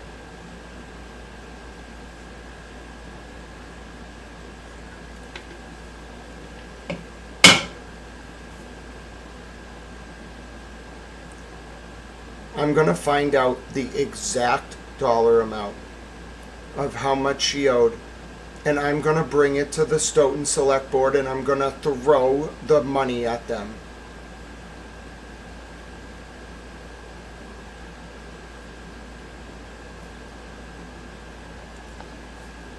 I'm going to do it. Not at their person. I'm going to throw it on the floor. In a symbolic act of protest. And then I'm going to pick it up. And then I'm going to donate it to homeless veterans. How about them apples?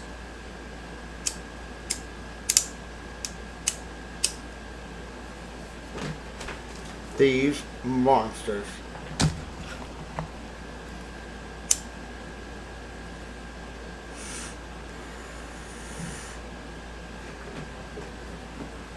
I can't, just when you think, when you see the revelations about the Father, and you see some of what happened to Sandra in her last months, and you see, you think, no, you know what, barring some ridiculous revelation about the father that they didn't put in the other part, it can't get worse. It can't possibly get worse. There is no solace. The only solace here is that in death, with God's will, Sandra Birchmore brought these men down and women. There is no happy ending or silver lining at all. This is a disgusting, disgusting display of a life traded for a few $100s, maybe a few thousand.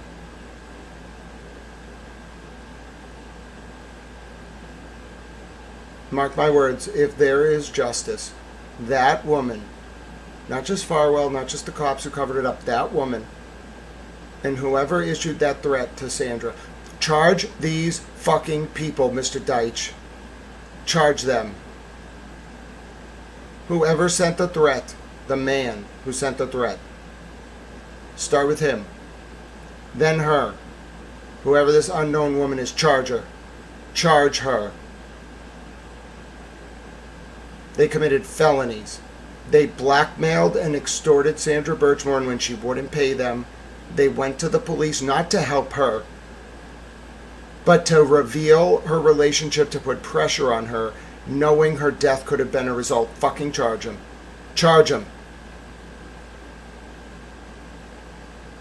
Charge them. They did it.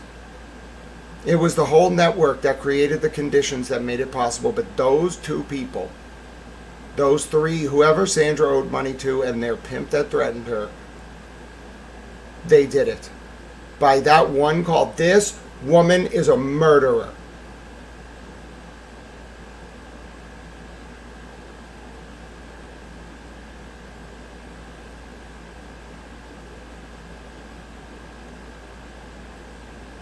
She killed Sandra Birchmore. We now know who did it. I'm telling you, we now know. I can't believe they kept this from. First of all, what is wrong with this defense lawyer? I don't even think she knew what she was doing. You know what you've done? Do you have any idea what you've done? This person is out there.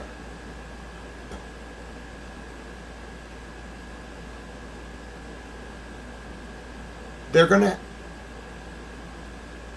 Oh my God. What have you done? It wasn't time. It was not time.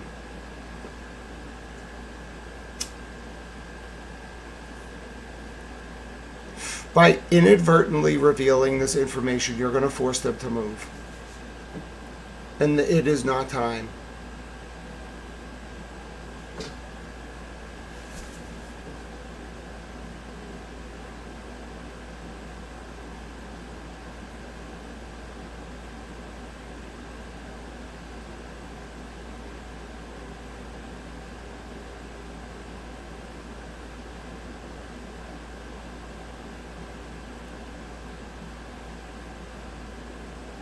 It's heartbreaking.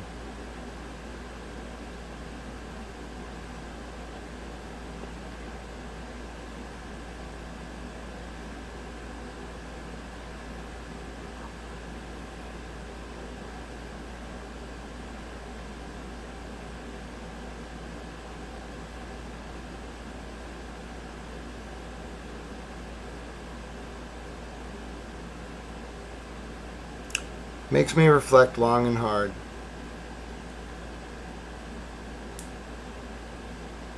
Because the question isn't, why do I do this?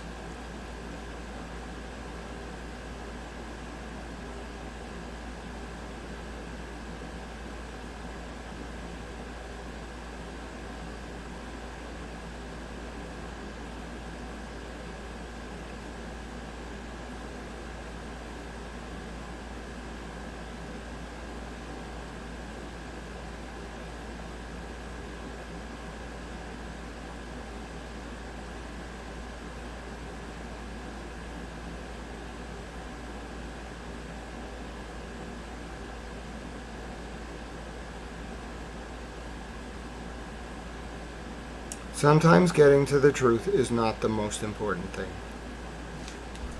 It's just not.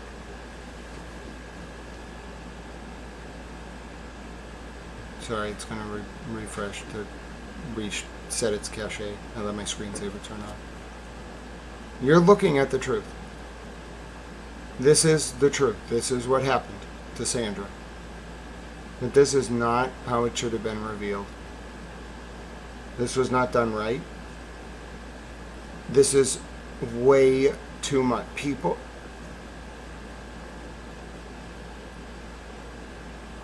This was not intentional.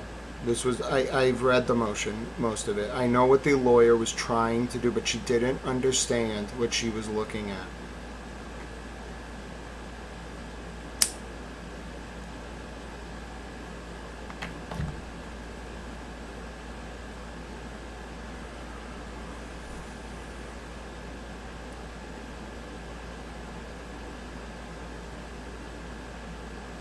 If there's any evidence that that woman knew that by reporting Sandra she would die, charge her with murder.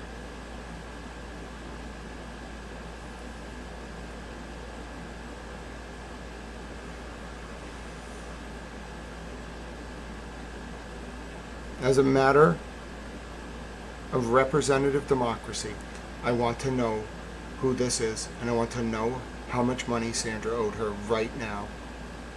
And I want to know how much Sandra owed the other girls. And I'm a peaceful man. But I'm going to go get that money. That number, mark my words, I'm going to get it tattooed on my body. Because apparently that's what a human life is worth in America.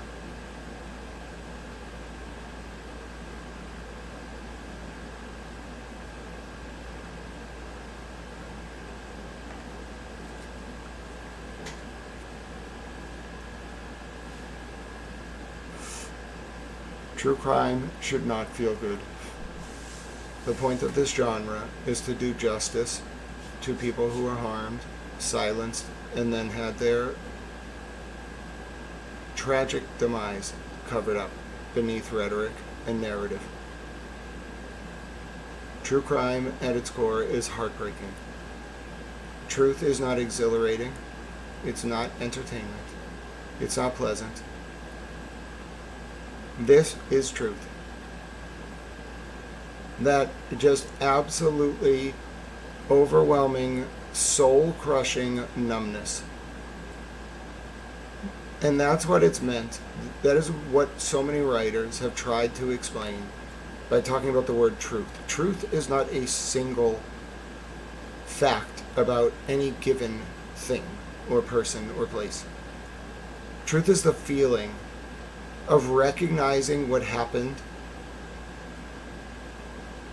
and the weight of it being so existentially overwhelming that it is almost indescribable. And that's why it's compared to someone running around without their clothes on after getting out of the pool while looking for them. Just people strive like an asymptote to explain truth, because when you look at it raw and stare at what actually happened, it will shake you to your core. There will be no joy. And that's why this genre lost its way a long time ago. I don't know if that's what it is. It's a type of coverage, I suppose. Lost its way many decades ago. Because if people knew what they were actually searching for, I don't know if they would actually want it.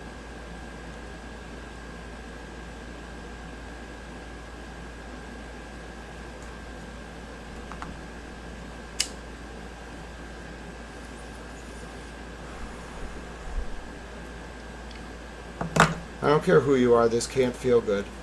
Nothing about what I just explained about how Sandra Birchmore died can feel good. I don't care if you thought the worst possible thing about this case.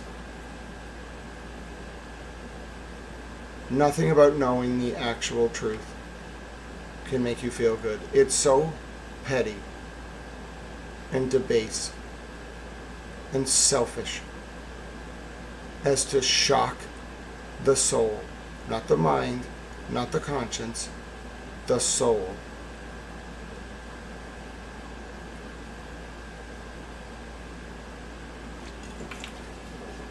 I will write this up and then I'm going to bed. Because I cannot feasibly take any more. I can't. A human life reduced to a couple hundred, maybe $1,000. Blackmail, extortion, brothels, pimps, crooked cops. You want me to wake up every day and believe in this country? I need more than that. And I know there's more than just this behavior. But I can't defend that. I won't.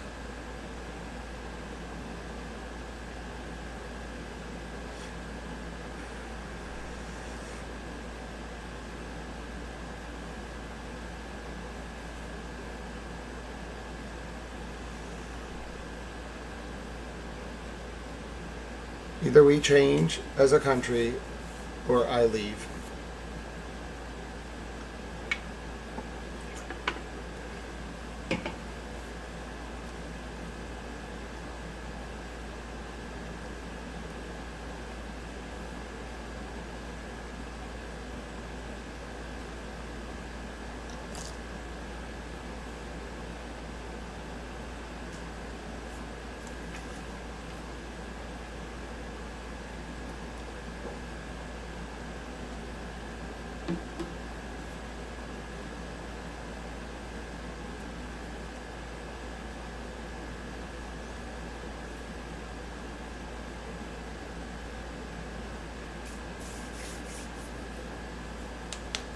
I'm ready to write now.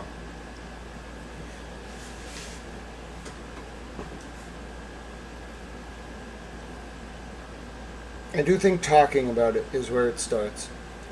And also we gotta stop fetishizing the genre of true crime. It's important. It has a role. It's not entertainment. I will put on my Judge Middleton hat. It is not entertainment. It can be a didactic learning tool. It's educational for what it is. It's epistemologically relevant. But it is not entertainment. You might utilize elements of entertainment to insulate people's brains from trauma. I don't care if you're covering court documents or war. I understand, okay, a little bit. Just a little. Because it is, I've read the studies. It actually does help. So I understand. But this is not entertainment. And this genre needs to, like, more than even some of these bad actors, the genre has to have a serious look in the mirror. Because what it's done is turned a sacred pursuit of justice and truth into a commercial product, which is by its nature vacuous and meant to sell quick hits of dopamine and not actually, like, there's no marketability in this feeling. It's disgusting. It's gross. It feels wrong. It hurts. It's heartbreaking. It's sad. It's disgusting. I feel like I want to take a shower. It should not be marketed. The point is not for it to be a commercial enterprise. The point is to explain to people why this feeling is terrible and why we failed as a society when it happens. And I don't know how to get through to people on that level.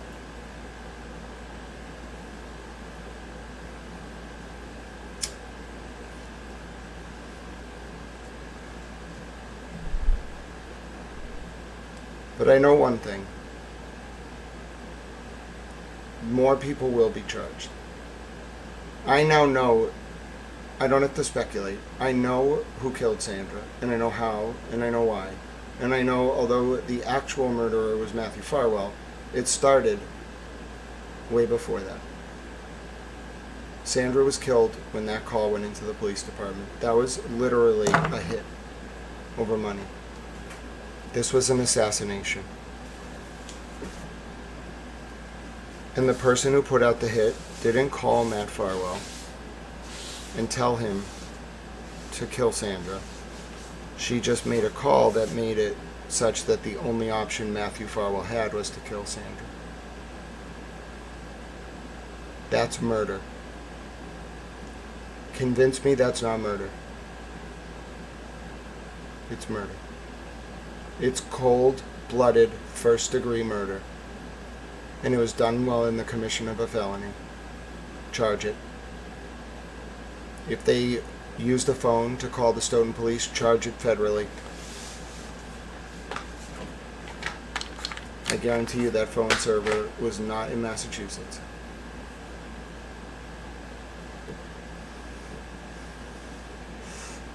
Charge him.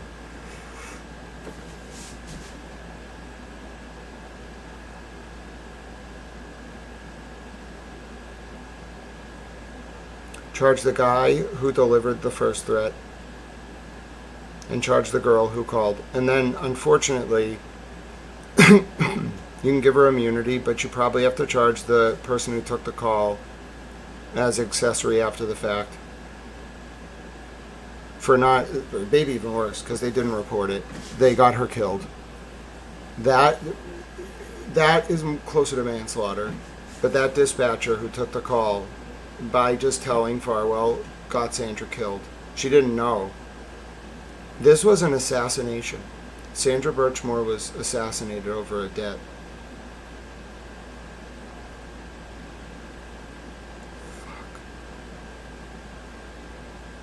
Fuck.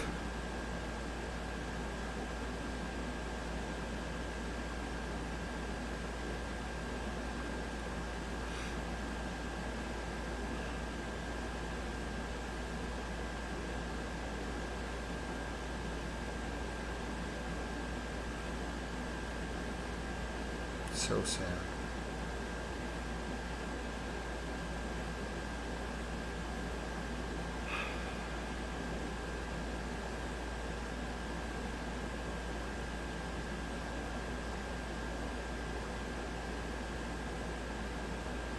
This girl's gonna go to prison for a long time.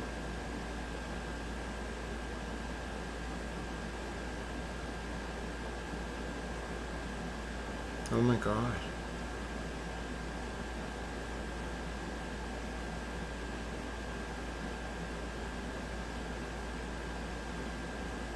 There's a murderer walking free. This girl is just out there.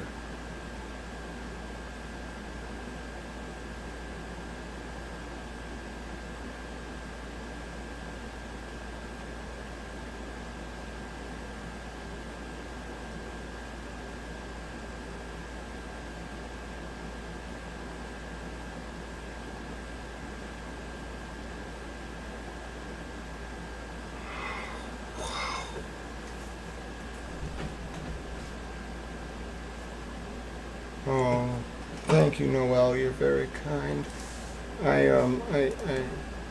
It runs contrary. I know it's a sign of love, but I missed it because I was in a rant, and I just try to say thank you for each one. So thank you for your support, Noel. You're wonderful. Okay, let me take a second. I need to write this up.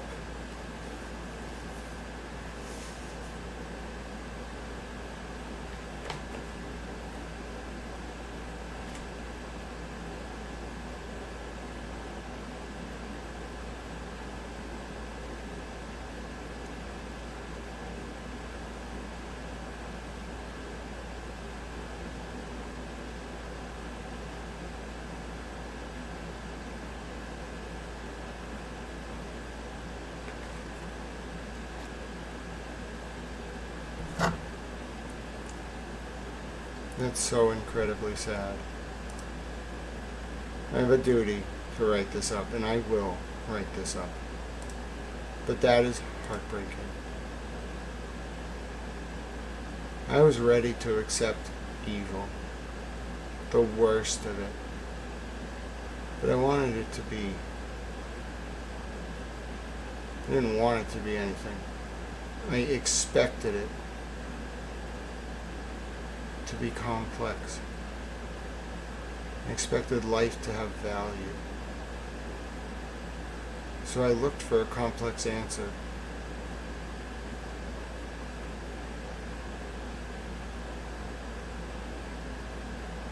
It was greed and money.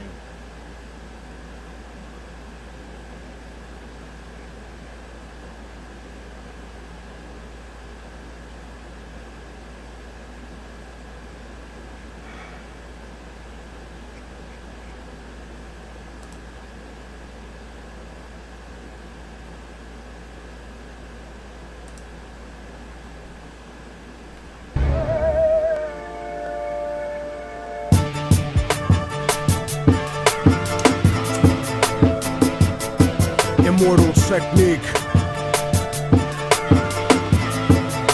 Revolutionary Volume 2. Yeah. Broadcasting live from Harlem, New York. Let the truth be known. You better watch what the fuck flies out of your mouth, or I'ma hijack a plane and fly it into your house. Burn your apartment with your family tied to the couch and slit your throat so when you scream, only blood comes out. I doubt that there could ever be a more wicked MC, cause AIDS-infested child molesters aren't sicker than me. I see the world for what it is, beyond the white and the black. The way the government downplays historical facts, cause the United States sponsored the rise of the Third Reich, just like the CIA trained terrorists how to fight, build bombs and sneak box cutters onto a flight. When I was a child, the devil himself bought me a mic, but I refused to offer, cause God sent me to strike with skills unused like fallopian tubes in a dike. My words will expose George Bush and Bin Laden as two separate parts of the same seven-headed dragon, and you can't fathom the truth, so you don't hear me. You think Illuminati's just a fucking conspiracy theory? That's why conservative racists are all running shit, and your phone is tapped by the federal government. So I'm jamming frequencies in your brain when you speak to me. Technique, a rip a rapper to pieces indecently, pack weapons illegally, cause I'm never hesitant. Sniper scoping a commission, controlling the president.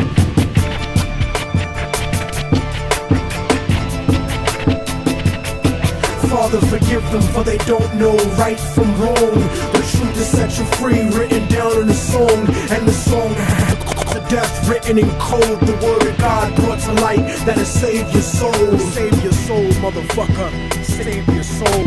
Yeah, yeah, yeah. I hacked the Pentagon for self-incriminating evidence of Republican-manufactured white powder pestilence. Marine Corps flak vest with the guns and ammo, spitting bars like a demon stuck inside a piano. Turn a Sambo into a soldier with just one line. So here's the truth about the system that'll fuck up your mind. They gave Al-Qaeda $6 billion in 1989 to 1992, and now the last chapters of Revelations are coming true. And I know a lot of people find it hard to swallow this, cause subliminal bigotry makes you hate my politics, but you act like America wouldn't destroy 2 buildings in a country that was sponsoring bombs dropped on our children. I was watching the towers, and though I wasn't the closest, I saw them crumble to the earth like they were full of explosives. And they thought nobody noticed the news report that they did about the bombs planted on the George Washington Bridge. 4 non-Arabs arrested during the emergency, and then it disappeared from the news permanently. They dubbed the tape of Osama, and they said it was proof. Jealous of our freedom, I can't believe you bought that excuse. Rocking a motherfucking flag don't make you a hero. Word to ground zero, the devil crept into heaven. God overslept on the 7th. The new world order was born on September 11th.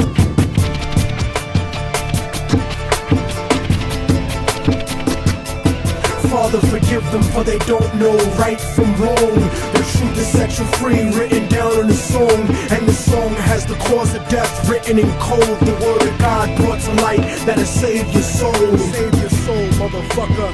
Save your soul. I know what happened. One of their girls used their own tactics. She saw them blackmailing, so she was like, Sandra won't pay me. What's wrong? Like, she'll just blackmail her, and then I'll put a little pressure on her. And, she learned it from them, and she brought them down because she used their tactics. Wow. That girl is a felon. She's a criminal. She's a murderer.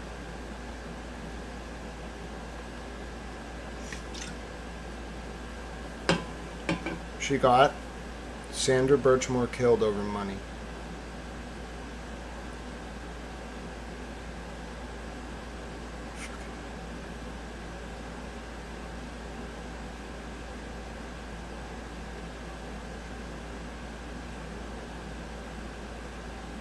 Thousands of years, and you can't even figure out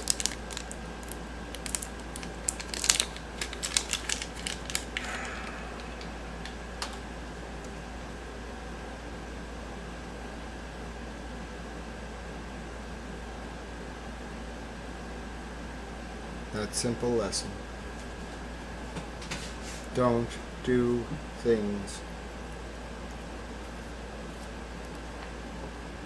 A butterfly flaps its wings in Boston, and a tsunami crashes on the shores of Hokkaido, Japan.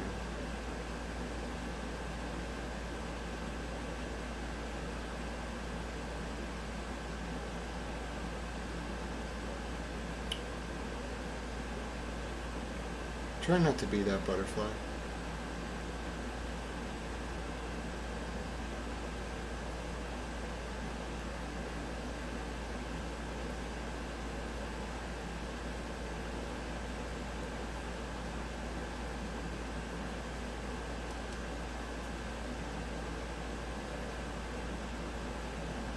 One debt,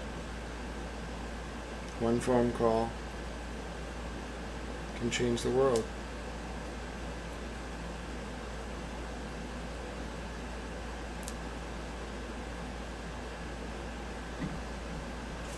At the price of a life and a child unborn.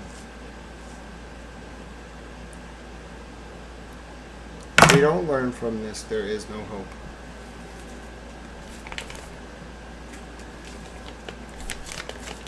The story must be told.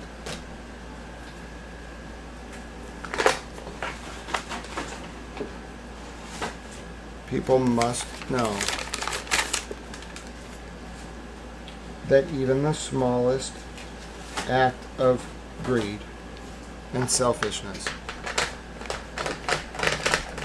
can have absolutely awe-inspiring, which is what the word awesome means, consequences for you personally, for people you don't even know, for governments, cops. Uncountable lives were changed because of that phone call.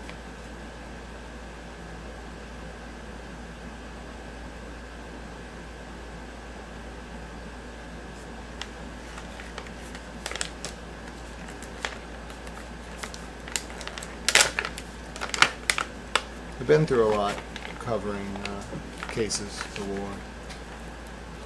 Never in my life have I actually had to push myself to the absolute limit of my capacity to not faint.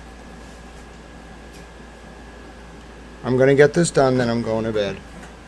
Because I've given you everything. I've left it all on the field to get to this moment.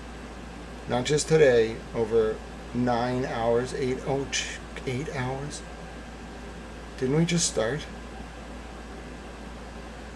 But for Sandra, and for other people, it's not just her, for other people who were treated like nothing, as if they didn't matter.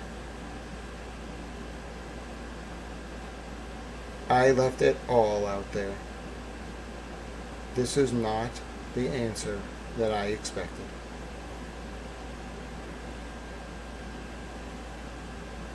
It is, in every sense of the term, a moral reckoning. For that woman, the unknown woman, for Farwell, for his brother, for Divine, for Fanning, for Tully, for Morrissey, the Canton PD, But it's a moral reckoning for all of us. Because if we can't, look at what happened to Sandra Birchmore. And say,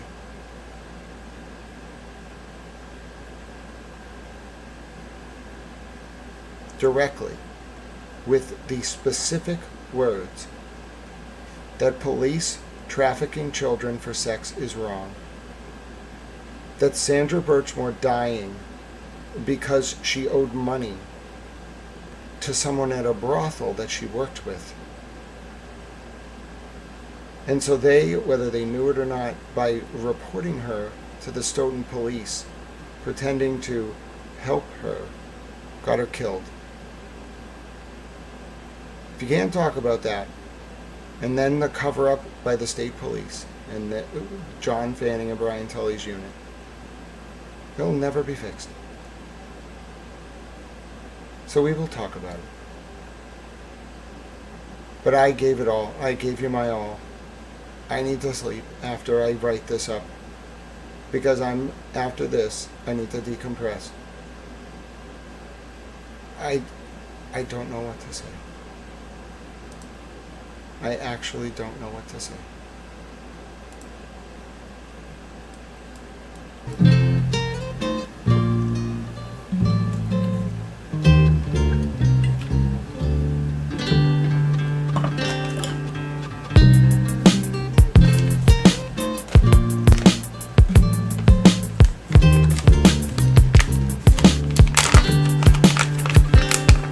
Told me I would never make it, I would never achieve it. Reality is nourishment, but people don't believe it.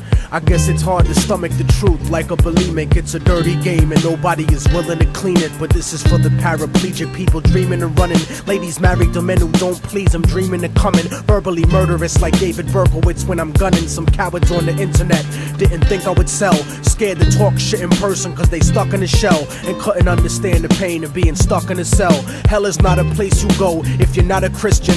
It's the failure of your life's greatest ambition. It's a bad decision to blindly follow any religion. I don't see the difference in between the wrong and the wrong. Soldiers emptying the clips at little kids and their moms are just like a desperate motherfucker strapped to a bomb. Humanity's gone, smoked up in a gravity bong by a Democrat, Republican, Cheech and Chong. Immortal technique, you never heard me preaching a song. I'm not controversial, I'm just speaking the facts. Put your hands in the air like you got the heat to your back and shake your body like a baby born addicted to crack. And since life's a gamble like the craps tables at Vegas, I freestyle my destiny. It's not written in pages.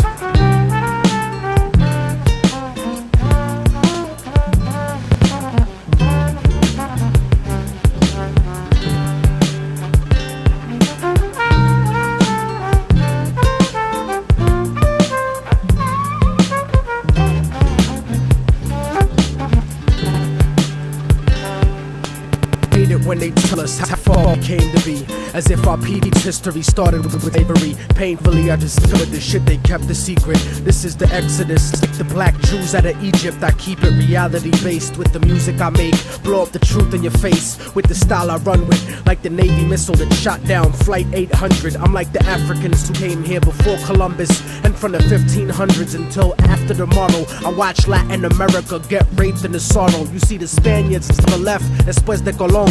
And if you don't believe me, you can click on Univision. I never seen so much racism in all of my life. Every program and newscast, all of them white. It's like apartheid with 10% ruling the rest. A type of stress I make me put the fucking tool in your chest. Step in my way, nigga, I wouldn't wanna be ya. I burn slow like pissing drunk with gonorrhea. I'll do a free show in North Korea, burning the flag, while J. Edgar Hoover politicians dress up in drag, trying to confuse you, making it hard to follow this. Capitalism and democracy are not synonymous. You swallow propaganda like a bird pill, selling your soul to the eye on the back of the dollar bill. But that'll never be me, cause I'm leaving the past. Like an abused wife with the kids, leaving your ass. Like a drug addict, clean and sober, leaving the stash. Unbreakable technique, leaving a plane crash. I'm out with the black box and I refuse to return. I spit reality instead of what you usually learn. And I refuse to be concerned with condescending advice, cause I'm the only motherfucker that could change my life.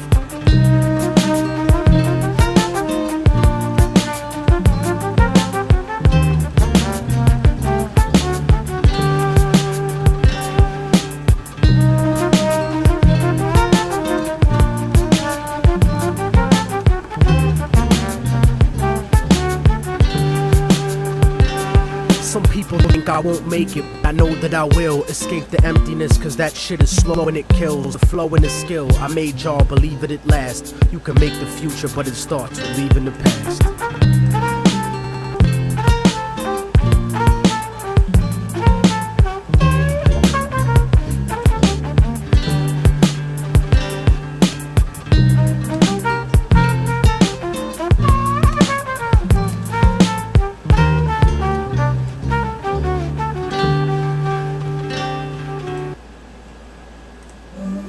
Tech, it's the last call, baby. What's good? Yeah, you know, remix just feels right, though. Before we get out of here, you gotta drop one ass gem on them, though, fam. No question. It's like the elders told me. No one person can do everything, but everyone could do something. So we gotta rep for all them niggas that ain't here right now. On the outro tip, the one remix. Yo, one enterprises comprises the artist and the sound. The pen and paper plays my savior while I'm getting down. Pray for my neighbors as a favor for holding me down. Slave for my papers as I savor the weight in pounds. It's underground, but the blatant vibrations widely found. Facing a nation, complacent radio stations now. Stop hesitating and contemplating the way we patient. So motivating and get them playing this shit we saying. Ain't no delaying in this war that we getting slated. Cause time's a wasting while we stand adjacent to abrasions. They fails is more than flagrant. And so I see the prince's cages while I pound the pavement. Looking for payment, saying fuck enslavement. Using the tools of old ancients. Announcing my engagement to this music that we making. Ain't no faking on tracks. And we don't never come whack. Immortal technique and a kid. Y'all niggas fear to rap. It's like one love, one music, one people, one movement, one heart, one spark, one gift, one lift, one stance, one shift, one way, one day, one. Immortal technique in the trenches with my nigga Akir. A family survived it to decide so we could be here. And now we enterprise the aftermath, one and the same. Living the revolution till we catch one in the brain. And even then my spirit will return in heavenly form. And wipe the chessboard clean of my enemies' pawns. The red dawn communist threat buried and gone.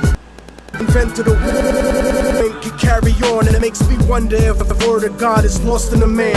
This is for the children of Iraq, lost in the this is for the illest MCs that'll never be known, and this is for all the soldiers that'll never come home. I wrote this for Mumia, stuck in the beast, for people who march in the streets and struggle for peace, for hood niggas born rugged, never rockin' Versace. Eddie Ramirez, cousin George, and my old friend Sashi, Chris from the block, and all my niggas stuck in a cell.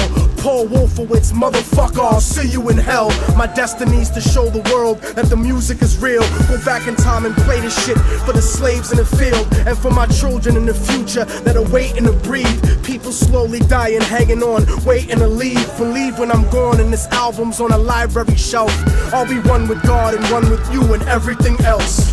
One love, one music, one people, one movement, one heart, one spark, one gift, one lift, one stance, one shift, one way, one day, one. Yeah. Revolutionary Volume 2 has been brought to you by the type of motherfuckers who ain't scared of shit. And if you playing this album and I'm no longer here, sometime far away from when I recorded this, remember that history isn't the way the corporate controlled media made it look like. Read between the lines and free your mind. Revolution is the birth of equality and the antithesis to oppression. But this is only built for real motherfuckers. So when I'm gone, don't let nobody I never got along with try to make songs kissing my ass, recycling my beats and my vocals. This shit is real over here, man. Thank you for listening, and thank you for supporting independent hip-hop, the heart and soul of our culture, keeping the truth alive. Good night, my people. Good night.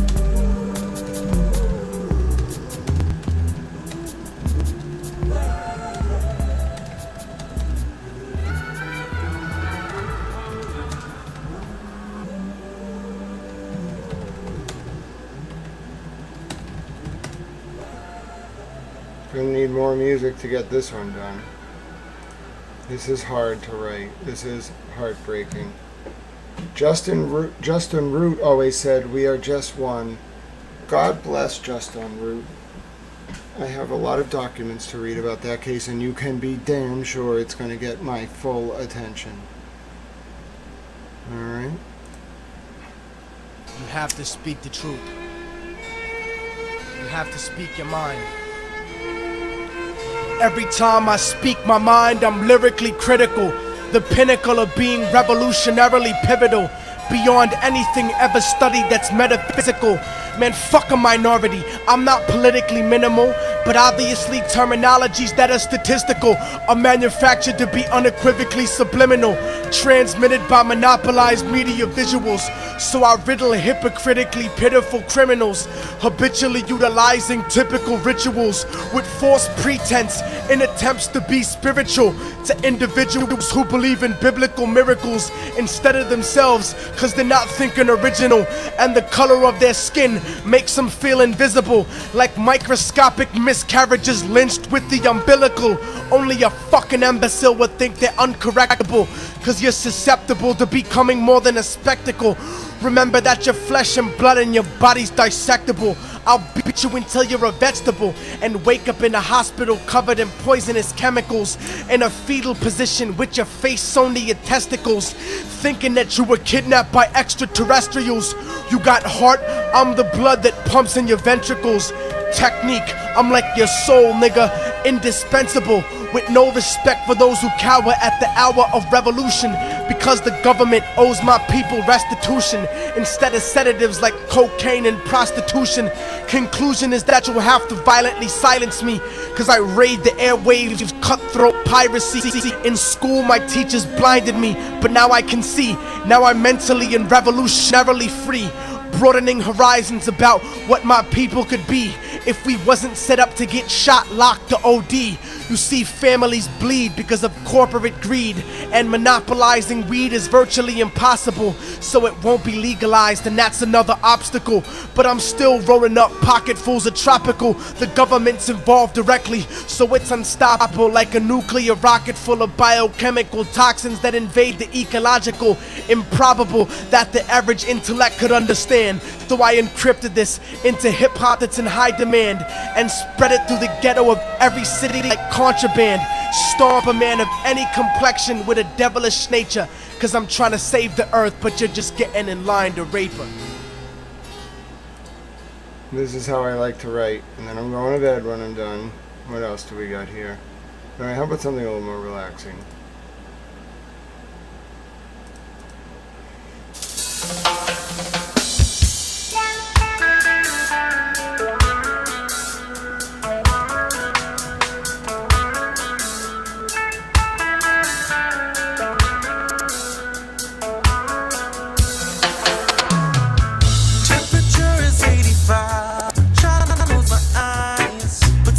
On my mind, thinking all the years, the fears. Oh man, it's been a ride. All those days spent lying on the beach, thinking out of reality was so out of reach. And though the years are catching up to me, I light one up and smile because the mood is right.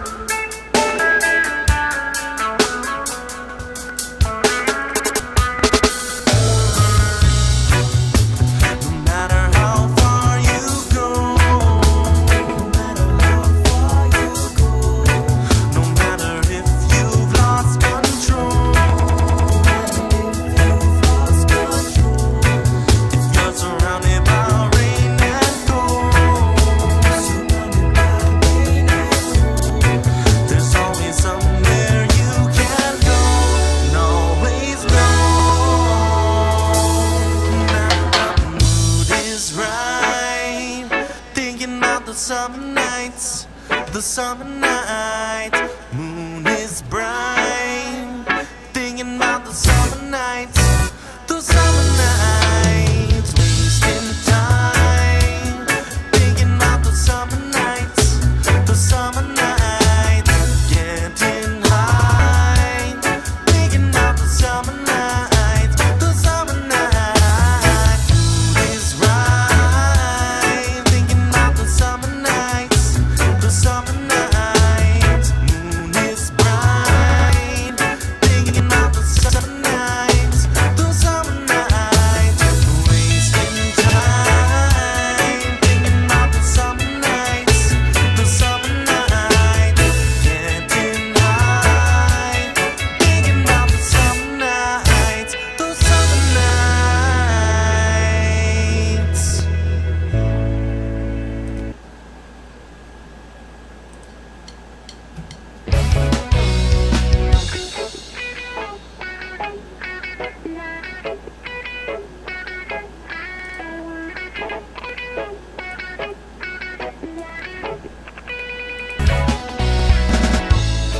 I know we've all been a long shot.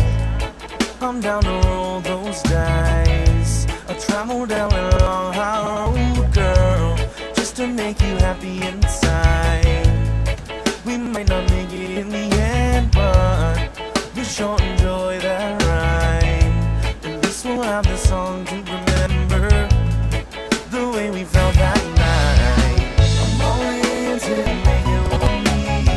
A reader in on that old mark. Take a chance, just wait and you'll see. Ooh, wait and see.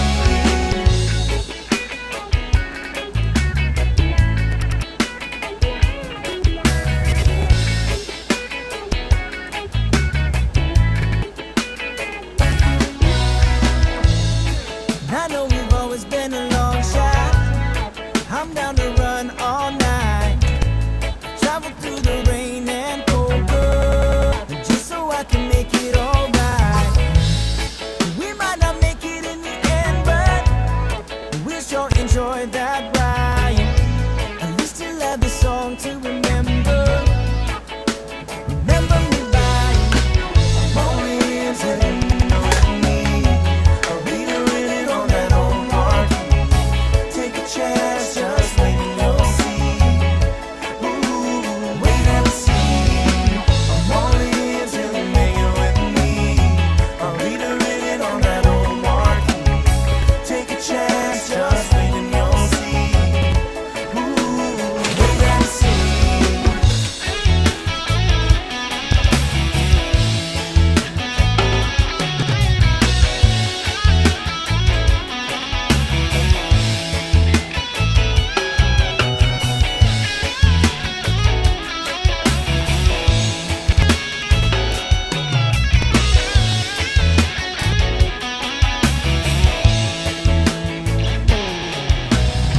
I'm only I till found you her. make it with me. A reader in on that old marquee.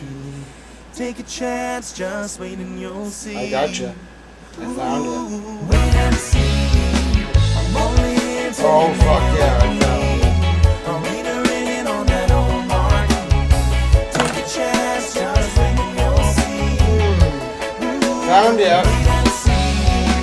I'm only here till you make it with me. A reader in on that old marquee. Take a chance, Got ya. just wait and you'll see. Ooh, wait and see. I got her. I got her. I got her. I found her.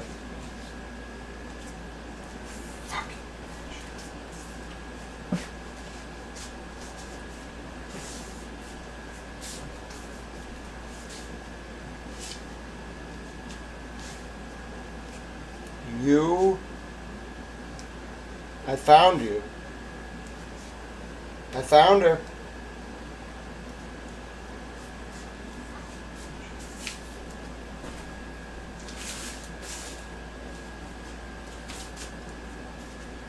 Should have wiped your Pinterest.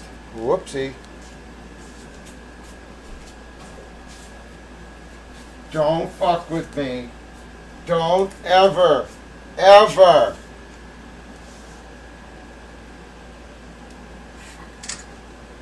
Oh,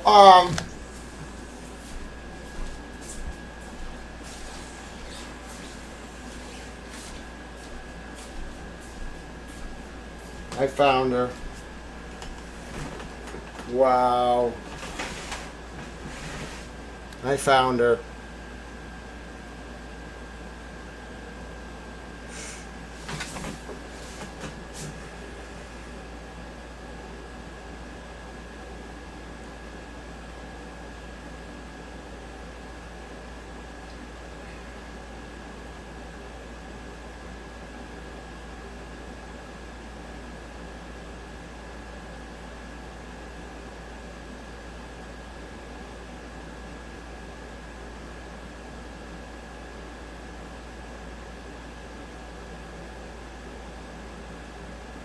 I am shaking with anger. I found her. I know who it is.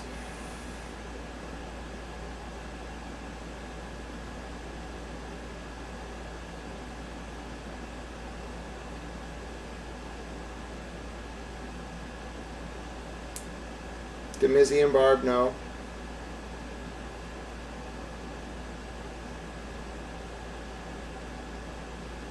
Demizzy and Barb, no. I want to know.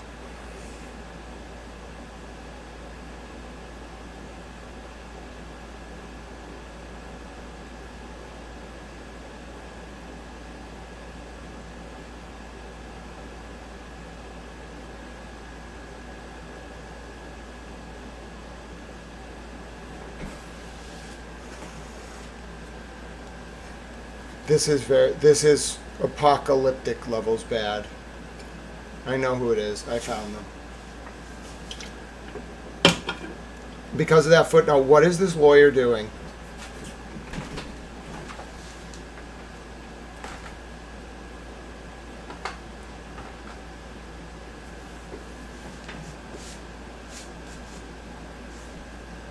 The DOJ doesn't know.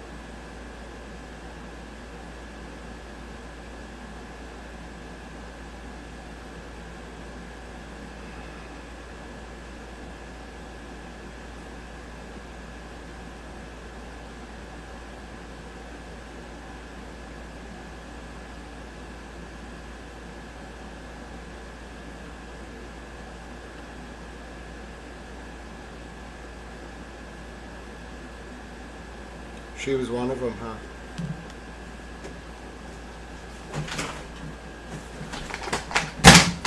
Wow. I figured out who it is. I know who got Sandra killed. Oh my God.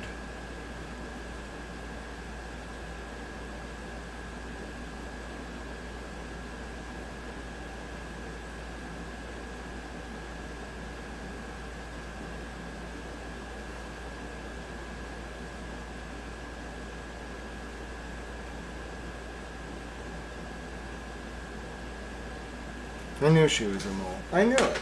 Dude, I could smell that shit from a mile away. Oh my God. Oh God.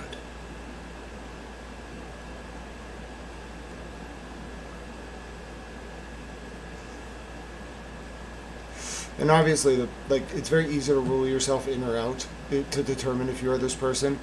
Because you either called Sandra Birchmore on January 20th, 2021, and you didn't. You know who you are. Oh, Rollins, we have a very big update. I'm not going to use the person's name because Matthew Farwell's defense lawyer, I think, just didn't. If I thought this was being revealed on purpose, which I kind of think it is, like at least they're trying to hint at the person to make a different argument.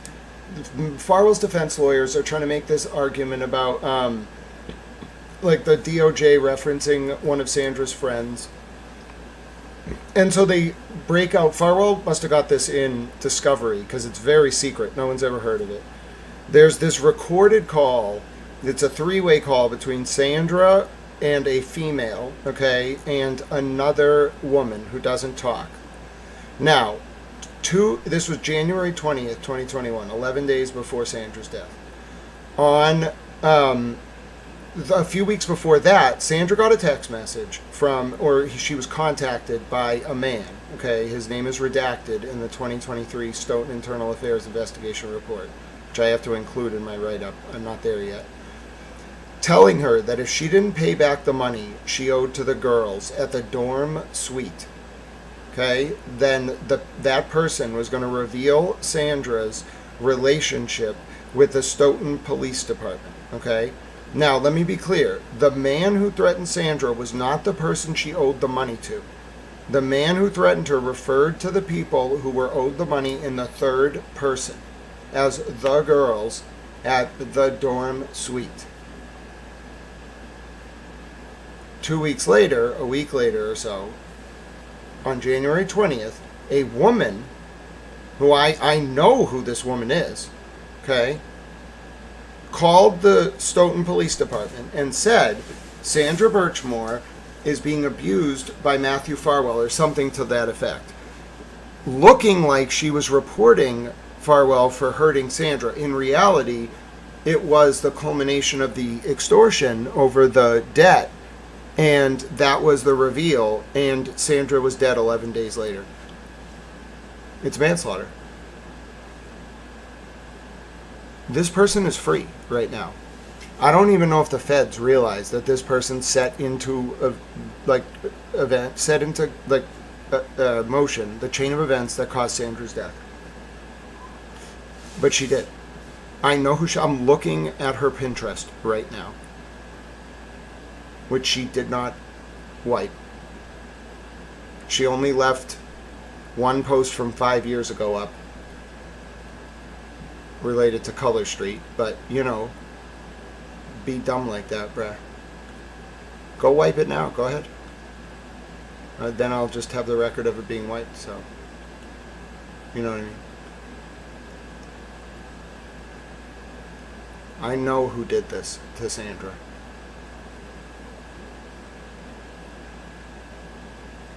Sandra's family, my message to you is, you now know why Sandra Birchmore was killed. It was over a small debt owed to a selfish woman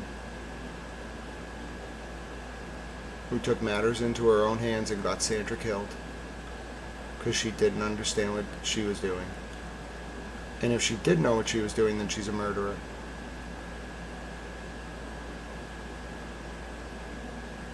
And what's worse, she has blackmail on the cops.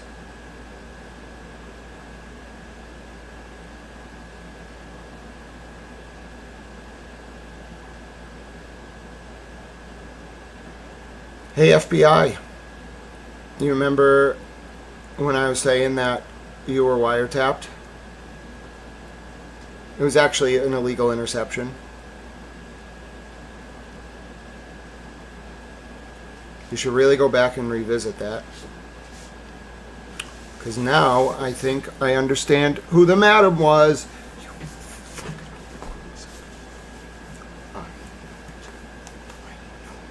I knew it.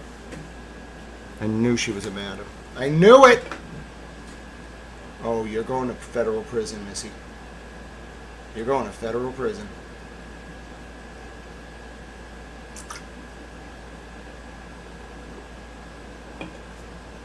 I got him.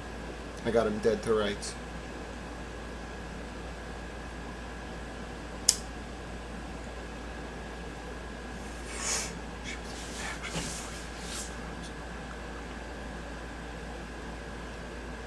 can't believe I lived.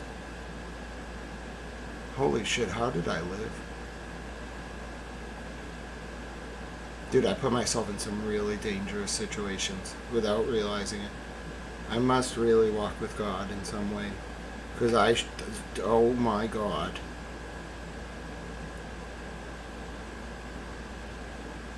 How did I live?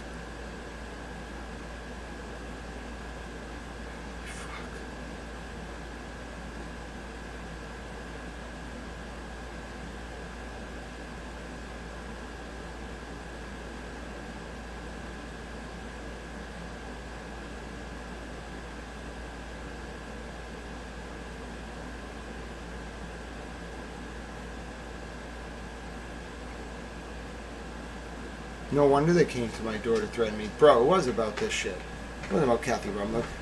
I bet I have Kathy Rumler's attention now. She's probably like, dude, if I didn't send that guy, who the fuck did? This dude must be a serious dude. Yeah. Sorry, Miss Rumler. You did bad things, but like, I kind of figured it wasn't you who sent a crazy man, like a weird man to my door. Like, does that seem like a Kathy Rumler thing to do? Like, she has too much dignity. You know who that is, though? That's these pricks. Uh-oh. If I hadn't called the FBI at that point, well, I had. I promise you I'd call them after that.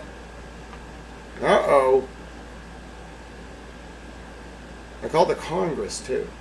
Listen, when you call the Congress and the response is like, they go have a meeting and then somebody retweets you from their official congressional account, whatever the F you're onto, you know it's big. In the sense that, like, somebody wants to make sure that if anything happens to you, they know that somebody's going to come knocking from the government. Oh my God, I did not think it was this.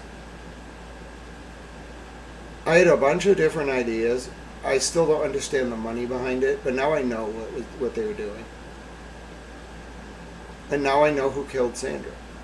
I can't believe this. She's free right now. Holy fuck.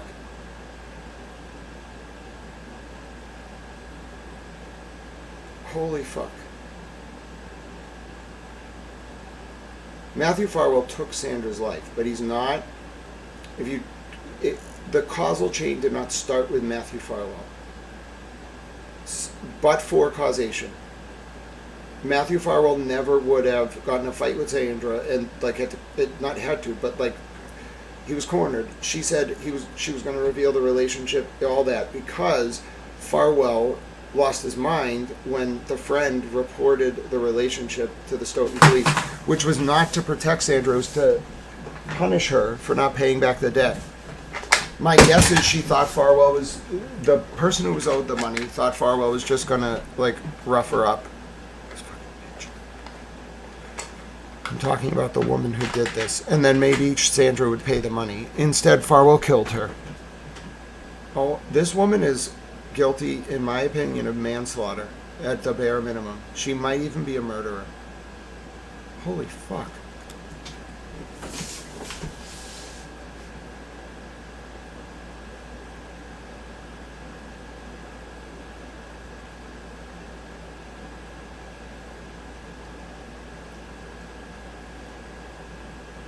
Dude, they put everything on the line so this one thing wouldn't come out. Do you understand? They put everything. They wiretapped the FBI. I threw a monkey wrench in their plan, though. I really fucked their plan up. Not on purpose. Well, I mean, once I found out they wiretapped the FBI, I was coming for them. I was pissed. I was like, bro, don't ever do that. Ever. Ever. And definitely don't tell me you wiretapped the FBI, because I'll be fucking pissed. So then I was coming for him. But, dude, they put everything on the line for this girl. And it's not her. It's what she knows. Holy shit. Fuck.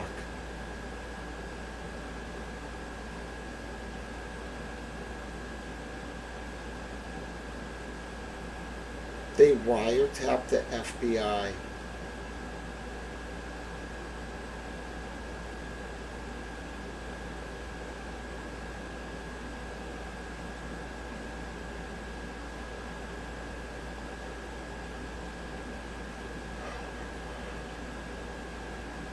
Some people are going to go to federal prison. It's too late now. The DOJ already knows. And if they don't, they'll know by morning. Oh, I bet somebody already called them. Holy shit.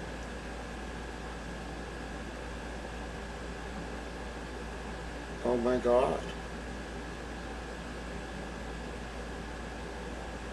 Are you telling me that I single-handedly, I did not? Oh my God. That poor girl. I solved her death.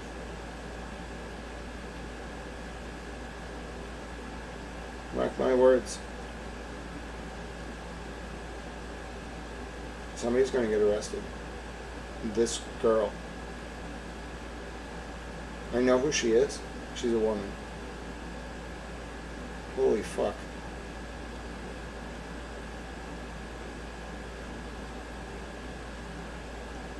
Holy fuck.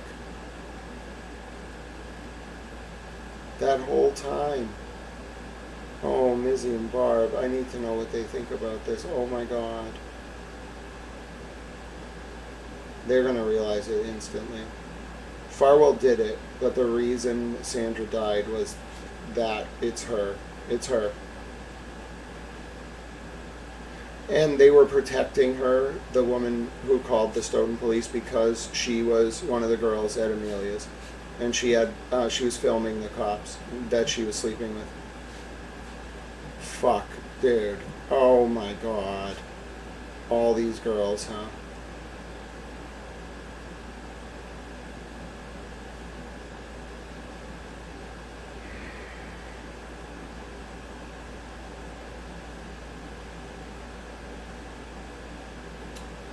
They have way more, the girls have way more power than it seems, huh?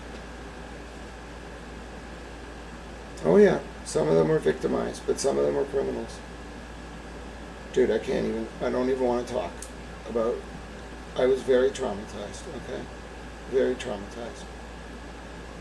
I was incredibly traumatized.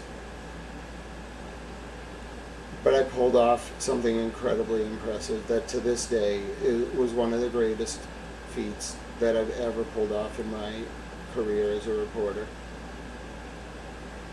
I can't tell you about it, but it was epic. It was the greatest thing I've ever done. I don't know how it happened.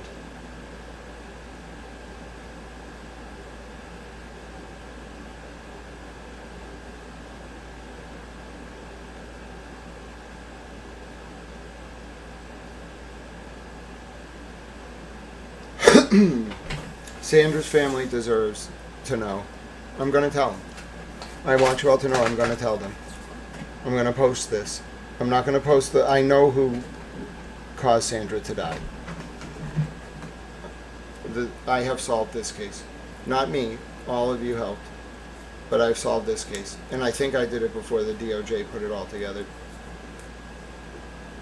They need to arrest or at least immediately detain that person. They know who I'm talking about. They have to. Otherwise she's not going to make it. I'm telling you right now, she's a huge liability to them and to herself. You got to get her now. If you don't pick her up now, she's gone. So I can't do, like, what do you want me to call the FBI? I can't do more than I'm doing right now. I'm just praying somebody at Justice is listening. You have to pick her up now. I'm saying, like, I can't say she won't make it through the night, but you have to act now. You have to pick her up. You gotta either, so she did it, okay? She is the reason Sandra died, but you have to pick her up now, because they know.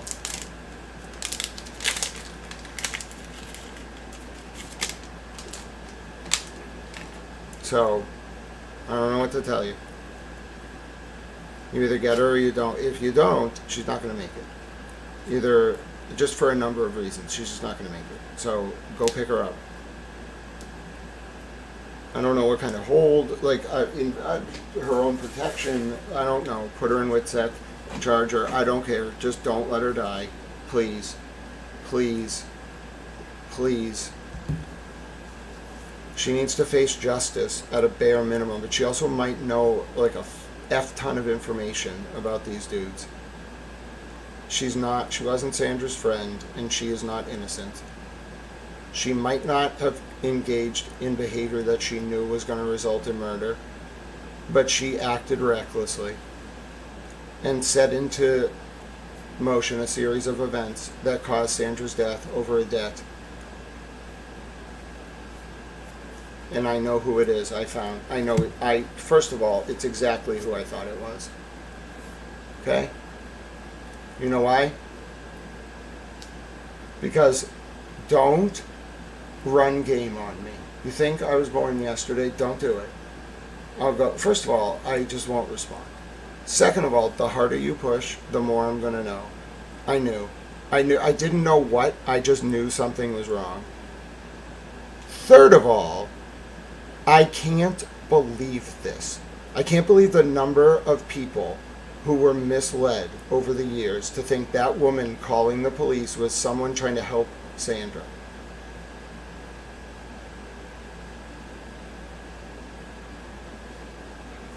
And she's known the whole fucking time. The guilt is not punishment enough. I'm sorry, it's not. Nope, it's a crime, in my opinion.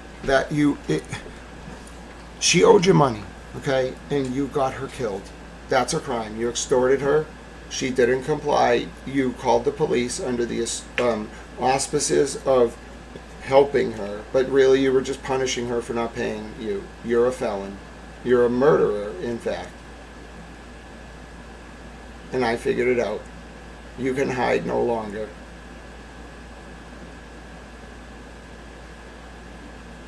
You all want to know, don't you? Some of you probably figured it out, huh? Some of you have been in the same room as this person. Holy shit.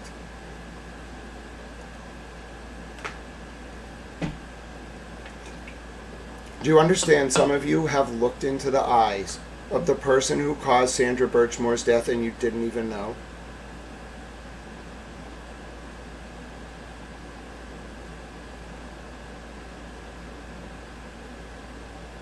I'm serious. Yes. No, listen, I have this. I'm 100%, I'm just not saying the name. Because I respect the Department of Justice and a lot. And I'm going to let them, whatever they need to do. Trust me, there's somebody somewhere who either works there or knows somebody or called them after they figured this out. Because they know who this girl is. She's alive.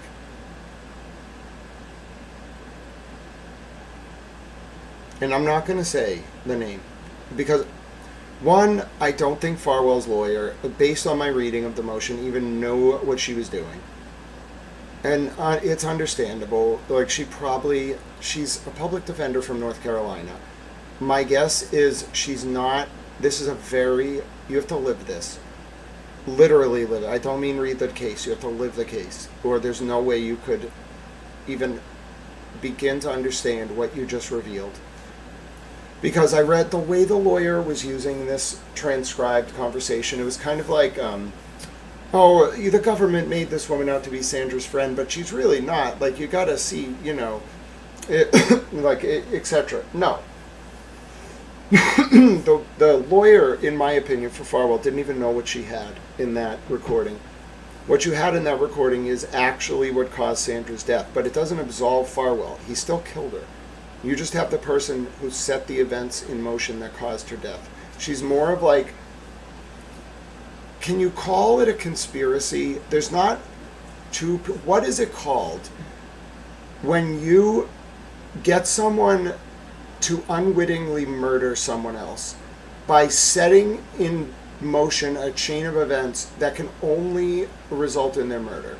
Like a reasonable person, or like you acted in a way that recklessly disregarded the potential that your actions would cause death. Like whatever that is. And it doesn't, like in this case, it doesn't involve the person who called the Stoughton Police Department in Farwell conspiring. They might have, a little bit. But what it seems like is that it was someone who was a pimp at Amelia's who was initially trying to get Sandra to pay. Sandra wouldn't respond to him. So then the girl herself was like, Sandra, pay me. Sandra wouldn't pay her. So the girl went to the Stoughton Police Department on January 12th, told the dispatcher that Sandra was sleeping with Farwell. The dispatcher told Farwell. Farwell, 11 days later, killed Sandra. Therefore, this person is guilty of manslaughter in the 2nd degree. They need to be arrested. I don't know what to tell you. Is that... Wait up, man. Are you telling me that what Deitch is going to do... Dude, we can't wait till... I'm sorry. You thought you were going to wait till January? People were going to figure this out. You got to move now. I'm sorry. Find a federal crime that she committed. I don't know. I'm not a prosecutor. Find it now. Arrest her now. Just... Whitsacker, I don't care. This is very bad. First of all, she's capable of murder. She cannot... Dude, no.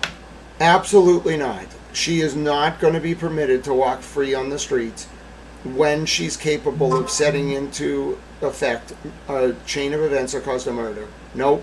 Pick her up now. She's going to know. Everybody's going to know. Dude, everybody knows. Everybody knows. Everybody in Canton and Stoughton is already texting about this, I promise you. They're freaking out. Dude, she's just she's out there in the world. She's a civilian. Dude. Oh, do you understand that I cannot control... First of all, I can't control what Matthew Farwell's lawyer puts on the docket. I'm not... My job as a reporter is to go on Pacer, to download the documents, and to read them. That's all I do. I sit here, I download the documents, I read them. My job is not to censor information that was revealed on the public docket. That is not my responsibility. This lawyer's got to deal with that, not me. What is about to happen? Listen, there could legitimately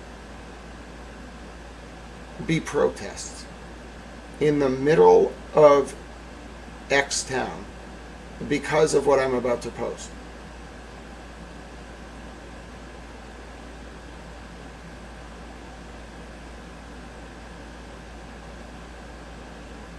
This is one of the biggest decisions I've ever had to make in my career as a reporter. Do you understand what's going to happen if I say this name?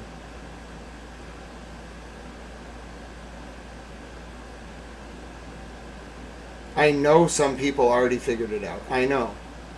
Listen, word is getting around very quickly. I can tell. And I'm not teasing anything, by the way. I know a lot of you know that's not my style. I have to ethically, as a reporter, think about my obligations. Safety, country, God, family, in that order. And I have to make a decision that's in the best interest of the United States of America and the Constitution and my profession, my vocation. And I have to make sure no one gets hurt. That's my duties. Everything else is above my pay grade.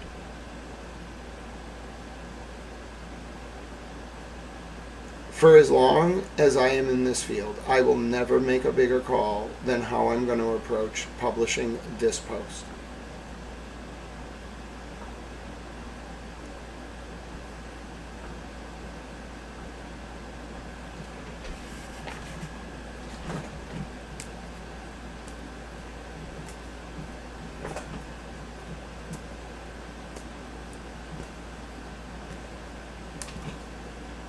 I'm not very coordinated.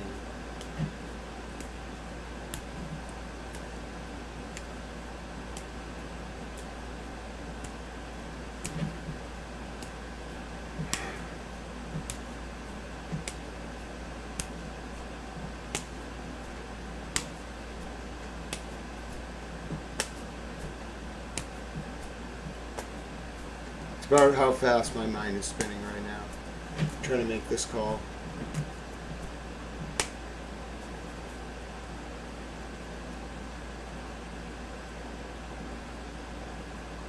I'm reminded of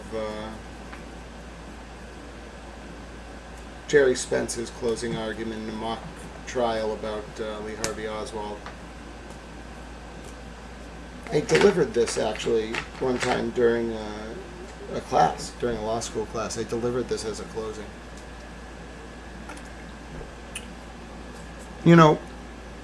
A young man was walking in the woods. And he walked the same path every day. And every day he walked past an old man's cottage. And one day he thought to himself he would play a trick on the old man. And the young man thought himself quite clever. So he bent over, and as he's walking through the forest, he picks up a white dove, a little bird. And he cups the bird, the white dove, gently in his hands. And he walks over to the old man's cabin, and he thinks to himself, "Ha! I'm going to play a trick on the old man. I'm going to clasp the bird in my hand. And I'm going to ask the old man whether the bird is alive or dead." And the young man thinks to himself, you see, this is genius.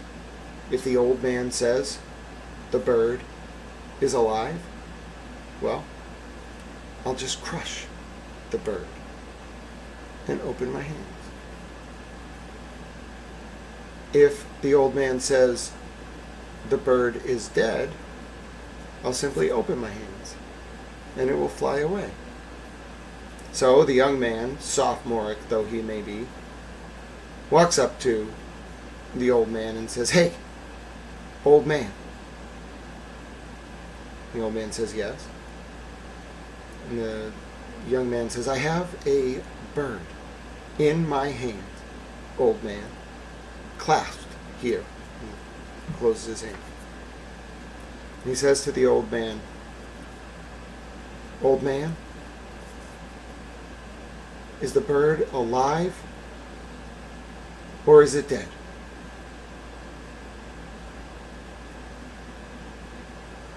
And the old man takes a second to reflect, and without asking a single question, he says back, "The bird, my son, is in your hands."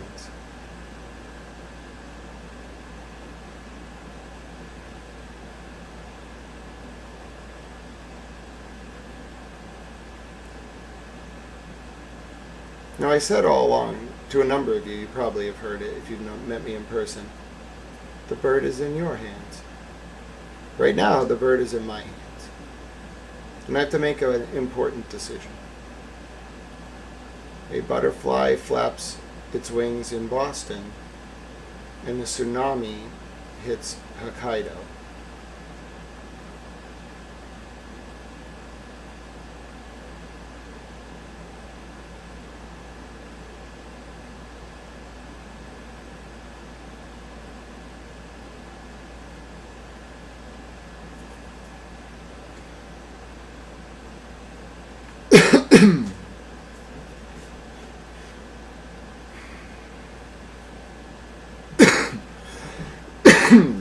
Yes, I know.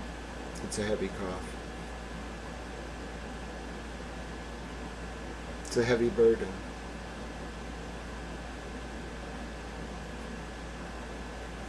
What should I do, oh Lord? What should I do?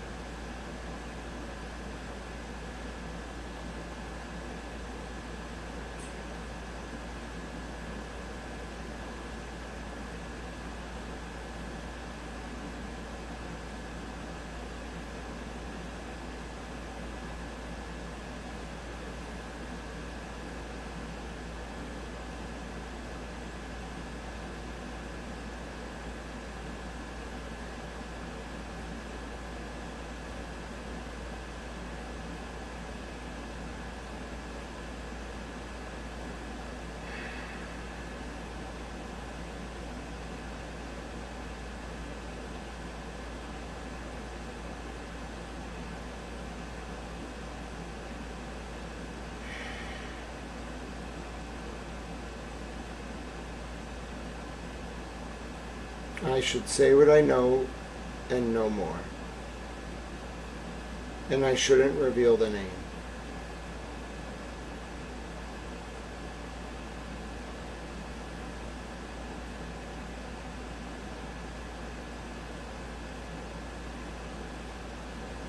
Because the people who need to know the name already know. Anyone who absolutely needs to know would know already. And I don't need to cause any civil discontent in redacted right now. That's not necessary.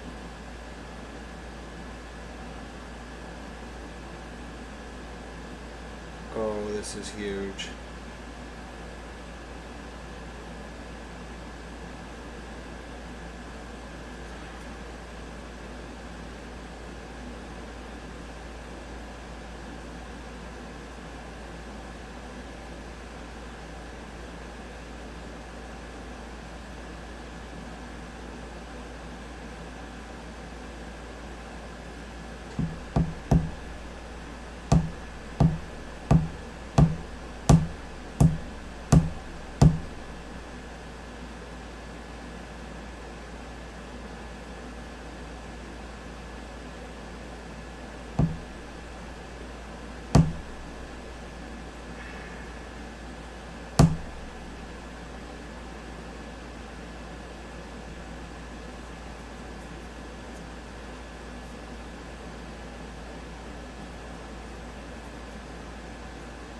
She wronged Sandra.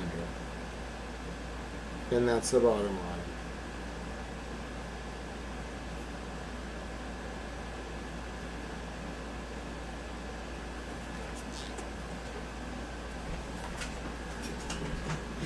All right. Let's do it. Bunny, if you're just tuning in, I know you've probably been watching. We know how Sandra Birchmore died.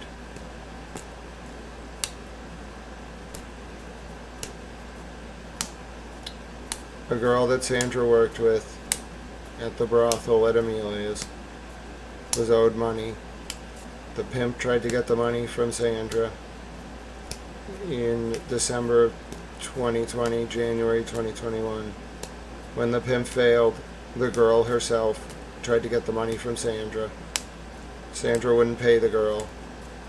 The girl, after failing to extort Sandra, went to, by the way, when the man threatened Sandra over the money, he said, if you don't pay the money owed to the girls at the dorm suite, we're going to tell people about your relationships at the Stoughton Police Department. 2 weeks later, a girl, this girl, the unnamed girl, who I know who it is, called the Stoughton Police Department not to protect Sandra, but to follow through on the extortion threat, and said that Sandra and Matt Farwell had a sexual relationship. 11 days later, Sandra Birchmore was dead. We have the murderer. Matthew Farwell killed Sandra Birchmore, but this woman is the murderer. Because but for her, and by the way, it's not like this woman, if she had actually just been trying to help Sandra, and then by trying to help, the dispatcher told Farwell, who then caused Sandra to get murdered, then it's actually the dispatcher who unintentionally got Sandra murdered. But it's a different kind of crime. This is the person was committing a felony. You can't lend someone money and then extort them because they can't pay. You're not a credit card. And we have, like, you can't lend someone money and threaten them. That is fucking racketeering. That's loan sharking. You can't. It's a oh, fuck. Hit her with racketeering. Fine. She was loan sharking. Oh, fuck me. That's a federal crime. She was loan sharking. Oh yeah, she's cooked. I forgot about that. You can't you can give someone money as a personal loan. You can even just give someone money not as a loan. But if you give someone money as a private loan, personal. You can't threaten them. You can't extort them to collect the debt. That's loan sharking. It's not just the points, the VIG. It's the threat. That's a crime. That's a federal crime. That's loan sharking. This woman, yeah. That's felony murder. She lent Sandra Birchmore money. When Sandra couldn't pay, she said to Sandra through an intermediary, pay or we're going to reveal your relationship with the cops. Sandra didn't pay. Then the girl herself approached Sandra, pay or we're going to report your relationship with the cops in Stoughton. Sandra didn't pay. January 20th, 2021, the girl follows through on her threat. That's a culmination of the extortion. 11 days later, Sandra dies at the hands of Matt Farwell because this woman made this call, not to help Sandra, but to punish her for not paying back the debt, thus felony murder. She was loan sharking, and then she murdered Sandra Birchmore, indirectly. She's the killer. Oh my God. She's dangerous, huh? I bet they have her under watch. I bet they could seriously pick her up now, and they'd be justified in doing it. Because they got her. They got her. Even if they don't have that original recording, because somebody recorded the three-way call after with Sandra and the perp, Sandra talked to this woman killed Sandra. She signed her death warrant. And it's scary because I know the name. No, in Limonene. That's not how it works. So, in the United States, if you take a private loan, under no circumstances, first of all, it's very similar to as if you had a credit card. Under no circumstances can someone else come to you and say, or that person, pay me or pay them the money, or else we're going to do X, Y, or Z. That's loan sharking. That is a federal felony. You will do 20 to life.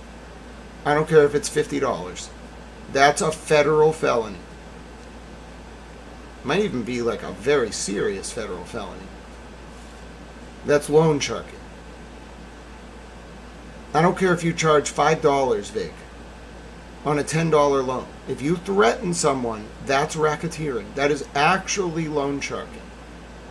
That person in that call committed a federal felony by admitting to that.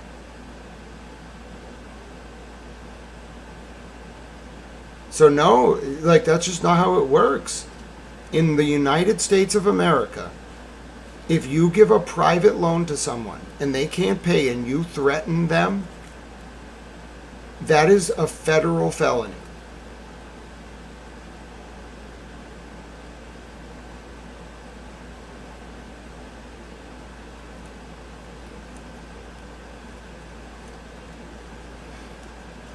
Well, so in Limonene, but-for causation is a legal standard. It's not a moral judgment. A causal chain asks the question in a criminal or civil case, what was the proximate cause of Sandra's death? And it does it for each individual defendant. If you start the causal chain, if you're the but-for causation, which means but for your actions, Matthew Farwell doesn't kill Sandra Birchmore, yeah, you got, in my opinion, criminal and civil liability. Criminal is the more serious, obviously. Oh yeah, in Limonene, I'm hyper-focused on it because I got her. Do you realize that I am making a decision as a publisher right now, as a serious 3 to 4 year investigative reporter on one story about whether to publish who was actually responsible for Sandra Birchmore's murder. Do you understand? I have the person's Pinterest. I know that they were working at Color Street or as a sales tech in 2021. I have it. I knew who this person. How do you think I knew to Google them? Because I got him in Limonene. I got him. I got her, I should say. I got the real killer.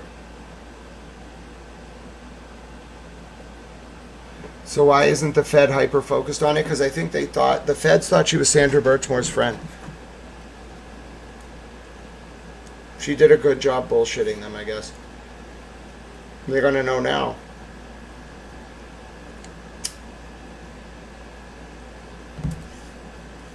It looks like a fight between girls, but it's not.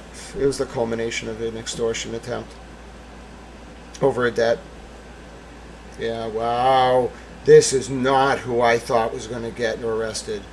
There's a lot of other people that covered this shit up, but bro, holy fuck. TurtleBoy's going to lose his mind. He's going to freak out. Wait till he hears this one.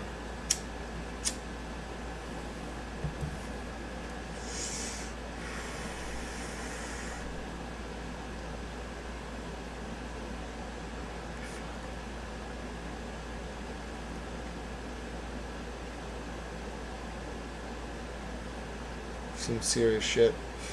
Most serious thing I've ever had to do in my 9 years doing this.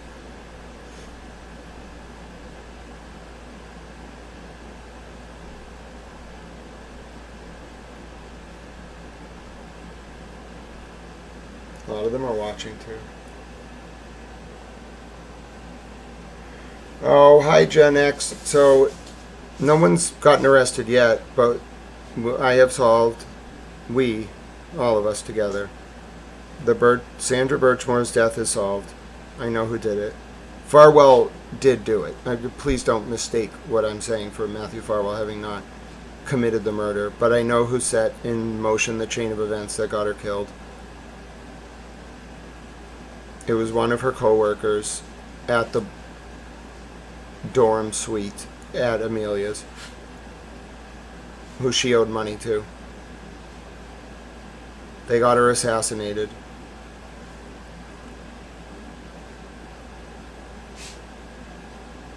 I want her in cuffs. I want her jailed. We'll figure out later whether she had the intent to kill Sandra or not. Who cares? Figure it out later. I want her in cuffs. She either recklessly did it or intentionally did it. It's one person, and it's tormenting me because I want to say the name so bad. It's going to freaking shock almost every one of you. You're going to lose it.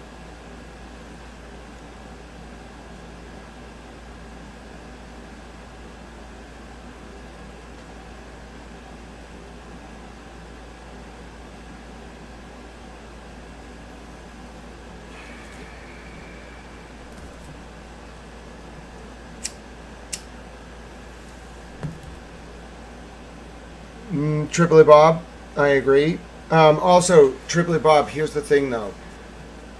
Matthew Farwell's lawyers are right about one thing. The feds in all their moving papers have not accurately reflected this person's role. And she's not a cop. So they have no, it's not like that. I think they may actually not know this. They may know who she is, but they may not know the context of what this call means, or like what it means that Sandra was previously being threatened over the same debt, with the threat being that the person would reveal the information about Sandra's connection to Farwell. I just don't think they know. This person stayed under the radar really well. And the problem with this is, I know I'm right already, then this is what all of the chaos has been about. Because this girl worked at a brothel and had blackmail material on cops. They all had mutual blackmail on each other. The girl who got Sandra killed. And that's where this traces back to. So that's why fanning, like it snowballed, it really freaking snowballed out of control. And you want to know the wildest part?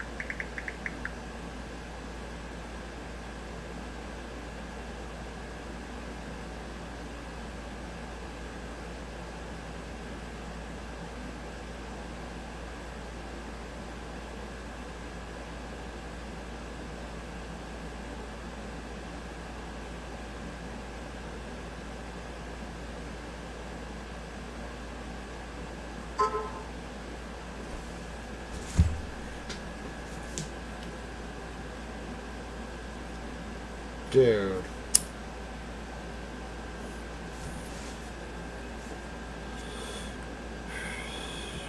Heavy stuff.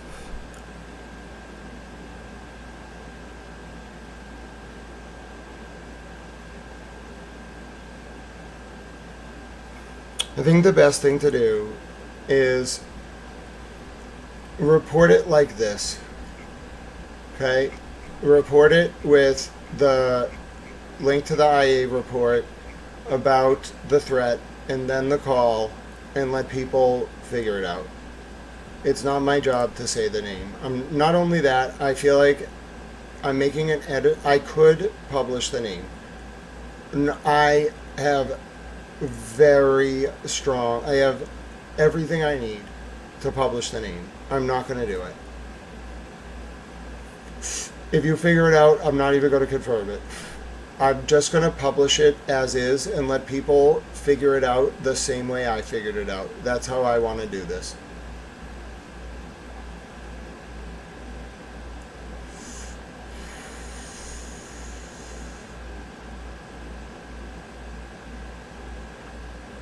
I need these screenshots to be more compressed, though. Oh, okay, here we go, that one. No, I think a lot of you... Well, no, Pat Ray, this... People are going to figure this one out right away, who are close to Sandra. It won't... But yeah, it is what it is. I can't do anything about this. His lawyer put it out there. I'm just not going to fill in the blanks, okay? I'm not even going to adjust the redactions to indicate the number of letters in the first and last name. I'm going to be far more kind, just out of the goodness of my heart, to someone who hurt Sandra than I should be. Listen, I don't care. I said it about Farwell too. I don't care. I don't care. I don't care. Two wrongs don't make a right. And it was money. If it was accidental or literally because you were worried about her, I would overlook it. But it was about money. Loan sharking too. That's worse.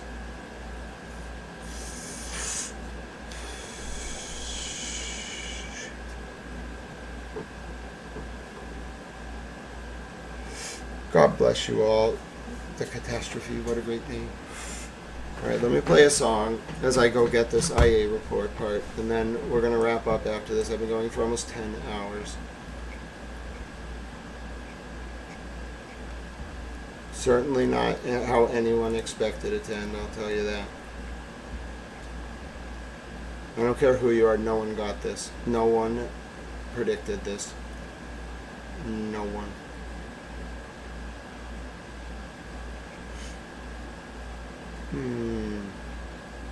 The song selections are really lacking these days, you know what I'm saying?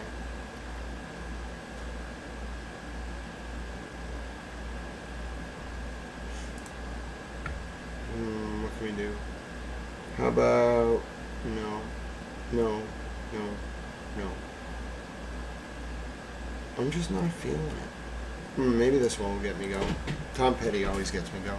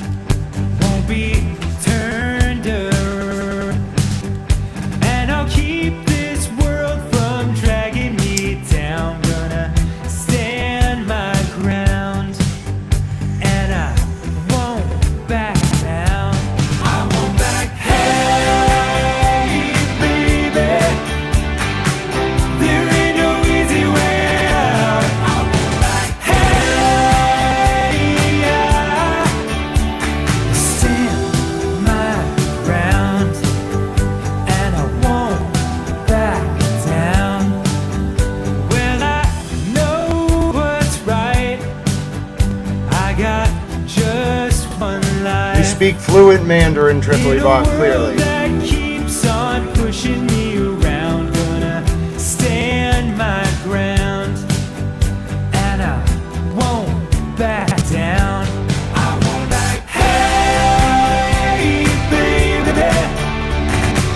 there ain't no easy way out. I won't back. Hey, yeah.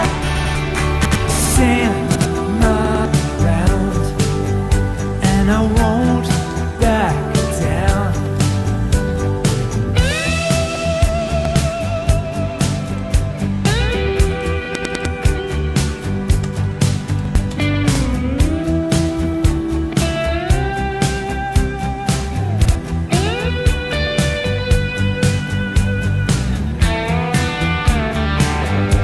I won't back. Hey, baby, there ain't no easy way out. I won't back. Hey, yeah. Won't back.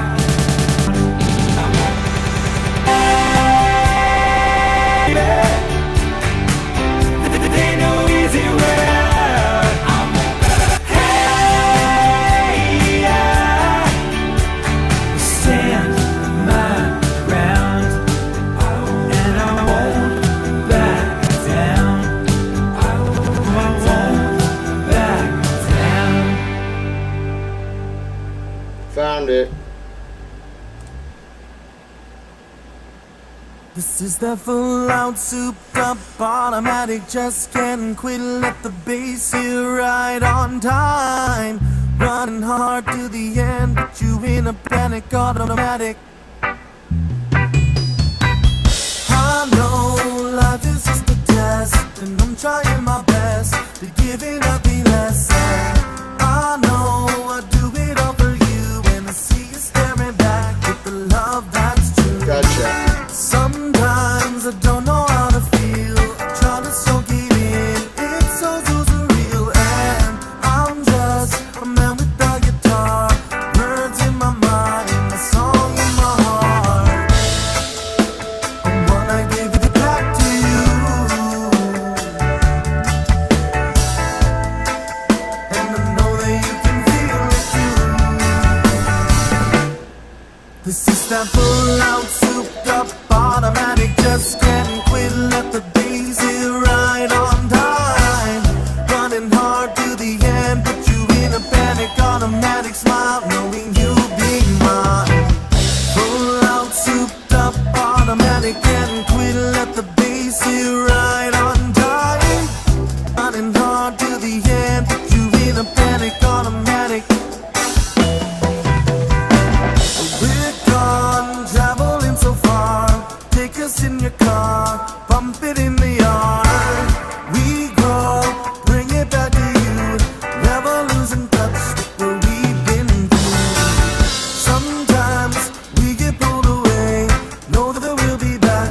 Sorry for the delay. We are all about the love. You give us the life that we all love. We wanna give it back to you.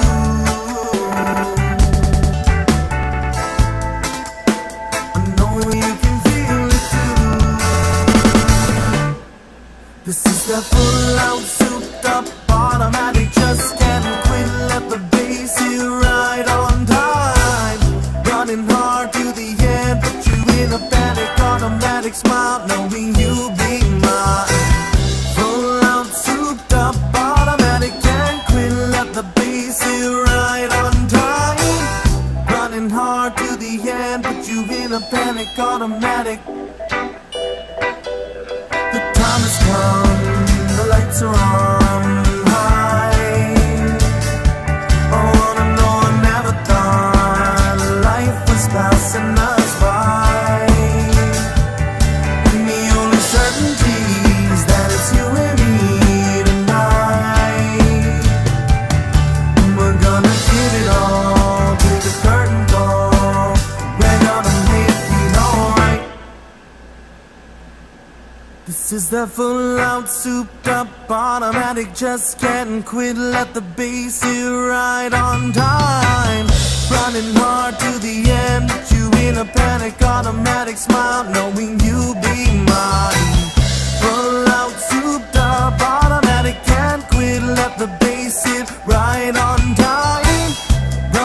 hard to the end. Put you in a panic automatic.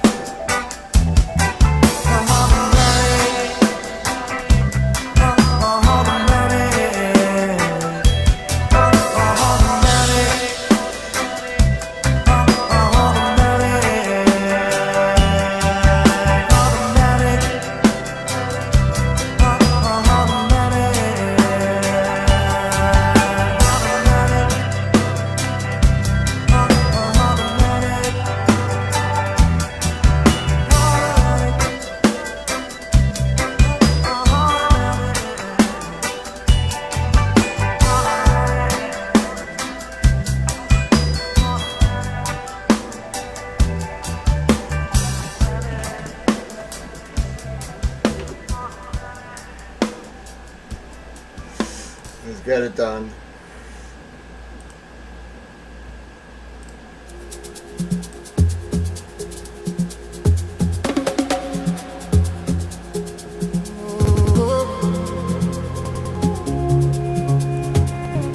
I think we've sufficiently confused U.S. Attorney Leah Foley.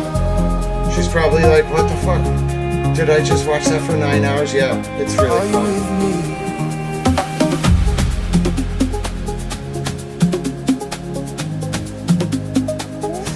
The roller coaster, what do you want from me?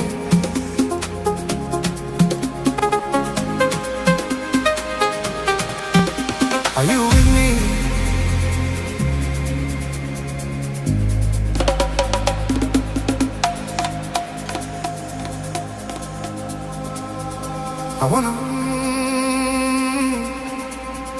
I wanna dance by the water beneath the Mexican sky.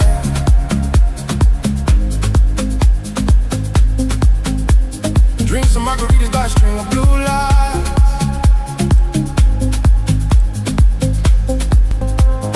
Listen to the mariachi play at midnight. Are you with me? Are you with me?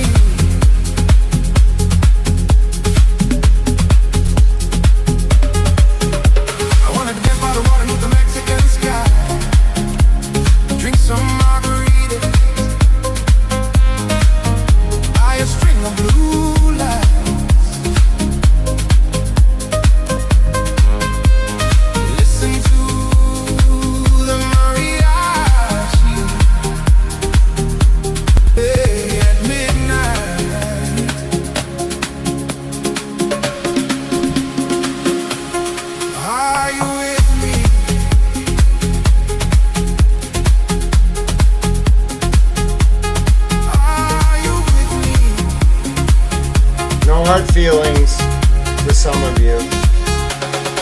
Only one of you gets a pass. The one of you that got a code word gets a pass. That's it. You know who you are.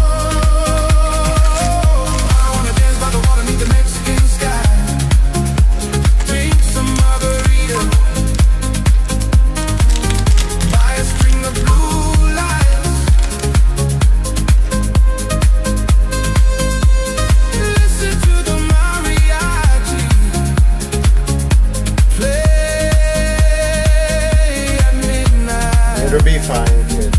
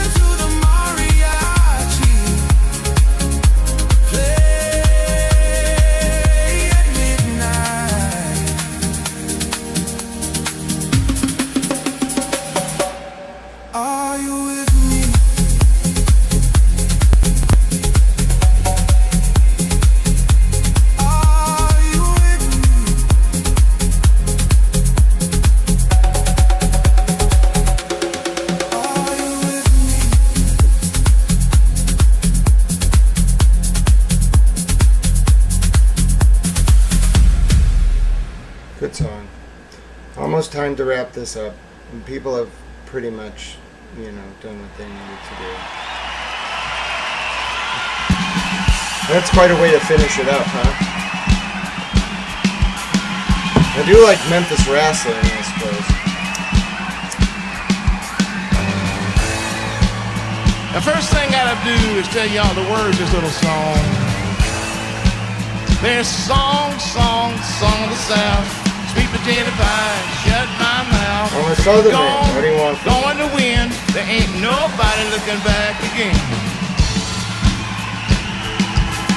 Now what we simply need y'all to do here tonight in Cleveland, need y'all to say those little words. Song of the South. Going to win, there ain't nobody looking back again.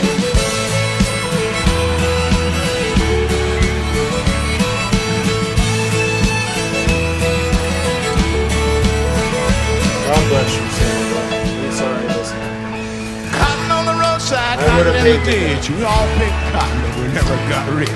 Eddie was a veteran, a Southern Democrat. They ain't a rich man, both like that. Song of the South. Going to win. There ain't nobody looking back again.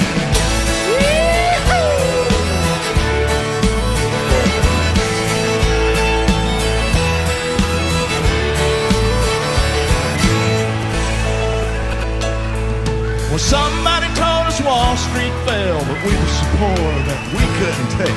The cotton was short and the weeds were tall, but Mr. Roosevelt was gonna save us all. Well, Mama got sick and Daddy got down. The county got a farm and we moved to town. Papa got a job with the TVA. He bought a washing machine and then a Chevrolet. Yes, it did, yes, it did, yes, it did, yes, it did. Song of the South. Going to win. There ain't nobody looking back again.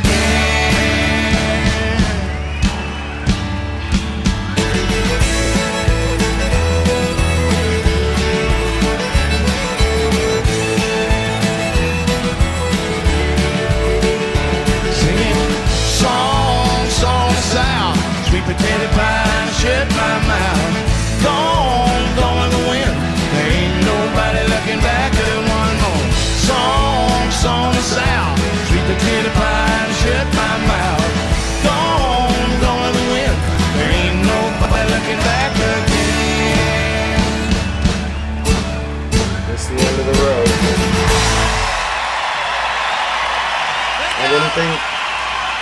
I didn't think this would be the end of the road.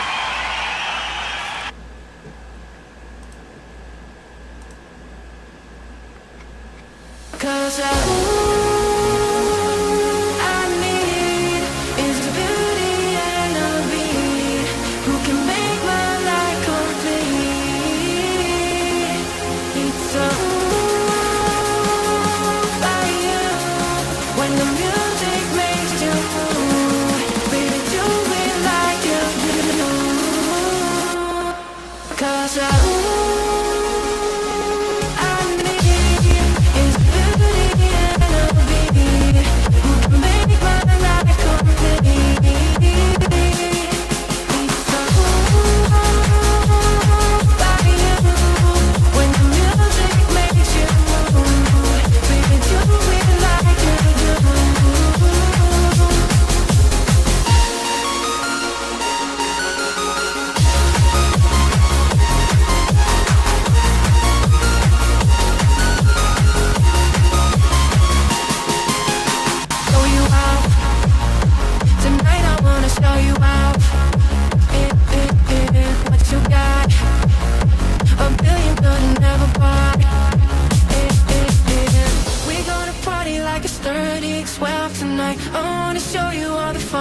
faint tonight, so to forget about the world we got tonight. I'm coming for ya, I'm coming for ya, 'cause I need is a beauty and a beat who can make my life complete. 'Cause I need is a beauty and a beat who can make my life complete. It's so by you when the music makes you even do it like you do. Okay. I will.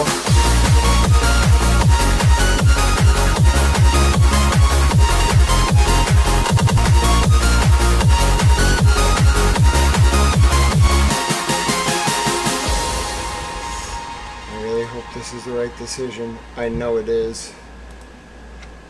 Alright. I know this is the right decision. I know in my heart this is the end of the line. Yo, Tech, it's the last call, baby. What's good? Yeah, no remix just feels right though. Before we get out of here, you gotta drop one last gem on them, though, fam. No question. It's like the elders told me.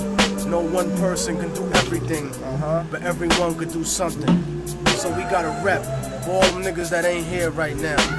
On the outro tip, the one remix. Yo, one enterprises comprises the artist and the sound. The pen and paper plays my savior while I'm getting down. Pray for my neighbors as a favor for holding me down. Slave for my paper as I savor the weight that it pounds. It's underground, but the blatant vibrations wildly found. Facing a nation, complacent radio stations now. Stop hesitating and contemplating the way we patient. So motivating and get them playing this shit we saying. Ain't no delaying in this war that we getting slated. Cause time's a wasting while we stand adjacent to abrasions. They fails is more than flagrant. And so I see the bridges cages while I pound the pavement. Looking for payment, saying fuck enslavement. Using the tools of old ancients. Announcing my engagement to this music that we making. Ain't no faking on tracks. And we don't never come whack. Immortal technique and a kid. Y'all niggas fear some rap. It's like one love, one music, one people, one movement, one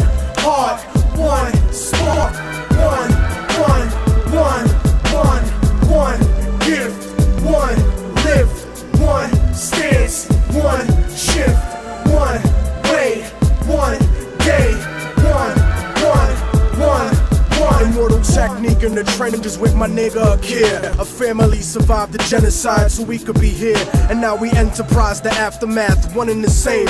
Living the revolution till we catch one in the brain. And even then my spirit will return in heavenly form and wipe the chessboard clean on my enemies' pawns. The Red Dawn communist threat buried and gone. So they invented a war the government could carry on. It makes me wonder if the word of God is lost in a man. This is for the children of Iraq, lost in the sand. This is for the illest MCs that'll never be known.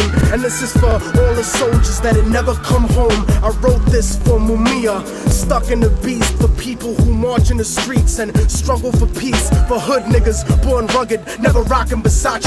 Eddie Ramirez, cousin George, and my old friend Sashi. Chris from the block, and all my niggas stuck in a cell. Paul Wolfowitz, motherfucker, I'll see you in hell. My destiny's to show the world that the music is real. Go back in time and play this shit for the slaves in the field. And for my children in the future that are waiting to breathe. People slowly dying, hanging on, waiting to leave. Believe when I'm gone and this album's on a library shelf. I'll be one with God and one with you and everything else. One love, one music, one people, one movement, one heart, one spark, one gift, one lift, one stance, one shift, one way, one day, one. Yeah.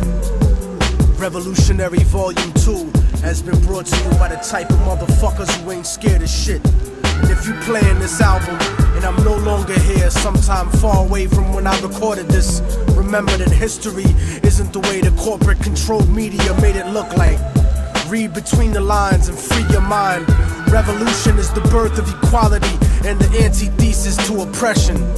But This is only built for real motherfuckers. So when I'm gone, don't let nobody I never got along with try to make songs kissing my ass, recycling my beats and my vocals. Shit is real over here, man. Thank you for listening, and thank you for supporting independent hip-hop, the heart and soul of our culture, keeping the truth alive. Good night, my people. Good night.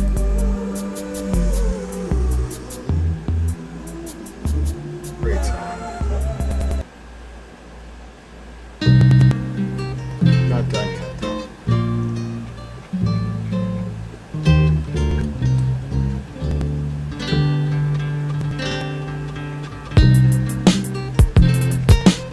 I'm leaving the Epstein stuff out.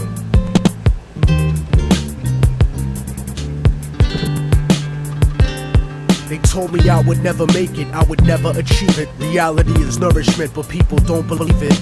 I guess it's hard to stomach the truth like a bulimic. It's a dirty game and nobody is willing to clean it. But this is for the paraplegic people dreaming of running. Ladies married to men who don't please them, dreaming of coming. Verbally murderous like David Berkowitz when I'm gunning. Some cowards on the internet didn't think I would sell. Scared to talk shit in person cause they stuck in a shell and couldn't understand the pain of being stuck in a cell. Hell is not a place you go if you're not a Christian. It's the failure of your life's greatest ambition. It's a bad decision to blindly follow any religion. I don't see the difference in between the wrong and the wrong. Soldiers emptying the clips at little kids and their moms are just like a desperate motherfucker strapped to a bomb. Humanity's gone, smoked up in a gravity bong by a Democrat, Republican, Cheech and Chong. Immortal technique, you never heard me preaching a song. I'm not controversial, I'm just speaking the facts. Put your hands in the air like you got the heat to your back and shake your body like a baby born addicted to crack. And since life's a gamble like the craps tables at Vegas, I freestyle my destiny. It's not written in pages.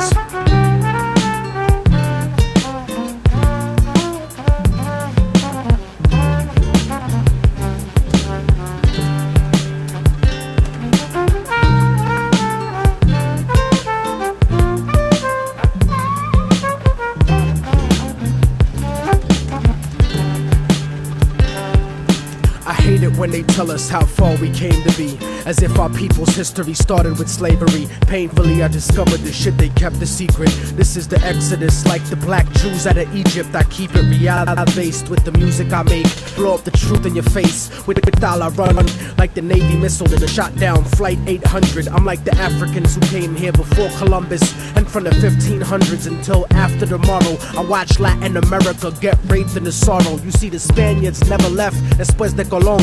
And if you don't believe me, you can click on Univision. I never seen so much racism in all of my life. Every program and newscast, all of them white. It's like apartheid with 10% ruling the rest. That type of stress will make me put the fucking tool to your chest. Step in my way, nigga, I wouldn't wanna be ya. I burn slow like pissing drunk with gonorrhea. I'll do a free show in North Korea, burning the flag, while J. Edgar Hoover politicians dress up in drag, trying to confuse you, making it hard to follow this. Capitalism and democracy are not synonymous. You swallow propaganda like a birth control pill, selling your soul to the eye on the back of the dollar bill. But that'll never be me, cause I'm leaving the past, like an abused wife with the kids, leaving your ass like a drug addict, clean and sober, leaving the stash. Unbreakable technique, leaving a plane crash. I'm out with the black box and I refuse to return. I spit reality instead of what you usually learn, and I refuse to be concerned with condescending advice, cause I'm the only motherfucker that could change my life.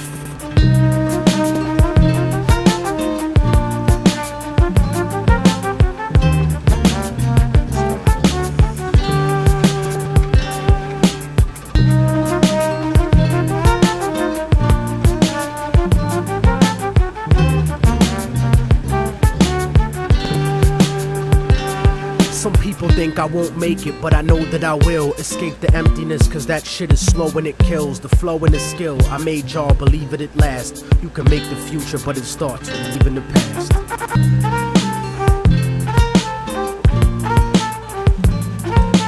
This is the first time I've ever used 5 sirens ever.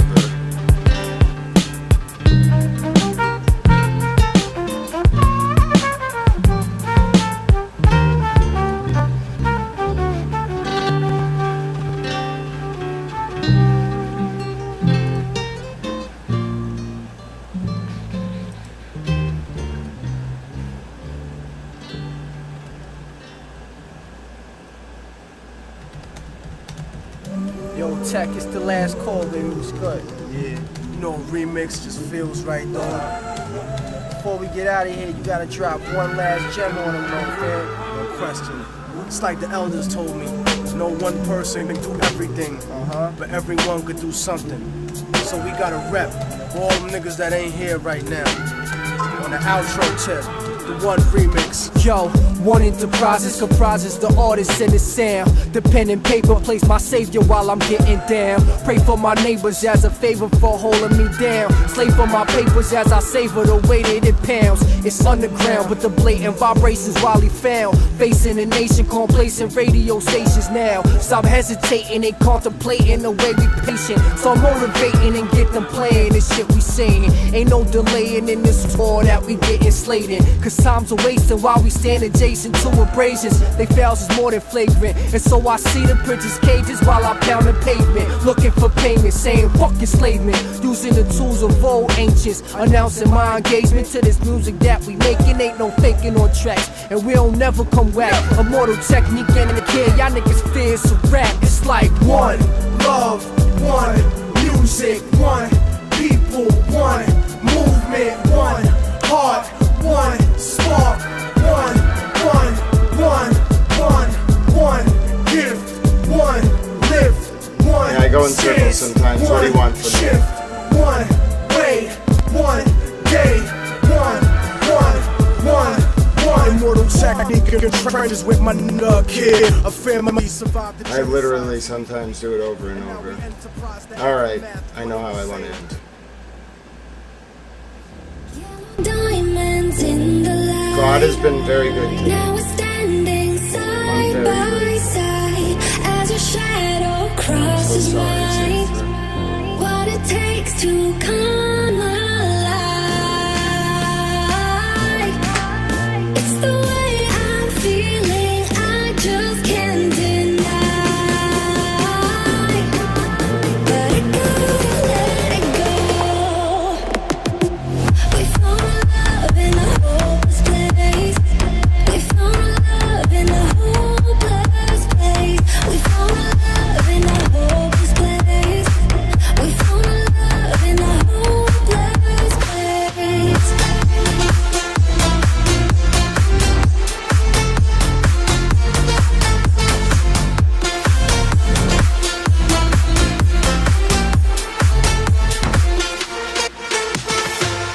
Shine a light through an open door. Love and life I will defy. Turn away 'cause I need you more. Feel the heartbeat in my mind. It's the way I'm feeling, I just can't deny. Let it go, let it go. We found love in a hopeless place. We found love in a hopeless place. We found love in a hopeless place. We found love in a hopeless place.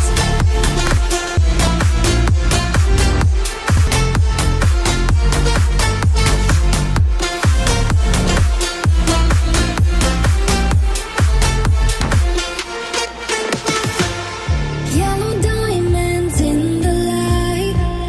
Now we're standing side by side as your shadow crosses mine.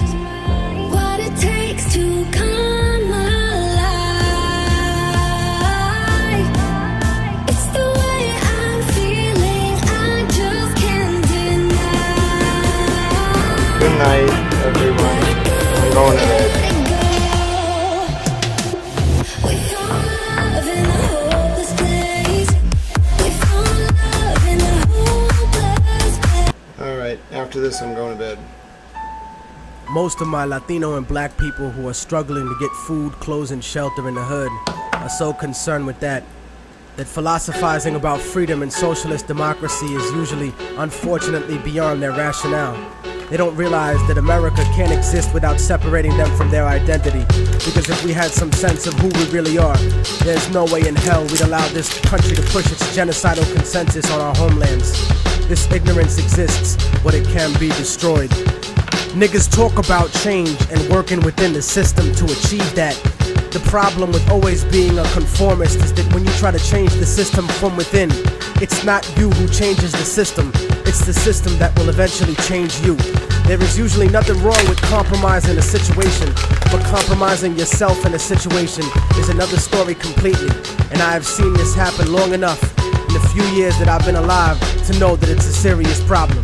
Latino America is a huge colony of countries whose presidents are cowards in the face of economic imperialism. You see, third world countries are rich places, abundant in resources, and many of these countries have the capacity to feed their starving people and the children we always see digging for food and trash on commercials. But plutocracies, in other words, a government run by the rich, such as this one, and traditionally oppressive European states, force the third world into buying overpriced, unnecessary goods while exporting huge portions of their natural resources.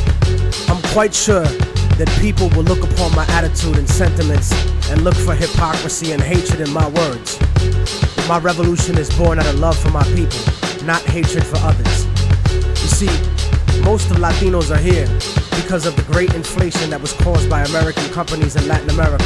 Aside from that, many are seeking a life away from the puppet democracies that were funded by the United States. Places like El Salvador, Guatemala, Peru, Colombia, Nicaragua, Ecuador, and República Dominicana. And not just Spanish-speaking countries either, but Haiti and Jamaica as well. As different as we have been taught to look at each other by colonial society, we are in the same struggle. And until we realize that, we'll be fighting for scraps from the table of a system that has kept us subservient instead of being self-determined. And that's why we have no control over when the embargo will stop in Cuba or when the bombs will stop dropping in Vieques. But you see, here in America, the attitude that is fed to us is that outside of America, there live lesser people. Fuck them, let them fend for themselves. No, fuck you. They are you. No matter how much you want to dye your hair blonde and put fake eyes in, or follow an anorexic standard of beauty, or no matter how many diamonds you buy from people who exploit your own brutally to get them, no matter what kind of car you drive, or what kind of fancy clothes you put on, you will never be them. They're always gonna look at you as nothing but a little monkey. I'd rather be proud of what I am rather than desperately try to be something I'm really not, just to fit in. And whether we want to accept it or not, that's what this culture or lack of culture is feeding us. I want a better life for my family and for my children, but it doesn't have to be at the expense of millions of lives in my homeland. We're given the idea that if we didn't have these people to exploit, that America wouldn't be rich enough to let us have these little petty material things in our lives and basic standards of living. No, that's wrong. It's the business giants and the government officials who make all the real money. We have whatever they kick down to us. My enemy is not the average white man. It's not the kid down the block or the kids I see on the street. My enemy is the white man I don't see. The people in the White House, the corporate monopoly owners, fake liberal politicians, those are my enemies. The generals of the armies that are mostly conservative, those are the real motherfuckers that I need to bring it to. Not the poor, broke, country-ass soldier that's too stupid to know shit about the way things are set up. In fact, I have more in common with most working and middle-class white people than I do with most rich black and Latino people. As much as racism bleeds America, we need to understand that classism is the real issue. Many of us are in the same boat, and it's sinking, while these bougie motherfuckers ride on the luxury liner. And as long as we keep fighting over kicking people out of the little boat we're all in, we're gonna miss an opportunity to gain a better standard of living as a whole. In other words, I don't want to escape the plantation. I wanna come back, free all my people, hang the motherfucker that kept me there, and burn the house to the goddamn ground. I wanna take over the encomienda and give it back to the people who work the land. You cannot change the past, but you can make the future. And anyone who tells you different is a fucking lethargic devil. I don't look at a few token Latinos and black people in the public eye as some type of achievement for my people as a whole. Most of those successful individuals are just sellouts and house Negroes. But I don't consider brothers a sellout if they move out of the ghetto. Poverty has nothing to do with our people. It's not in our culture to be poor. That's only been the last 500 years of our history. Look at the last 2,000 years of our existence and what we brought to the world in terms of science, mathematics, agriculture informs the government. You know the idea of a confederation of provinces where one federal government controls the states? The Europeans who came to this country stole that idea from the Iroquois League. The idea of impeaching a ruler comes from an Aztec tradition. That's why Montezuma was stoned to death by his own people, because he represented the agenda of white Spaniards once he was captured, not the Aztec people who would become Mexicans. So in conclusion, I'm not gonna vote for anybody just because they black or Latino. They have to truly represent the community and represent what's good for all of us proletariat. Porque si no, entonces te mando pa'l carajo, cabrón, gusano, hijo de puta. Seramos libres pronto. ¡Viva la revolución! ¡Viva la revolución! You know, I don't endorse everything that artists say, but I'll tell you what. By the way, I have a license for that one, so I don't know what it got so mad about that one for. Sometimes not every track is like synced up, but that one's in the database. Literally has a license attached to it, so I don't know, maybe it misfired. Anyway, I love that song. I don't endorse everything in art, okay? Just the way that art is, I don't endorse everything in art, alright? And I think, in many ways, that I was inspired when I was very young by Las Mariposas, the Butterfly Sisters, by Immortal Technique, and by Bob Dylan.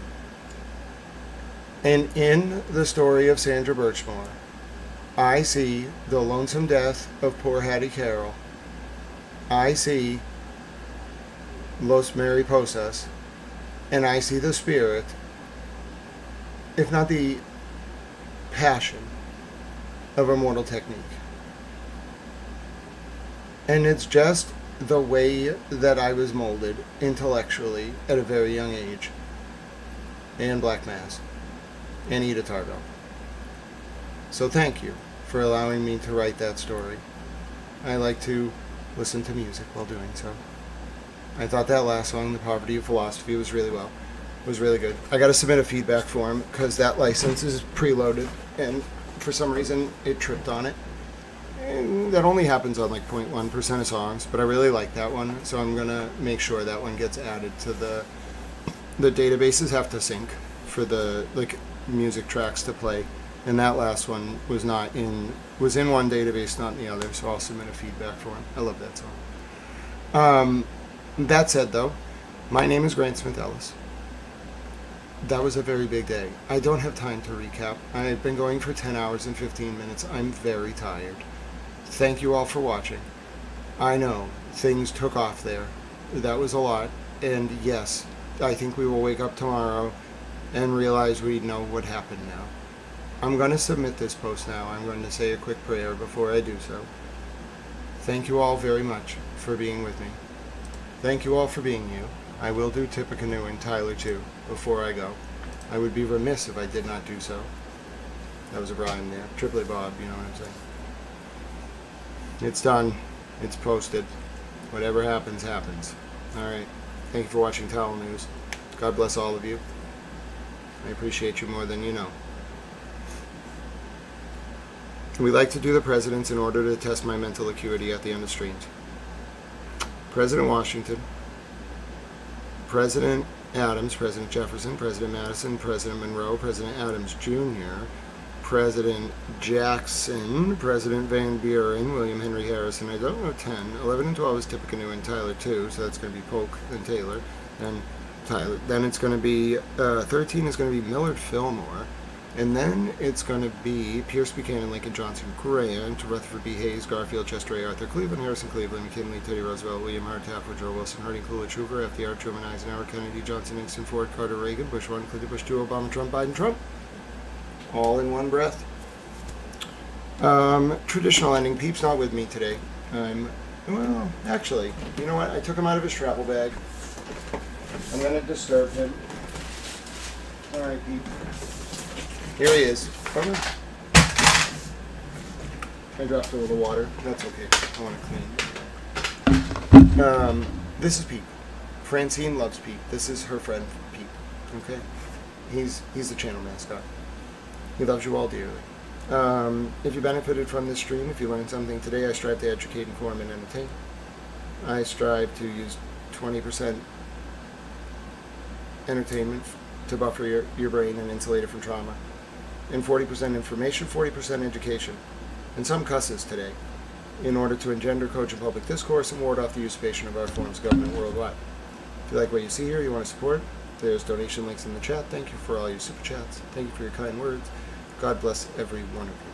But if you really want to pay it forward, if you learned something today, I hope you will consider a donation or a small act of service or kindness to, for example, a charity that helps our homeless veterans or service members. There should not be one homeless veteran or service member in the United States against their will. We have failed, ladies and gentlemen, as a society. Despite Mr. Immortal Technique's intense critique of post-colonial American colonialism, which I guess is neo-colonialism, I think this country has some wonderful people in it who do not reflect the decision-making of the industrial and political leadership of the country. I'm also not a communist. I want to be clear. Mr. Immortal Technique is very left. I don't believe in that. I think that we have a great system of government here. I think regulated market capitalism works really well. And I like Adam Smith myself. But that said, consider a donation to our service members or veterans, or our homeless service members or veterans or their family members. They fought for our freedoms. This country is worth fighting for. If you leave this stream with anything, I hope it's that. And also a sense of camaraderie and friendship and love and respect for your fellow human. You may also consider a donation to animal shelters run by service members or vets, or that help our service members or vets.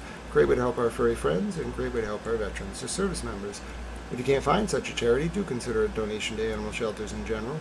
Peep is not an animal, but he is kind of furry. He got a little dirty in his moving bag, but he's doing okay.